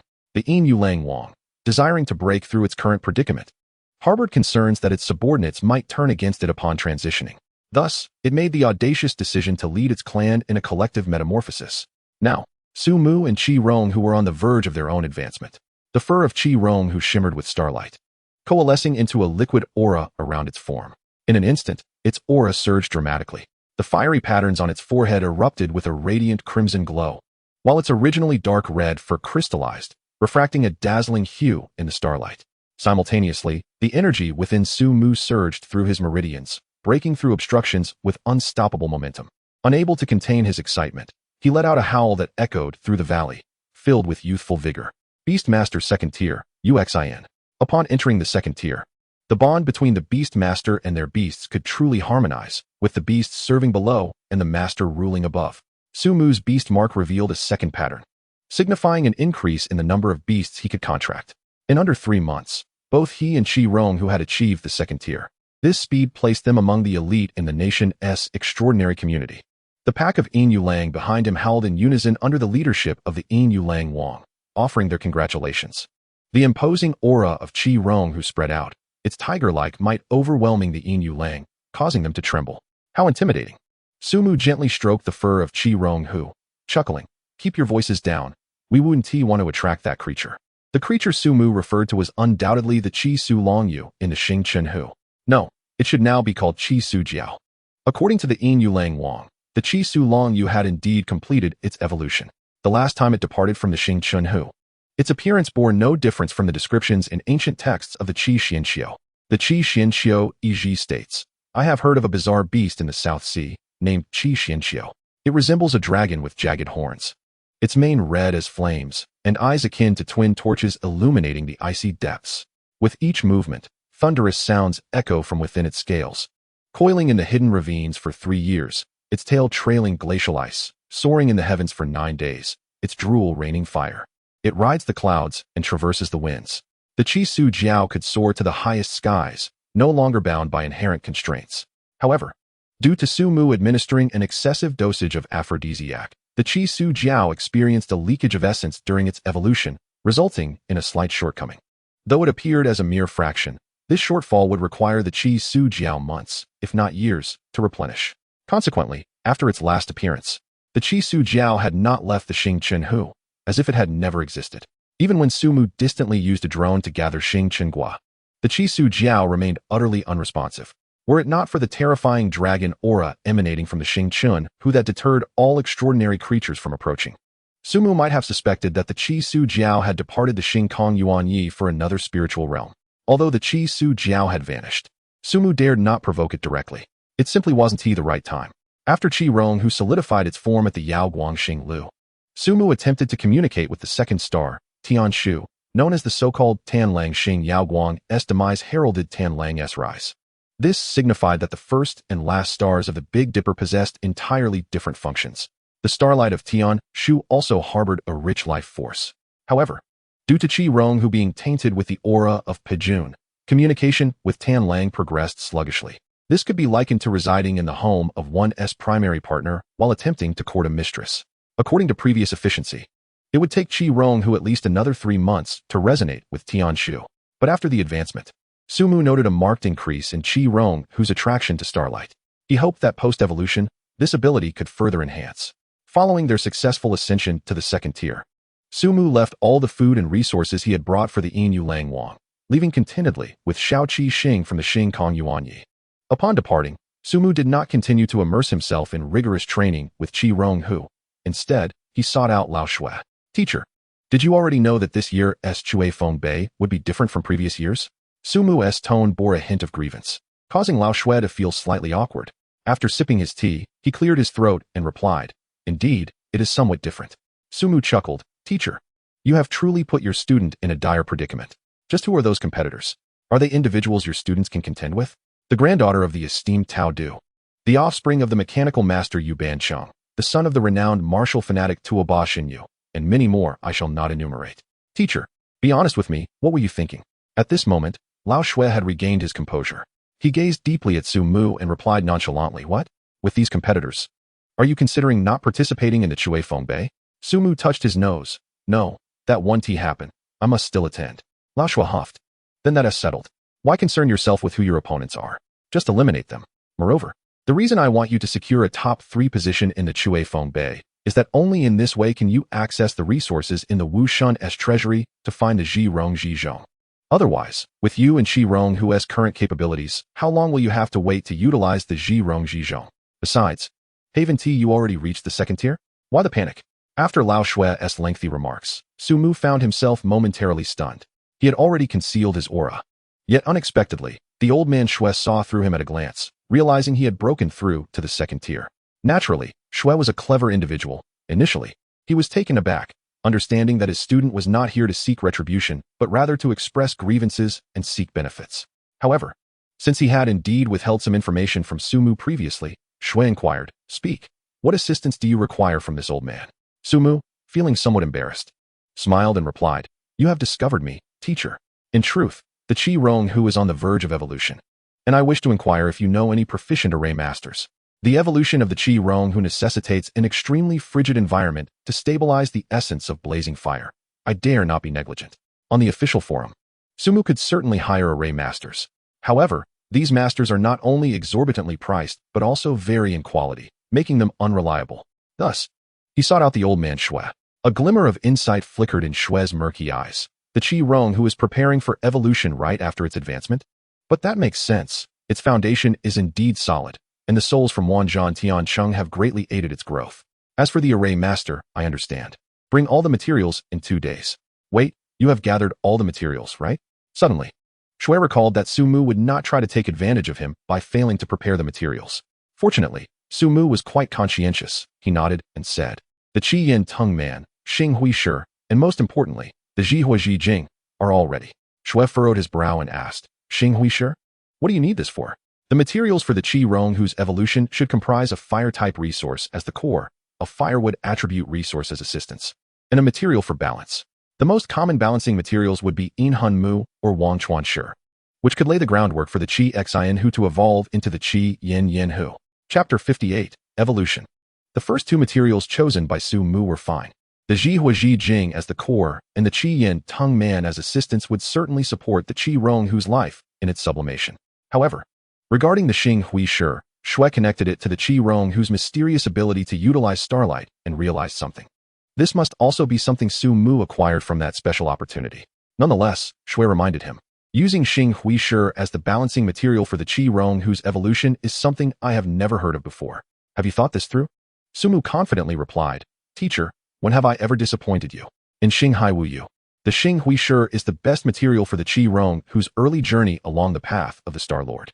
With the special state during the transformation of life, the gentle power within the Xing Hui Shi will merge with the Qi Ronghu, significantly enhancing its utilization of starlight.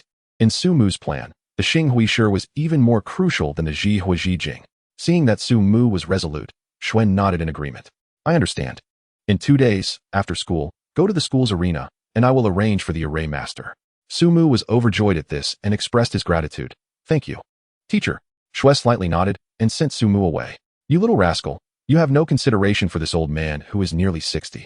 2 days passed in the blink of an eye. After school, Sumu arrived at the training ground as promised, with Huang Fu Fan following closely behind. Naturally, Sumu would not conceal such a significant advancement from his good brother. Huang Fu Fan had also learned about the impending evolution of the Qi Rong Hu, thus insisting on accompanying Sumu to witness the process. Upon entering the arena, Sumu and Huang Fu Fan shivered. It's so cold. The arena, which previously enjoyed a temperate climate, now seemed enveloped in the depths of winter. The ground was coated with a thick layer of ice, icicles adorned the walls, and the windows were frosted with intricate patterns. At the center of the arena, an array formed by 12 pillars of profound ice encompassed a radius of 30 meters, emanating an endless chill. How is it? Are you satisfied? Shui and a middle-aged array master approached, stating, "This is the Han Yuan Jiusua array laid down by a 5th-tier array master. It will suffice for your needs." The fully equipped Han Yuan Jiusua array, centered around 36 pillars of profound ice, with the Frost Soul Pearl as the eye of the array and 9 profound patterned iron chains as assistants, could suppress most 5th-tier transcendent beings. If there were attribute restraints, even 6th-tier transcendent beings or extraordinary beasts could be restrained for 2 or 3 days. For the Qi Rong Hu, a 2nd-tier fire-type beast, to evolve, it was indeed unnecessary to use the original version of the Han Yuan Jiusua array. However, even this version utilized 12 pillars of profound ice and a Frost Soul Pearl. After all, Sumu's aim was merely to lower the temperature, not to suppress or seal. So the iron chains were not installed. Sumu nodded repeatedly. "That's enough. Thank you, teacher. Thank you, senior." The middle-aged array master chuckled. "You need not thank me. It is my honor to receive your teacher's invitation." The words of the array master piqued Sumu's curiosity about Shui's past identity. This seemingly idle old man, who spent his days basking in the sun and sipping tea at Song Qingyi Zhong, appeared to have connections that were somewhat astonishing. Why had he never heard of such a figure among the beast tamers before? Yet now was not the time to delve into Shui's identity. The evolution of the Qi Rong Hu was of utmost importance. Sumu addressed the Qi Rong Hu, "Little Qi Xing, enter the array." The Qi Rong Hu lightly nodded, stepping forward into the center of the array. An overwhelming cold, akin to the heavy frost of winter, descended, suppressing the flames within the Qi Rong Hu's body, causing its fiery golden fur to dull. Sumu took a deep breath, sweeping his palm through the air, and numerous Xing Hui Shi appeared before him. "Well then, little Qi Xing, let us begin. Steady your mind, and refine the Xing Hui Shi." With a roar from the Qi Rong Hu, brilliant flames surged forth, roaring around it. Sumu directed 12 Xing Hui Shi, the stardust on their surfaces igniting spontaneously in the high heat, etching the trajectories of stars upon the icy surface. As the Xing Hui Shi gradually melted, Sumu also placed the Qi Yin Tung Man into the Han Yuan array. The Qi Yin Tung Man rooted itself upon landing, breaking through the ice from the eye of the array, its enchanting red stems entwining around the Frost Soul Pearl. From the clash of the earth fire emanating from the Qi Yin Tung Man and the profound ice, white mist arose, lifting the Ji Hua Ji Jing, which floated above the Qi Rong Hu's head. The lava-like light illuminated the tiger's body like glass, and the ice array sensed the threat, causing the cold to surge. Yet, upon encountering the brilliance of the Ji Hua Ji Jing, it instantly melted away. Only at this moment did little Qi Xing realize how foolish it had been to attempt to swallow the Ji Hua Ji Jing directly a few days prior. Even the radiance of the Ji Hua Ji Jing made the Qi Rong Hu feel as though it would be engulfed by flames. Fortunately, the cold within the Han Yuan array was seemingly inexhaustible. The 12 pillars of profound ice glimmered, and the entire Han Yuan array began to rotate slowly. Extreme cold and extreme heat clashed relentlessly. When the energy of ice and fire reached a critical point, the Ji Hua Ji Jing erupted violently, transforming into 360 fiery meteors that surged into the Qi Yan's meridians. Roar! With a roar of the tiger, the elevation of life commenced. The tiger's tail turned crimson first, its tip igniting an everlasting flame. The originally dark golden pupils split into 3 irises, with a miniature sun wheel totem emerging in the innermost layer. Strangely enough, through its translucent body, one could see the Qi Rong Hu's heart resembling a collapsing sun, brimming with boundless energy. The markings of the Xing Hui Shi illuminated simultaneously, and the projections of countless stars coalesced into a river of stars upon its back. The Qi Yin Tung Man, entwined with the array, ignited spontaneously, and the surging red flames became the fuel for the evolution of the Qi Rong Hu. The white mist formed by the intertwining of ice and fire gradually enveloped the Han Yuan array, obscuring the events within. Yet, Sumu could sense that the metamorphosis continued unabated. Thump, thump, thump, thump. In this tense moment, The 4 individuals present seemed to hold their breath. Only the sound of their own heartbeats resonating in the air. No matter how many times one witnesses the evolution of extraordinary beasts, one cannot help but marvel at the grandeur and legend of life. Until a certain moment, the roar of the Qihong who shattered all ice pillars, scattering the icy mist in its wake. The evolved Chixin who stood amidst the flames, and the newly formed red heart pattern on its forehead radiated a brilliance akin to the rising sun, with every strand of fur seemingly flowing with molten rock patterns. Its sharp claws lightly touched the icy surface, igniting flames that blossomed like roses upon the frozen ground. As the Shuangwen attempted to cling to the tiger's claws, the ice crystals were instantaneously vaporized into white mist by the crimson-golden flames. Chiming Li Hua. Moreover, within the flames of the Chixin who post-evolution, faint starlight intertwined. Most notably, a pulsating, searing, crimson-golden heart resided within the chest of the Chixin who. 3,000 karmic burdens serve as kindling, illuminating the true essence of the spirit. This heart is pure and untainted by malevolence. Herein lies the true innate divine ability, Qixin, transformed from Tai Xine Horong after the evolution of the Qihong Hu.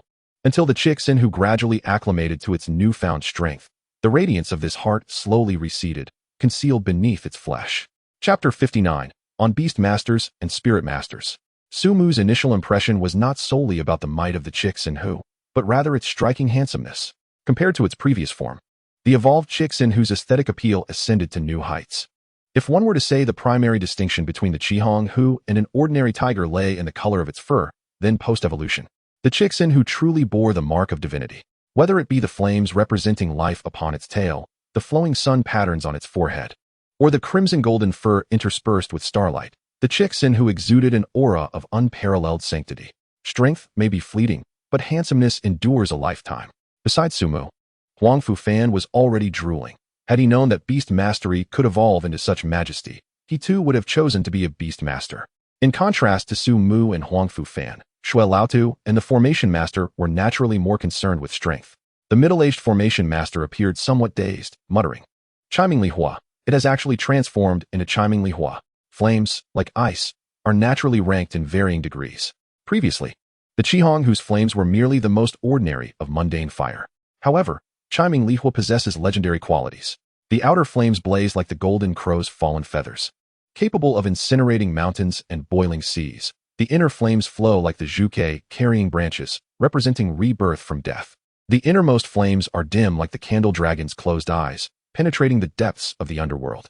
Chiming Li Hua can scorch the heavens and sear the earth, reducing all to ashes, yet it can also breathe life into withered trees upon scorched earth, heralding new beginnings. Although the flames of the Chixin who have not yet reached such heights, even possessing a hint of this essence is sufficient to stand tall among others. Such is the benefit bestowed by the essence of fiery passion. Shui Laotu glanced at the Formation Master. Xiao Wu, you know what should be said and what should not. The Formation Master, coming back to his senses from his astonishment, hastily assured, "Rest assured, I will remain tight-lipped." Yet the Formation Master pondered, "Speaking of which, does your student have a vendetta against ghosts and spirits?" Shui Laotu raised an eyebrow. "Why do you say that?"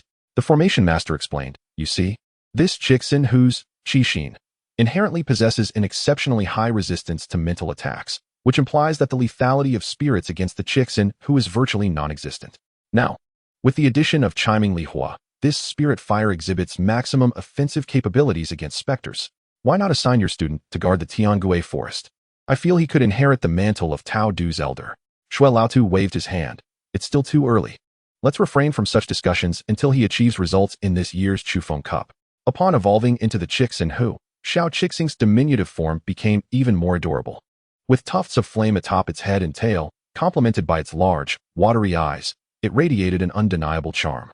As Su Mu cradled Xiao Qixing on his way home, he undoubtedly became the center of attention. Several girls even approached to inquire if Xiao Qixing was for sale. Su Mu could only grimace and assert that Xiao Qixing was not for sale. Huang Fu Fan, accompanying Su Mu, felt tears welling up at such a moment. He should have invited the girls home to pet the cat. "Your cat can do backflips? My cat can perform a 720-degree ballet jump. Are you interested?" This was a surefire way to impress the ladies. How could such an opportunity be squandered? However, Huang Fu Fan could forget about using Xiao Qixing to charm anyone. For Xiao Qixing held a grudge. It would remember when Huang Fu Fan had disparaged it in its presence. Yet Huang Fu Fan had not forgotten the pressing matter. Mu Gu. Lin Yi returned home yesterday. Sumu halted, returned. How did it go? Any developments? Huang Fu Fan replied. My father arranged for someone to discreetly inquire and found that Lin Yi seems to have some memory issues. To be precise, he has amnesia? Huang Fu Fan shook his head. Not exactly. It's more like his memories are somewhat muddled. It feels rather strange. Sumu furrowed his brow, having anticipated several scenarios. The first possibility was that the Gue Association had learned of his existence through Lin Yi, but this posed no threat, as Sumu could freely traverse the starry wilderness within Song City. Moreover, members of the Gue Association above the third tier would not dare enter Song City, as the association employs special means to control such individuals. These methods are detectable in large cities within Xia country. Thus, under normal circumstances, Sumu's safety would not be compromised, particularly with the enigmatic Shui Laotu in Song City. The second possibility was that Lin Yi had passed the Gue Association's test and was willing to become Sumu's undercover agent. If Lin Yi returned, it would typically indicate the second scenario, and Sumu would attempt to connect with the Gue Association through Lin Yi. However, what could account for the memory issues? This unforeseen circumstance left Sumu momentarily perplexed. After a prolonged contemplation, Sumu finally spoke. Please have Uncle Huangfu monitor the situation for a while longer, but do so discreetly, as I have further plans. Huangfu Fan nodded. Yes, my father said this is your discovery, and you shall take the lead. Sumu slightly inclined his head, then shifted the conversation. By the way, when can you reach the second tier? Upon mentioning this, Huangfu Fan's expression turned troubled. Mugo. I want to as well, but my talent is just a tad lacking. A smile crept onto Sumu's lips as he teased. I have a plan that can lend you a helping hand. Huangfu Fan's eyes brightened. Oh? Mugo. You have a plan? Do tell. Sumu leisurely responded.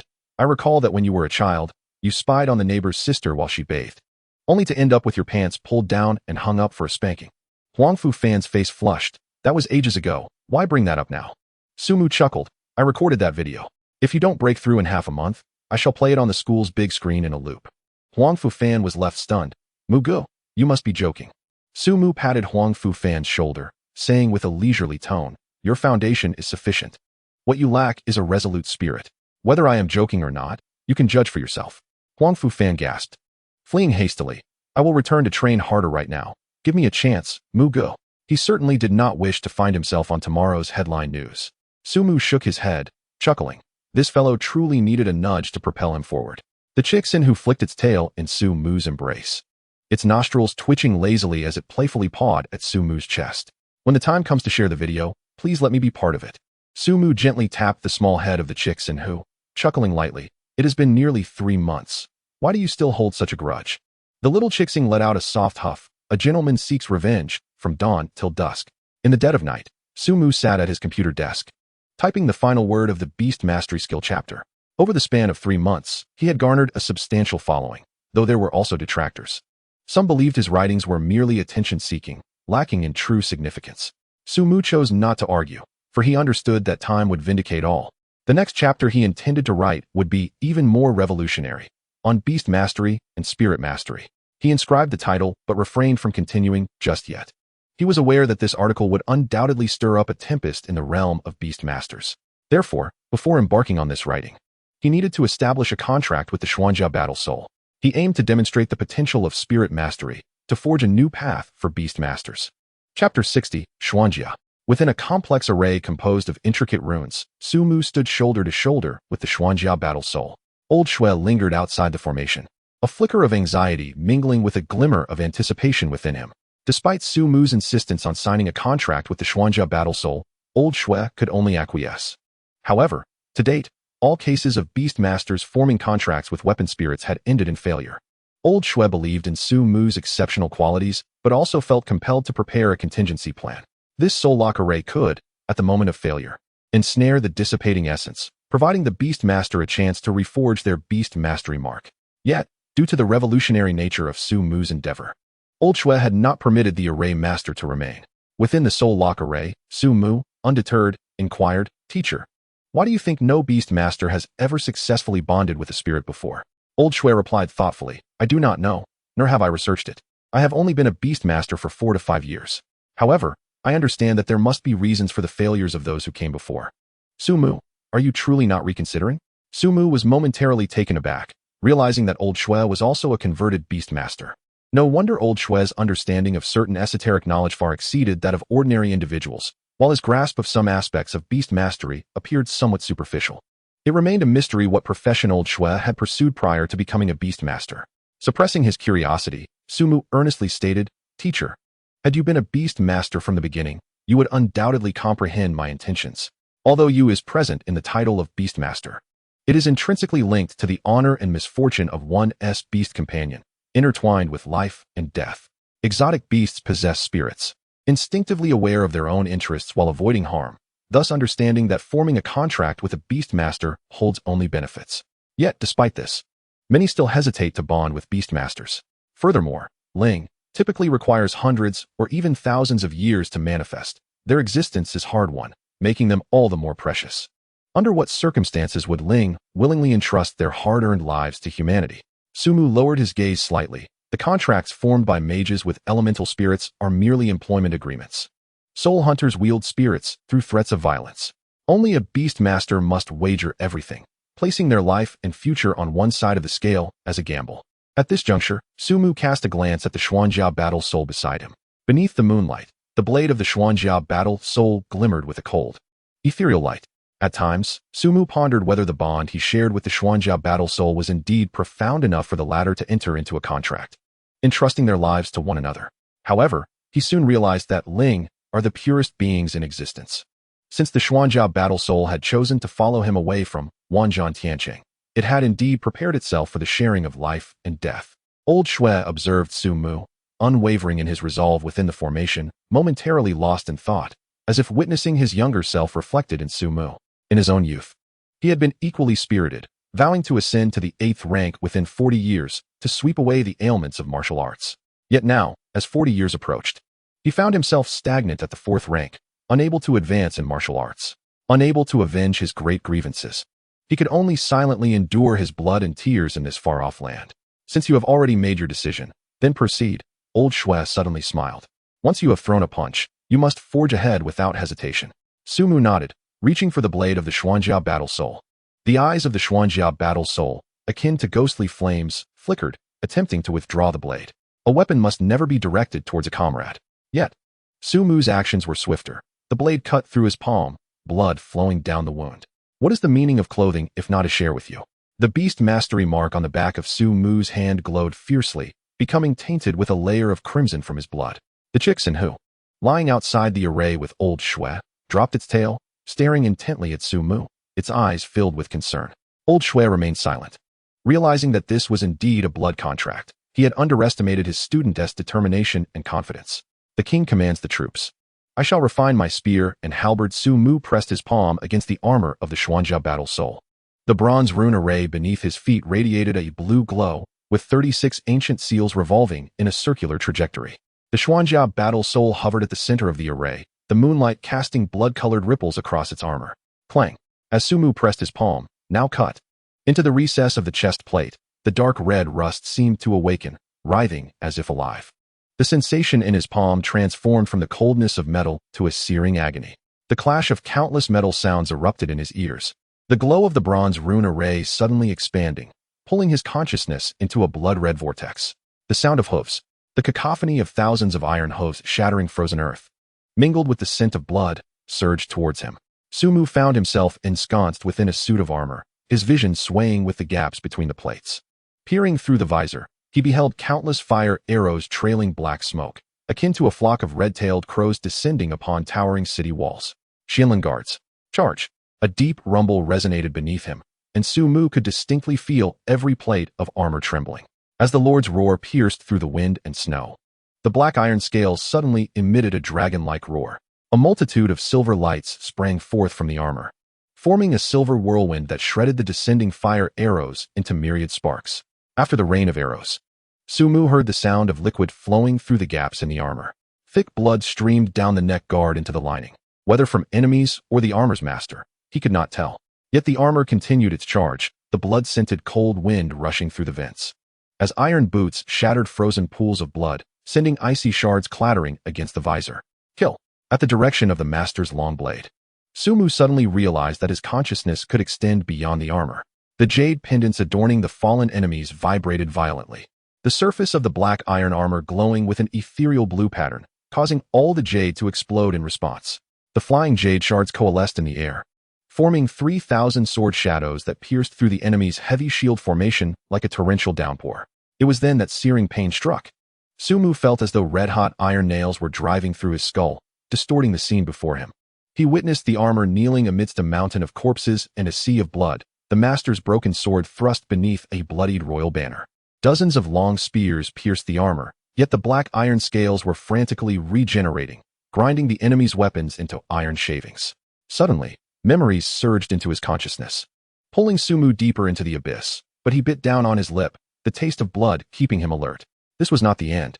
In the depths of the memory vortex, he saw another master of armor from 300 years prior, raising a shattered shield amidst a sea of flames, and the next master standing alone before a desolate grave in mourning. All images ultimately converged upon the Xuanjia battle soul within the current soul lock array, coalescing into a blade of vibrant crimson. As Sumu grasped the unfamiliar blade within his consciousness, the floating armor suddenly resonated with a roar reminiscent of dragons and tigers. Under the moonlight, amidst the intricate formations, the heavy black iron armor transformed into a flowing silver that enveloped Sumu entirely. The once cumbersome shoulder guard streamlined into a graceful neck protector, while the chest plate revealed intricate bronze patterns. The heavy faceplate blazed with a fervent soul fire. Arm guards, leg armor, and battle boots were all present. At the heart of the formation, Sumu raised the blade forged from countless remnants of fallen warriors. Resembling a seasoned general in his battle attire, rallying for combat. The contract was sealed. At this moment, the stance he assumed was a manifestation of the innate skill acquired after binding with the Xianjia Zhanhan. Xianjia. Chapter 61, The Blade of the Unknown. Old Shue's mouth hung slightly ajar, as if he wished to utter something, yet ultimately refrained. The current generation of youth truly exuded an air of confidence. Could it be that he had genuinely been outpaced?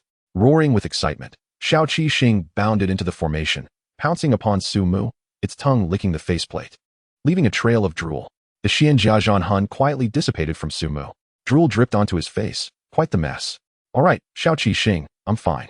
Sumu chuckled, cradling the large face of the Qi Xian Hu. Things turned out to be much smoother than I anticipated. Despite experiencing significant mental upheaval, overall, he felt relatively stable. Old Shui wiped away the formation and approached with inquiries. What was that just now? Why did the Xianjia Zhanhan become your armor? Sumu elucidated. That was the resonance innate skill of the Xianjia Zhanhan, which I refer to as Xianjia. Xianjia possesses two modes. One is the recently combined mode with the Xianjia Zhanhan, in which I can harness 200% of my power. The other is the phantom armor.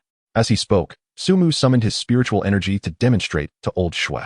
Suddenly, a semi-transparent dark armor materialized around Sumu, resembling the blood armor of martial artists but appearing more substantial. Do you recall what I mentioned back at Wanzhan Tiancheng?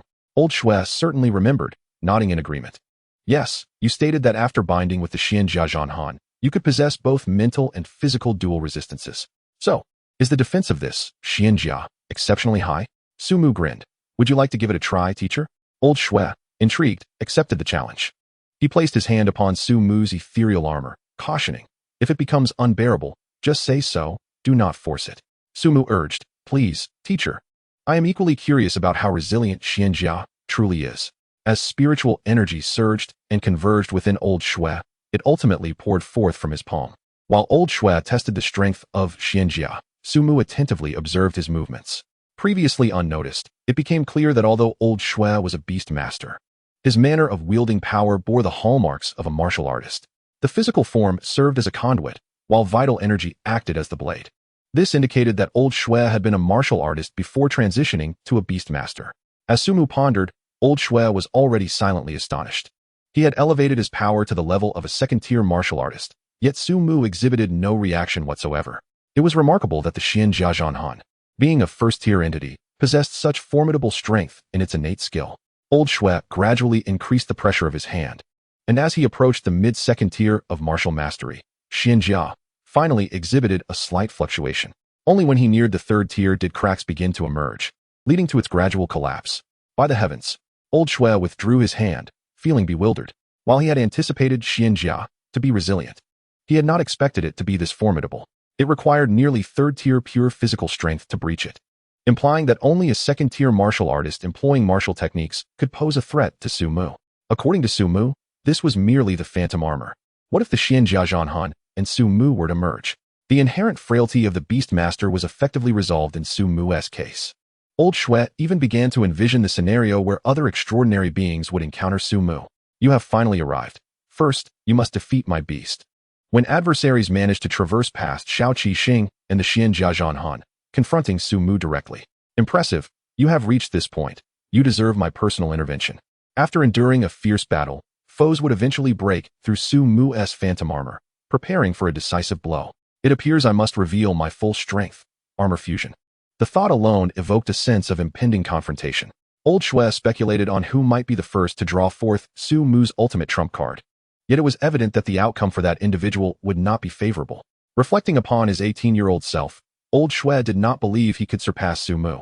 In fact, he might suffer a rather dismal defeat. Teacher, do you think my current strength could secure a place among the top 3 in the Chaofeng Cup? Old Shui snapped back to reality, gazing at Su Mu with a light chuckle. It's possible. Su Mu's eyes widened. Just possible. Old Shui replied nonchalantly. There are always those stronger than you, and beyond the heavens, there are more celestial beings.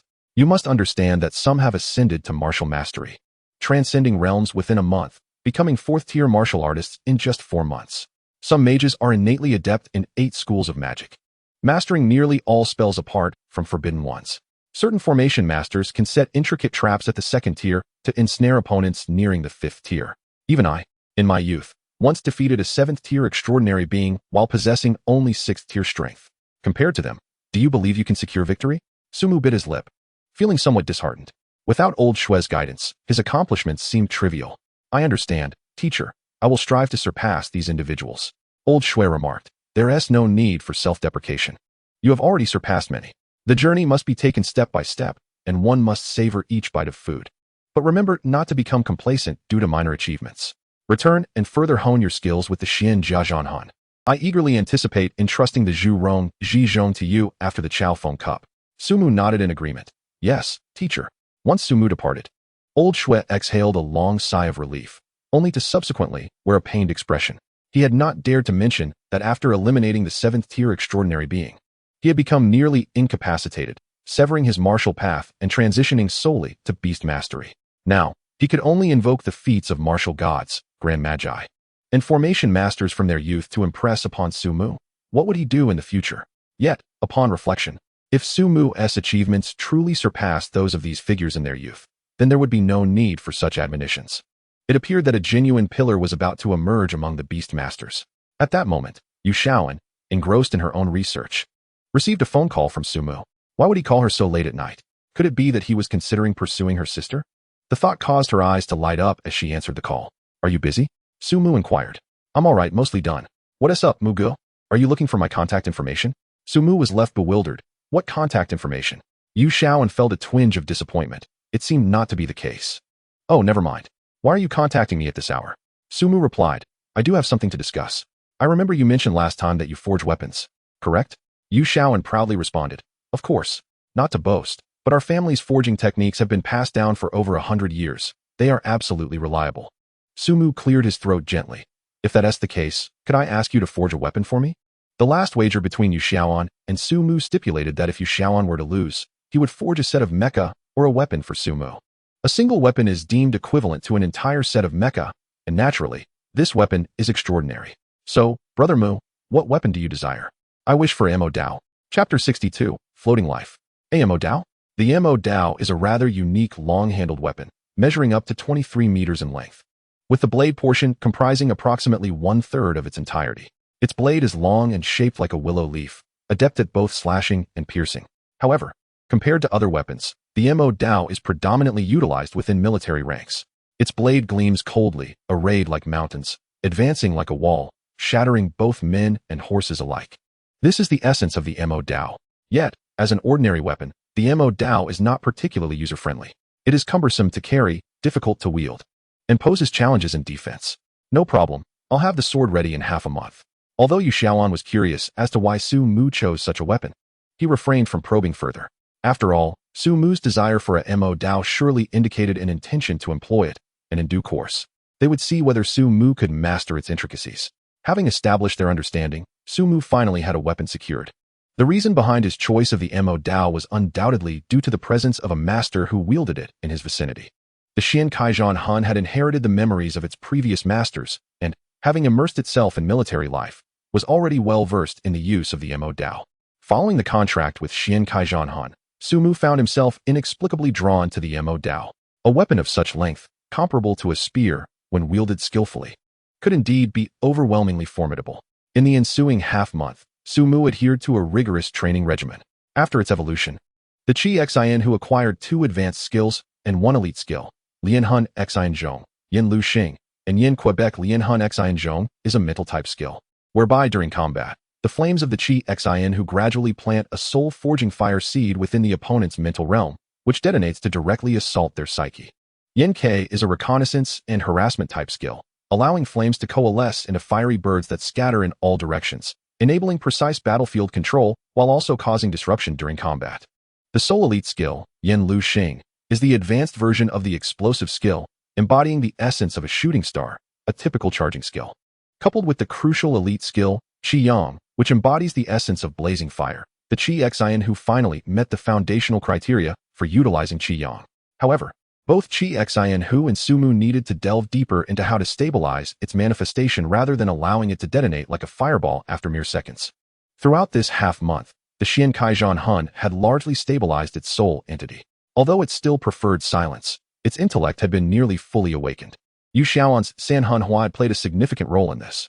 Additionally, Sumu had been diligently practicing swordsmanship alongside the Xian Kaijian Han. Due to their prolonged proximity, Xiao Qi Xing felt as if it might be losing its favor. Today marked the experimental day agreed upon by Yu Xiaoan and Sumu, as well as the day to retrieve the sword. Yu Xiaoan glanced at the Xian Kaijian Han, then at Sumu, puzzled. It was strange. Sumu was somewhat surprised. Could it be that Yu Xiaoan had discerned his contract with the Xian Kaijian Han? What seemed strange? Yu Xiaoan stroked his chin, his brow furrowed. How should I put it?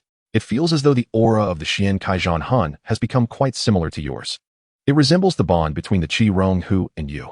Oh, the Qi Rong Hu has evolved. Only then did Yu Xiaoan notice that Xiao Qi Xing had indeed transformed into the Qi Xin Hu. His train of thought was abruptly interrupted, and he approached the Qi Xin Hu, scrutinizing it closely. Impressive, Brother Mu. When did it evolve? And with this aura, you both must have broken through to the 2nd tier, right? Sumu chuckled lightly. Haven't you also reached the 2nd tier? The threshold for the Chue Feng Bei is the 2nd tier. How can you participate in the competition in a couple of days if you're not at least at the 2nd tier? Yu Xiaoan slapped his thigh. You're right. The registration for the Chue Feng Bei is coming up in a few days. I nearly forgot. Sumu, upon hearing this, wore an expression of exasperation. How could one forget such a thing? It could only be said that Yu Xiaoan was indeed quite carefree. All right, let me show you your sword. Yu Xiaoan stood, winking at Sumu. Don't be too grateful to me later. Sumu raised an eyebrow. Oh, while I trust it will be exceptional. Your words compel me to see just what sort of Mo Dao you have crafted. Yu Xiaoan chuckled. Rest assured, if you find it unsatisfactory, I shall never again mention my sister in your pursuit. Sumu followed Yu Xiaoan out of the laboratory, descending the staircase. As the temperature gradually rose, Sumu discovered that the basement level was, in fact, an expansive forging chamber. Within it, not only weapons were forged, but also components for mecha. Yu Xiaoan stood at the doorway of the room, his expression unusually animated in the glow of the flames. He turned the handle and pushed open the iron door. Behold, suspended above the forge was a straight sword measuring 5 feet and 3 inches, its entire body radiating a ghostly blue hue from quenching. This weapon was forged from the remnants of the ghostly armor collected within the Wan Zhan Tiancheng. The blade's midsection bore 3 wavy grooves, intricately crafted from ancient symbols. The raised dragon scale pattern along the spine shimmered with a green glow under the light, and each gap between the scales was engraved with runes carved from spiritual essence. These runes pulsed in sync with Sumu's breath, as if the ancient starlight was sealed within the blade. The hilt was adorned with a bronze-hued beast head, reminiscent of a Tao Tai, which seemed to bite down on the handle. When Sumu gazed upon the Mo Dao, the beast's eyes appeared almost alive, returning his gaze. The handle was crafted from ancient locust wood, suffused with spiritual energy, which manifested intricate spiritual patterns upon contact with the Mo Dao's malevolent aura. The thunderous fire from the forging process had yet to dissipate, and even now, purple lightning danced at the blade's tip.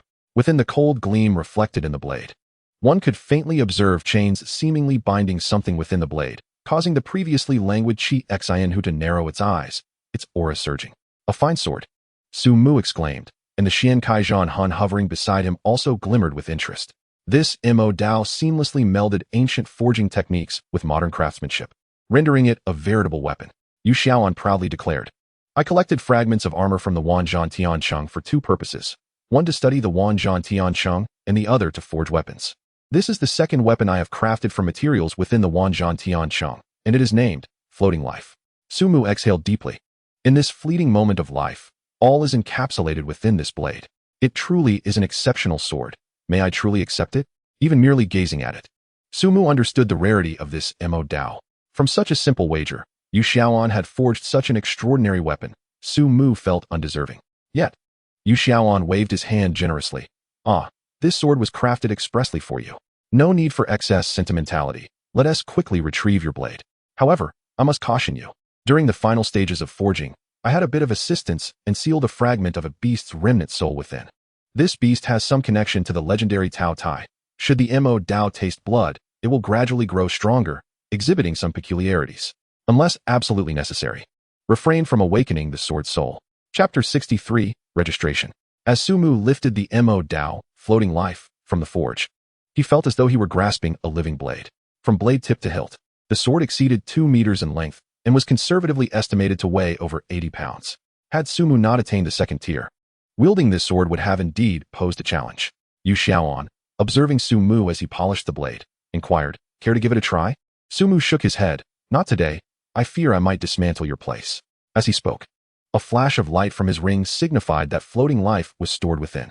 Yu Xiaoan did not press the matter, knowing there would be ample opportunity in the future. After handing the Mo Dao to Sumu, Yu Xiaoan suddenly recalled the question he had yet to finish. By the way, why is the frequency between you and the Xian Kaijian Hun so closely aligned, almost akin to that with the Qi Xian Hu? Sumu had just acquired the newly forged Mo Dao, and feeling a bit bashful, he considered Yu Xiaoan's character and replied, It is because I have entered into a contract with the Xian Kai Battle Soul. Yu Xiaoan was momentarily taken aback, then chuckled, Do not jest. I have never even heard of a Beastmaster forming a contract with a soul entity. Just as Sumu was about to clarify further, Yu Xiaoan winked and said, I do not believe you, so let's leave it at that. Understanding Yu Xiaoan's intent, Sumu smiled and replied, No matter. Yu Xiaoan stretched lazily and muttered, Fortunately, my experiment is nearing completion. Otherwise, I fear I wouldn't place in the top 10 of this Chufeng Cup. The thought of encountering someone as formidable and talented as Sumu made him ponder how many other geniuses remained unknown to him. If he could not even secure a position in the top 10, it would indeed be a significant embarrassment. Sumu, not fully grasping the import of Yu Xiaoan's words, inquired, What did you say? Oh, nothing of consequence. I merely mentioned that my experiment is nearly finished, and I shall be halting the San Hanhua. Sumu teased. You, the affluent one, still fret over such trivialities? Save where you must, and spend where you may. This year's Chufeng Cup would be held in Sucheng, neighboring Songcheng. Among the 12 cities of Yunming, Jincheng held the foremost position, with Sucheng following closely. However, this year's Chufeng Cup would be notably different. To showcase its uniqueness, Sucheng had chosen the Lingxi, known as Shenlu, as the battleground for the Chufeng Cup. Although Shenlu is merely a small-scale spiritual rift, it possesses a remarkable characteristic. Within Shenlu lies a mystical lake known as the Shenhu, which is home to a peculiar beast called the Shenbang. The Shenbang produces pearls that are intrinsically linked to Shenlu. Upon entering Shenlu, should one consume a Shenju and perish within, they would not face true death. Instead, they would be reborn in the Shenhu. Consequently, Shenlu is regarded as the most suitable place for novice extraordinary practitioners to hone their skills. However, this resurrection mechanism is only effective for extraordinary beings of the third rank. Those beyond this threshold will not be reborn, regardless of how many Shenju they consume. Here is your Shenju. Please keep it safe. If lost, you will need to purchase another for 600,000. After verifying Su Mu's identity and capabilities, the staff completed the registration and handed him a Shenju the size of a thumb. The Shenju was contained within a wooden box, its interior shrouded in a chaotic mist. May I consume it now? Su Mu inquired. The staff, regarding him with an odd expression, replied, You truly have not researched this, have you? Consuming the Shenju is only effective if one enters Shenlu within a day. Beyond that, it becomes useless. Su Mu nodded in understanding. This year, 6 individuals from Songcheng No. 1 High School qualified to participate in the Chufeng Cup. Su Mu, Chen Xiao, Huang Fufan, the magical practitioner Gao Han, the telekinetic Zhang Xinza, and the linguist Tan Mo. The one responsible for bringing them to register was none other than the Elder Shui. However, when Su Mu and the others finished their registration and sought out Elder Shui, they found him accompanied by an elderly man nearing 60. Wasn't he this the renowned archer Shueyu? Years had passed, and how had he come to look so worn? The divine archer? Shueyu? Sumu suddenly recalled having seen a video several years prior featuring the illustrious archer. In that footage, Shueyu was in his 40s, at the 6th rank. Wielding the Thunder Kirin Bao, unleashing a volley of 7 arrows in a single breath, vanquishing 4 6th-rank extraordinary beasts, earning him the title of the Pearl of Archery. Yet, the spirited genius he remembered bore no resemblance to the elderly figure before him, who now cradled a thermos and wore a loose gray short-sleeve shirt. Unperturbed by the mockery, Elder Shui leisurely sipped his tea before raising an eyebrow and asking, "And who might you be?" "It's me." The other individual's face flushed crimson. "Akin to liver. I am Shinkei. How can you not remember me?" After a moment of contemplation, Elder Shui exclaimed, "Ah, I recall now. You are the one I shot 3 times, resulting in your Dao heart fracturing." Shinkei's lips twitched in frustration, nearly pulling Elder Shui's collar in indignation. "Can you remember something else?" The young man beside him quickly supported Shinkei, saying, "Grandpa, no need to get worked up." Shinkei took a few deep breaths, forcing himself to calm down. Approaching 60, Shueyu could still provoke him with a mere statement. It was reminiscent of the time when Shueyu had said, "You consider yourself a genius?" True geniuses are not so commonplace, leaving Shinkei unable to eat for 3 days. The crux was that he could not defeat Shueyu. It was a stark reality. They had faced off 41 times, with each defeat more humiliating than the last. After Shueyu's decline, Shinkei had lost all desire to challenge the now incapacitated archer. Observing the lifeless Shueyu, Shinkei clenched his fists. He realized he would never have the opportunity to surpass the Shueyu of his youth, nor could he surpass the version of himself from that time. With his gaze lowered, Shinkei felt a shroud of mist enveloping him. "What a pity, Shueyu. Your life has come to this, and so has mine." Elder Shui understood Shinkei's sentiments, for he had once pushed Shinkei to the brink of a shattered Dao heart. Yet Shinkei had only grown stronger in response. As long as Shueyu continued to strengthen, Shinkei followed suit. However, upon Shueyu's decline, Shinkei suddenly found that the target he had been pursuing had crumbled. Thus, Shinkei remained trapped at the pinnacle of the 6th rank, uncertain if he would ever cross into the 7th. It was for this reason that when Shinkei encountered Elder Shui again, he felt such profound disappointment. "I shall offer you another opportunity," Elder Shui said, raising an eyebrow. "Look, my student has arrived." Following Elder Shui's gaze, Shinkei beheld Su Mu and his companions. "What do you mean?" Elder Shui replied cheerfully. "You claimed to lack a target, did you not? My student will likely catch up to you in 3 to 5 years. At that time, you may consider him your new target." Shinkei's eyes widened in disbelief, and he could no longer contain himself. "You must be joking." Only Elder Shui could provoke Shinkei to this extent. Chapter 64, Practicing the Sword. Just as Shinkei was about to unleash another insult, he glanced around and squinted like a cunning old fox. "Which one is your student? If I am not mistaken, it must be this leading young lad." Sumu pointed to himself, bewildered by the unexpected focus on him. How had he become involved? Elder Shui inquired with curiosity, "What gave it away?" Shinkei sneered coldly.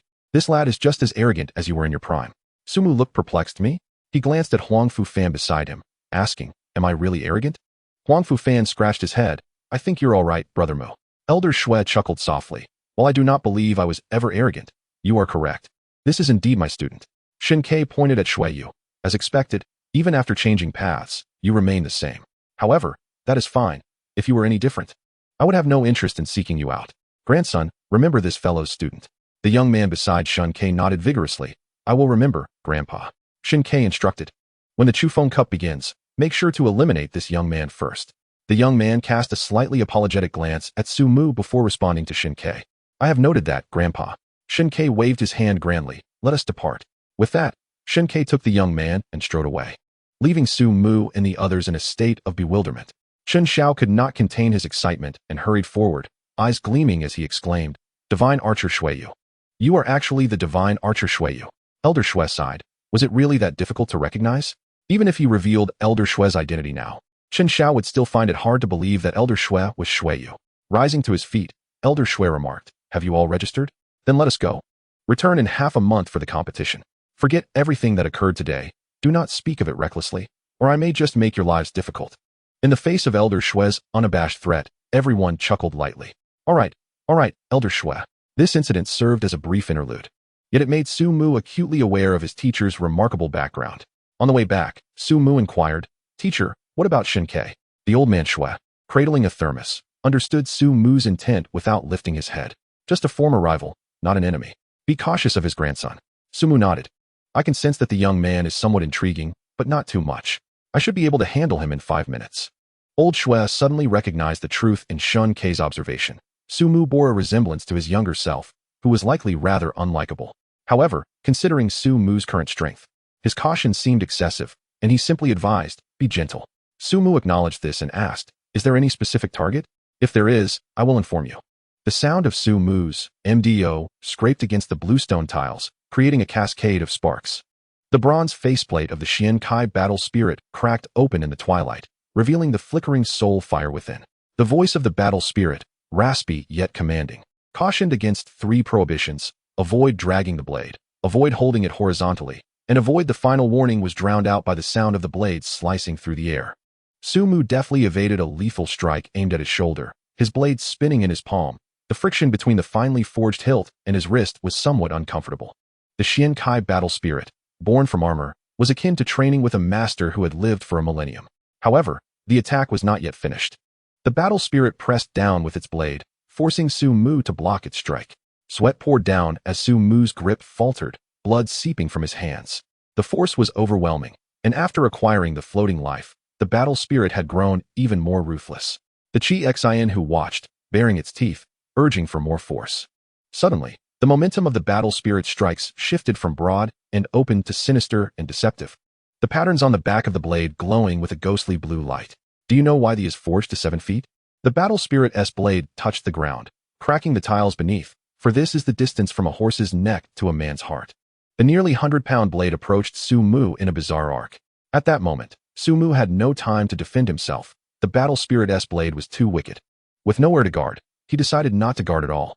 Sumu suddenly released his grip on the blade, and in the moment it fell, he kicked the hilt, sending the blade spinning through the air, narrowly grazing the battle spirit's faceplate. The blade of the battle spirit ultimately struck Sumu's shoulder, causing the illusory armor to crack under the immense force. Yet, a hint of satisfaction laced the battle spirit's indifferent tone. Not bad. This was the first time in nearly a month of practice that Sumu had managed to injure it.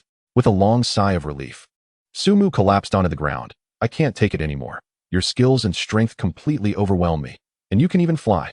The Xiankai battle spirit, having shed its physical limitations, appeared increasingly invincible. Sumu felt somewhat numbed from the relentless training. The battle spirit planted the beside him, declaring, practice diligently. Only through hard work. In addition to aiding Sumu in honing his sword techniques, the battle spirit had not been idle during the past month. Sumu had helped it select several skills. Level 1 skill, Continuous Slash, Level 1 skill, Blade Armor, Level 1 skill, Phantom Blade. Compared to Chi Xian Hu, the Xiankai battle spirit resembled a pure warrior. It adapted to these skills effortlessly, requiring no assistance from Sumu. As for the battle spirit's tier, during a training session with Sumu, it smoothly broke through to Tier 2, a sensation as effortless as drinking water. One could only say that beings like Ling are indeed favored by the heavens. Once born, they are absolute prodigies. However, in the half-month following the registration deadline, Sumu discovered something peculiar. The oppressive presence of the Chi Su Jiao in the Star Lake had vanished, allowing numerous exotic beasts to roam freely around its vicinity once again. Initially, Sumu presumed the Chi Su Jiao had retreated to the Hongyi Lake. Yet upon directly entering the Hongyi Lake, he found no trace of it. This formidable beast, on the verge of Tier 5, seemed to have vanished without a trace overnight. What is up, Mugu? Are we done? Huang Fu Fan entered from the training room, noticing the numerous blade marks etched into the stones. It seems you've been training rather intensely. So, are we departing soon? Huang Fu Fan nodded. We have 1 hour. Led by Teacher Xiao, Sumu gestured affirmatively. Understood. I'll take a shower and be right there. The Qifeng Cup had finally arrived. Chapter 65, The Opening. The cold winds of November swept through Sioux City South Wudong Avenue, where golden and crimson leaves danced in spirals at the entrance of the Lingxi Shunlu. Sumu buried his face in his scarf, his left hand caressing the spatial ring. Chi Xian who followed closely beside him, its warm breath resembling 2 plumes of white mist in the autumn air. Participant number 79, verification complete.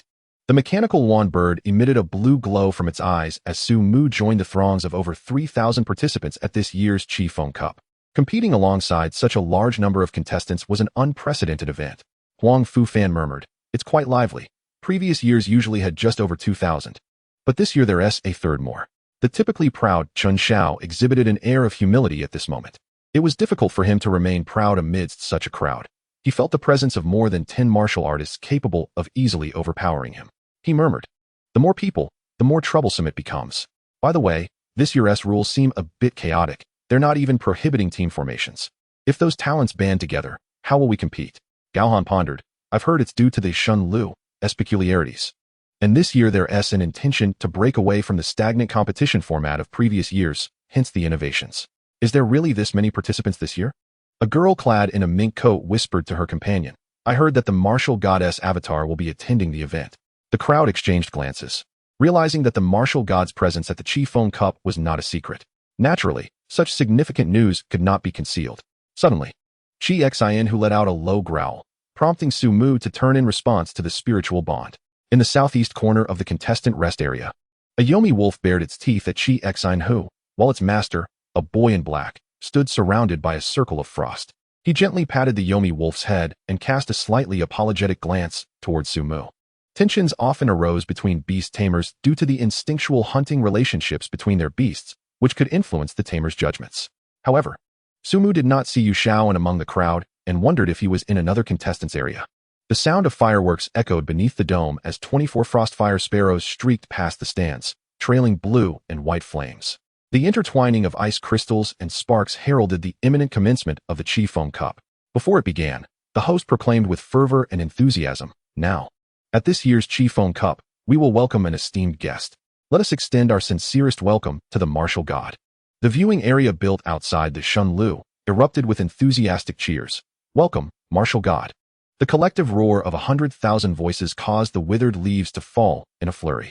As the clouds in the sky tore apart, Su Mu felt as though time slowed in a peculiar manner. Wang Cheng's avatar stepped forward, treading upon the ripples of space. The iconic giant sword remained sheathed, yet it emanated an unparalleled sense of oppression. "It's the martial god Tian Gang avatar." A girl in the front row clutched her companion's arm, exclaiming, "I heard this avatar possesses 30% of the main body's combat power. Last year, it struck down a Tier 7 abyssal demon whale with a single sword outside Guisu."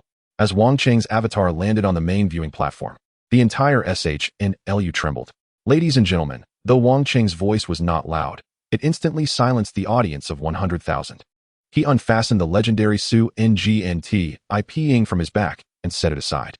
"It is my honor to preside over this year's CHF-NBI. Therefore, please showcase your talents within the bounds of reason and regulation. I wish you all great success in your martial endeavors." The audience's cheers nearly shattered the dome above. If anyone in Shigu could truly embody the power of faith at this moment, it was undoubtedly this martial god.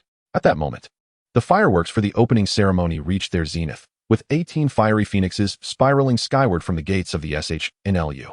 The host's voice then resounded, "Dear contestants, I trust you are prepared. Now, please enter the SHNLU." The gates of the SHNLU burst open with a thunderous sound, and the mist within surged forth like a tide, swiftly engulfing the throng of over 3,000 before the entrance.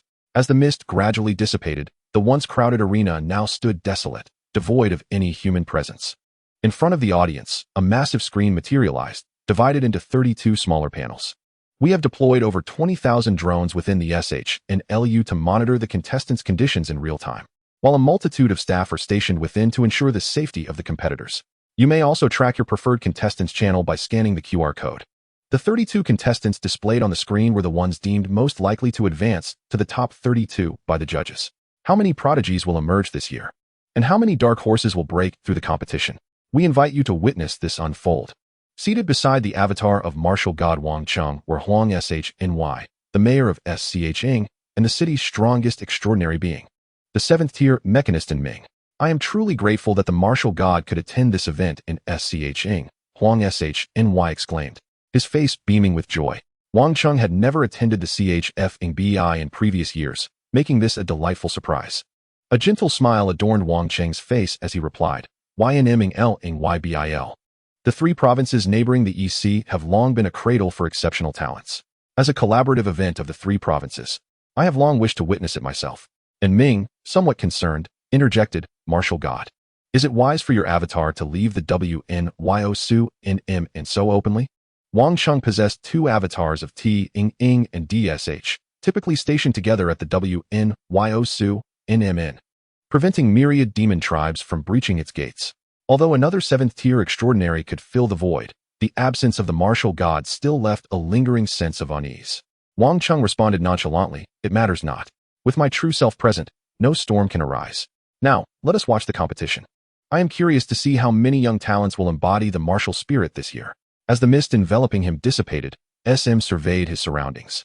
Realizing that Huang FFN and CH and Shio had vanished, the CHXNH and Su NK, IZH, and HN were not transported away due to SM's prior acquisition of their Beastmaster imprint. With a flicker of brilliance from the imprint on the back of his hand, the CHXNH darted forth like a comet, appearing beside SM. "Little CHXing, have you sensed anything unusual nearby?" The CHXNH shook its head, its nostrils flaring gently. SM was not disheartened. Knowing this was one of the SHNLU's peculiarities. Chapter 66, Mirror SHN. Before the competition commenced, SHIOZLN had provided a thorough explanation of the SHNLU as a small ethereal rift. The highest tier of extraordinary beings that the SHNLU could accommodate was 4th tier. Yet this did not detract from its status as one of the most enigmatic rifts in Shigu. In addition to its unique resurrection feature, the environment within the SHNLU was equally captivating. Little CHXing, ignite. A torrent of flames surged forth, accompanied by a faint hissing sound as the mist was evaporated by the fiery blaze. As the mist was consumed, the surrounding environment underwent a dramatic transformation. The once flat terrain morphed into a dense forest, and directly ahead of SM and the CHXNH, a translucent creature emanating mist continually appeared. Its form resembled a flowing vapor, indistinct in visage, akin to a semi-transparent jellyfish, roughly 1 meter in diameter. The SHNYO, the lowest tier extraordinary beast within the SHNLU, bore some resemblance to the YUHNKIL-ing from WNZH and TNCH-ing. However, unlike the YUHNKIL-ing, the SHNYO seemed to have become a part of the SHNLU itself. Many areas within the SHNLU were shrouded in mist, primarily produced by these low-tier SHNYO. It was one thing to notice the SHNYO from the outset, but if one unwittingly wandered into the mist-laden zone, they could easily be ensnared by illusions. The mist from the SHNYO could create the illusion of continuous movement, while in reality, one would be merely treading in place. SM was somewhat unfortunate, as he was transported into the SHNLU and immediately fell within the mist's domain. Had it been someone else, they might have taken a considerable time to realize their predicament. The low-tier SHNYO posed no threat, so SM refrained from engaging the creature. After glancing at his wristband, he swiftly bypassed it, heading toward the central SHNH of the SHNLU. The SHNH served as both a revival point and the final arena for the CHF-INGBI. Contestants must enter the SHNH within the designated time frame and rank within the top 32 to advance to the knockout rounds. Scoring was straightforward. One could earn 10 points for defeating a contestant and corresponding points for vanquishing designated formidable extraordinary beasts. Thanks to the SHNLU's unique resurrection mechanism, this year's contestants could truly give their all without holding back. Merely 2 or 3 minutes after entering the SHNLU, the first contestant was eliminated. Aside from the eliminated participants' friends and family, few paid attention to the identity of the unfortunate soul. The crowd's focus remained fixed on the top scorer, TOS. SM's eyelids fluttered. He did not believe that TOS could secure 10 points in such a short time by mere fortune. The girl must have employed some special means. Instinctively, he squeezed the old coin in his pocket, said to bring good luck. At that moment, the coin remained utterly silent, perhaps due to SM's relatively secluded position. After nearly 40 minutes of wandering, he and the CHXNH finally encountered their first opponent. When their gazes locked, both combatants ignited with fervor. Damn it! In this desolate place, the top score is already 120 points. Finally, I found someone. Zhou Feng's aura surged, muscles bulging with vitality as he cursed. I was initially planning to team up with the first person I met, but I can't help but feel a bit restless. Sorry, brother. Before Zhou Feng could finish his sentence, a flash of flame erupted before him, followed by a glint of cold light. Explosive flame shred. The searing flames instantly consumed his vitality, shattering his defenses, and the subsequent claws pierced through him in an instant. His once proud physique proved utterly ineffective. As his vision dimmed, Zhou Feng's last thought was, "Oh no, I'm going to get scolded when I return." In the audience, Zhou Feng's team leader smacked his thigh in frustration. How many times have I told this kid not to talk when he encounters someone? Always strike first. Yet, despite the advice, Zhou Feng's habit had not changed. Another student from their school had been eliminated 10 minutes earlier, and now, they found themselves once more lagging behind in the CHFing. Nonetheless, the team leader recognized that even if Zhou Feng had unleashed his full potential, the odds of victory were slim. Who was that little demon across the way? Sumu had never heard of him. As he watched Zhou Feng's figure gradually dissipate like a mirage, he finally breathed a sigh of relief. Just as he had observed in the video, the individual who consumed the Shunju would disintegrate upon death in the Shilu and subsequently be reborn in the Shihu. Although he was aware of this particular trait long before, a flicker of anxiety still coursed through Sumu when the Qixin who truly delivered a chilling blow to Zhou Feng. What if the Shunju failed to take effect? That would indeed be a source of great amusement. However, it was not entirely Sumu's fault. Zhou Feng was the first opponent he encountered in the Shilu, and he dared not allow the Qixin who to hold back, treating him solely as he would Qin Shao. To his surprise, Zhou Feng was eliminated in mere moments. As he watched his score on the wristband transform from 0 to 10, a smile crept onto his lips, and the slightest pang of guilt vanished in an instant. This could be regarded as a breakthrough from nothing to something. Suddenly, a crisp sound, akin to a coin falling, rang in Sumu's ears. He glanced down to discover that a gold coin had rolled out of his pocket and landed to the south. He bent down to retrieve the coin and felt an inexplicable urge to gaze toward the south. Although that direction did not lead towards the Shihu and even seemed somewhat counterproductive, he resolved to investigate what lay ahead. Little Chixing, let us take a look over there. As he traversed towards the south, nearly 2 kilometers passed without a single discovery.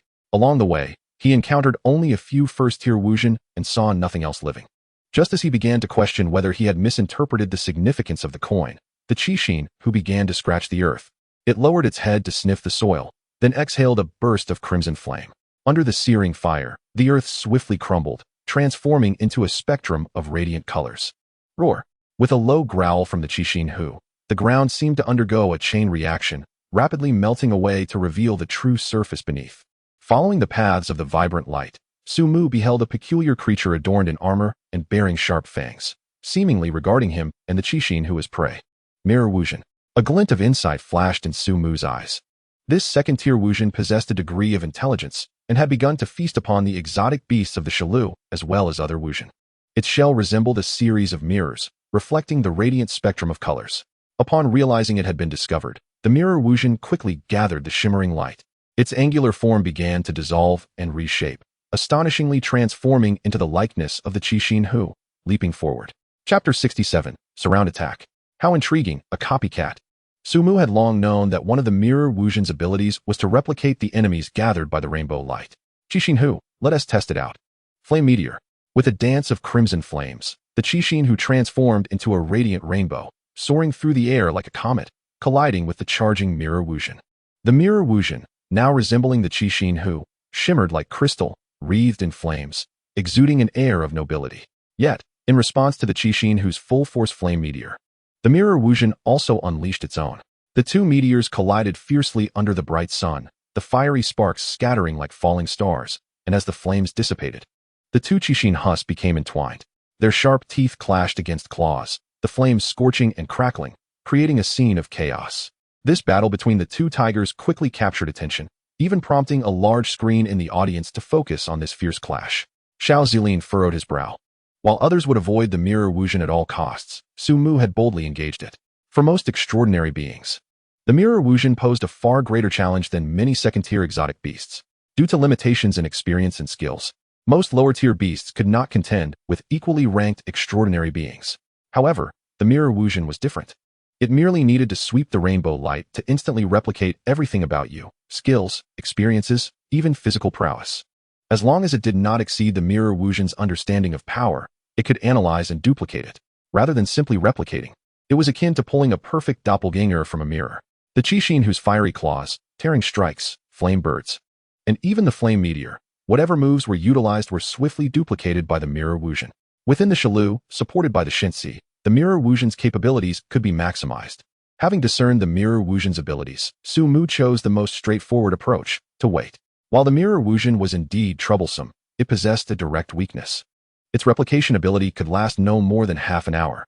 The Qixin who and the mirror Wuzhen entered a tug of war, exchanging blows as if battling a reflection of themselves. The mirror Wuzhen, utilizing the Qixin whose techniques and skills, launched a frenzied assault, forcing the Qixin who into a defensive stance, countering each move. Meanwhile, three contestants approached, guided by the sounds of battle. Sun Ming, Li Tu, and Zhang Ruiyan were students from two high schools in Bailing Province, having formed a temporary alliance upon encountering one another. Regardless of the level of competition, 1 against 1 was already challenging. 1 against 2 represented a formidable achievement.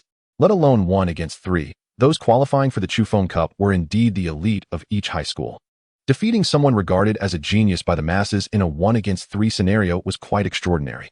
As the trio joined forces, 2 of them had already secured 20 points, while another had attained 10. However, even with this, entering the top 32 remained a challenge. Thus, when they spotted Sumu, their gazes transformed into those of predators eyeing their prey. Look, what is that? Is that the Qixin who with flames on its tail? I am referring to the other one. Oh, that must be the Mirror Wuzhen. The trio's eyes sparkled with excitement. The Mirror Wuzhen was one of the special exotic beasts marked for this round. Defeating one would yield 15 points. With this Beastmaster in the mix, it would amount to a total of 25 points. At this moment, the youth with the least points felt a surge of eagerness.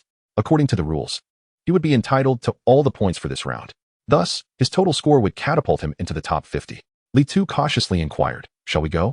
Zhang Ruiyan rolled his eyes. "Are you foolish? They are in the heat of battle. Wouldn't it be wiser to wait until they are worn down before we swoop in for the kill?" Sun Ming frowned. "Isn't that a bit too underhanded?" Zhang Ruiyan shot him a look of exasperation. "What do you expect from a martial artist who lacks foresight? Let me ask you, do you honestly believe you can enter the top 32 based on your strength in a fair fight?" Though Sun Ming was a martial artist, he possessed enough self-awareness. As a high-achieving student from a 4th-tier city, he knew he would likely be at the bottom among over 3,000 competitors. Just a day before registration, he had barely broken through to the 2nd tier, qualifying just in time. He felt grateful to even stand on this stage. Aspiring for the top 32 was somewhat fanciful.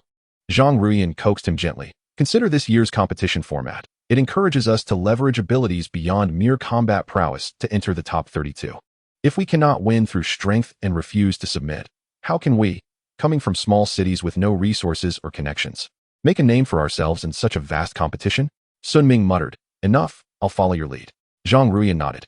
"When the Qixin Hu or the Mirror Wuzhen shows signs of weakness, we strike. The fiery-hearted tiger is formidable. I will engage the fiery-hearted tiger, while Li Tu, you shall slay the Jing Shan, and Sun Ming, as a martial artist, unleash your utmost strength to behead that beast tamer. Remember, that beast tamer likely possesses a second beast. Do not hold back and strike true." Li Tu suddenly grew anxious, saying, "Wasn't it agreed that all the points from this round would go to me?" Zhang Ruiyan cast a cold glance at him. "Do you think the opponent is merely a piece of meat on a plate? Even a lion uses all its strength to hunt a rabbit. In this environment, do you still wish to take advantage? Just moments ago, when it was 3 against 1, we nearly suffered a fatal counterattack that resulted in losing 1. Do you wish to attempt that again?" Li Tu's eyelids twitched, and he fell silent. Sun Ming also acquiesced to Zhang Ruiyan's orders. Zhang Ruiyan let out a faint sigh. If these two could fully heed his command, it would not be impossible for the 3 of them to enter the top 32. Yet, human greed is insatiable. Leading a team is no easy task. Despite each harboring their own thoughts, the trio's focus was now on Su Mu, the fiery-hearted tiger, and the Jing Shan. Time trickled by, and Su Mu appeared oblivious to the 3 lurking nearby, quietly waiting for the outcome of the clash between the fiery-hearted tiger and the Jing Shan. Suddenly, the fiery-hearted tiger transformed back from its Jing Shan form, its figure wavering, crystalline body collapsing and reshaping into that of a beetle. Its aura plummeted as if gravely wounded, sent flying by the fiery-hearted tigeress paw. "Now is the moment," Zhang Ruiyan roared. And a spectral ancient tome appeared in his hand, its pages flipping wildly. He intoned solemnly, "Constrain." An invisible force descended upon the fiery-hearted tiger, as if to bind its limbs and bones. Simultaneously, Sun Ming shot forth, charging straight towards Su Mu, blood and energy surging like columns, moving with the swiftness of thunder. Li Tu intercepted the fleeing Jing Shan, his wand swirling with frost. In an instant, the battlefield was divided into 3 segments. Su Mu tilted his head, surprised that these 3 dared to reveal themselves. He extended his hand, and the Fu Sheng materialized before him. Chapter 68. Is the Beast Tamer warming up? Xiao Zilin stood up, astonished. What is Su Mu doing? Run. As the team leader, no one wished more than Xiao Zilin for Su Mu to achieve a better performance. Yet, he could hardly believe that as a beast tamer, Su Mu was preparing to confront a martial artist directly. This scene made many observers of the battlefield break into a cold sweat.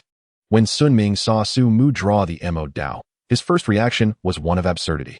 A beast tamer not only refused to surrender, but dared to retaliate against a martial artist?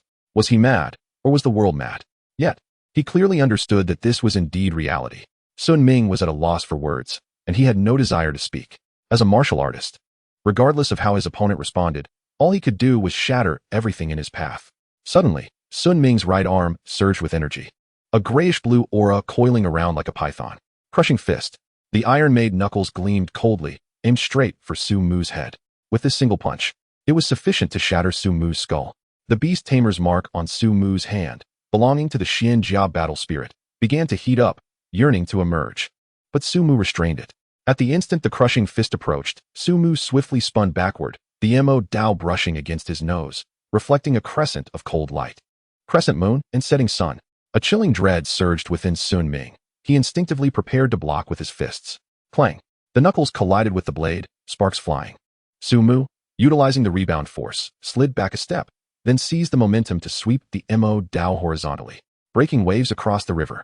The Mo Dao swept forth with tremendous force, akin to a mountain, its light like an ocean.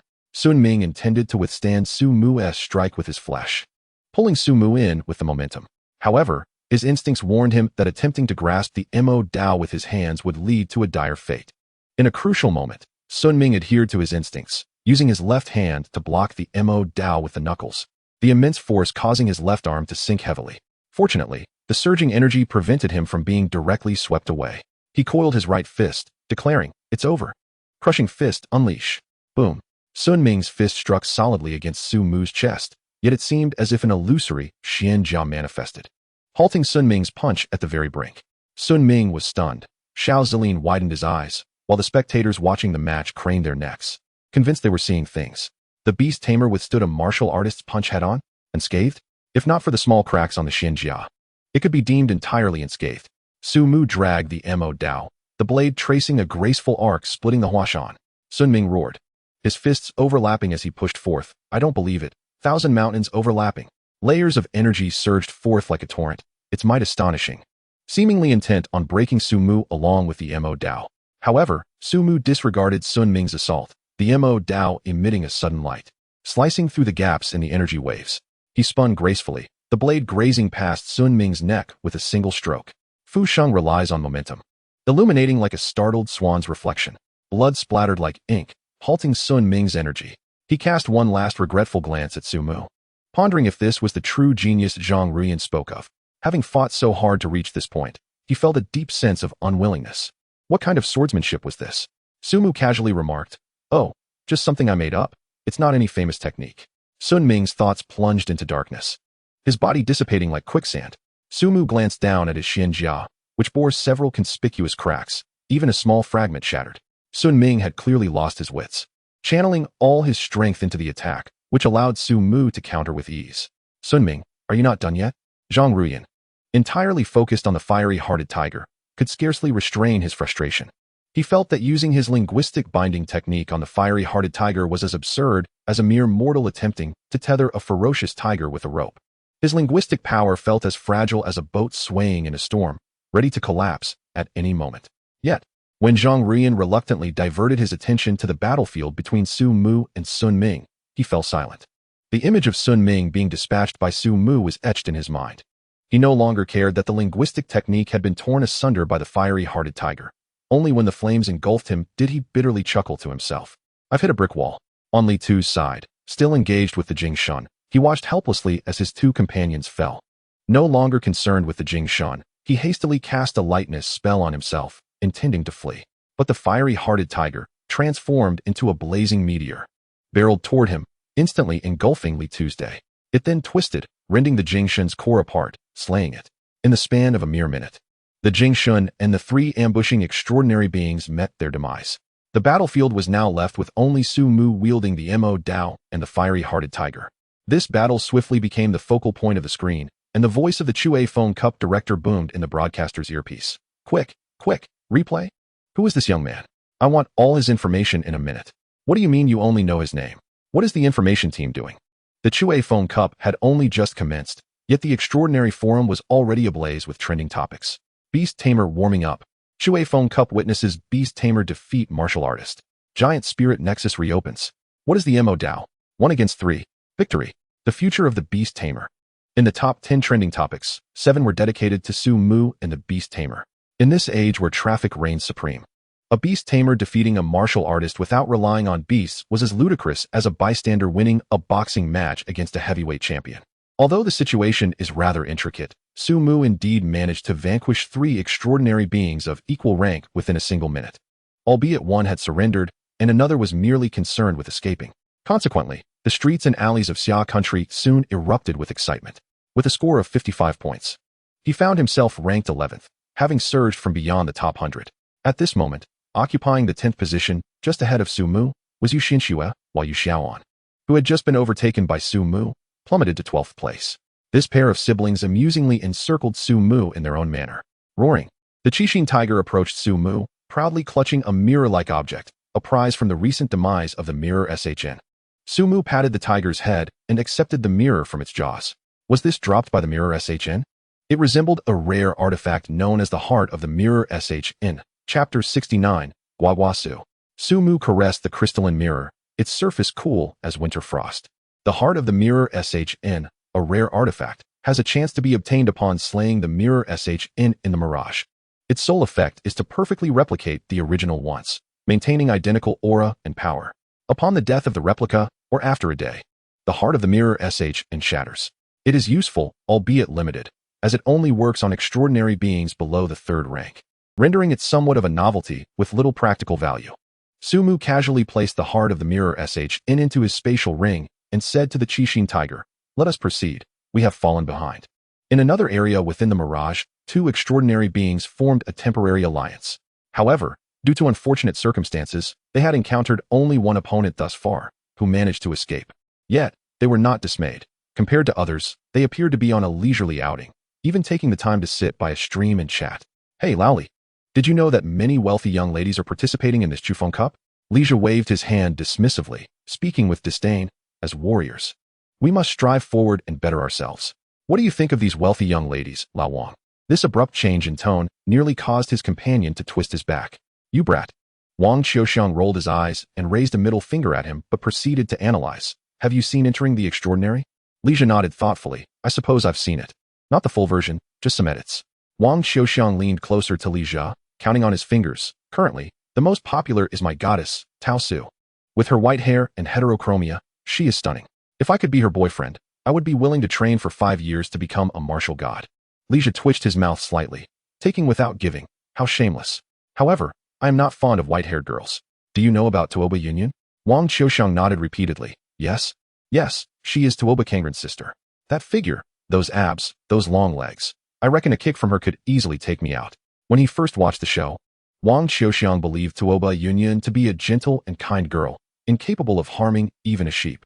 However, after witnessing her defeat a black bear barehanded before becoming extraordinary, he felt his initial apprehension dissipate.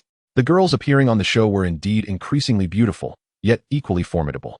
Lija, with a face full of yearning, declared, "I prefer girls brimming with strength. Forget about the white-haired ones or the mature ladies. A junior sister capable of knocking you out with a punch is the true ideal."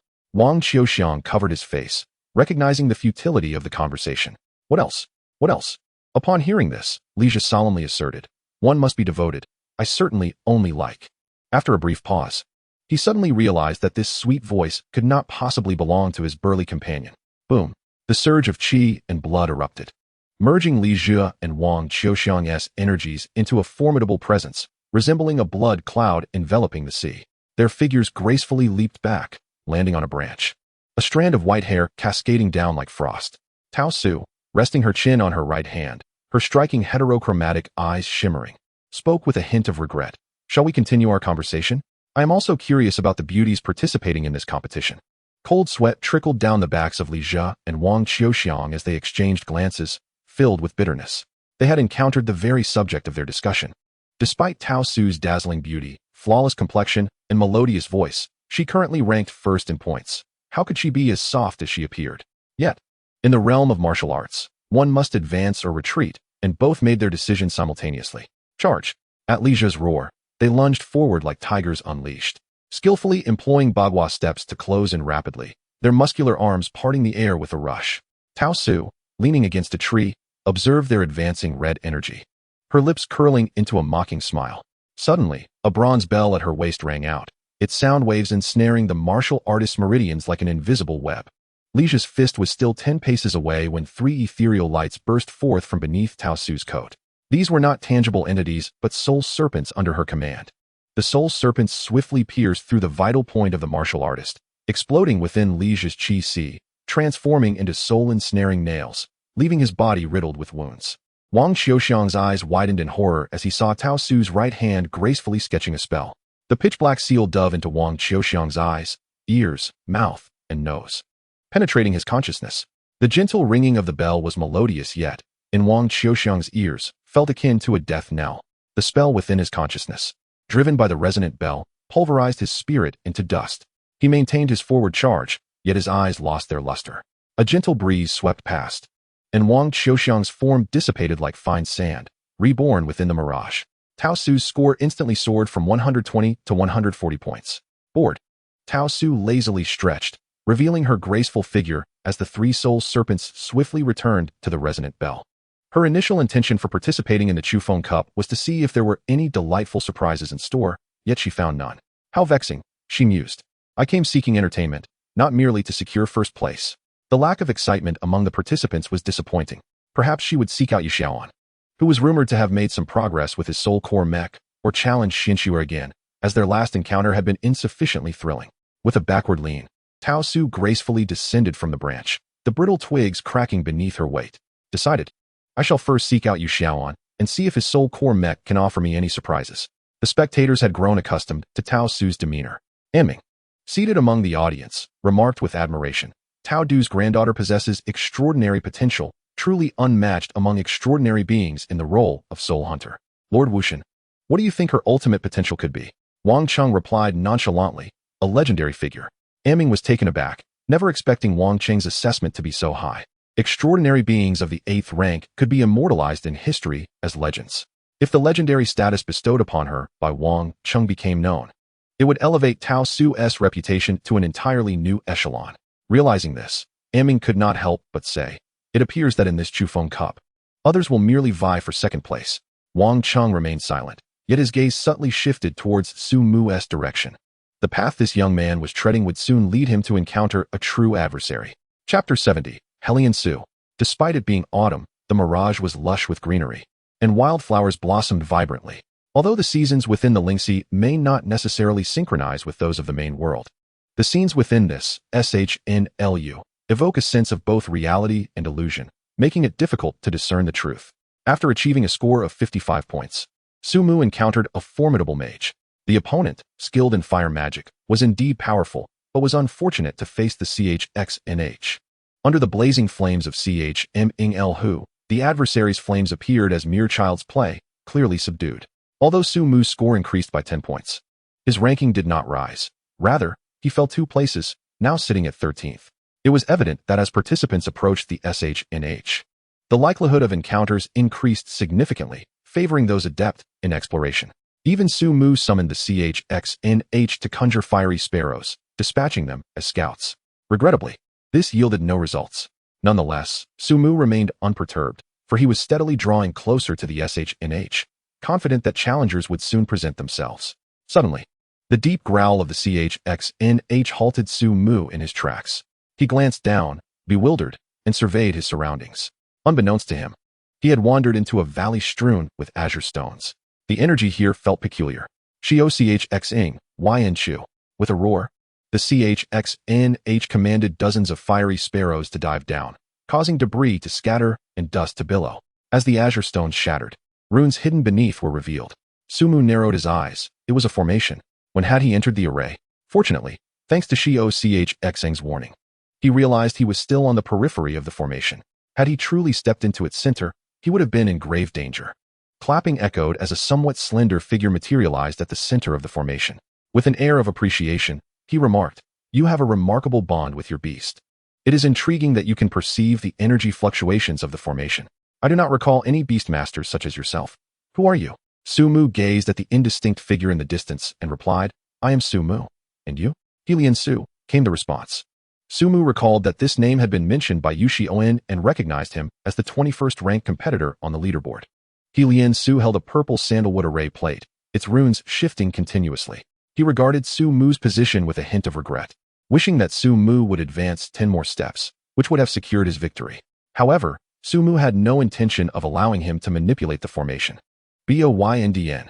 A fiery golden flame surged from the tip of the tiger's tail, swiftly condensing into a brilliant white sphere. With a resounding boom, the fireball erupted from his throat, distorting the surrounding air with waves of heat, as the fist-sized golden white fireball, trailing a spiraling tail of flame, obliterated the runes of the formation in its wake. Lien Su's eyes sparkled with realization. Indeed, it is CHMing Hu. YNZH. The purple sandalwood array plate projected intricate runes onto the ground, which suddenly erupted, with rock pillars rising within the formation to obstruct the fireball. Boom, boom, boom. The rock pillars shattered and exploded, sending debris flying, barely managing to halt the fireball's advance. Yet, Su Mu did not pursue the opportunity. Instead, he commanded, to the left. Xiao swiftly pivoted, shattering the protruding stones on the left side, using the recoil to evade the explosive blue light of the spell. As the debris cascaded down, Lien Su's runes had already spread to the second layer. The ground began to frost, and as the CHXNH landed, its paws felt a chill, ice crystals creeping up its claws, only to be melted into droplets by the flames surging from its mane, sizzling as they hit the azure stones. At that moment, Lien Su retreated behind a half-broken stone, unleashing 17 ice spikes from its depths. FN. A ring of red flames erupted from the tiger's maw, disintegrating the ice spikes into mist amidst the heat. As the steam billowed, Su Mu caught sight of the runes on Lien Su's array plate cascading into the chasms below. Suddenly, the ground trembled as 5 bronze chains burst forth, wrapping around the CHXNH's midsection. The CHXNH growled lowly, flames surging around it. Though the chains glowed red and softened under the heat, they stubbornly tightened. RNHN. The tiger's pupils turned molten gold as it struck the ground, flames erupting skyward. The bronze chains melted under the inferno, along with the runes at their base, causing Lien Su's array plate to emit a sharp cracking sound. Lien Su's expression shifted. He had not anticipated the overwhelming force of the CHXNH's CHMing Hu. However, Su Mu refrained from allowing the CHXNH to pursue further and began to retreat slowly from the array's confines. Lien Su stowed away the shattered array plate, lifting his long robe and settling onto the broken stone. My array plate is destroyed. Why not come in? Su Mu chuckled. Do you think me foolish? Using ice mist to conceal the rune's changes. Had I truly let the CHXNH charge in, I would have been met with your true lethal strike. Lien Su, somewhat exasperated, rubbed his nose, surprised that Su Mu had noticed such details. Array masters often found themselves at a disadvantage in such situations, waiting for prey without knowing if it was a rabbit or a fierce tiger. Lien Su's fingers brushed over 3 golden talismans hidden in his sleeve, yet he ultimately did not retrieve them. I underestimated you. Let me reintroduce myself. Lien family. Lien Su. It is a pleasure to meet you, Su Mu. I hope we may cross paths again at the SHNH. The Lien family. Yet another renowned household, well known for their formations. Su Mu had now fully exited the formation's influence and replied with a light smile. Indeed. At that moment, a cold figure approached, her footsteps crunching on the debris. Her voice was icy. Or perhaps, you may proceed to the SHNH now. The previously suave Lien Su hastily drew a genuine array plate from his storage bag, crafted from century-old gilded wood and adorned with precious materials. It was a true artifact. Why Yen Su? Lien Su enunciated each syllable, his demeanor devoid of the nonchalance he had shown while confronting Su Mu. Flames erupted beneath the CHXNH's claws, the CHMing Hu resembling an unfathomable ocean, as fiery sparrows circled around, sensing imminent danger. Su Mu scrutinized the newcomer, noting her long, dark hair cascading like ink to her waist, her brows like willow leaves arching elegantly, shoulders sharp as cold blades, eyes resembling tranquil pools, lips akin to vermilion-dusted frost, and her waist adorned with dark-scaled armor, fingers lightly gripping the hilt of a Tang sword. An eagle, mechanized, circled above her, exuding an aura of lethal intent that made Su Mu feel somewhat overwhelmed. How could this elder sister of Yuxion be so utterly different in demeanor? Chapter 71. Why Yen Su? Sister Su, must we fight here? Lien Su forced a smile, his tone almost obsequious. Perhaps you could deal with that fellow outside first, and then we can head to the SHNH? Su Mu slightly turned his head, synchronizing with the CHXNH as they stepped back into Lien Su's formation. Lien Su felt a wave of despair. How shameless. Why Yen Su raised her delicate brows, her features striking yet devoid of the gentility typical of Jiangnan women. As her fingers brushed the blade of her Tang sword, she stated calmly, "I will strike once, if you can withstand it. We shall meet again at the SHNH. Su Mu was taken aback. Wasn't Wei Xiansu a mechanic? Why the martial tone? Yet, before he could ponder further, Lian Su began frantically layering spells. Su in W formation, Ti Li shield formation, Ledo defense, Qi and Shu shield.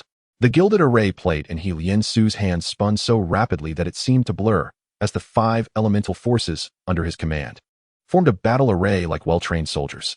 The array, previously hidden beneath the azure stones, now radiated brilliance, runes soaring and dancing, creating layers of defenses resembling a turtle's shell. Within the protective embrace of the formation, Su Mu felt an unwavering sense of security, akin to merging with the Su NK Izich NHN.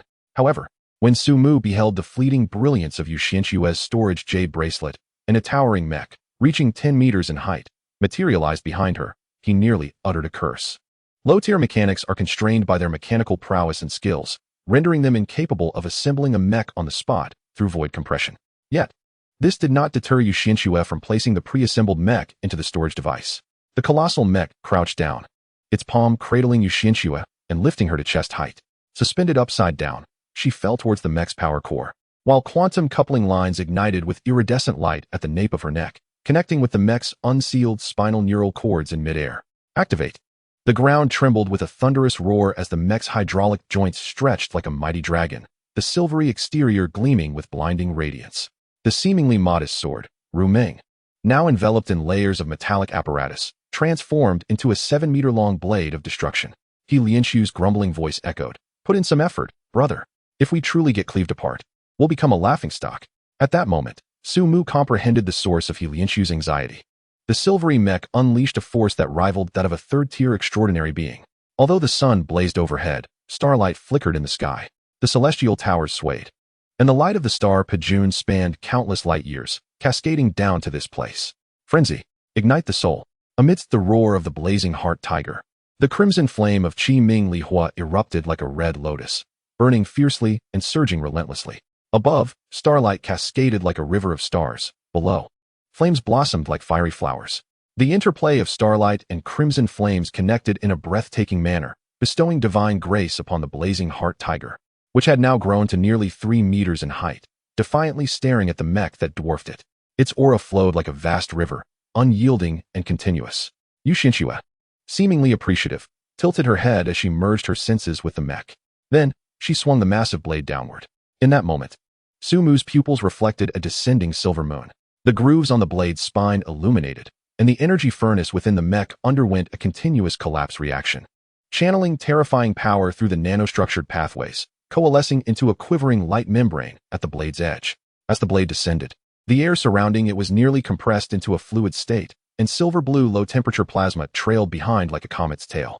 Yu Xianxue, with a mechanic's precision, controlled this fury, while the mech's shock absorbers voraciously absorbed the residual energy, as if taming a tangible lightning bolt. Crack, crack. Lianshu's meticulously crafted 4 layers of defense crumbled like paper before this strike. Xuanwu array shattered. Earth flow shield breached. Thunderbird array dismantled. Only the final layer, the Qianshui shield, remained, with torrents of water thrumming restlessly. As the blade's energy vaporized the shield, the surrounding water energy surged forth incessantly.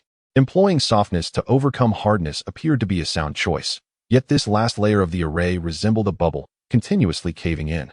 Cold sweat beaded on Lianshu's forehead as he glanced at Su Mu, clutching a golden talisman in his hand.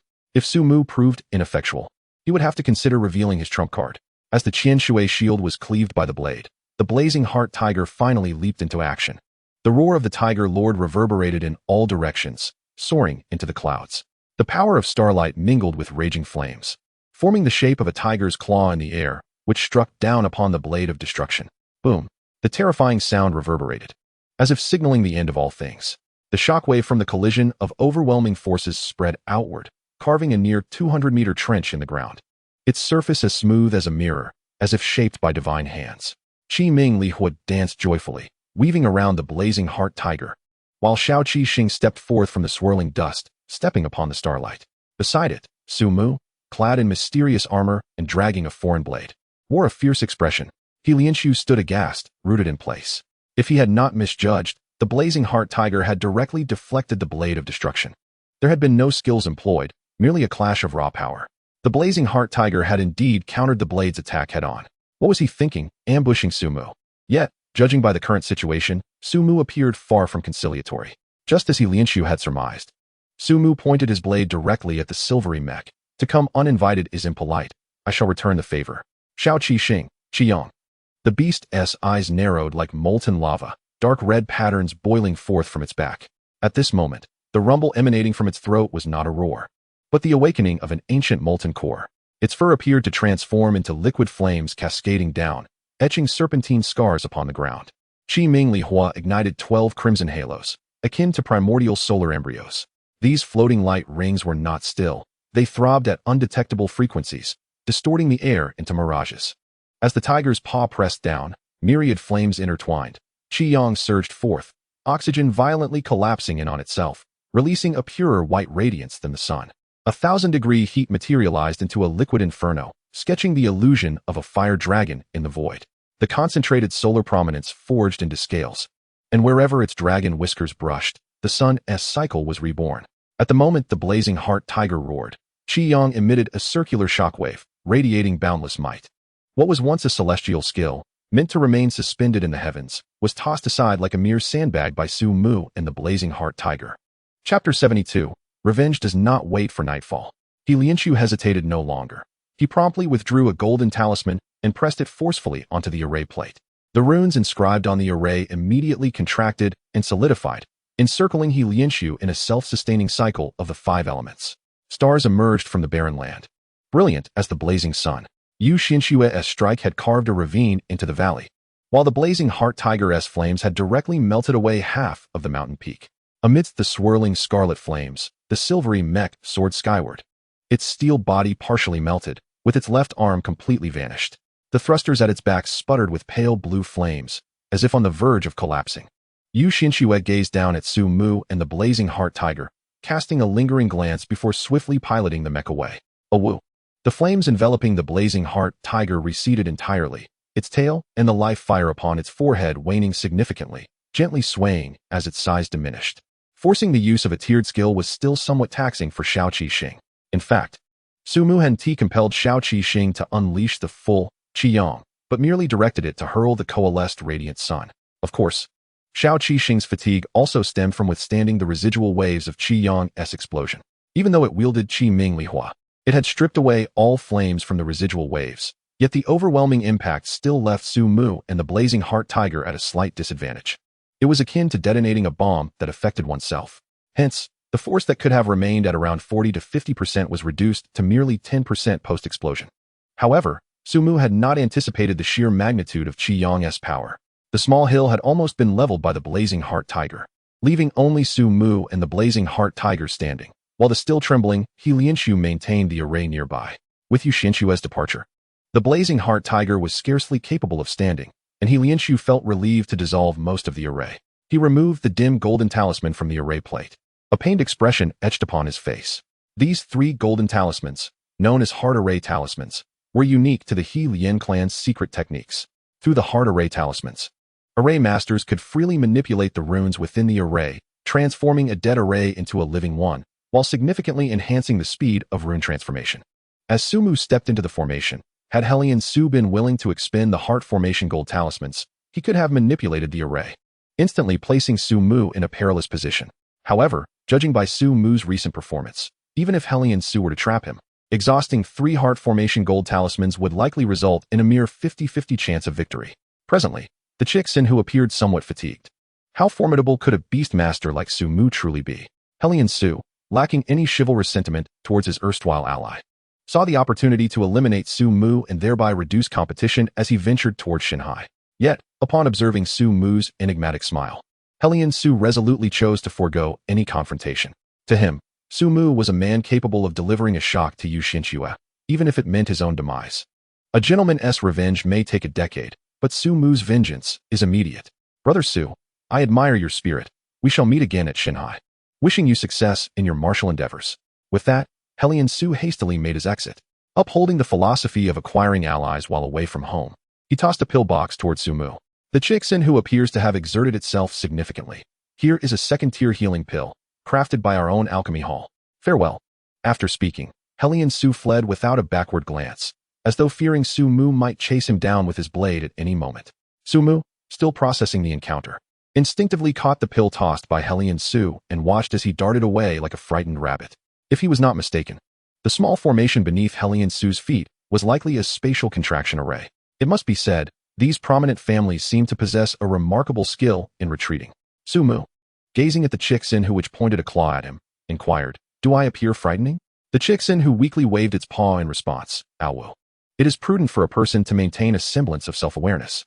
Observing the listless Chixin who, Su Mu gently stroked its mane, saying, "You have worked hard, little Chixin.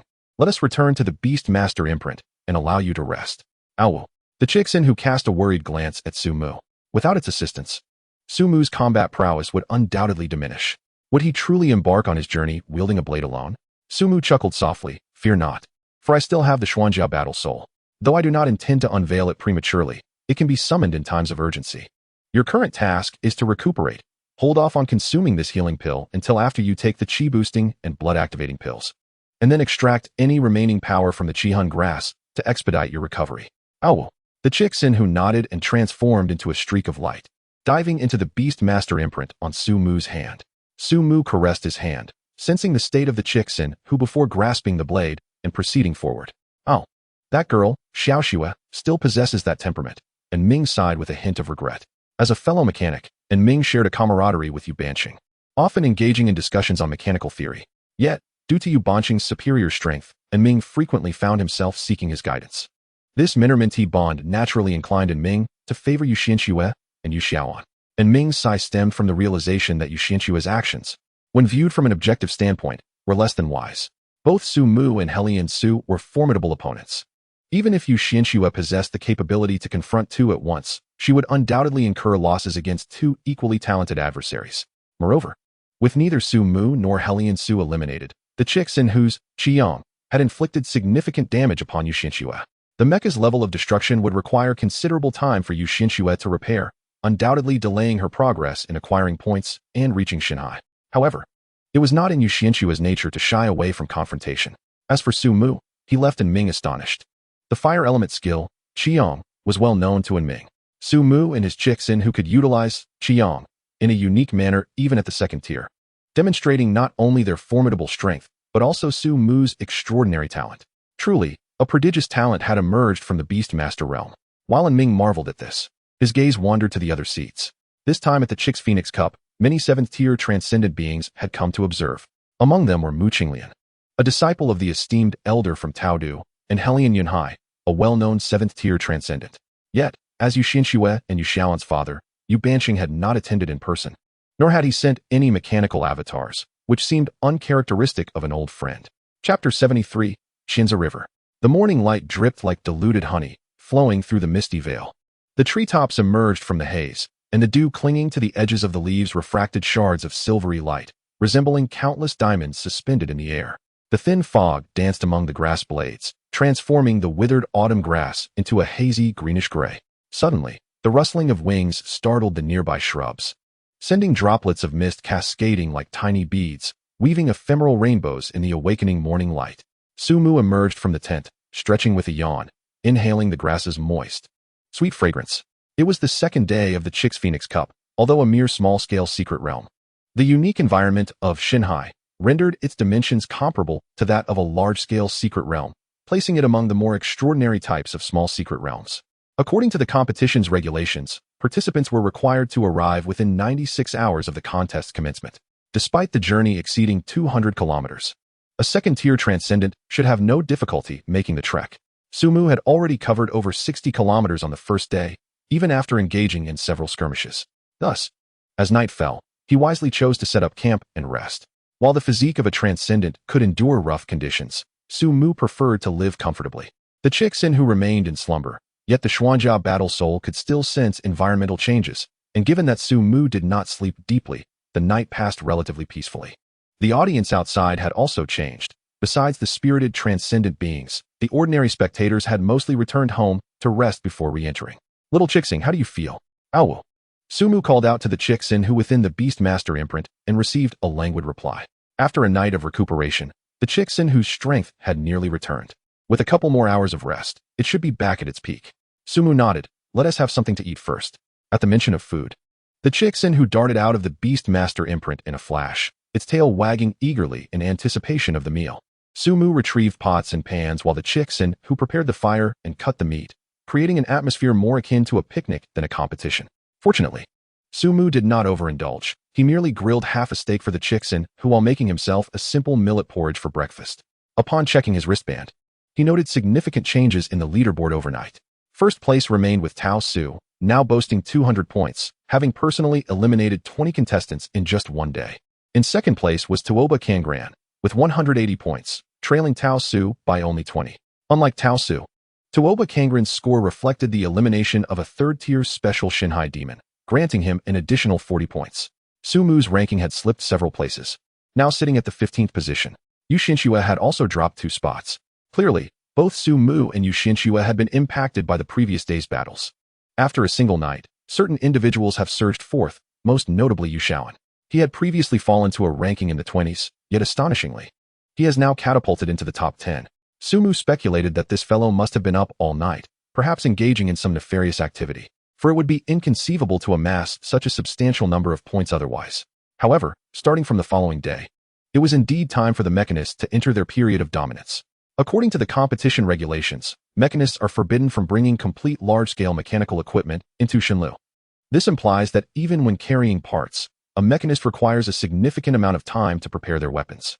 It was for this very reason that Su Mu was utterly astonished when he witnessed Yu Xinxue pulling out a towering mech, exceeding 10 meters in height, nearly dropping his jaw in disbelief.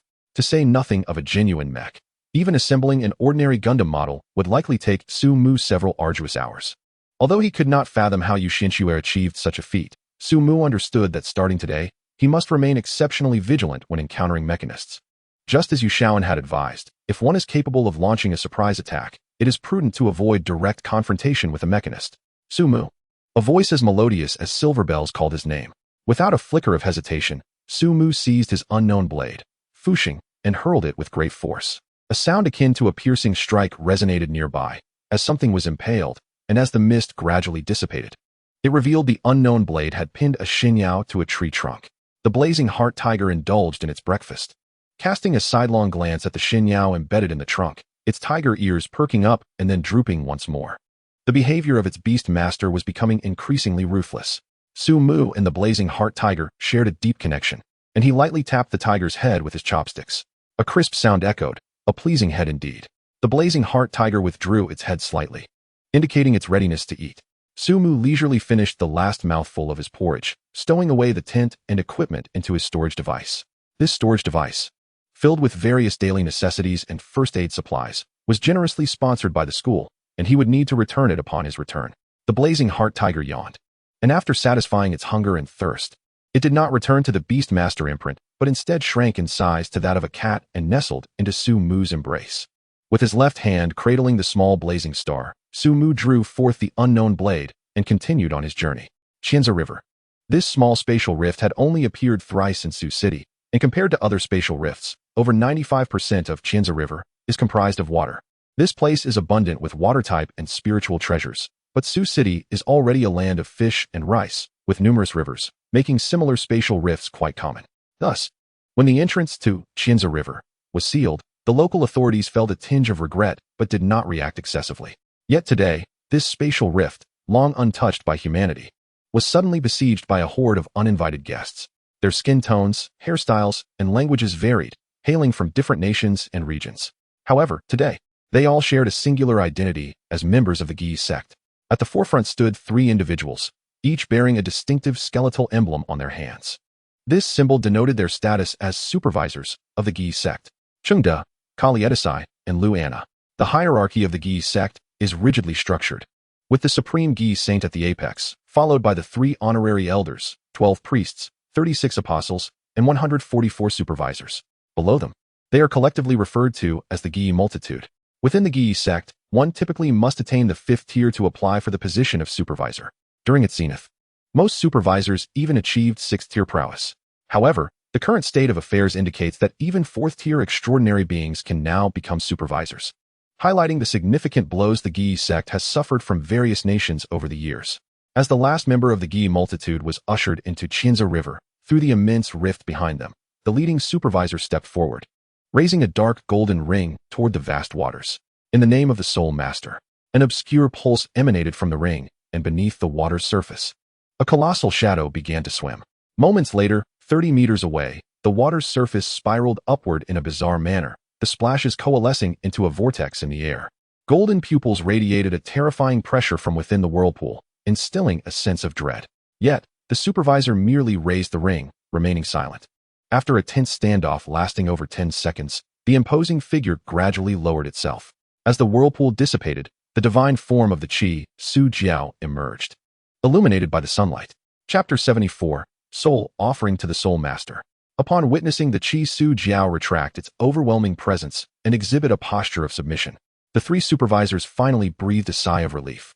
Ka Lietisai, fluent in the language of Xia, remarked, "Indeed, the Soul Master's ring proves effective. It appears our plan can proceed smoothly."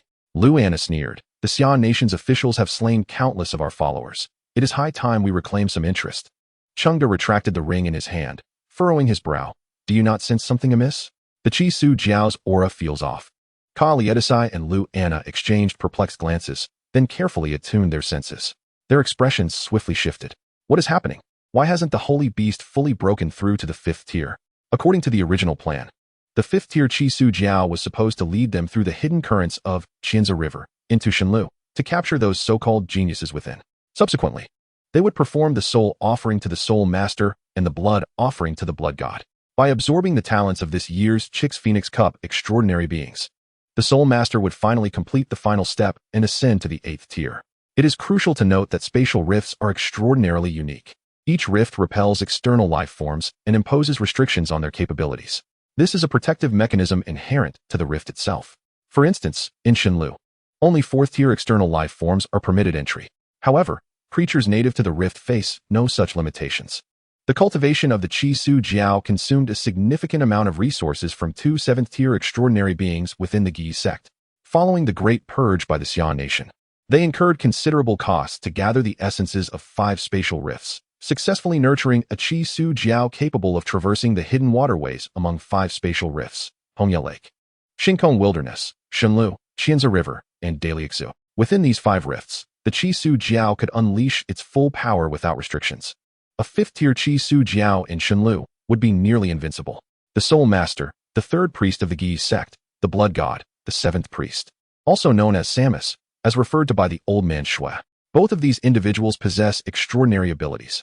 After receiving the grace of the Gi Saint, the Soul Master can consume the souls of others to enhance his own talents.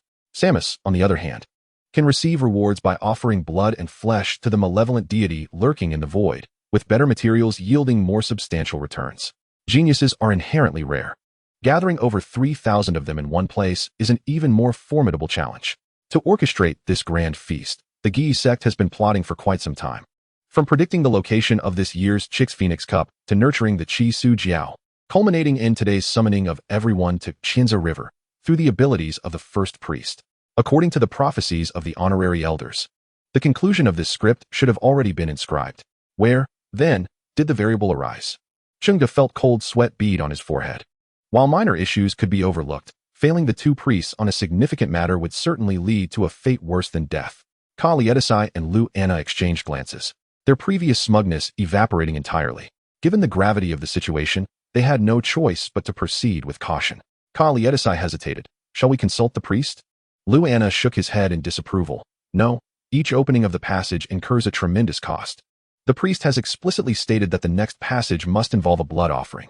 If this matter leads to the displeasure of the esteemed priest, our fate may very well be reduced to mere fertilizer for flowers." Chengde clenched the ring in his hand, having once regarded his role as the leader of this mission as a source of pride. However, he now suddenly realized that even a minor deviation seemed sufficient to plunge him into an abyss of irretrievable despair. After a prolonged silence, Chengde declared, "The plan shall proceed."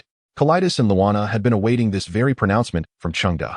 After all, they were not the primary leaders. Their role was limited to offering suggestions, and it was inconceivable for them to shoulder the blame entirely. With Chung Da's decisive verdict, they now had grounds for justification, regardless of the outcome. However, Kaleidos still voiced a cautionary reminder. The Chi Su Jiao has not yet broken through to the 5th tier. Its strength may not be sufficient to sweep through the Shin Lu. Our time is becoming quite pressing. Are you certain? Chung Da regarded Kaleidos with an indifferent gaze. Once we enter the Shin Lu, I will utilize the power of the Soul Master's ring to temporarily sever the connection between the Shin Lu and the main world from within. Even if the Chi Su Jiao cannot eliminate them instantly, it can entangle most of the guardians. As for us, we merely need to gather those prodigies and bring them here for the sacrifice. Remember, our goal has never been complete annihilation, but rather the fulfillment of the blood sacrifice. As long as we capture a number of exceptional talents, we should be able to meet the requirements of the Soul Master. At this point, Chung Da had entirely abandoned thoughts of the highest accolades, focusing solely on how to meet the minimum requirements and complete the task at hand. After exchanging glances, Kaleidos and Luana acquiesced to Chung Da's judgment. As Chung Da stated, even if the Chi Su Jiao had not managed to break through to the 5th tier, the plan could not be altered now. Rather than return to be transformed into a wandering soul by the Soul Master, it was better to take a chance here. Chung Da turned and said, "Rest in place. We depart in 2 days." With that, Chung Da began to carefully sense the condition of the Chi Su Jiao. A depletion of vitality? How could such a situation arise? Just as Chung Da was engulfed in confusion, Sumu had already traversed the small mountain range and entered the plains. Here, Sumu encountered yet another complication, and Yenzhou. Sumu mulled over the name, feeling a surge of wariness. This individual did not have a particularly favorable reputation. A magical genius, a scion of a noble family, obstinate, ruthless, and known for the cruel slaughter of animals. This name was suffused with poetic allure, akin to that of a refined gentleman, yet marred by a plethora of dark allegations. The most striking incident that lingered in Sumu's memory was a post on a forum over a month ago, where a Beastmaster revealed that Yenzhou had killed a classmate during a school trial. Although the official report deemed it an accident, the post asserted with conviction that Yenzhou had acted with intent, citing a series of evidence, as the classmate had previously had a quarrel with him. The post was swiftly deleted and the account that posted it hurriedly apologized for spreading falsehoods. The matter faded away, but Yenzhou's name left a considerable impression on Sumu.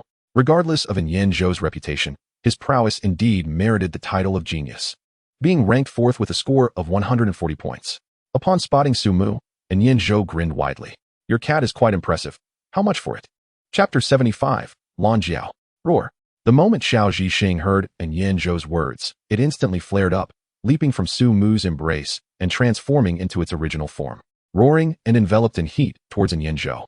Yenzhou paid no heed to the fury of Xiao Zhixing. Instead, he tilted his head towards Sumu and continued, 100,000 xia coins. Sumu couldn't help but chuckle at the absurdity of the situation. "Xiao Zhixing, take him down." Explosive flame. The golden flames coursed across the body of the Zhixing, bursting forth in a torrent. A sickly smile flickered across Yenzhou's face as a staff materialized in his hand, the silver-lined cloud patterns on his azure robe shimmering faintly. Windblade. With a graceful arc of his staff, waves of wind blades sliced through the air, relentlessly striking the charging Zhixing. The wind blades cleaved through the flames, revealing the true form of the Zhixing concealed within. Explosive fireball. At the moment the fireball tore through the wind blades, Yenzhou traced a new arc with his staff, causing multiple wind blades to spiral and shred the fireball, extinguishing its flames. The Zhixing, having only regained 80% of its strength, found itself somewhat overmatched against Yenzhou in a one-on-one encounter. Yenzhou elegantly wielded his staff to conjure a wall of wind, obstructing the Zhixing. He manipulated the winds to disrupt the surrounding airflow, forcing back the approaching drones, ensuring that only they could hear their conversation. "You are also a Beastmaster. I am curious. Why do you all become so desperate when one of your beasts is killed?"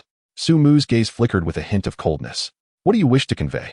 Yenzhou spread his arms wide, his garments rustling in the wind. "You Beastmasters should not exist. Would it not be better for you to be our vassals? As mere subordinates, you need only to submit, while we must consider many other matters.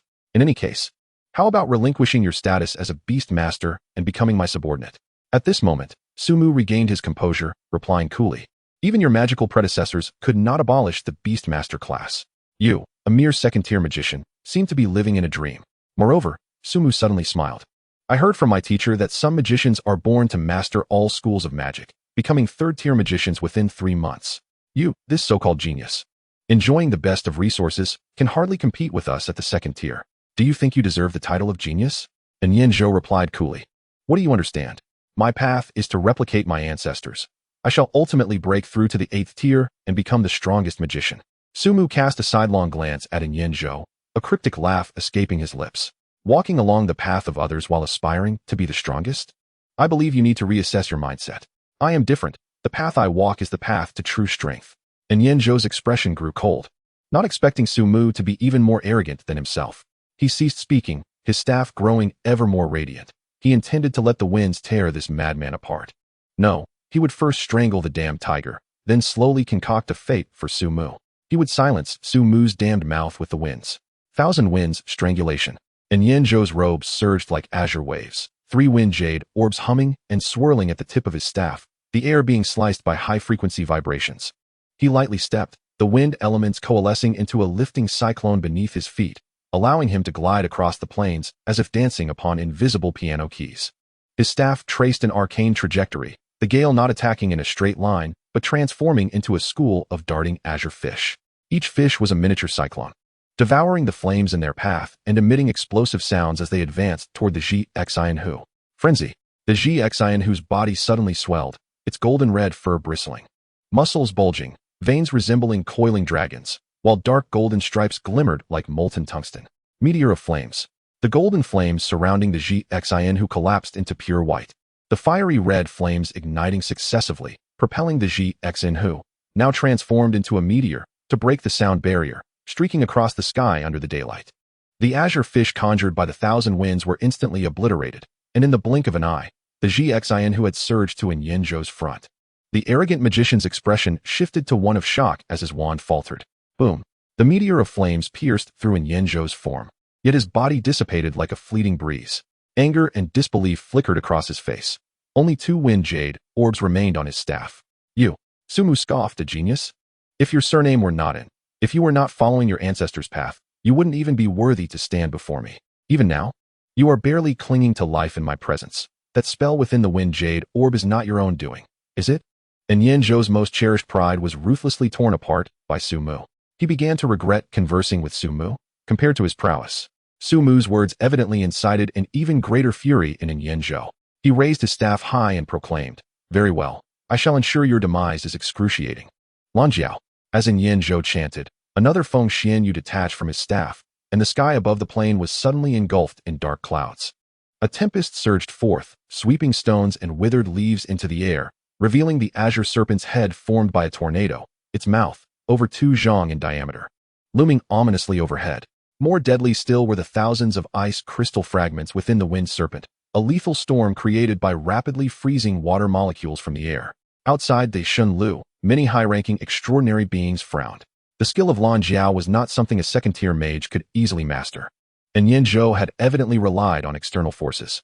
The Feng Xianyu on his staff served both as a conduit for magical energy and as a reservoir of vast wind-based power. Just moments ago, in a life-or-death moment, and Yin Zhou had utilized the Feng Xianyu to execute the wind's phantom body, allowing him to switch places with the illusion and narrowly evade the fiery meteor of the Xianhu. Now, with the Lan Jiao he wielded, its power had reached the level typically employed by a third-tier mage. Although utilizing the Feng Xian, you did not strictly violate the rules. It certainly skirted the edges of impropriety. To be precise, without the identity of the infamily, and Yin Zhou should have been disqualified from the competition. In the stands, and Ming's expression fluctuated, his face a canvas of shifting emotions. Though the visuals on the screen did not convey the words exchanged between Sumu and Yin Zhou. As a 7th-tier mechanic, he easily interpreted their lip movements. He had never anticipated that his nephew would act so foolishly, uttering such absurdities at the Qifeng Cup, particularly in the presence of the martial god. To assess the relationship between the magical and beast mastery disciplines, how dare he, a mere 2nd-tier mage presuming superiority over a 7th tier? Furthermore, Yin Zhou's remarks were nothing short of outrageous. Although Wang Cheng remained silent beside him, this only heightened Ming's anxiety. If Wang Cheng had spoken up, suggesting that the young man had overstepped or offered any form of reprimand, Ming might have felt more at ease. Yet, the absence of any words implied that anything could transpire. As Ming's heart raced, the battle within the Shunlu raged on. The furious wind tornado descended from the heavens, the weighty clouds parting to reveal the colossal serpent's head, its pressure locking onto Sumu and the Xianhu, intent on crushing them. Wind blades left white scars across the Xianjia, while the Qi Xian who gazed defiantly at the azure serpent's head, its golden eyes alight with battle spirit. Faced with such a rule-breaking skill, Sumu naturally had a solution.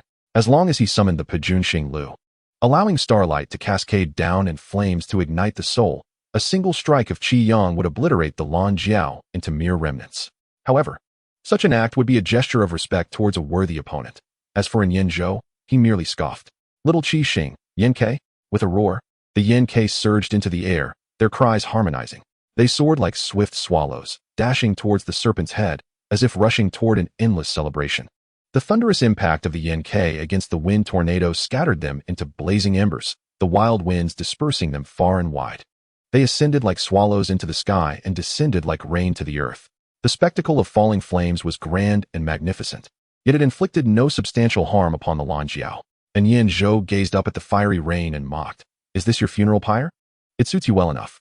In a twisted effort to instill more terror in Sumu, and Yin Zhou slowly lowered the Lan Jiao, seemingly prolonging the inevitable demise. At that moment, the wind blades had already etched marks upon Sumu's Xianjia, yet Sumu merely replied, "This fiery display falls for you, though it seems somewhat wasteful." And Yin Zhou grinned wickedly. "You won't shed tears until you see the coffin. It seems when the Lan Jiao finally crushes you, it will be your mouth that gets torn apart." Sumu cast a sidelong glance at Yin Zhou. "Are you not curious about what my second beast is?" A sudden jolt of alarm struck Yin Zhou. Indeed, he had never seen Sumu's second beast. Damn! Had it truly been too long since he last battled a Beastmaster? How had he forgotten this crucial detail? Yet, amidst the momentary panic, Yin Zhou quickly regained his composure. A second beast? Even if you possess one, you have no time to summon it now. The Lan Jiao will shred you and your beast into mincemeat. By the way, I heard that Shenlu does not revive beasts, does it? If possible. And Yin Zhou would certainly wish to annihilate the Qi Xian who alongside Sumu, but he understood that he could not prevent Sumu from retracting it. Nevertheless, it mattered not. He intended to torture Sumu here. "Fool," Sumu uttered, casting his gaze behind Yin Zhou. "Sever the head." A sudden chill pierced the nape of Yin Zhou's neck, and he instinctively turned, only to feel the blade slice through his unguarded throat. He beheld his own long hair billowing in the air, and, to his horror, an armored battle spirit had appeared behind him, wielding a strange blade, exuding an aura of dread. One swift stroke severed his head. Blood gushed from his neck like a fountain. His lips trembled as he mouthed, "This is impossible. How could he be defeated by a mediocre talent? How could he be vanquished before even reaching the Shenhu?" His head fell to the ground, and he seemed to hear Sumu's voice, "Idiot." His body and head disintegrated like flowing sand, while the Lan Jiao, freed from the confines of magic, erupted explosively. The shattering wind blades carved shallow furrows in the grass, marking the conclusion of the battle. Outside, Ming could not help but cover his face with his hand, cursing. Fool! To be distracted by a mere ordinary skill while completely oblivious to the approaching armored battle spirit was nothing short of tragic. Yet, Sumu's battle instincts were equally formidable. He had released the armored battle spirit to conceal itself from the outset, taking advantage of the chaos created by the collision of the exploding flame bullets and wind blades. Who could have anticipated that the armored spirit would find its opportunity? Wait, this beast, Ming suddenly recalled. Sumu's second beast was not an ordinary creature, but something akin to a Ling. How had he forgotten that Beastmasters could contract with Ling? At that moment, he could not afford to dwell on his foolish nephew. His gaze turned toward the martial god, Wang Cheng, who nodded slightly, a look of approval in his eyes. An intriguing young man indeed, breaking the bonds of beast mastery. Upon hearing Wang Cheng's words, Ming understood the implications. In a sense, Sumu had already carved a new path in the existing landscape, earning the title of a patriarch. The other extraordinary beings remained largely unresponsive to Sumu's second beast, the armored battle spirit. Only those with a certain level of insight and skill grasped the significance of this event. However, within the realm of beast mastery, the beast masters were in an uproar. The forums of the beast mastery community were inundated with posts, each more frantic than the last. Is that a Ling? It must be a Ling. Oh no, does this mean my dream of becoming a sword immortal after all these years might finally have hope? Incredible. Does anyone know who his mentor is? It must be a disciple or grand disciple of Mu Rong. Who else could cultivate such an exceptional beastmaster? Lin Hexian, the second disciple of Mu Rong, found himself at a loss for words as he read the replies to his post. As Mu Rong's disciple, how could he not know that he had gained yet another junior? However, Lin Hsuin suddenly recalled that his master had been in seclusion for quite some time. Could it be that he was taking advantage of his retreat to casually accept a new disciple? Was it that he felt that the three of them were hopeless and decided to cultivate a new prodigy? As a Beastmaster nearing 40, Lin H. Su-in felt a twinge of shame. If the three of them had not been unable to break through to the 7th level, their master would not be in such a predicament. However, Su-mu was the first to be discovered by his junior brother Mu F. Ngzhing, and he should have some insight. With this thought, Lin H. Su-in decided not to inquire further on the forum and directly called his junior disciple. Unfortunately, the call indicated that the line was busy. At this moment, Mu F. Ngzhing was on the phone with his master, the revered founder of the Beastmaster department, Mrnkuai. It had been a long time since he had seen his master, and he was surprised when the first thing his master said was, F. Ngzhing, what do you think about my taking on a new disciple? Hearing this, Mu F. Ngzhing couldn't help but feel a mix of amusement and exasperation. When his master accepted him as a disciple, he had stated that 3 was a lucky number and that he would not take on any more disciples in his lifetime. To think that his master's very first words would be this. Mu F. Ngzhing pondered, Master, how about I try to bring Su-mu into MD University ahead of time? Since you haven't taught students for so long, perhaps we should just let it be. Upon hearing this, Mrnkuai snorted, You brat, I'm only in my 70s, still in my prime. How can you say I'm already old and frail? Thus, the matter was settled. Do not mention this to your 2 senior brothers. As for the matter of Yling, let it be attributed to me, and try to minimize the attention on that little rascal Su-mu. Chapter 77, Su-in-min, YXNZH, Ting Ling ZHZHY, HNQS NSH SHNG OHU YSU WIMI, YQing ZUZHU, PXW are Ku ZHN Ling, ZHN F and I and YZHing BNXN. Su-mu sat upon the back of Shio CHXing, closing the book titled Detailed Explanation of Beastmaster Realms. Mrnkuai truly was the most formidable Beastmaster. He could elucidate the second realm of Beastmasters, YXN, with such clarity in just a few sentences. YXN does not refer to mastering the heart of the beast, but rather one's own heart as a Beastmaster. As the beast grows in strength, so too does the power of the Beastmaster, leading many Beastmasters to experience a significant disparity. If one cannot master their own tumultuous heart in the second realm, by the time they reach the third realm of resonance and the fourth realm of T&Q, they may easily lose control of the sudden surge of power and become lost in the sea of their own emotions. Playing a game is one thing, but when one truly embarks on cultivation, it is an entirely different matter. Seeing Su-mu close the book, Shio CHXing turned its head and let out a couple of growls, signaling that it was time to switch positions. Su-mu placed the book on Shio CHXing's head and rubbed it, saying, You lazy. Yet, saying this, Su-mu still jumped down from the tiger's back. Shio CHXing shook its fur, rapidly shrinking in size and leaping into Su-mu's arms, contentedly rolling onto its back and waving its little paws.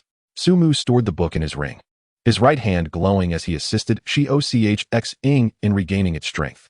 The Su-nkizh hovered beside Su-mu, its weapon gleaming ominously, the malevolent aura still lingering. Not long ago, 2 martial artists had attempted to ambush Su-mu but were nearly taken down by the Su-nkizh in a double kill.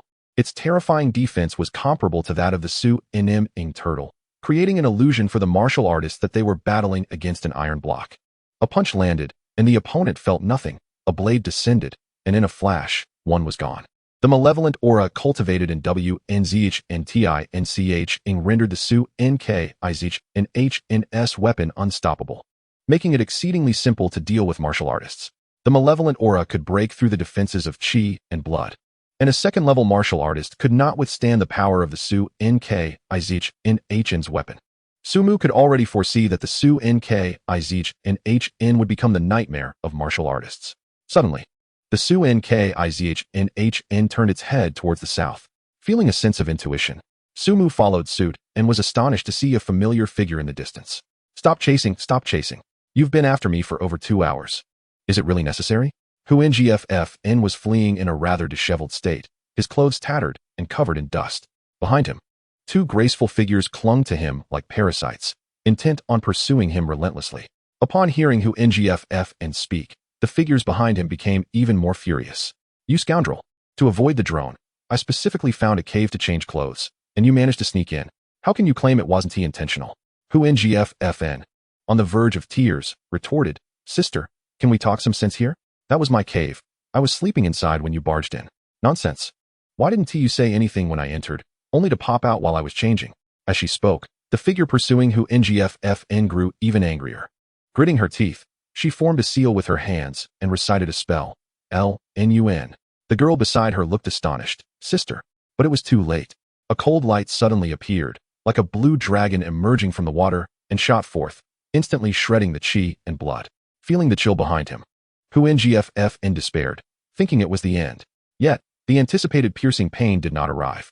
Blinking in confusion, he turned around to see a formidable armored spirit wielding a weapon, its malevolent aura reaching the heavens, firmly blocking the flying sword. The rapidly approaching Li Qin Qi-en and Li Nexi-en were taken aback, unsure of where this armored spirit had come from, and immediately halted. Li Qin Qi-en, performing a hand gesture, called back the flying sword. Who is it? Su Mu, cradling Xiao Chx-ing, approached slowly. What is going on? Ah FN, how did you offend Su NMN? Judging by Li Qin Qi-en's control over the flying sword, it was undoubtedly from Su NMN. Su NMN is a local extraordinary faction in Shigu, distinct from others that emerged from the Ling X. It gradually rose after the appearance of Gu X, mastering various realms from refining chi to crossing tribulations and ascending.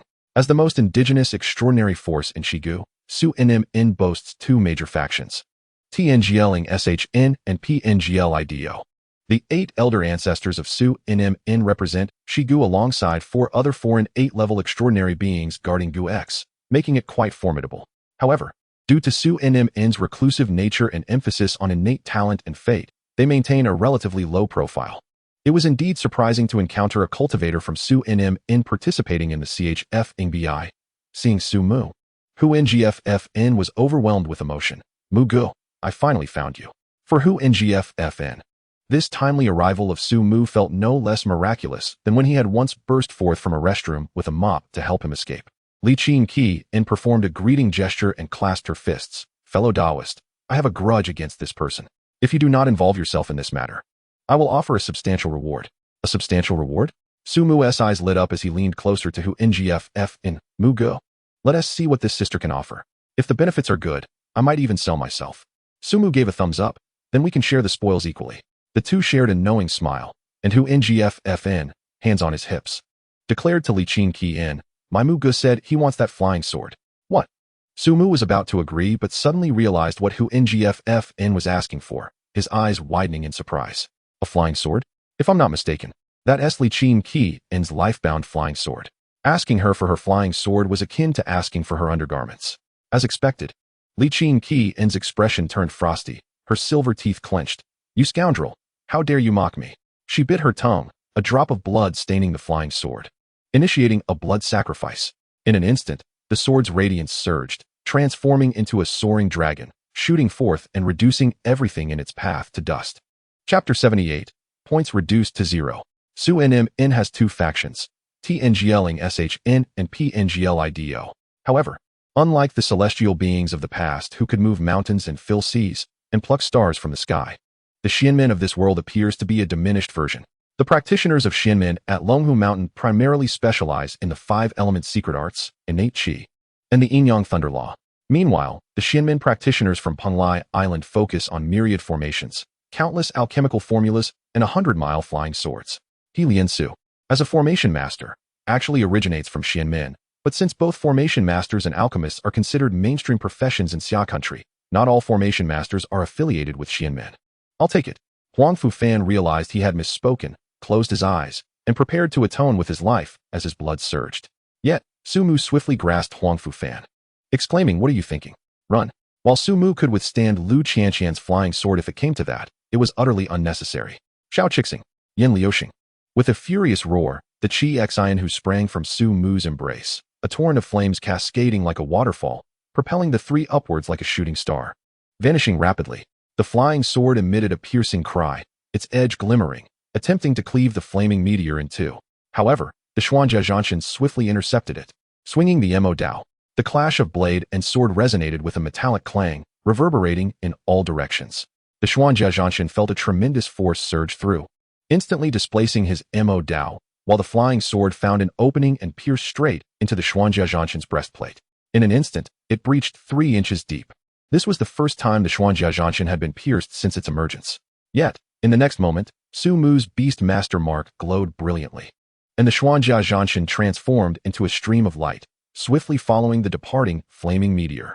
The flying sword, now devoid of a target, circled in the air twice before reluctantly returning to Lu Qianqian's side. Lu Qianqian appeared pale and unsteady, nearly collapsing to the ground. As the owner of the flying sword, forcibly blood-sacrificing it came at a significant cost. Lu Qianqian's sister, Lu Qianqian, hurriedly supported her, expressing both concern and resignation. Sister, you barged into their cave. In terms of reason, you are at a disadvantage. A brief pursuit might have vented your frustration, but was it necessary to escalate to such a degree? Lu Qianqian raised her delicate brows, wishing to say something, but ultimately held her tongue, conceding with a soft huff. I could have let it go. But that person actually wanted my flying sword. If I don't teach him a lesson, he might think I, a Penglai Xian practitioner, am easy to bully. Huang Fufan, meanwhile, found his clothes nearly reduced to ashes by the Qi Ming Li Hua, his once sleek black hair now a frizzy mess, and his fair skin charred, having endured considerable hardship. The Qi Xin who flicked its tail, turning its head away, adopting an expression of innocence.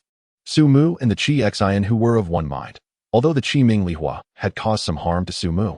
It was nowhere near as severe as Huang Fufan's plight. Yet, it felt akin to enduring an hour in a high-temperature sauna. Su Mu buried himself in the creek to cool down, then turned to Huang Fufan, who was nearly submerged, and asked, "So, what exactly happened? How did you offend those two ladies?" It was common knowledge that Penglai Xian practitioners rarely left Penglai Island, and their participation in the Chufeng Cup suggested that Penglai Island was entering the fray. Huang Fufan looked dejected. "I'm wronged. Brother Mu, you know my strength.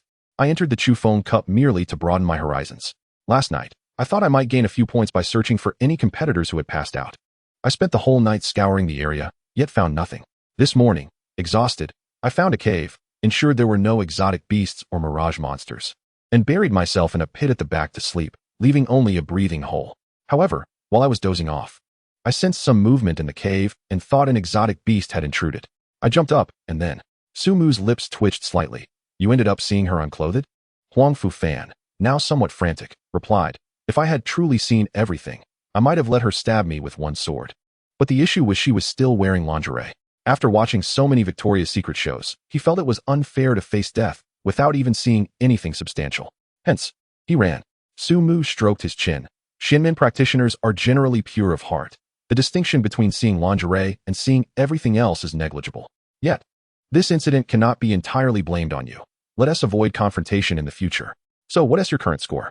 Huang Fufan looked resigned, extending his hand to reveal a stark 0 on his bracelet. Su Mu couldn't help but chuckle. No wonder he hadn't seen Huang Fufan on the leaderboard. He had scored nothing.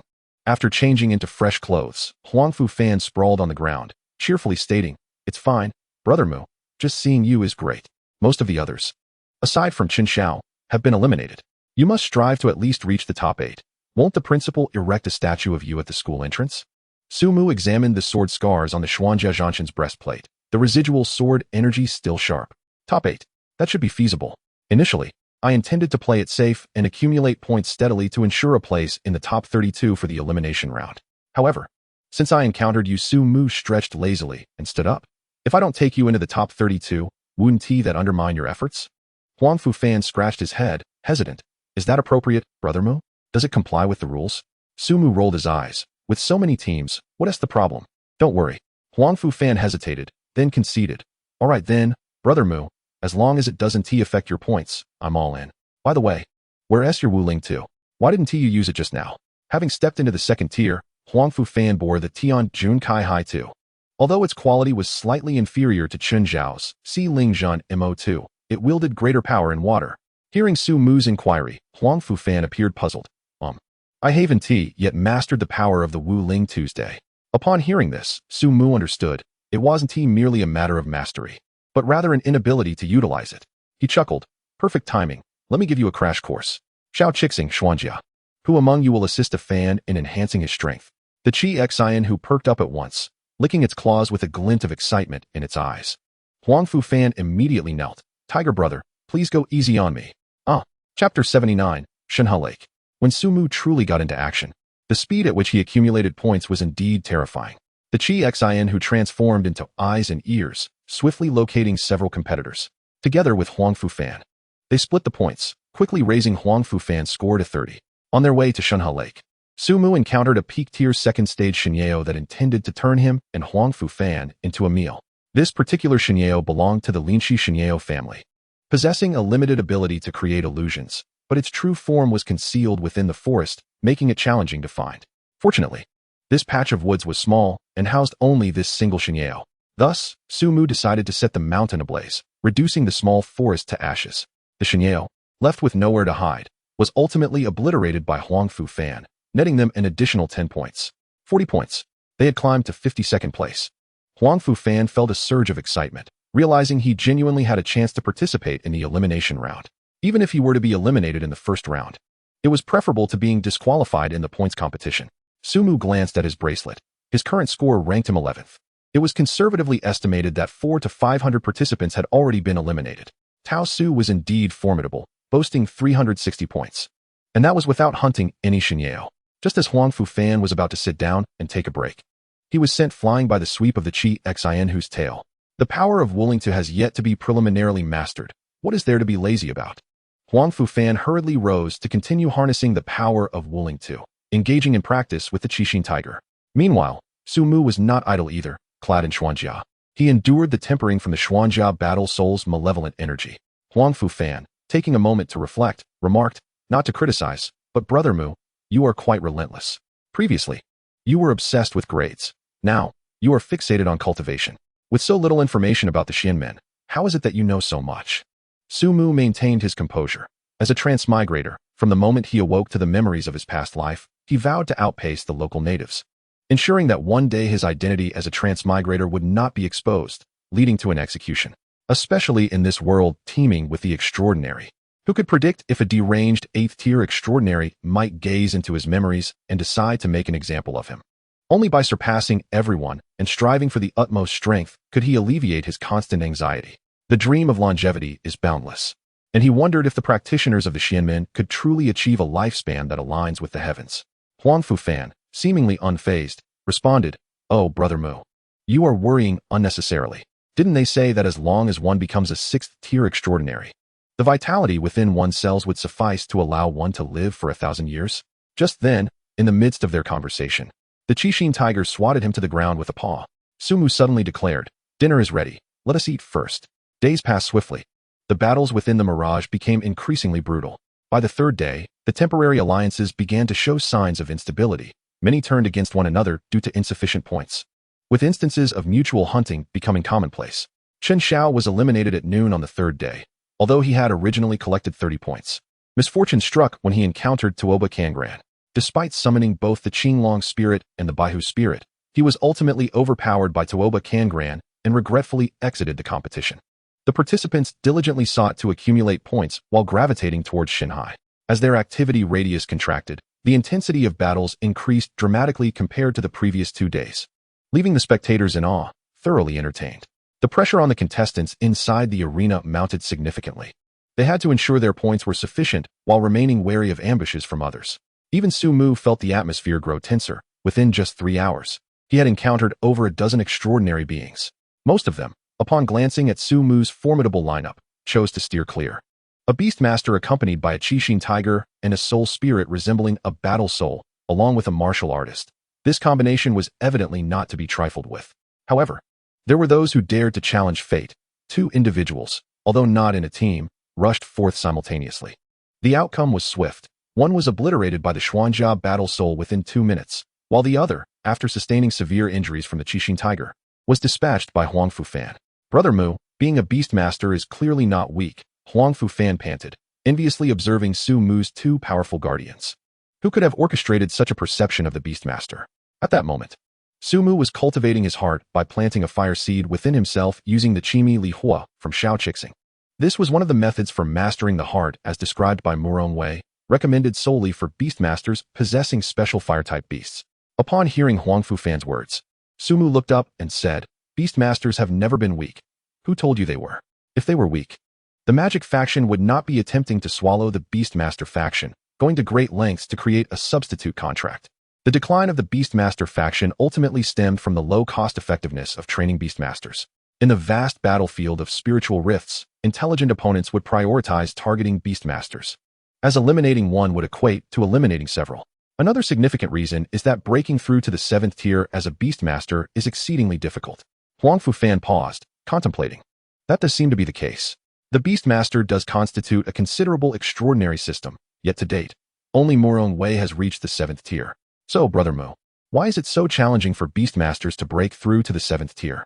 Sumu shook the book in his hand and replied. The 7th tier of a Beastmaster is known as returning to unity, requiring the integration of the powers resonating from all summoned beasts into oneself. However, each beast is an independent entity, varying in strength. A 6th tier Beastmaster possesses 6 summoned beasts, and the difficulty of amalgamating their powers into one is evident. Yet, the 7th tier is the true backbone of the Xia Kingdom, the stabilizing force guarding the major spiritual rifts. With only Senior Moro, the resources available to the Beastmaster faction have dwindled, creating a vicious cycle. Huang Fu Fan expressed concern. Then what about you, Brother Mo? Sumu raised an eyebrow and chuckled. As for me, I will undoubtedly break through to the 7th tier. It's merely a matter of time. Perhaps in a few years. You will be calling me Sumu the Ancestor. All right, we have arrived at Xinhai. Let us prepare for one final surge of points. Those contestants lacking points are all waiting for the last bloody battle at Xinhai, not far ahead of Sumu and Huang Fu Fan. The banks of Xinhai were lush with vegetation, the grass covering the path. The lake's surface appeared profound due to the swirling mist. Jagged rocks surrounded the tumultuous waters, crashing against the stones with thunderous roars. The elimination arena was concealed within the dense shadows of the trees, appearing both obscure and vivid. On sunny days, the lake was crystal clear, tranquil as a mirror. After storms, however, it surged violently, at times turning crimson, with Xinhai demons roaming freely. This is the heart of the mirage, Xinhai. Chapter 80. The interesting and the uninteresting. A distinctly apparent dividing line surrounded Xinhai. Within this line, extraordinary beings guarding the mirage prepared to tally the points of the arriving contestants, exuding an air of tranquility. Outside the line, a group of contestants lacking sufficient points eyed the scene, eager to seize a final opportunity. A name is left behind when one passes away, even if one cannot enter the elimination round. If one can defeat those ranked high on the leaderboard in such an event, it can be considered a form of fame. Some contestants hesitated to enter the Xinhai area, fearing that once inside, their points would be locked, making them susceptible to being surpassed. Thus, while it appeared that several hundred individuals were scattered around Xinhai, none dared to enter. They concealed themselves within the dense forest, ready to switch roles between hunter and prey at any moment. The sound of a bell chimed through the mist, resonating in the air.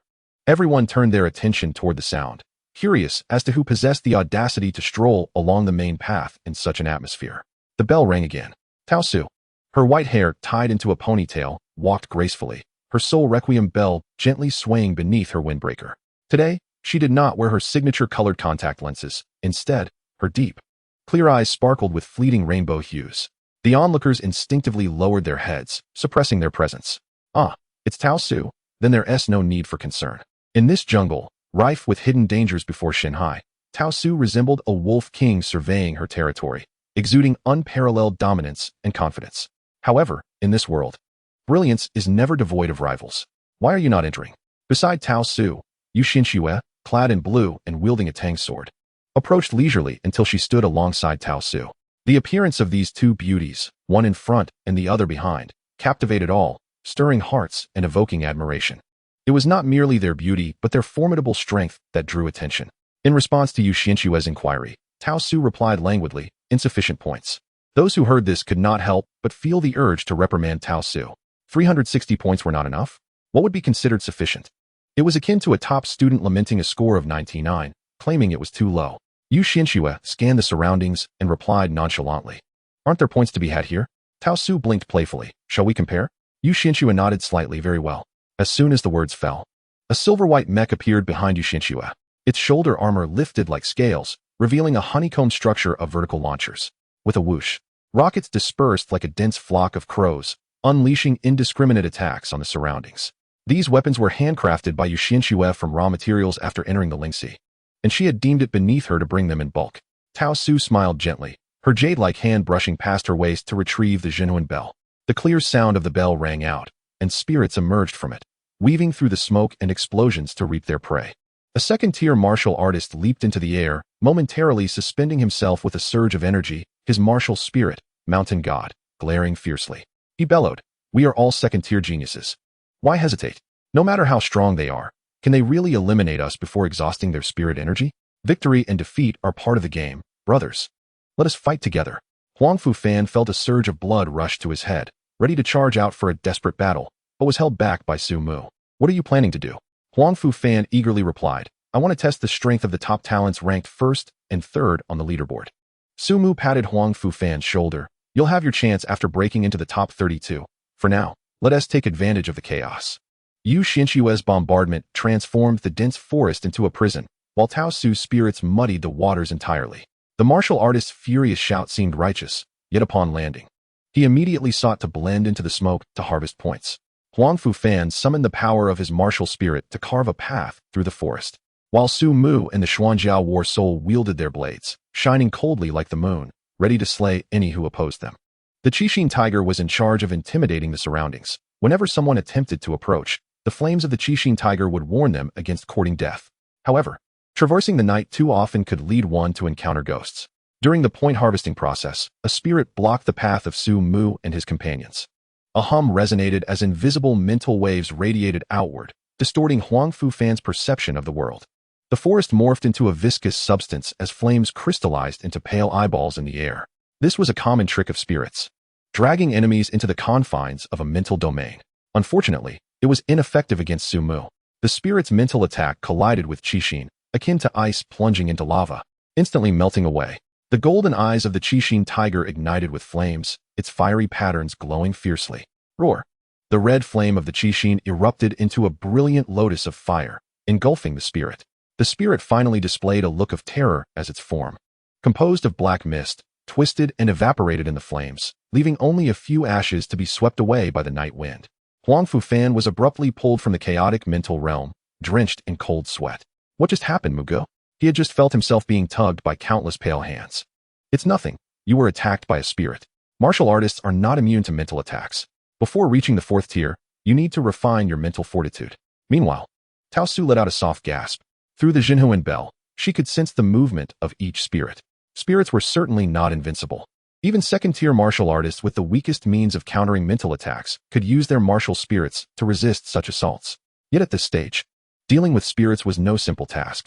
However, Tao Su sensed that one of her spirits had just been obliterated in an instant, not even leaving a trace of its soul. A peculiar light flickered in her peach blossom eyes as she raised her brows towards the positions of Su Mu and Huang Fu Fan. How interesting, who could it be? As she prepared to investigate who had so effortlessly eradicated her spirit, a formidable presence behind her caused Tao Su to halt in her tracks. You two are causing quite a ruckus. A voice tinged with dissatisfaction echoed, and Tao Su lazily replied, boring, do you want to fight right now? It was Tuoba Kangran, the designated heir of the Tuoba family. Beside him stood his sister, Tuoba Yunyan. Tuoba Kangran disregarded Tao Su's words, saying simply, if you wish to fight, I would gladly oblige during the elimination rounds. After all, we have the martial god observing. Let us not disturb the arena too much and affect his impression. He was indifferent to the actions of Tao Su and Yu Xinshuo, but held an absolute respect for the martial god. Chapter 81. Who is the bait? In the mirage, each genius emerged one after another, some making grand entrances while others took a more subdued approach. However, compared to previous years, though lively, it was also quite chaotic. Beside Wang Cheng, and Ming had hesitated for a long time before finally asking, Senior, I do not understand why you decided to hold this year's Chaofeng Cup at Mirage. The martial god, peering through the mists of Mirage, was thoroughly entertained by the spectacle. Upon hearing in Ming's inquiry, Wang Cheng chuckled heartily, extending his hand to gesture towards the Xinhai Lake. And Ming, do you see how the Xinhai Lake resembles a pond? And Ming glanced over, noting that the Xinhai Lake, with a diameter exceeding 20 miles, indeed looked no different from a larger pond in some drone footage. Yet, he was unaware of the deeper meaning behind the martial god's words at that moment. Wang Cheng continued with a smile, trust me, you will never witness such a spectacular Chaofeng Cup again. The martial spirit behind Tuoba Kangran was known as Songlong Bailu II. The name of this martial spirit might seem to pale in comparison to others like Xiling Jinmo or Tiangong Kaihai, but among all martial spirits, Songlong Bailu belonged to the strongest tier. In the northwest, there lies a plateau known as the Tsanqing Plateau. The herdsmen of this plateau worship two deities, the Tsang God and the Earth Mother. The Tsang God, majestic yet as unpredictable as the plateau's weather, and the Earth Mother, nurturing like the fertile lands that sustain all living things. Their embodiments, the Tsanglong, Tsang Wolf, and Bailu, White Deer, are revered as divine beasts. Those who regard the Tsang God and Earth Mother as their faith often find themselves endowed with extraordinary powers linked to the Tsanglong and Bailu. The Songlong Bailu II is the most direct expression of this faith. As for why Tuoba Kangran, originating from the Tsangqing Plateau, would participate in the Chao Feng Cup in the southeastern provinces, it had some connection to the martial god. Over a decade ago, a rare 50-year phenomenon known as the white fur wind swept across the Tsangqing Plateau. This white fur wind was not an ordinary one, but a tempestuous blizzard swirling from the large Lingxi known as Songlong Mountain. It was the fiercest blizzard that cleaved through the realm, creating a purgatory for living beings, where life and death hung by a thread. However, Wang Cheng arrived and, with two mighty punches, shattered the overwhelming white fur wind that blanketed the land. With one punch, he crushed the surging blizzard, and with another, he sent Songlong Mountain into the void, rendering it invisible for a decade. Under the might of his fists, the skies cleared for miles. From that moment on, Wang Cheng's status in the Tsangqing Plateau was second only to that of the Tsang god and Earth Mother, and in recent years, he even approached a status of equality with them. Tuoba Kangran's presence here was to pay homage to the martial god, offering the most sincere martial spirit as a tribute. Tuoba Kangran was a man of strict decorum, and his martial path reflected this. Thus, at this moment, he was indeed prepared to engage in battle with Tao Su. The Songlong Bailu stirred restlessly on Tuoba Kangran's arms, his vitality surpassing the explosive flames, soaring into the sky. Brother, Tuoba Yunyun, standing beside Tuoba Kangran, gently tugged at his sleeve. Perhaps we should refrain. The most splendid battle should be showcased in the finals for the martial god, shouldn't it? Tuoba Kangran paused, contemplating briefly before letting out a heavy snort, and, accompanied by Tuoba Yunyun, walked towards the Xinhai Lake. The invisible competition between Tao Su and Yu Xinxue, due to Tuoba Kangran's intervention, began to lose its allure. They all simultaneously ceased their actions and made their way towards Xinhai. Su Mu, accompanied by Huangfu Fan, adeptly navigated through the chaos of battle, allowing Huangfu Fan to amass a considerable number of points. Su Mu glanced at his own score, proclaiming, "Our points are undoubtedly sufficient. Let us proceed to Xinhai." The likes of Helian Su and Huang Sihu, among other prodigies, also arrived in succession, each possessing unwavering confidence in their scores as they stepped into the realm of the elimination rounds. The tumultuous skirmish persisted, with some audacious individuals attempting to purchase points in private. However, such behavior was largely met with refusal from the majority. Acquiring points in this manner contravened the competition's regulations. Moreover, those who successfully entered the vicinity of Xinhai, regardless of their elimination status, would still have the opportunity to listen to the teachings of the martial god. For these geniuses, money was something that could always be earned again, but the teachings of the martial god were a rare treasure, yielding boundless benefits throughout one's life. Furthermore, who could ascertain the validity of such verbal promises after the Chufeng Cup? Consequently, in the last 4 or 5 hours, those who felt they had no chance also joined the safe zone of Xinhai. The remaining 20 to 50 contestants continued to clash outside Xinhai until the final moment, when the last individual barely crossed the threshold, marking the conclusion of the points competition. Su Mu observed the report on his wristband. 351 individuals were eliminated, and 67 were unable to arrive at Xinhai on time. To his surprise, over half of the participants managed to enter Xinhai in the end. Huangfu Fan's final score landed precisely at 31, just shy of being pushed out of the top 32. One could only say that as the competition progressed, everyone became rather reckless. The eliminated participants who were resurrected in Xinhai exhibited expressions of discontent, having been sent to the elimination zone prematurely. Meanwhile, the remaining contestants were all assigned to the viewing area. Only the top 32 in points were escorted to the spacious venue that had been meticulously prepared. A fourth-tier illusionist, serving as the temporary overseer of this competition, stood at the forefront, introducing the elimination round venue to both contestants and spectators. This combat arena was designed based on the characteristics of the Mirage, capable of simulating various environments in real time: towering mountains, arid deserts, tranquil lakes, murky swamps, and dense forests. To ensure the battles remained captivating and diverse, the combat arena would randomly change for each match. Spanning nearly 50,000 square meters, it was larger than 7 football fields, allowing contestants to unleash their abilities freely. "Now, please follow me to draw lots," the overseer announced, accepting the lottery container prepared by an assistant. Smiling warmly as he gestured for everyone to step forward, Tao Su casually drew a slip, revealing, "Number 1, splendid, I like it." Yu Xinxue drew number 3. Tuoba Kangran drew number 15, and Tuoba Yunyun drew number 12. When it was Su Mu and Huangfu Fan's turn, they both stepped forward simultaneously to draw. Number 8. Number 10. Huangfu Fan's gaze met Lu Qianqian's, and upon seeing her smile revealing her tiger teeth, he sighed deeply. This draw feels rather off. Simultaneously, Su Mu fixed his attention on the young man who had also drawn number 8. who was accompanied by a Yomi wolf that playfully waved its wooden slip at Sumu. Sumu's first match was set to be Beastmaster against Beastmaster. The young man's beast was the very Yomi wolf that had provoked the Chixin tiger prior to the competition. The Yomi wolf was a creature embodying both spectral attributes and the wild nature of wolves, commonly associated with elements of death, shadows, and soul manipulation. Its appearance combined the agility of wolves with an eerie mystique, its fur adorned with flowing, ghostly blue patterns, reminiscent of phosphorescent flames dancing upon its surface. This was also a second-stage evolved beast, with its precursor being the Terror Wolf, having the potential to evolve into either the Yomi Wolf King or the Xian and Yomi Wolf. Before Sumu could approach, the young man drew closer with the Yomi Wolf. He extended his hand, his smile warm as he introduced himself. "I am Yin Nangu, pleased to meet you. This is my beast, Ayu." Sumu shook Yin Nangu's hand, feeling the coolness of the young man's touch, akin to ice. "Hello, I am Sumu. This is my beast, Xiao Chixing and Xianjia." The Xianjia battle spirit preferred to be called Xianjia, even though it was no longer merely a suit of armor. Yin Nangu's eyes sparkled with curiosity as he glanced at the Xianjia battle spirit, remarking, "A soul-type beast. I have not heard of it. I look forward to battling with it." Sumu scanned Yin Nangu's vicinity, but noticed the absence of a second beast. This was quite normal. If a Beastmaster's beast had not made an appearance, it remained an unturned card.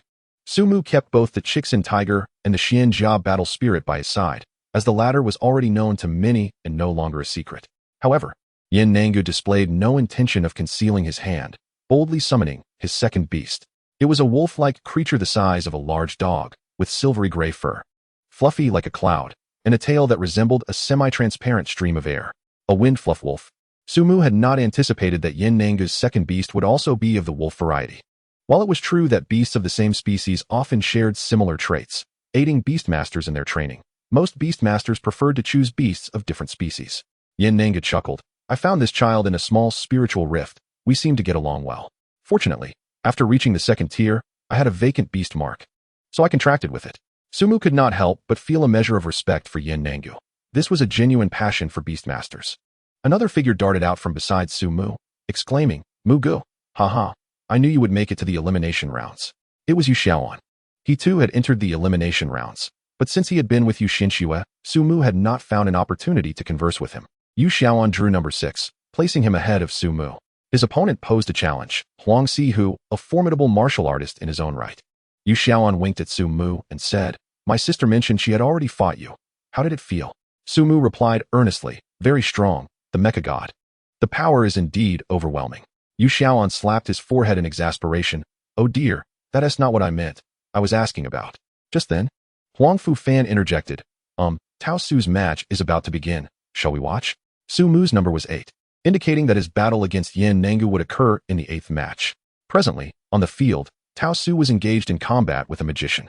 This magician's strength was not significantly inferior to an Yinzhou's, utilizing both wind and fire magic to create a tempestuous fire dragon that engulfed a considerable portion of the arena. However, Tao Su's methods were exceedingly cunning. Sumu witnessed Tao Su lightly shaking her soul-stabilizing bell, causing the magician to appear as if they had lost their soul, their defenses crumbling rapidly, leading to their swift defeat. The Yomi wolf let out a few howls, and upon hearing this, Yin Nangu nodded slightly. Translating for Sumu and the others, Ayu says that this girl just employed a powerful psychic attack. Her opponent likely could not withstand it at all. Sumu mused silently, thinking that if Tao Su's specialty lay solely in psychic attacks, it would indeed be an advantage for him. This was the confidence bestowed upon him by Qixin. However, Yu Xiaoan chimed in, "Mugu, Tao Su is also exceptionally strong in close combat." The three of them, Sumu, Huang Fu Fan, and Yin Nangu, shook their heads in unison. Yu Xiaoan shrugged. "That girl wields a scythe named Qian Hanin. You should witness it in this elimination round." Huang Fu Fan glanced at Lu Qianqian, who was meditating not far away, and sighed. "It's fine. I certainly won't experience it firsthand. You all still have your chances." Yu Xiaoan's lips twitched slightly as he waved his hand and said, "No, no, no. I have no desire to battle that fellow. If my soul core mech encounters Tao Su, that would be disastrous." Following this was the second match, featuring a brawl between two martial artists. Their confrontation was rather straightforward. They unleashed their martial spirits and engaged in a pure contest of strength, emphasizing the notion that the one who falters is akin to a coward. The third match introduced Yu Xinxue, whose opponent was Hui Yanyun, a uniquely classified commander. This profession cannot undergo a standard job transition and can only awaken through self-realization. The names of each rank are quite down-to-earth. Wuchang, Shichong, Bai Fuchong, Qian Fuchong, Xiaowei, Douwei, Shangjiangjin, Dadadu, Tongshui. In one-on-one combat, this profession is largely ineffective. Its strength lies in large-scale battles.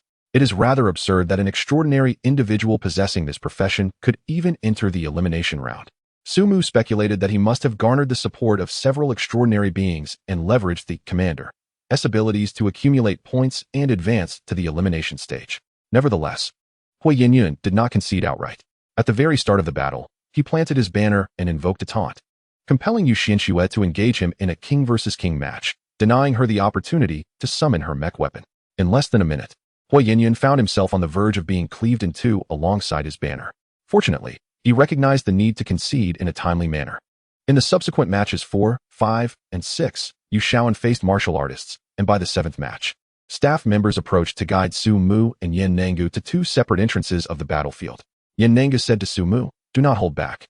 Su Mu raised an eyebrow and replied, "Of course, it is a requisite respect for Beastmasters." The two shared an understanding laugh and proceeded to their respective ends of the battlefield with their beasts. Chapter 83, The Combat Style of Beastmasters. "Darling, stop what you're doing. Our son is about to compete." Su Baohua called out to his wife, who was still in the kitchen preparing lunch, beckoning her to join him in watching the match. Coming, Xiaoyu replied as she wiped her hands on her apron, adjusting the gas stove to a low flame to simmer the ribs. "So who is our son's opponent?" Su Baohua had been listening to the commentary. It seems he is also a Beastmaster. It's quite rare to see two Beastmasters face off in the Chufeng Cup. Regardless of the outcome, at least one of them will make it into the top 16 this year, which is commendable. The 7th match did not last long. Within 20 minutes, a victor emerged. As the illusionist waved his hand over the array flag, the shattered battleground swiftly returned to chaos. As the host and referee, he snapped his fingers. Thus, the randomized battlefield for this match is the Qingshi Beast Arena. As the mirage gradually dissipated, a grand arena emerged before everyone. Standing on the arena's stone-paved ground, Su Mu felt the texture was undeniably authentic. Is it truly achievable for a 4th-tier illusionist to create such realism using mirage techniques? That is rather extravagant. However, the arena does suit his and Yen Nangu's identities. Meanwhile, Yen Nangu had also entered the combat area, and the illusionist, as before, proclaimed, "The battle format is unrestricted, with no limits on power or life and death. Only victory or defeat matters. Are both of you prepared?" With simultaneous nods from Su Mu and Yen Nangu, the illusionist lowered the array flag. "Then, let the battle commence." The referee's command had been issued, yet neither Su Mu nor Yen Nangu rushed to attack. Being fellow Beastmasters, they instinctively chose the unique combat style characteristic of their profession. Su Mu's fingertips traced the beast imprint on the back of his hand, feeling the warmth within. "Go, Xiao Chixing." Red flames erupted skyward as the Qixin tiger shattered the stone ground, fiery patterns extending from its claws to its ears, capturing the audience's attention. On the other side, Yen Nangu summoned his beast from the imprint. "It's decided, AU."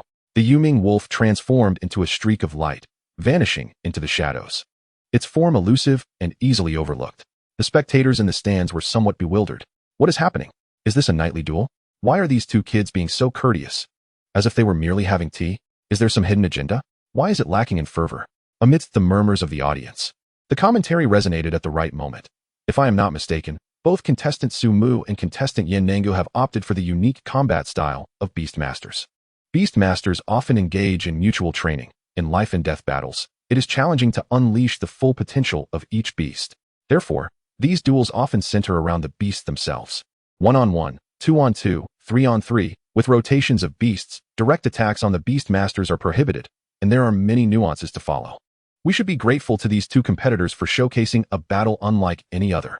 As the commentary continued, the battle within the arena erupted with intensity. Shadow erosion. Yen Nangu's voice cut through the air like a blade bathed in moonlight, strikingly cold and contrasting sharply with his previous demeanor. The Yuming wolf morphed into 7 afterimages within the shadows of the crumbling ruins, attacking the Qixin tiger from various angles. Each attack held significant power, blazing inferno. The Qixin tiger opened its mouth, gathering intense flames that roared forth, the resulting heat wave warping the air and engulfing all 7 afterimages. The remnants of the Yuming wolf dissipated amidst the flames, yet Yen Nangu remained unfazed, calmly declaring, "Shadow strike." From the shadow behind the Qixin tiger, the Yuming wolf surged forth, its fangs infused with shadow energy, aiming directly for the tiger's nape. "I've been waiting for you, Flame Claw." The Qixin tiger, having anticipated the attack, swiftly turned, its fiery claws soaring and slashing through the air with a piercing shriek. Boom! The flames consumed the dark purple light. The Yuming wolf evaded the strike and retreated like a trained assassin, seeking a single fatal blow. However, now that the Yuming wolf had revealed itself, Sumu would not allow it to escape easily. Sumu bellowed, "Flame sparrow!" The Qixin tiger let out a thunderous roar, and an innumerable swarm of flame sparrows erupted from the swirling flames, darting around in pursuit of the fleeing Yuming wolf, shrieking as they charged towards their adversary. The commentator marveled, "Incredible! He can precisely control each flame sparrow, their flight trajectories unique, effectively surrounding the target. This is likely Su Mu's assistance in guiding the Qixin tiger's energy, which is also a capability of Beastmasters. However, his technique is so refined that he hardly seems like a second-tier Beastmaster." As the commentator noted, a smile crept across Su Mu's face as he gently clenched his fist. "I've got you now." The densely packed flame sparrows dove down, detonating upon nearing the Yuming wolf. Boom, boom, boom. The continuous explosions erupted, sending waves of smoke billowing. Yin Nangu inhaled deeply and decisively commanded, "Ayu, night hunt." A howl, piercing and resonant, shattered through the thick smoke, reverberating in the skies. In an instant, a figure shot forth from the haze like a specter, its speed so great that it left afterimages in its wake. Night hunt, the Yuming wolf's innate skill, could be activated during the night, particularly on a full moon, significantly enhancing its abilities. Remarkably, Yanangu had managed to invoke Night Hunt during the daytime. At this moment, the Yuming wolf appeared larger, leaving faint ghostly flames in its wake, as if heralding the passage of the Grim Reaper. Caught off guard, the Yuming wolf's claws tore through the Qixin tiger's flesh, creating a spray of crimson. The power of shadows is cold and damp, akin to maggots attempting to burrow into the heart of the Qixin who through its wounds. Yet, the blazing fire of chiming Lihua swiftly evaporates this chilling energy. In terms of speed, little Qixing, unleash your fury. The eyes of the Qixin who instantly turn crimson, its muscles bulging and coiling, as the crimson flame patterns on its body erupt with the brilliance of the sun. Compared to the long-distance dash of the Yanliuxing, the short-range explosion of the Balian 2 is evidently more suited for this battle. The red and black figures become two streaks of light, racing through the arena, as the contrasting forces of flame and shadow intertwine and extinguish each other. Chapter 84, Defense and Counterattack. The two opposing forces erupt on the battlefield. Su Mu's expression grows solemn as he senses the unusual nature of the Yuming Lang. Su Mu is all too familiar with the strength of Qixing, its perfect evolution, built upon the essence of blazing fire, could even spawn the extraordinary fire of chiming Lihua. However, the eerie shadow energy of Yuming Lang surprisingly matches chiming Lihua, showing no signs of weakness. As he assists Qixing in wielding the Balian 2 and competing in speed, the Yuming Lang, in its Yesho state, moves gracefully under the command of Yen Nangu, keeping pace with Qixing. Yet, feeling the pressure from his opponent excites Su Mu, a worthy adversary. Such a battle is what he has long anticipated. Yin Ke, Liao Yuan Wu, the Qixin Hu, flames surging over its body, roars to the sky as a gigantic flame bird, half the height of a man, takes flight with a piercing cry. Wherever its wings sweep, flames bloom, gradually erasing the shadows, and the Yuming Lang's ability to leap through the shadows is significantly restricted. Yanangu exhales slowly, admiring the audacity of such a method to forcibly erase the shadows from the entire arena. Unfortunately, it is daytime. Had it been night, no amount of flame could obliterate all shadows. Nevertheless, even in daylight, he still has his strategies. Ayu Xinyubo? As the Yuming Lang battles with the Qixin Hu, it leaps back and lets out a long howl. The power of shadows attaches to the sound wave, rippling outward like waves on a lake, emanating from the Yuming Lang. This sound wave feels almost tangible, sweeping through and causing the flames to wilt instantly. Clearing a patch of fire ignited by the Yen Quebec, Yen Nangu does not require the Yuming Lang to extinguish all flames. He only needs to create enough space for the Yuming Lang to maneuver. After all, in terms of speed, Qixin Hu is not its forte. As Yen Nangu surmised, with the shadows falling once more, the Yuming Lang flows through the darkness in its peculiar form, avoiding direct confrontation with the Qixin Hu. Su Mu understands that while the Qixin Hu uses Balian 2 to forcefully chase the Yuming Lang, this approach is only sustainable for a short time. In a prolonged battle, the Qixin Hu's strength will soon be depleted. A troublesome situation. The opponent is indeed cunning, resilient, and brimming with threat, much like a pack of wolves in the dark. Even summoning the Peijunxing Lu and harnessing the power of starlight would not allow the Qixin Hu to inflict substantial harm on the Yuming Lang. After all, no matter how strong the power, it is futile if one cannot strike the opponent. Unless, of course, it were akin to the last encounter with Yushinshua, where the starlight descended, igniting a furious soul, unleashing Qiong to vaporize the entire battlefield. In that case, the Yuming Lang could certainly be defeated, but the Qixin who would be rendered incapable of further combat. In an instant, Su Mu makes a resolute decision. Come back, little Chixing. The somewhat frantic Qixin who hesitates briefly upon hearing Su Mu's voice, but ultimately complies, transforming into a streak of light and returning to Su Mu's Beastmaster imprint. Many spectators, unfamiliar with the battles of Beastmasters, widen their eyes in astonishment. What does this mean? Can one withdraw their beast while in combat? Yet, Yin Nangu understands that Su Mu is preparing to switch combatants. Xian Kaijian Han, the ancient and heavy Xuanjia, wielding a strange blade, appears on the battlefield. Its hollow eye sockets burning with two ethereal blue flames, seemingly eternal and cold. Its mere presence exudes an unshakable weight. A glimmer of light flashes in Yin Nangu's eyes. At last, he has summoned this unusual beast. No, it should be termed a spirit beast. The Yuming Lang emerges from the shadows, maintaining a distance of over 20 meters from the Xian Kaijian Hun, confronting it from afar. Yin Nangu keenly observes that the Xian Kaijian Hun's speed appears to be lacking. If so, Su Mu must have deployed it with the intention of playing a defensive counterattack. Yin Nangu sees through Su Mu's strategy, yet he feels no displeasure, only eager anticipation. He is curious whether the defenses of the Xian Kaijian Hun can withstand the onslaught of the Yuming Lang's claws. Shadow Sphere. Cold energy continuously flows into the mouth of the Yuming Lang, compressing until it forms a sphere the size of a soccer ball. If facing the Qixin Hu, Yin Nangu would never allow the Yuming Lang to employ such a tactic. From the moment the Qixin Hu unleashed the Qihua Liao Yuan, Yin Nangu recognized that the Yuming Lang and Qixin Hu were not on the same level in terms of energy control. If the Yuming Lang were to use the shadow sphere in front of the Qixin Hu, it would likely be struck down by the Yin K before the sphere even formed. Seeing the Yuming Lang leisurely condensing the shadow sphere from afar, Su Mu's expression darkens.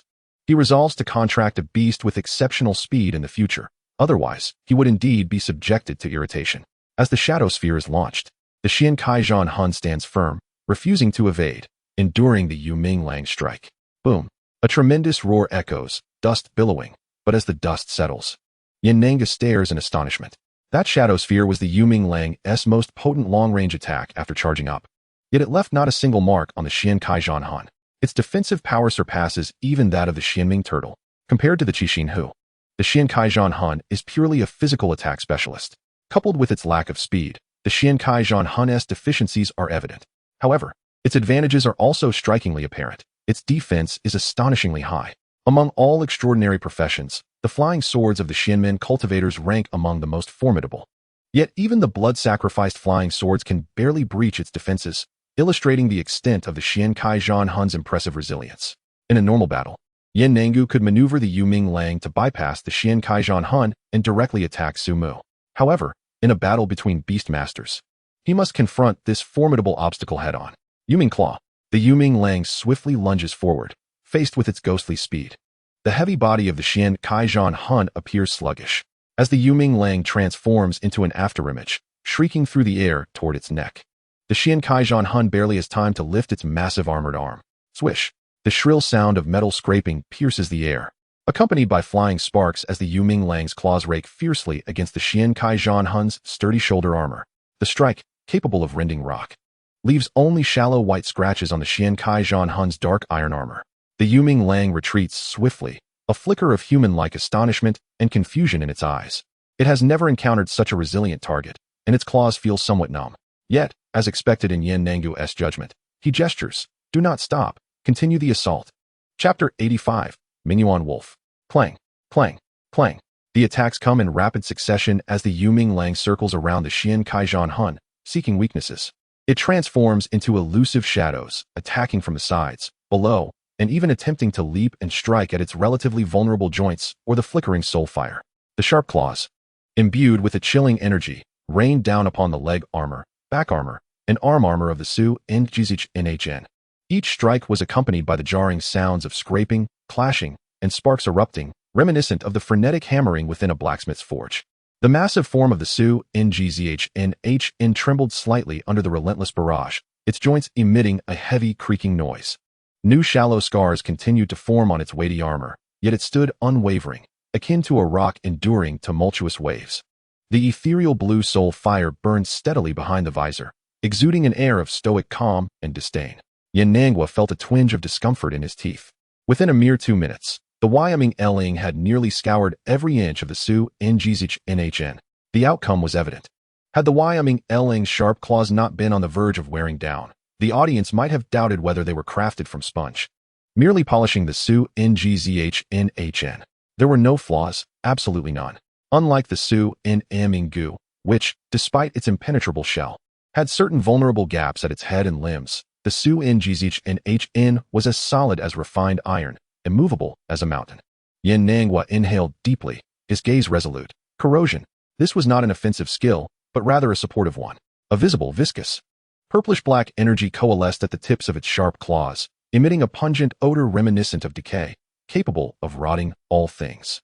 Sumu had not anticipated that Yin Nangua's Wyoming Ling would learn a skill typically reserved for poison affinity beasts. Corrosion, a skill of the highest tier, allowed the user to imbue their claws with corrosive energy, embedding toxins into the opponent's skin during an attack, thereby eroding their defenses. The Wyoming Ling transformed into a fleeting shadow wrapped in a violet glow, darting toward the left knee joint of the Su Ngzh NHN with unprecedented speed. Its target was unmistakably clear, the joint connection, often the weakest or most mobile part of the armor. The sound of the claws meeting the Su NT armor this time was no mere metallic scraping. It was accompanied by an excruciatingly sharp sound, akin to cold water splashing into boiling oil. The purplish-black, corrosive energy clung like a maggot, fiercely attempting to erode the heavy leg armor and the mobile joint of the Su Ngzh NHN. Effective. Yin Nangua felt as though he had spotted an oasis in the desert, racing toward that direction. The Wyoming Ling became a whirling specter of purplish-black light, launching a torrential series of attacks upon the Su Ngzh NHN, with 80% of its strikes aimed at the leg armor. Concentrated assault, breaking through a single point. In the face of the Wyoming Ling's relentless onslaught, Su Mu remained silent, as did the Su Ngzh NHN. The battlefield seemed to transform into a showcase for the Wyoming Ling's prowess. Yin Nangua understood that one either erupted in silence or perished in silence, and Su Mu was clearly not one to choose the latter. As time ticked by, the Wyoming Ling grew increasingly audacious in its attacks. One claw, charged with corrosive energy and imbued with a fierce intent to rend all, aimed precisely once more at the now darkened knee connection, ravaged by corrosion. The sound this time was a dull thud. The purplish-black energy surged like a venomous serpent, burrowing deep. The Wyoming Ling had finally glimpsed the possibility of breaching the Su Ngzh NHN's defenses. Yet, at that very moment of impact, Su Mu made his move. He lifted his knee and surged forward. Yin Nangua's pupils constricted. Be careful. But it was too late. The Su Ngzh NHN's steadfast right leg erupted with the force of a collapsing mountain. Its massive steel frame, propelled by the push of its right leg and the terrifying explosive power from its core, pivoted around the attacked left knee like a spring released from its limits, striking out with a flying knee kick toward the left front. This maneuver exploited the momentum imparted by the Wyoming Ling's attack on its knee, transforming it into a ferocious counterstrike. Boom! A sound far more resonant and terrifying than any prior attack. The Wyoming Ling's charging form was struck as if colliding with a speeding heavy truck, its body grotesquely twisting, akin to a broken doll, sent flying, rolling over a dozen times before barely stabilizing itself. The Wyoming Ling's assault had indeed been effective. The left knee armor of the Su Ngzh NHN was softened and indented from corrosion. Yin Nangua's strategy was not flawed, but the target was mischosen.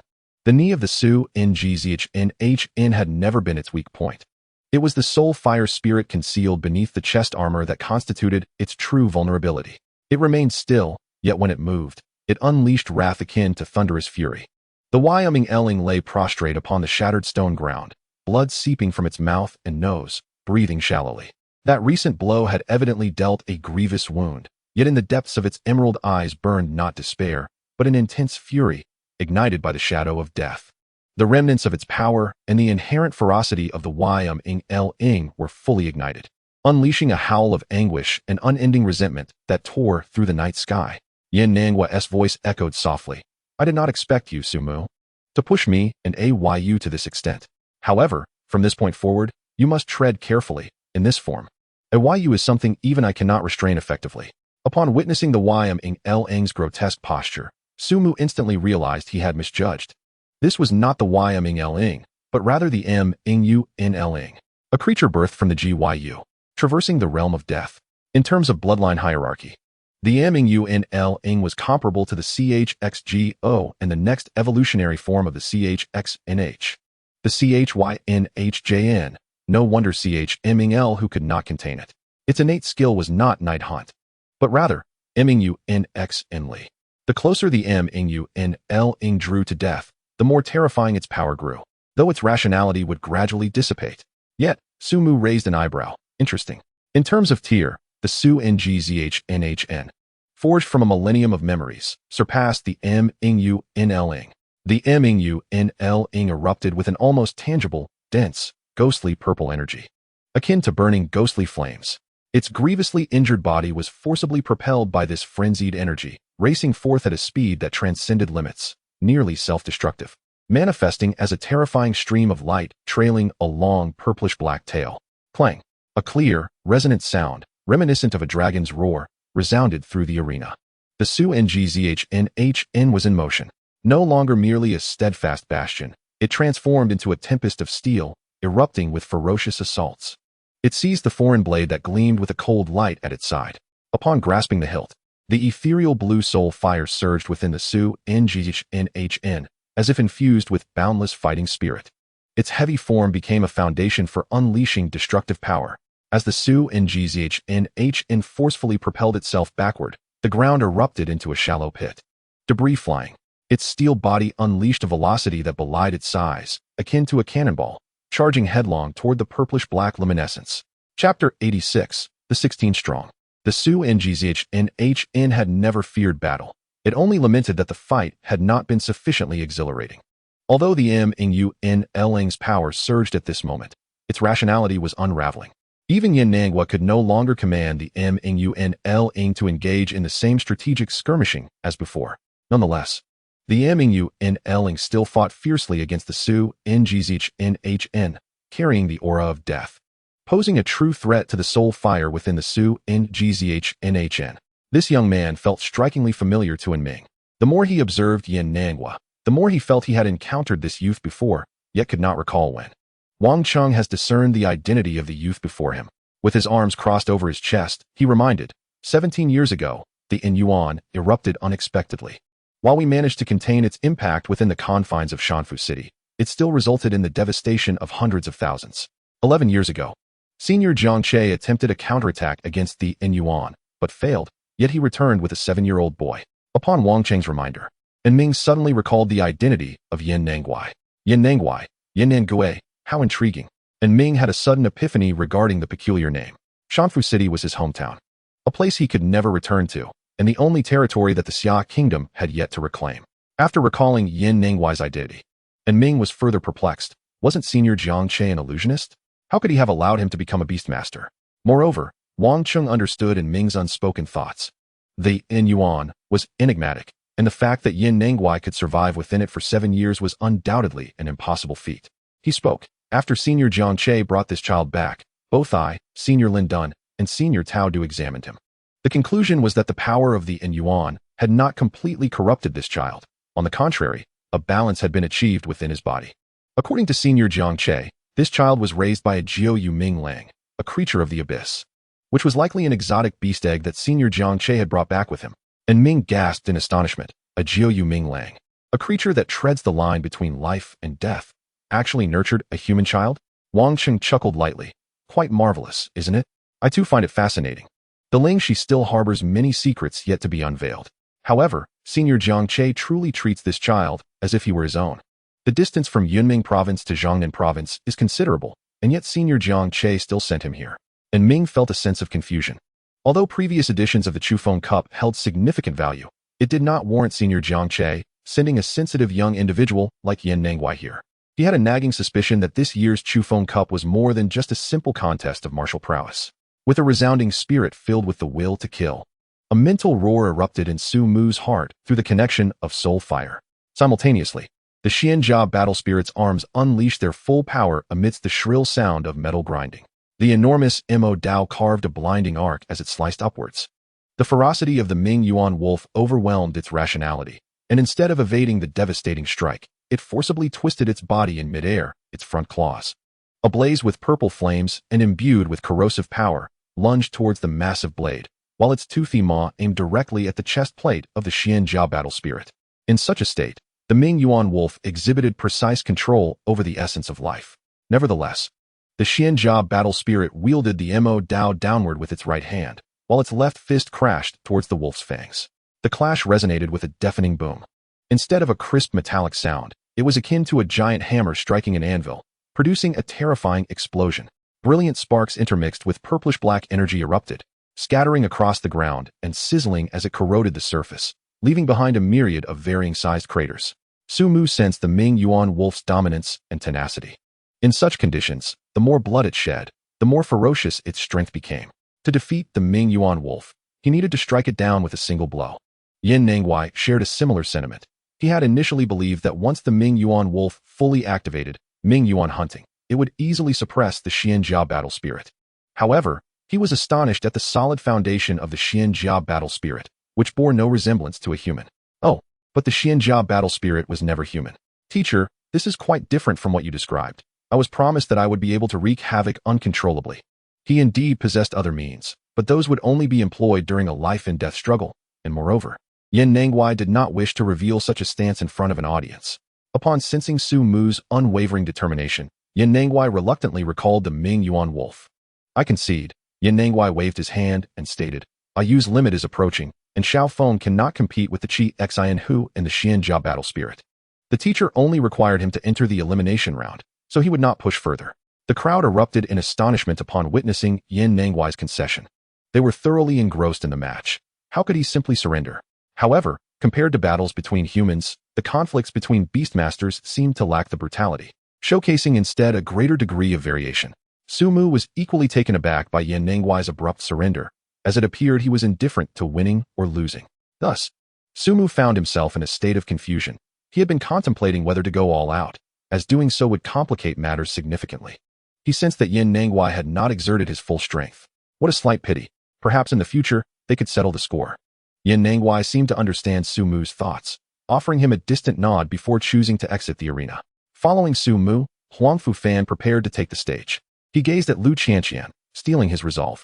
Regardless of his strength or who his opponent was, since Mu Gu had brought him this far, he ought to give it his all. In the duel between Huang Fufan and Lu Qianqian, Huang Fufan ignited his vitality and activated his martial spirit chart. The Sea in Tianjun Kai Hai represented the Sea of Suffering. The Sea of Suffering knows no bounds. Only those who strive can navigate it. A portion of the power of the Sea of Suffering from the martial spirit chart was summoned, transforming into a jade belt that coiled around Huang Fufan, resembling divine silk. However, even with his utmost effort, Huang Fufan could only initially seize the initiative against Lu Qianqian. As he approached Lu Qianqian, only 5 steps remained, when a flying sword severed the jade belt of the Sea of Suffering, nearly piercing Huang Fufan's neck. Ultimately, the flying sword merely hovered at his throat, awaiting the judge to declare victory. Hiss, thank you, thank you. After igniting his vitality, Huang Fufan had visibly lost weight, yet he remained grateful for Lu Qianqian's mercy. Lu Qianqian withdrew her flying sword, gracefully stepping aside, and lightly remarked, with the will to fight to the death, there is still some brilliance to be found. Huang Fufan wore a look of melancholy, thinking, this little girl is quite the proud spirit. Following Huang Fufan, the remaining matches swiftly determined their victors. After the top 16, the competition proceeded to the quarterfinals. After the healer's recovery, the participants commenced the second round of the draw. Number 4, Su Mu, glanced towards the spirited young woman in the distance. His second match was against Tuoba Yunyun. Chapter 87, The Howling Wolf Under the Moon. Tuoba Yunyun epitomized the adage that the cuter one appears, the fiercer one fights. In her previous match, Tuoba Yunyun faced a peculiar magician, who, despite being a magician, donned heavy armor. Furthermore, this magician specialized in earth magic, employing a strategy reminiscent of a 1,000-year-old turtle, as long as he could annoy his opponent. It was deemed a success. Yet, Tuoba Yunyun's long legs delivered blows with such ferocity that she shattered the magician's defenses, even without activating her martial spirit chart. This girl, with her doll-like face and seemingly demure demeanor, shattered many preconceived notions. Su Mu and Tuoba Yunyun, unlike during his match with Yin Nangwai, exchanged no pleasantries, simply awaiting the commencement of the competition. Go for it, Mu Gu. Huang Fufan, enduring pain, cheered for Su Mu from the sidelines. while Tuoba Kangran, unwilling to be outdone, shouted, "Little sister, go for it. Take down this guy, and I'll celebrate with a roast lamb when you return." The arena was filled with howling winds as Tuoba Yun Yun deftly propelled herself forward, her body akin to an arrow released from a bow. A fierce battle intent reflected on her porcelain-like face, her ponytail dancing in the gusts, and her martial spirit chart manifesting through her clothing, signifying Song Lang Xiaoyu. The ethereal blue moon hung high, while the silver-maned wolf's phantom howled towards the heavens, its white fangs glistening with a cold light, and its ferocious eyes fixed intently on Su Mu. Unlike his brother Tuoba Kangran, Tuoba Yun Yun's martial spirit diagram does not feature a white deer, but rather a pure and fierce gray wolf. Thus, Tuoba Yun Yun is, in fact, more inclined towards offense than Tuoba Kangran. With a sharp command, Tuoba Yun Yun's form erupted with a chilling lunar brilliance, summoning the essence of the moon through Songlong Xiaoya, creating 3 indistinguishable afterimages that suddenly dispersed, while her true self, like a specter, darted to Su Mu's left side. This is the proper approach when confronting a Beastmaster. One should disregard the beasts and eliminate the master instead. However, the blazing heart tiger was already poised for action, its jaws agape with fury. Yin Pao, a violent pillar of fire, nearly 3 meters in diameter, surged forth, igniting the very space around it. Yet, that seemingly delicate figure showed no fear, crossing her fists before her chest, as the wolf shadow behind her roared, brazenly tearing through the fierce curtain of flames to create a burning breach. The moment she burst forth from the flames, the Xuanjia Zhanxun, by her side, wielded by Mo Dao, descended with the force of a mountain collapse. Clang! The piercing sound of metal clashing erupted, sparks flying like rain. Yet Mo Dao struck nothing but air, leaving a long fissure in the ground. Tuoba Yun Yun skillfully spun around, her slender leg, wrapped in tight attire, swept towards Su Mu's neck with the precision of a steel whip. Before her jade leg even reached him, the fierce gale had already brushed against Su Mu's face.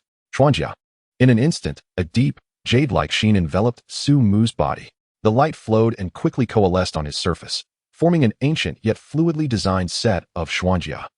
This armor was not forged from ordinary metal but was composed of flowing energy, its surface inscribed with intricate runes, exuding an aura of weight, resilience, and immovability. It fit Su Mu's body perfectly, allowing for agile movement at the joints as though it were an extension of his own being. The helmet concealed his face, revealing only his serene and profound eyes. Boom! Clad in the Xuanjia, Su Mu was kicked away by Tuoba Yun Yun as if he were a mere sandbag, flying over 10 meters, with the ground beneath him cracking and collapsing from the immense force. Though Su Mu, enveloped in the Xuanjia, was uninjured, he felt a deep shock. This power surpassed that of any second-tier martial artist he had encountered. Tuoba Yun Yun, on the other hand, was momentarily bewildered. Her kick had failed to inflict harm on Su Mu, merely leaving a dent in the illusory armor. How could the beast be so tough? And the Beastmaster so resilient? At this moment, Su Mu distanced himself from the battlefield, shifting the dynamics of offense and defense. With a light tap of his knuckles, amidst the furious roar of the blazing heart tiger, dozens of flame sparrows flitted around him, igniting the air like a torrential downpour, raining down upon the petite figure. Tuoba Yun Yun, stepping lightly with her profound footwork, moved like a butterfly through flowers, the gray wolf shadow behind her howling and pouncing. As the fierce winds of her claws intertwined before her, forming a visible silver wall of energy, the flame sparrows collided with the energy wall, exploding into a rain of fire. Yet, following the flame sparrows, the imposing body of the Xuanjia Zhanxuan surged forth. Mo Dao raised high, the sound of the blade ringing with dread, a terrifying aura soaring into the sky, thick with murderous intent. With a single slash, the energy wall shattered. With the defense breached, Su Mu would not let this perfect opportunity slip away. Bungyan Tuo. The blazing heart tiger seized the moment, launching a fierce assault. Its massive claws aflame like molten lava, silently yet swiftly charging toward Tuoba Yun Yun's back. Yet Tuoba Yun Yun seemed to have eyes at the back of her head, her waist bending at an incredible angle like a drawn bow. Her fist, charged with force, struck with pinpoint accuracy against the tiger's jaw. Songlong Pajun. The silver light of Songlong Xia flashed, the wind from her punch coalescing into a roaring phantom wolf's head that descended to bite down. Su Mu's gaze sharpened. Pajun? Let me show you what true Pajun is. He reached out, the fiery pattern on the blazing heart tiger's forehead gleaming like starlight, beyond the Shinju. In the heavens above, the light of Pajun descended, prompting Wang Chung to suddenly look up. Good lad. Previously, the blazing heart tiger's use of starlight had been rather restrained, so much so that Wang Chung had not grasped the source of Su Mu's starlight. But now, under the gaze of the crowd, Wang Cheng finally realized where Su Mu's starlight originated. In the heavens above, severing the starlight, shaping it into a star tower. What a domineering youth. What a novel approach. Wang Cheng mused, while gently waving his hand to conceal the star tower. The seventh-tier transcendent beings, to some extent, sensed the change and looked up at the sky, yet ultimately saw nothing, curiously redirecting their attention back to the Shinju. Meanwhile, on the battlefield, starlight mingled with fiery flames, transforming into a corona that adorned the blazing heart tiger's forehead. In the blink of an eye, as the tiger's claws struck out, the starlight shimmered like a dream. The flames appeared illusory, yet the momentum that shattered all was palpably real, pinning Tuoba Yunyun's conjured wolf head down. Boom! In the instant of the collision of two extreme forces, a terrifying shockwave exploded in a circular pattern, lifting large sections of the ground and sending dust and debris soaring into the sky. Before the dust could settle, Tuoba Yunyun was seen flying backward. The blazing heart tiger transformed into a streak of flame, pursuing with fervor, guided by the starlight, as the corona cast down a devastating force. As Tuoba Yunyun was propelled backwards, the Xuanjia Zhanshuan, brandishing Mo Dao, with its soul fire flickering coldly, harbored no intentions of mercy, preparing to flank the blazing heart tiger and deliver a killing blow. We concede. Before Tuoba Yunyun could fully comprehend the situation, Tuoba Kangran had already raised a white flag. The judge looked at Tuoba Kangran with a strange expression. Indeed, Tuoba Yunyun's defeat was inevitable. Yet for Tuoba Kangran to personally declare surrender was quite the revelation. He was indeed quite protective of his sister. Chapter 88, The Top 8. Although Tuoba Kangran announced surrender, Tuoba Yunyun did not. However, in the outside world, having more friends means more paths. The Xuanjia Zhanshuan directed its blade toward Tuoba Yunyun, transforming the edge into the back of the blade, and with a single strike, sent Tuoba Yunyun flying. Huang Fufan, watching below, felt his eyelids twitching. Brother Mu was ruthless. Showing no hint of mercy, Tuoba Yunyun soared through the air, crashing into several large trees before finally coming to a halt. She coughed twice, spitting out a mouthful of blood. I concede. As a martial artist, Tuoba Yunyun's injuries were not severe. Continuing the fight was not out of the question. Yet she understood that had Su Mu not shown restraint earlier, she would be severely injured, if not dead. The Xuanjia Zhanshuan's menacing Mo Dao could indeed penetrate her martial spirit diagram. Tuoba Kangran breathed a sigh of relief, addressing Su Mu from below. Thank you. I will remember this favor. Although the Shinju could revive her, it is always preferable to avoid death. Death is not a pleasant affair. Upon Tuoba Yunyun descending from the stage, Tuoba Kangran approached her. Are you all right, little sister? Tuoba Yunyun donned a coat to conceal her somewhat tattered attire, replying helplessly, Brother, I am one of the divine messengers. I am not that fragile. However, the Beastmaster is formidable. Tuoba Yunyun had not encountered many battles against Beastmasters. Yet this was her first direct experience of their strength. Previously, when facing Beastmasters, Tuoba Yunyun had always adhered to her elders' teachings, capturing the leader first, which had never failed. But today, she could not subdue Su Mu. Instead, she found herself ensnared by the combined assault of the blazing heart tiger and the Xuanjia Zhanshuan. The crux of the matter was that Su Mu's two beasts were increasingly powerful. Even one-on-one, Tuoba Yunyun felt somewhat overmatched. Tuoba Kangran comforted her. It's all right, little sister. Su Mu is no ordinary person. From my observations, both of his beasts are exceedingly extraordinary. That blazing heart tiger, though considered a common extraordinary beast, possesses the red brightness of the leaf fire, and the starlight enhancement of unknown origin makes its strength truly remarkable. As for that armor-like battle spirit, which Su Mu referred to as Xuanjia Zhanshuan, I just searched and found no records of such a battle spirit. Its malevolent gaze and the overwhelming aura of killing intent are far beyond what one would expect from a mere second-tier Beastmaster. It resembles a seasoned veteran, having endured countless battles on the battlefield, with a mastery of blade techniques that likely surpasses my own. Losing to him would not be considered shameful. Tuoba Yunyun spoke in a light-hearted tone, expressing concern for her elder brother's ability to triumph over Su Mu. Tuoba Tsang Ran playfully pinched Tuoba Yunyun's cheek, chuckling, You underestimate your brother too much.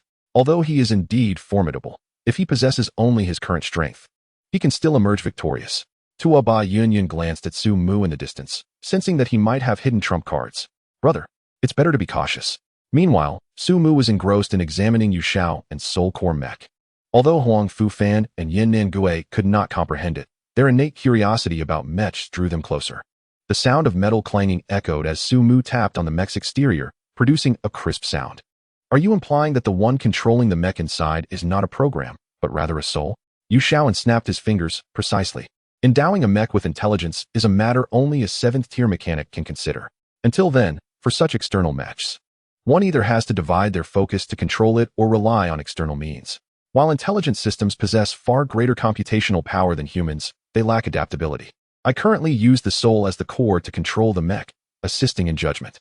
Under these conditions, the soul core mech I create may even possess the potential for evolution. Sumu recalled Yu Xianshui's mech. I remember you mentioned that your sister made herself the core of the mech, enabling her to wield the mech god. Is the principle the same? Yu Shaoan nodded slightly, casting a discreet glance towards his sister, muttering, "My sister is rather extraordinary. She has linked herself with the mech god through a neural void connection, and of course, my father assisted her. In this state, the mech becomes her, and she becomes the mech. Therefore, even if her mechanical power is insufficient, she can manipulate the mech god freely. However, this also means she has effectively bound herself to the mech god, and once she reaches the 5th tier, she might regret it." The mutual disdain between Yu Xianshui and Yu Shaoan regarding each other's philosophies was evident, yet this was beneficial.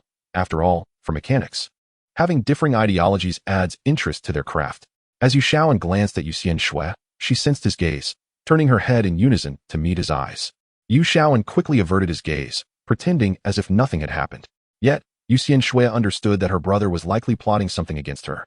Huang Fufan placed his hand on the mech, feeling its cold metallic surface, and exclaimed, "I've heard there are close combat specialists among mechanics, known as mech warriors?" Yu Shaoan gave a thumbs up in praise. "Well done for knowing that. This is a recently emerging concept, with the core still being the mechanic. But it integrates ancient martial arts. It seems that recent research has yielded new breakthroughs." Yin Nangue quietly listened to the three engage in conversation, not interjecting, yet content to simply observe. As they chatted, the final match of the round of 16 concluded. Yu Shaoan clasped Su Mu's shoulder and grinned. "It's time for the draw, Brother Mu. How about you show me some mercy if you draw me?" Su Mu chuckled. "I think you're more likely to draw your sister." Upon hearing this, Yu Shaoan couldn't help but shudder. No, don't jinx it, Brother Mu." While Yu Shaoan firmly believed his path was the right one, he still felt a twinge of anxiety at the thought of facing Yu Xianshui. The results of the quarterfinal draw were soon displayed on the screen. Tao Su versus Lu Qianqian, Su Mu versus Tuobat Songran, Yu Xianshui versus Yu Shaoan, Huang Sihu versus He Liansu. Yu Shaoan covered his face in silence, finally saying, "Brother Mu, you should buy a lottery ticket. You truly have the gift of prophecy." Su Mu patted Yu Shaoan's shoulder. "Don't worry, I believe you can win. We'll meet in the semifinals." However, after Tuoba Yunyun faces Tuobat Songran, it seems I have quite the connection with the Tuoba surname. Yu Shaoan cautioned, "Brother Mu, do not underestimate Tuobat Songran. In pre-match evaluations, his strength is solidly among the top 3. Rest assured, I am well aware." Chapter 89, Song Lang and Bai Lu. The match between Tao Su and Lu Qianqian was the least suspenseful. Although the flying sword was powerful, it could not surpass Tao Su's soul-subduing bell. With a light chime, spirits were summoned. Even with the blood sacrifice of her flying sword, Lu Qianqian could only penetrate a portion of the multitude of spirits. The souls emerging from the soul-subduing bell were inexhaustible. One could only wonder how many demons and monsters Tao Su had captured within that bell. After more than a dozen exchanges, Lu Qianqian's flying sword became ineffective and was knocked out of the arena by a punch from Tao Su. The judge declared Tao Su the victor. The overwhelming strength of Tao Su left everyone in stunned silence. Even among a host of prodigies, her power shone like the sun and moon in the sky, casting a shadow over all. Su Mu learned from Yu Shaoan that Tao Su possessed another divine weapon, Qian Hunin. Yet to this day, she had not revealed this weapon. Su Mu was acutely aware that his own trump cards were dwindling. As Tao Su descended from the arena, she brushed past Su Mu, playfully winking at him, which left him somewhat perplexed. If memory serves, he had never met this girl before. Tuobat Songran had already taken his position at the opposite end of the arena, and the illusionist waved his hand. In this battle between Su Mu and Tuobat Songran, the arena is set on the plateau. The plateau stretched into the heavens, and the azure sky seemed endless. The wind carried the unique chill of the northern lands, starkly contrasting the heat felt during his battle with Tuoba Yunyun. Before Su Mu stood Tuobat Songran, standing firm and tall like a pine tree on the snowy plains. He wore no armor, only a simple white outfit. With a longbow shimmering coldly on his back and a silver spear angled toward the ground, its tassel a deep crimson. Behind him, the Song Lang Bai Lu, martial spirit image slowly unfolded. On the left side was a silver-maned wolf howling at the moon, exuding a fierce aura reminiscent of Tuoba Yunyun. On the right side stood a sacred white deer, its antlers resembling crystal coral. radiating a tranquil yet powerful life force. The two distinct spiritual essences perfectly merged upon him, creating a unique pressure. Tua Bat Song ran. I humbly ask for your guidance. He stated calmly, his gaze sharp as an eagle's, instantly locking onto Su Mu. It seems I have an opportunity to repay the favor I owe you. Su Mu planted his weapon, a floating life, into the ground, donning his mystical armor. To his left was the blazing heart tiger, flames roaring like molten seas. While to his right was the Xian armor battle spirit, exuding an aura that delved into the abyss, impervious to scrutiny. He replied coolly, it's also possible that you owe me a second favor. Tua Bat Song ran grinned, choosing not to retort verbally, as he was not skilled in verbal sparring. The battle commenced. As the battle began, Tua Bat Song ran immediately exhibited an overwhelming presence that far surpassed that of his sister. He did not rush into close combat, instead retreating with ghostly agility while simultaneously drawing his bow like a crescent moon. Within the Tsang Lang by Lu image, the wolf's ethereal form howled, and a blue arrow, forged from pure vital energy, materialized on the bowstring. With a whoosh, the arrow was released silently, leaving a distorted trail in the air. Its speed unparalleled. Su Mu's pupils constricted as the blazing heart tiger roared and unleashed a torrent of fire to intercept it. Yet the blue arrow pierced through the flames as if they were mere butter, heading straight for Su Mu's face. With a clang, just in the nick of time, the Xian armor battle spirit's iron arm shielded Su Mu, but the piercing force of the arrow left a significant dent in its arm amidst the ear-splitting explosion. Tua Bat Song ran spoke calmly. In our land, those blessed by the Tsang god and Earth Mother are called divine envoys. Those wielding the power of the wolf are known as hunters, while those carrying the power of the white deer are called herders. I am the sole divine envoy blessed by both Tsang Shun and Di Mu over these past 40 years. Beware of Lai Shou's adept arrows. As Tua Bat Song Ran's voice fell, the second and third arrows followed in swift succession. His footwork was exquisite, maintaining an excruciating distance from Su Mu. The ethereal blue arrows struck with the cunning of a venomous serpent and the ferocity of thunder, while the flames of the Chi Xin who met with little success in intercepting them. The Xianjia battle spirit was exhausted from defense, and the sounds of heavy impacts echoed continuously. Su Mu was forced to retreat step by step, and fine cracks began to appear on the Xianjia enveloping his body. If defense was futile, then offense must take precedence. Shao Jixing, Baoyan Tua? A torrent of flames surged forth, explosively shooting out like arrows, displaying unparalleled dominance.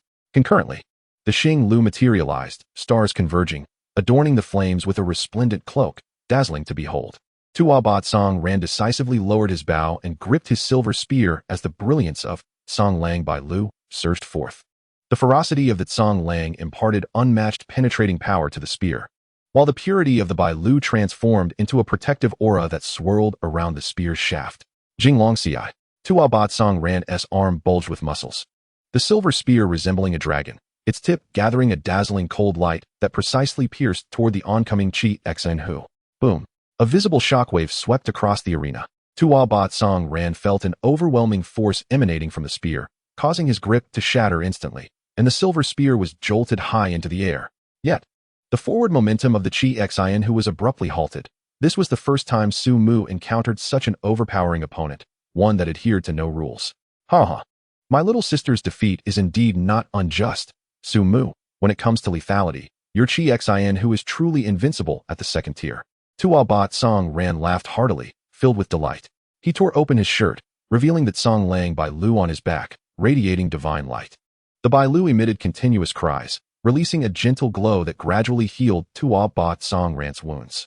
Fiery sparrows fluttered and danced toward Tua Bat Song Ran. He wielded his spear like a swimming snake, piercing through each fiery sparrow midair, leaving behind blossoms of flame. Simultaneously, Tua Bat Song Ran stepped forward, his vital energy flowing as he seemed to merge with the ghostly image of the Tsang Lang, charging straight at Su Mu. Roar! The claws of the Chi Xin Hu were as sharp as blades, glinting coldly, with crimson flames swirling endlessly, and starlight casting a distant path. Tua Bat Song Ran sought to bypass it to confront Su Mu directly, an act akin to slapping its face. Yet, in the face of the Chi Xin Hu's assault, the ghostly image of the Bai Lu beside Tua Bat Song Ran issued a tranquil cry, a serene white light enveloping him, resembling a delicate veil that swayed endlessly, yet akin to a thunderous barrier, unyielding to passage. As one of the two deities of the Tsang Qing Plateau, the Di Mu symbolized not only a rich vitality, but also absolute defense. Despite the sharpness of the Chi Xianhu's claws and the ferocity of its flames, the starlight flowed through every crevice, struggling to break through this layer of defense. The Bailu's protection was renowned for its invulnerability. A 7th-tier Mujia once withstood a full-force strike from a martial deity using this technique. The cost, however, was that the ghostly image of the Bailu behind Tuo Batsong Ran began to dim rapidly. But this was of little consequence. Tuo Batsong Ran sought a swift victory. The Xianjia battle spirit was relatively clumsy, allowing Tuo Batsong Ran to easily circumvent its obstruction. His spear lunged towards Su Mu's heart. That Song Lang manifested, entwined with the biting cold wind at the spear's tip, obliterating all in its path. Su Mu's Xianjia had developed numerous fissures. This strike was unavoidable and indomitable. Xianjia battle spirit. Armor up. The Xiantai armor, in pursuit of Tuo Batsong Ran, erupted with a blinding dark light, producing a thunderous metallic roar. It disintegrated instantaneously, transforming into countless streams of fluid metal that soared skyward, embedding themselves into Su Mu's body before Tuo Batsong Ran's spear could strike. This was Su Mu's final trump card. Chapter 90. A sudden transformation. Su Mu's skin was encased in flowing dark golden metal, grotesque horns extending from his joints, and his face was covered with a metallic mask that revealed only his cold, piercing eyes. An aura far heavier, more violent, and more ancient than before erupted with a thunderous roar. At this moment, Su Mu resembled a demon god risen from an ancient battlefield, each step causing the ground to crack beneath him. Facing a spear capable of piercing through snowstorms, Su Mu neither flinched nor avoided. He swung his right fist, clad in thick arm armor, with forceful might. Bereft of flamboyant technique, it was pure strength and the roar of metal. Boom. The collision between fist and spear was fierce, and the anticipated penetration did not occur. The invulnerable ghostly image of the Song Lang exploded into a myriad of brilliant shards against the fortified, rune-engraved metal fist. A frenzied shockwave radiated outward, sending Tuo Batsong Ran's garments swirling wildly. His eyes widened in shock. Roar. A sound resembling a human yet distinctly inhuman erupted from beneath Su Mu's mask, an intertwining of the will of the Xianjia battle spirit and Su Mu's fury. He grasped a strange knife, and his seemingly heavy body unleashed a terrifying speed that defied its size. The ground beneath him fracturing as he charged with the might to obliterate everything, cleaving toward Tuo Batsong Ran.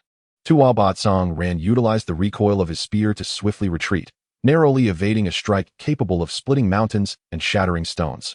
The knife's wind grazed him, sending his blood surging and his cheeks stinging from the scrape. He landed some distance away, his spear-holding hand trembling slightly as he gazed at the figure radiating an aura of terror, a true warrior in attack and defense, his expression gravely serious. At this moment, Su Mu's defensive capabilities had ascended to an utterly despairing level, and his attacks carried the might of a devastating force. The audience within the Shenlu fell into silence, while those outside it were left dumbfounded. Was this truly a Beastmaster? Is this what a Beastmaster looks like? Which Beastmaster is like this? Not only the ordinary spectators and lower-tier transcenders, even in Ming and Wang Chung questioned Su Mu's true profession. Meanwhile, on the martial stage, Su Mu remained silent. The Chi Xian who returned to Su Mu's side, and with his right hand gripping the knife, he waved his left.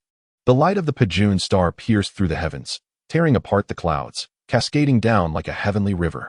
Its brilliance was resplendent, its might overwhelming, targeting none other than Su Mu. Boom.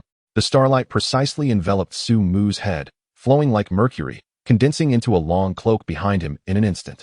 Upon the cloak, countless stardust swirled endlessly, outlining an enigmatic star map, with purple lightning flashing sporadically at its edges, as if shattering the void. Su Mu's aura surged once more.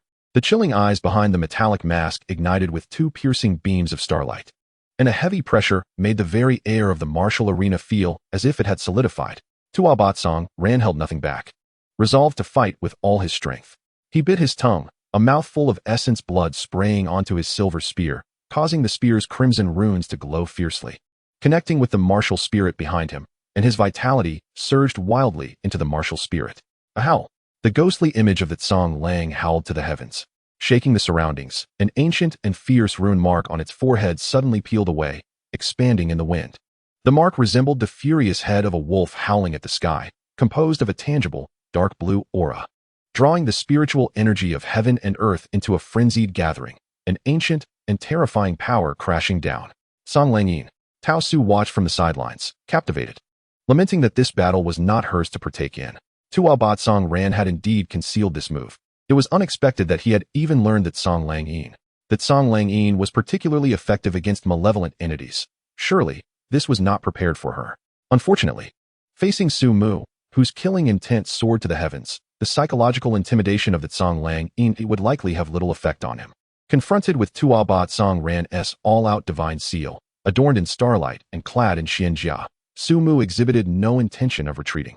He emitted a low, thunderous growl from his throat, raising his right arm, heavily armored. The starlight cloak suddenly billowed. An endless cascade of starlight and destructive force surged toward his raised hand. Clang! A clear sound of the knife resonated throughout, as the dazzling starlight rapidly coalesced upon the Mo Dao. The blade shimmered with a silver-violet radiance, its edge twisting the very fabric of space, exuding an aura of unparalleled destruction that could shatter all existence. With a decisive breath, Su Mu unleashed a voice that resonated like the clash of gold and iron. The Mo Dao was not merely a tool for hacking. It embodied an indomitable will to dominate and crush all in its path, rising from below to meet the descending Song Lang Yin, slicing upwards with fervor. As the blade ignited, it mirrored the reverse flow of a cosmic river, colliding fiercely with the divine seal. A sharp crack echoed, devoid of earth-shattering roars, yet clear enough to send shivers down the spine. That Song Lang Yin, refined from Tua Bat Song Ran's very essence and imbued with the will of the ancestral spirit of that Song Lang, appeared as fragile as glass before the pure, annihilating starlight of the Peijun Xing Dao. Everywhere the blade passed, the seemingly indestructible dark blue aura of the divine seal crumbled like ice under the blazing sun. The immense wolf head emblem was cleaved in two, bursting into a myriad of bluish light points, scattered like fireflies, ultimately vanishing into the void. The divine seal was forcibly severed, and Tua Bat Song Ran staggered back, spitting blood, his face paling to a ghastly white, barely steadying himself with his spear. He raised his gaze to the arena, filled with helplessness and reluctance. As the dust settled, Su Mu stood resolute. The Xiantai battle armor, illuminated by the starlight cloak, appeared even more menacing. The Mo Dao pointed toward the ground, its tip flickering with starlight, as if it could cleave another realm at any moment. He looked down at the weakened Tua Bat Song Ran, his starry eyes cold as ice, resembling a deity descended from the heavens to command the celestial expanse. The outcome of the battle was unmistakably clear beneath this singular strike. Tua Bat Song Ran managed a bitter smile, conceding his defeat. The crowd erupted in astonishment. The highly anticipated Tua Bat Song Ran had fallen to a previously unremarkable contender. As Su Mu's armor disintegrated, his complexion mirrored the pallor of death. The amalgamation with the Xianjia battle spirit had unleashed a millennium of malevolence upon his psyche, and even with the protection of Qi Exine, the toll was unfathomable. He longed to leave the arena swiftly and seek a priest to restore his condition, for he was too weakened to face the semifinals. Below, murmurs abounded, and the gazes directed at Su Mu were laden with varying sentiments, some eager to befriend him, others curious, and some tinged with hostility. Huang Fu Fan, having stowed the banner of support for Su Mu, approached with a grin, exclaiming, "You're incredible, Brother Mu." Unfazed, Su Mu replied quietly, "Support me a little. My legs are weak." Huang Fu Fan erupted into laughter, helping Su Mu steady himself. "I thought you were completely unscathed." Su Mu rolled his eyes in response. "You should try it yourself." In stark contrast, Yu Shaoan bore no inclination to congratulate Su Mu. As he was about to face his own sister in a climactic battle, cursing inwardly, he lamented, "Facing my sister is worse than battling a monstrous beast." Suddenly, the tranquil surface of the Shun Lake began to roil violently, without warning. The once serene waters were stirred as if by an unseen hand, forming a colossal bubble at its center, followed by a deafening explosion that shattered the silence. A crimson water column, reeking of blood and terror, shot into the sky, piercing the clouds. Chapter 91. The Cycle of Creation and Destruction. The water surged, and the stench of blood assailed the senses. What emerged was a fearsome, nearly 30-meter long, unparalleled red-scaled dragon. Its body undulated like a crimson mountain, cloaked in layers of dark red scales as large as millstones, each edge sharp as a divine weapon. Molten red fire coursing through the seams. The dragon's head loomed like a giant peak, its golden vertical pupils cold and merciless, gazing down upon mortals like ants. Its cavernous maw opened and closed, fangs as white as spears, exhaling a searing breath of sulfur. The sudden appearance of the Qi Su Jiao prompted a dramatic shift in the demeanor of the spectators outside the Shun Lu, who stood aghast. What was happening? How could a Qi Su Jiao appear within the Shun Lu? And Ming, disregarding the presence of the martial god beside him, shouted into his earpiece. "Prioritize the safety of the contestants. Quickly arrange for personnel to enter the Shun Lu for support and cut the live broadcast immediately. Yet, the Chisu Jiao was not the only entity emerging from the waters, trailing behind the fearsome beast. A procession of figures surged forth from the waterway like fish breaking the surface, clad in black robes adorned with the emblem of the Gui Yihui. They were unmistakably members of this organization. Their arrival amidst the highly publicized youth competition was akin to thunder striking from a clear sky, reverberating in the hearts of the audience. The three most formidable among them, all peak fourth-tier martial artists, bore formidable spirits. The left carried the mountain-moving demon ape, the right the Nine Hells Ghost Mother, and the center, a figure marked by a skeletal scorpion. Following them, a throng of Gui Yihui followers revealed themselves, all third or fourth-tier extraordinary beings. This assembly of over 300 devotees now stood as a dagger poised to pierce the heart of the arena. At the entrance of the Shun Lu, numerous extraordinary beings prepared to rush in for support. However, Chengde flipped his hand and produced a brown orb. As the orb manifested, it quickly dissipated into nothingness, yet the entire Shun Lu trembled violently. Driven by the orb's power, it began to navigate deeper into the world, severing its connection with the primary realm. The gateway to the spiritual void collapsed, leaving the extraordinary beings grasping at thin air. The Ling Yuzhu. In that moment, Ming lost the composure expected of a seventh-tier extraordinary being, instinctively looking to Wang Cheng, only to be taken aback. The martial goddess expression remained impassive until he sensed Ming's gaze, then stated, "Attend to your duties. I will intervene as necessary." Wang Cheng's words acted as an anchor, instantly restoring Ming's composure. "I understand, martial god." Although the spiritual void was being propelled away from the physical realm, certain specialized means could still establish contact with the interior of the Shun Lu. The broadcast was cut, and Huang Xinyi, accompanied by key figures from Suchong, initiated emergency protocols. In an instant, the focus of the entire eastern provinces and indeed all of Xia Nation converged on Suchong. Meanwhile, within the Shun Lu, the massive form of the Chisu Jiao merely coiled ominously, its terrifying draconic aura enveloping the entire Shun Lake battlefield. All participants felt as if crushed beneath an immense mountain, their spiritual energies sluggish as though ensnared in mire, their souls weighed down as if struck by a hammer. Even a mere trace of the Chisu Jiao's draconic might was enough to unsettle their minds. Under the cover of the Chisu Jiao's draconic aura, the followers of the Gui Yihui operated with astonishing efficiency. Chains ensnared, hidden weapons pierced defenses, and the cacophony of screams and magical explosions filled the air as young lives were severed, pierced, and dragged into the blood-laden depths, transforming the once clear Shun Lake into a viscous, churning sea of blood at an observable rate. Arrogance. As the strongest entity within the Shun Lu, a peak fourth-tier illusionist, he bellowed, "Leave the Chisu Jiao to me. You all scatter and protect the contestants as they exit the core battlefield. Even genius can fall prematurely, and a fallen genius can only become a side character." He gestured, and the original training ground lifted from the ground, enveloping the Chisu Jiao as myriad bizarre and distorted illusions sprang forth. Before the Chisu Jiao, the roiling Shun Lake suddenly morphed into an endless river of the underworld. Countless ghostly white hands reached out from the waters, wrapping around the dragon's body, icy and bone-chilling, attempting to drag it into the abyss. A roar erupted from the Chisu Jiao, its cold golden eyes revealing the first signs of turmoil. Its gaze shifted from Su Mu to lock onto the illusionist. Cheng Da's eyes narrowed. He anticipated that this individual could entangle the Chisu Jiao alone. However, it was of little consequence. The defenses within the Shun Lu were weaker than imagined, and they could easily slaughter this so-called assembly of geniuses. Although the fourth-tier extraordinary beings had been largely ensnared, the remaining third-tier extraordinary beings were more than capable of annihilating the rest. Su Mu, with a pallid complexion, ingested the elixir handed to him by Yu Shaoan, his countenance gradually regaining a hint of color.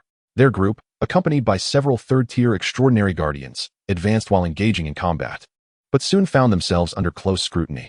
The contestant ranked 32nd was considered a valuable resource.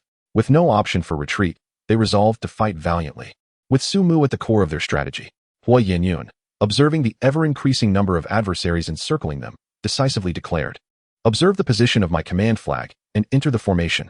With that, Hua Yinyun raised the command flag high, and an intricate battle array materialized around her. Tao Su, wielding the dark purple giant scythe known as Qian Hanyin, was the most targeted among the younger generation. Even a fourth-tier martial artist found an opportunity to shoot an arrow at her. At this moment, she was the first to leap into the formation. Tao Su has entered the formation. Hua Yinyun pointed with the command flag. The center is paramount. You shall be the general. Su Mu and his companions followed closely behind. Su Mu has entered the formation. Huang Fufan has entered the formation. Yu Shaoan has entered the formation. Yin Nan Gui has entered the formation. You shall be the vanguard. You shall be the scout. You shall occupy the left flank. You shall occupy the right flank. Tuoba Kangran, Tuoba Yunyun, and Huang Sihu, among others, also joined the battle array, which was swiftly perfected. Under Hu Yinyun's coordination, the diverse powers were seamlessly allocated to every aspect of the formation, creating a cohesive whole. Su Mu finally comprehended the significance of a commander on the battlefield. He was assigned to the vanguard position, mobilizing over 30% of the army's strength. This portion of power was sufficient to shatter thousands of foes.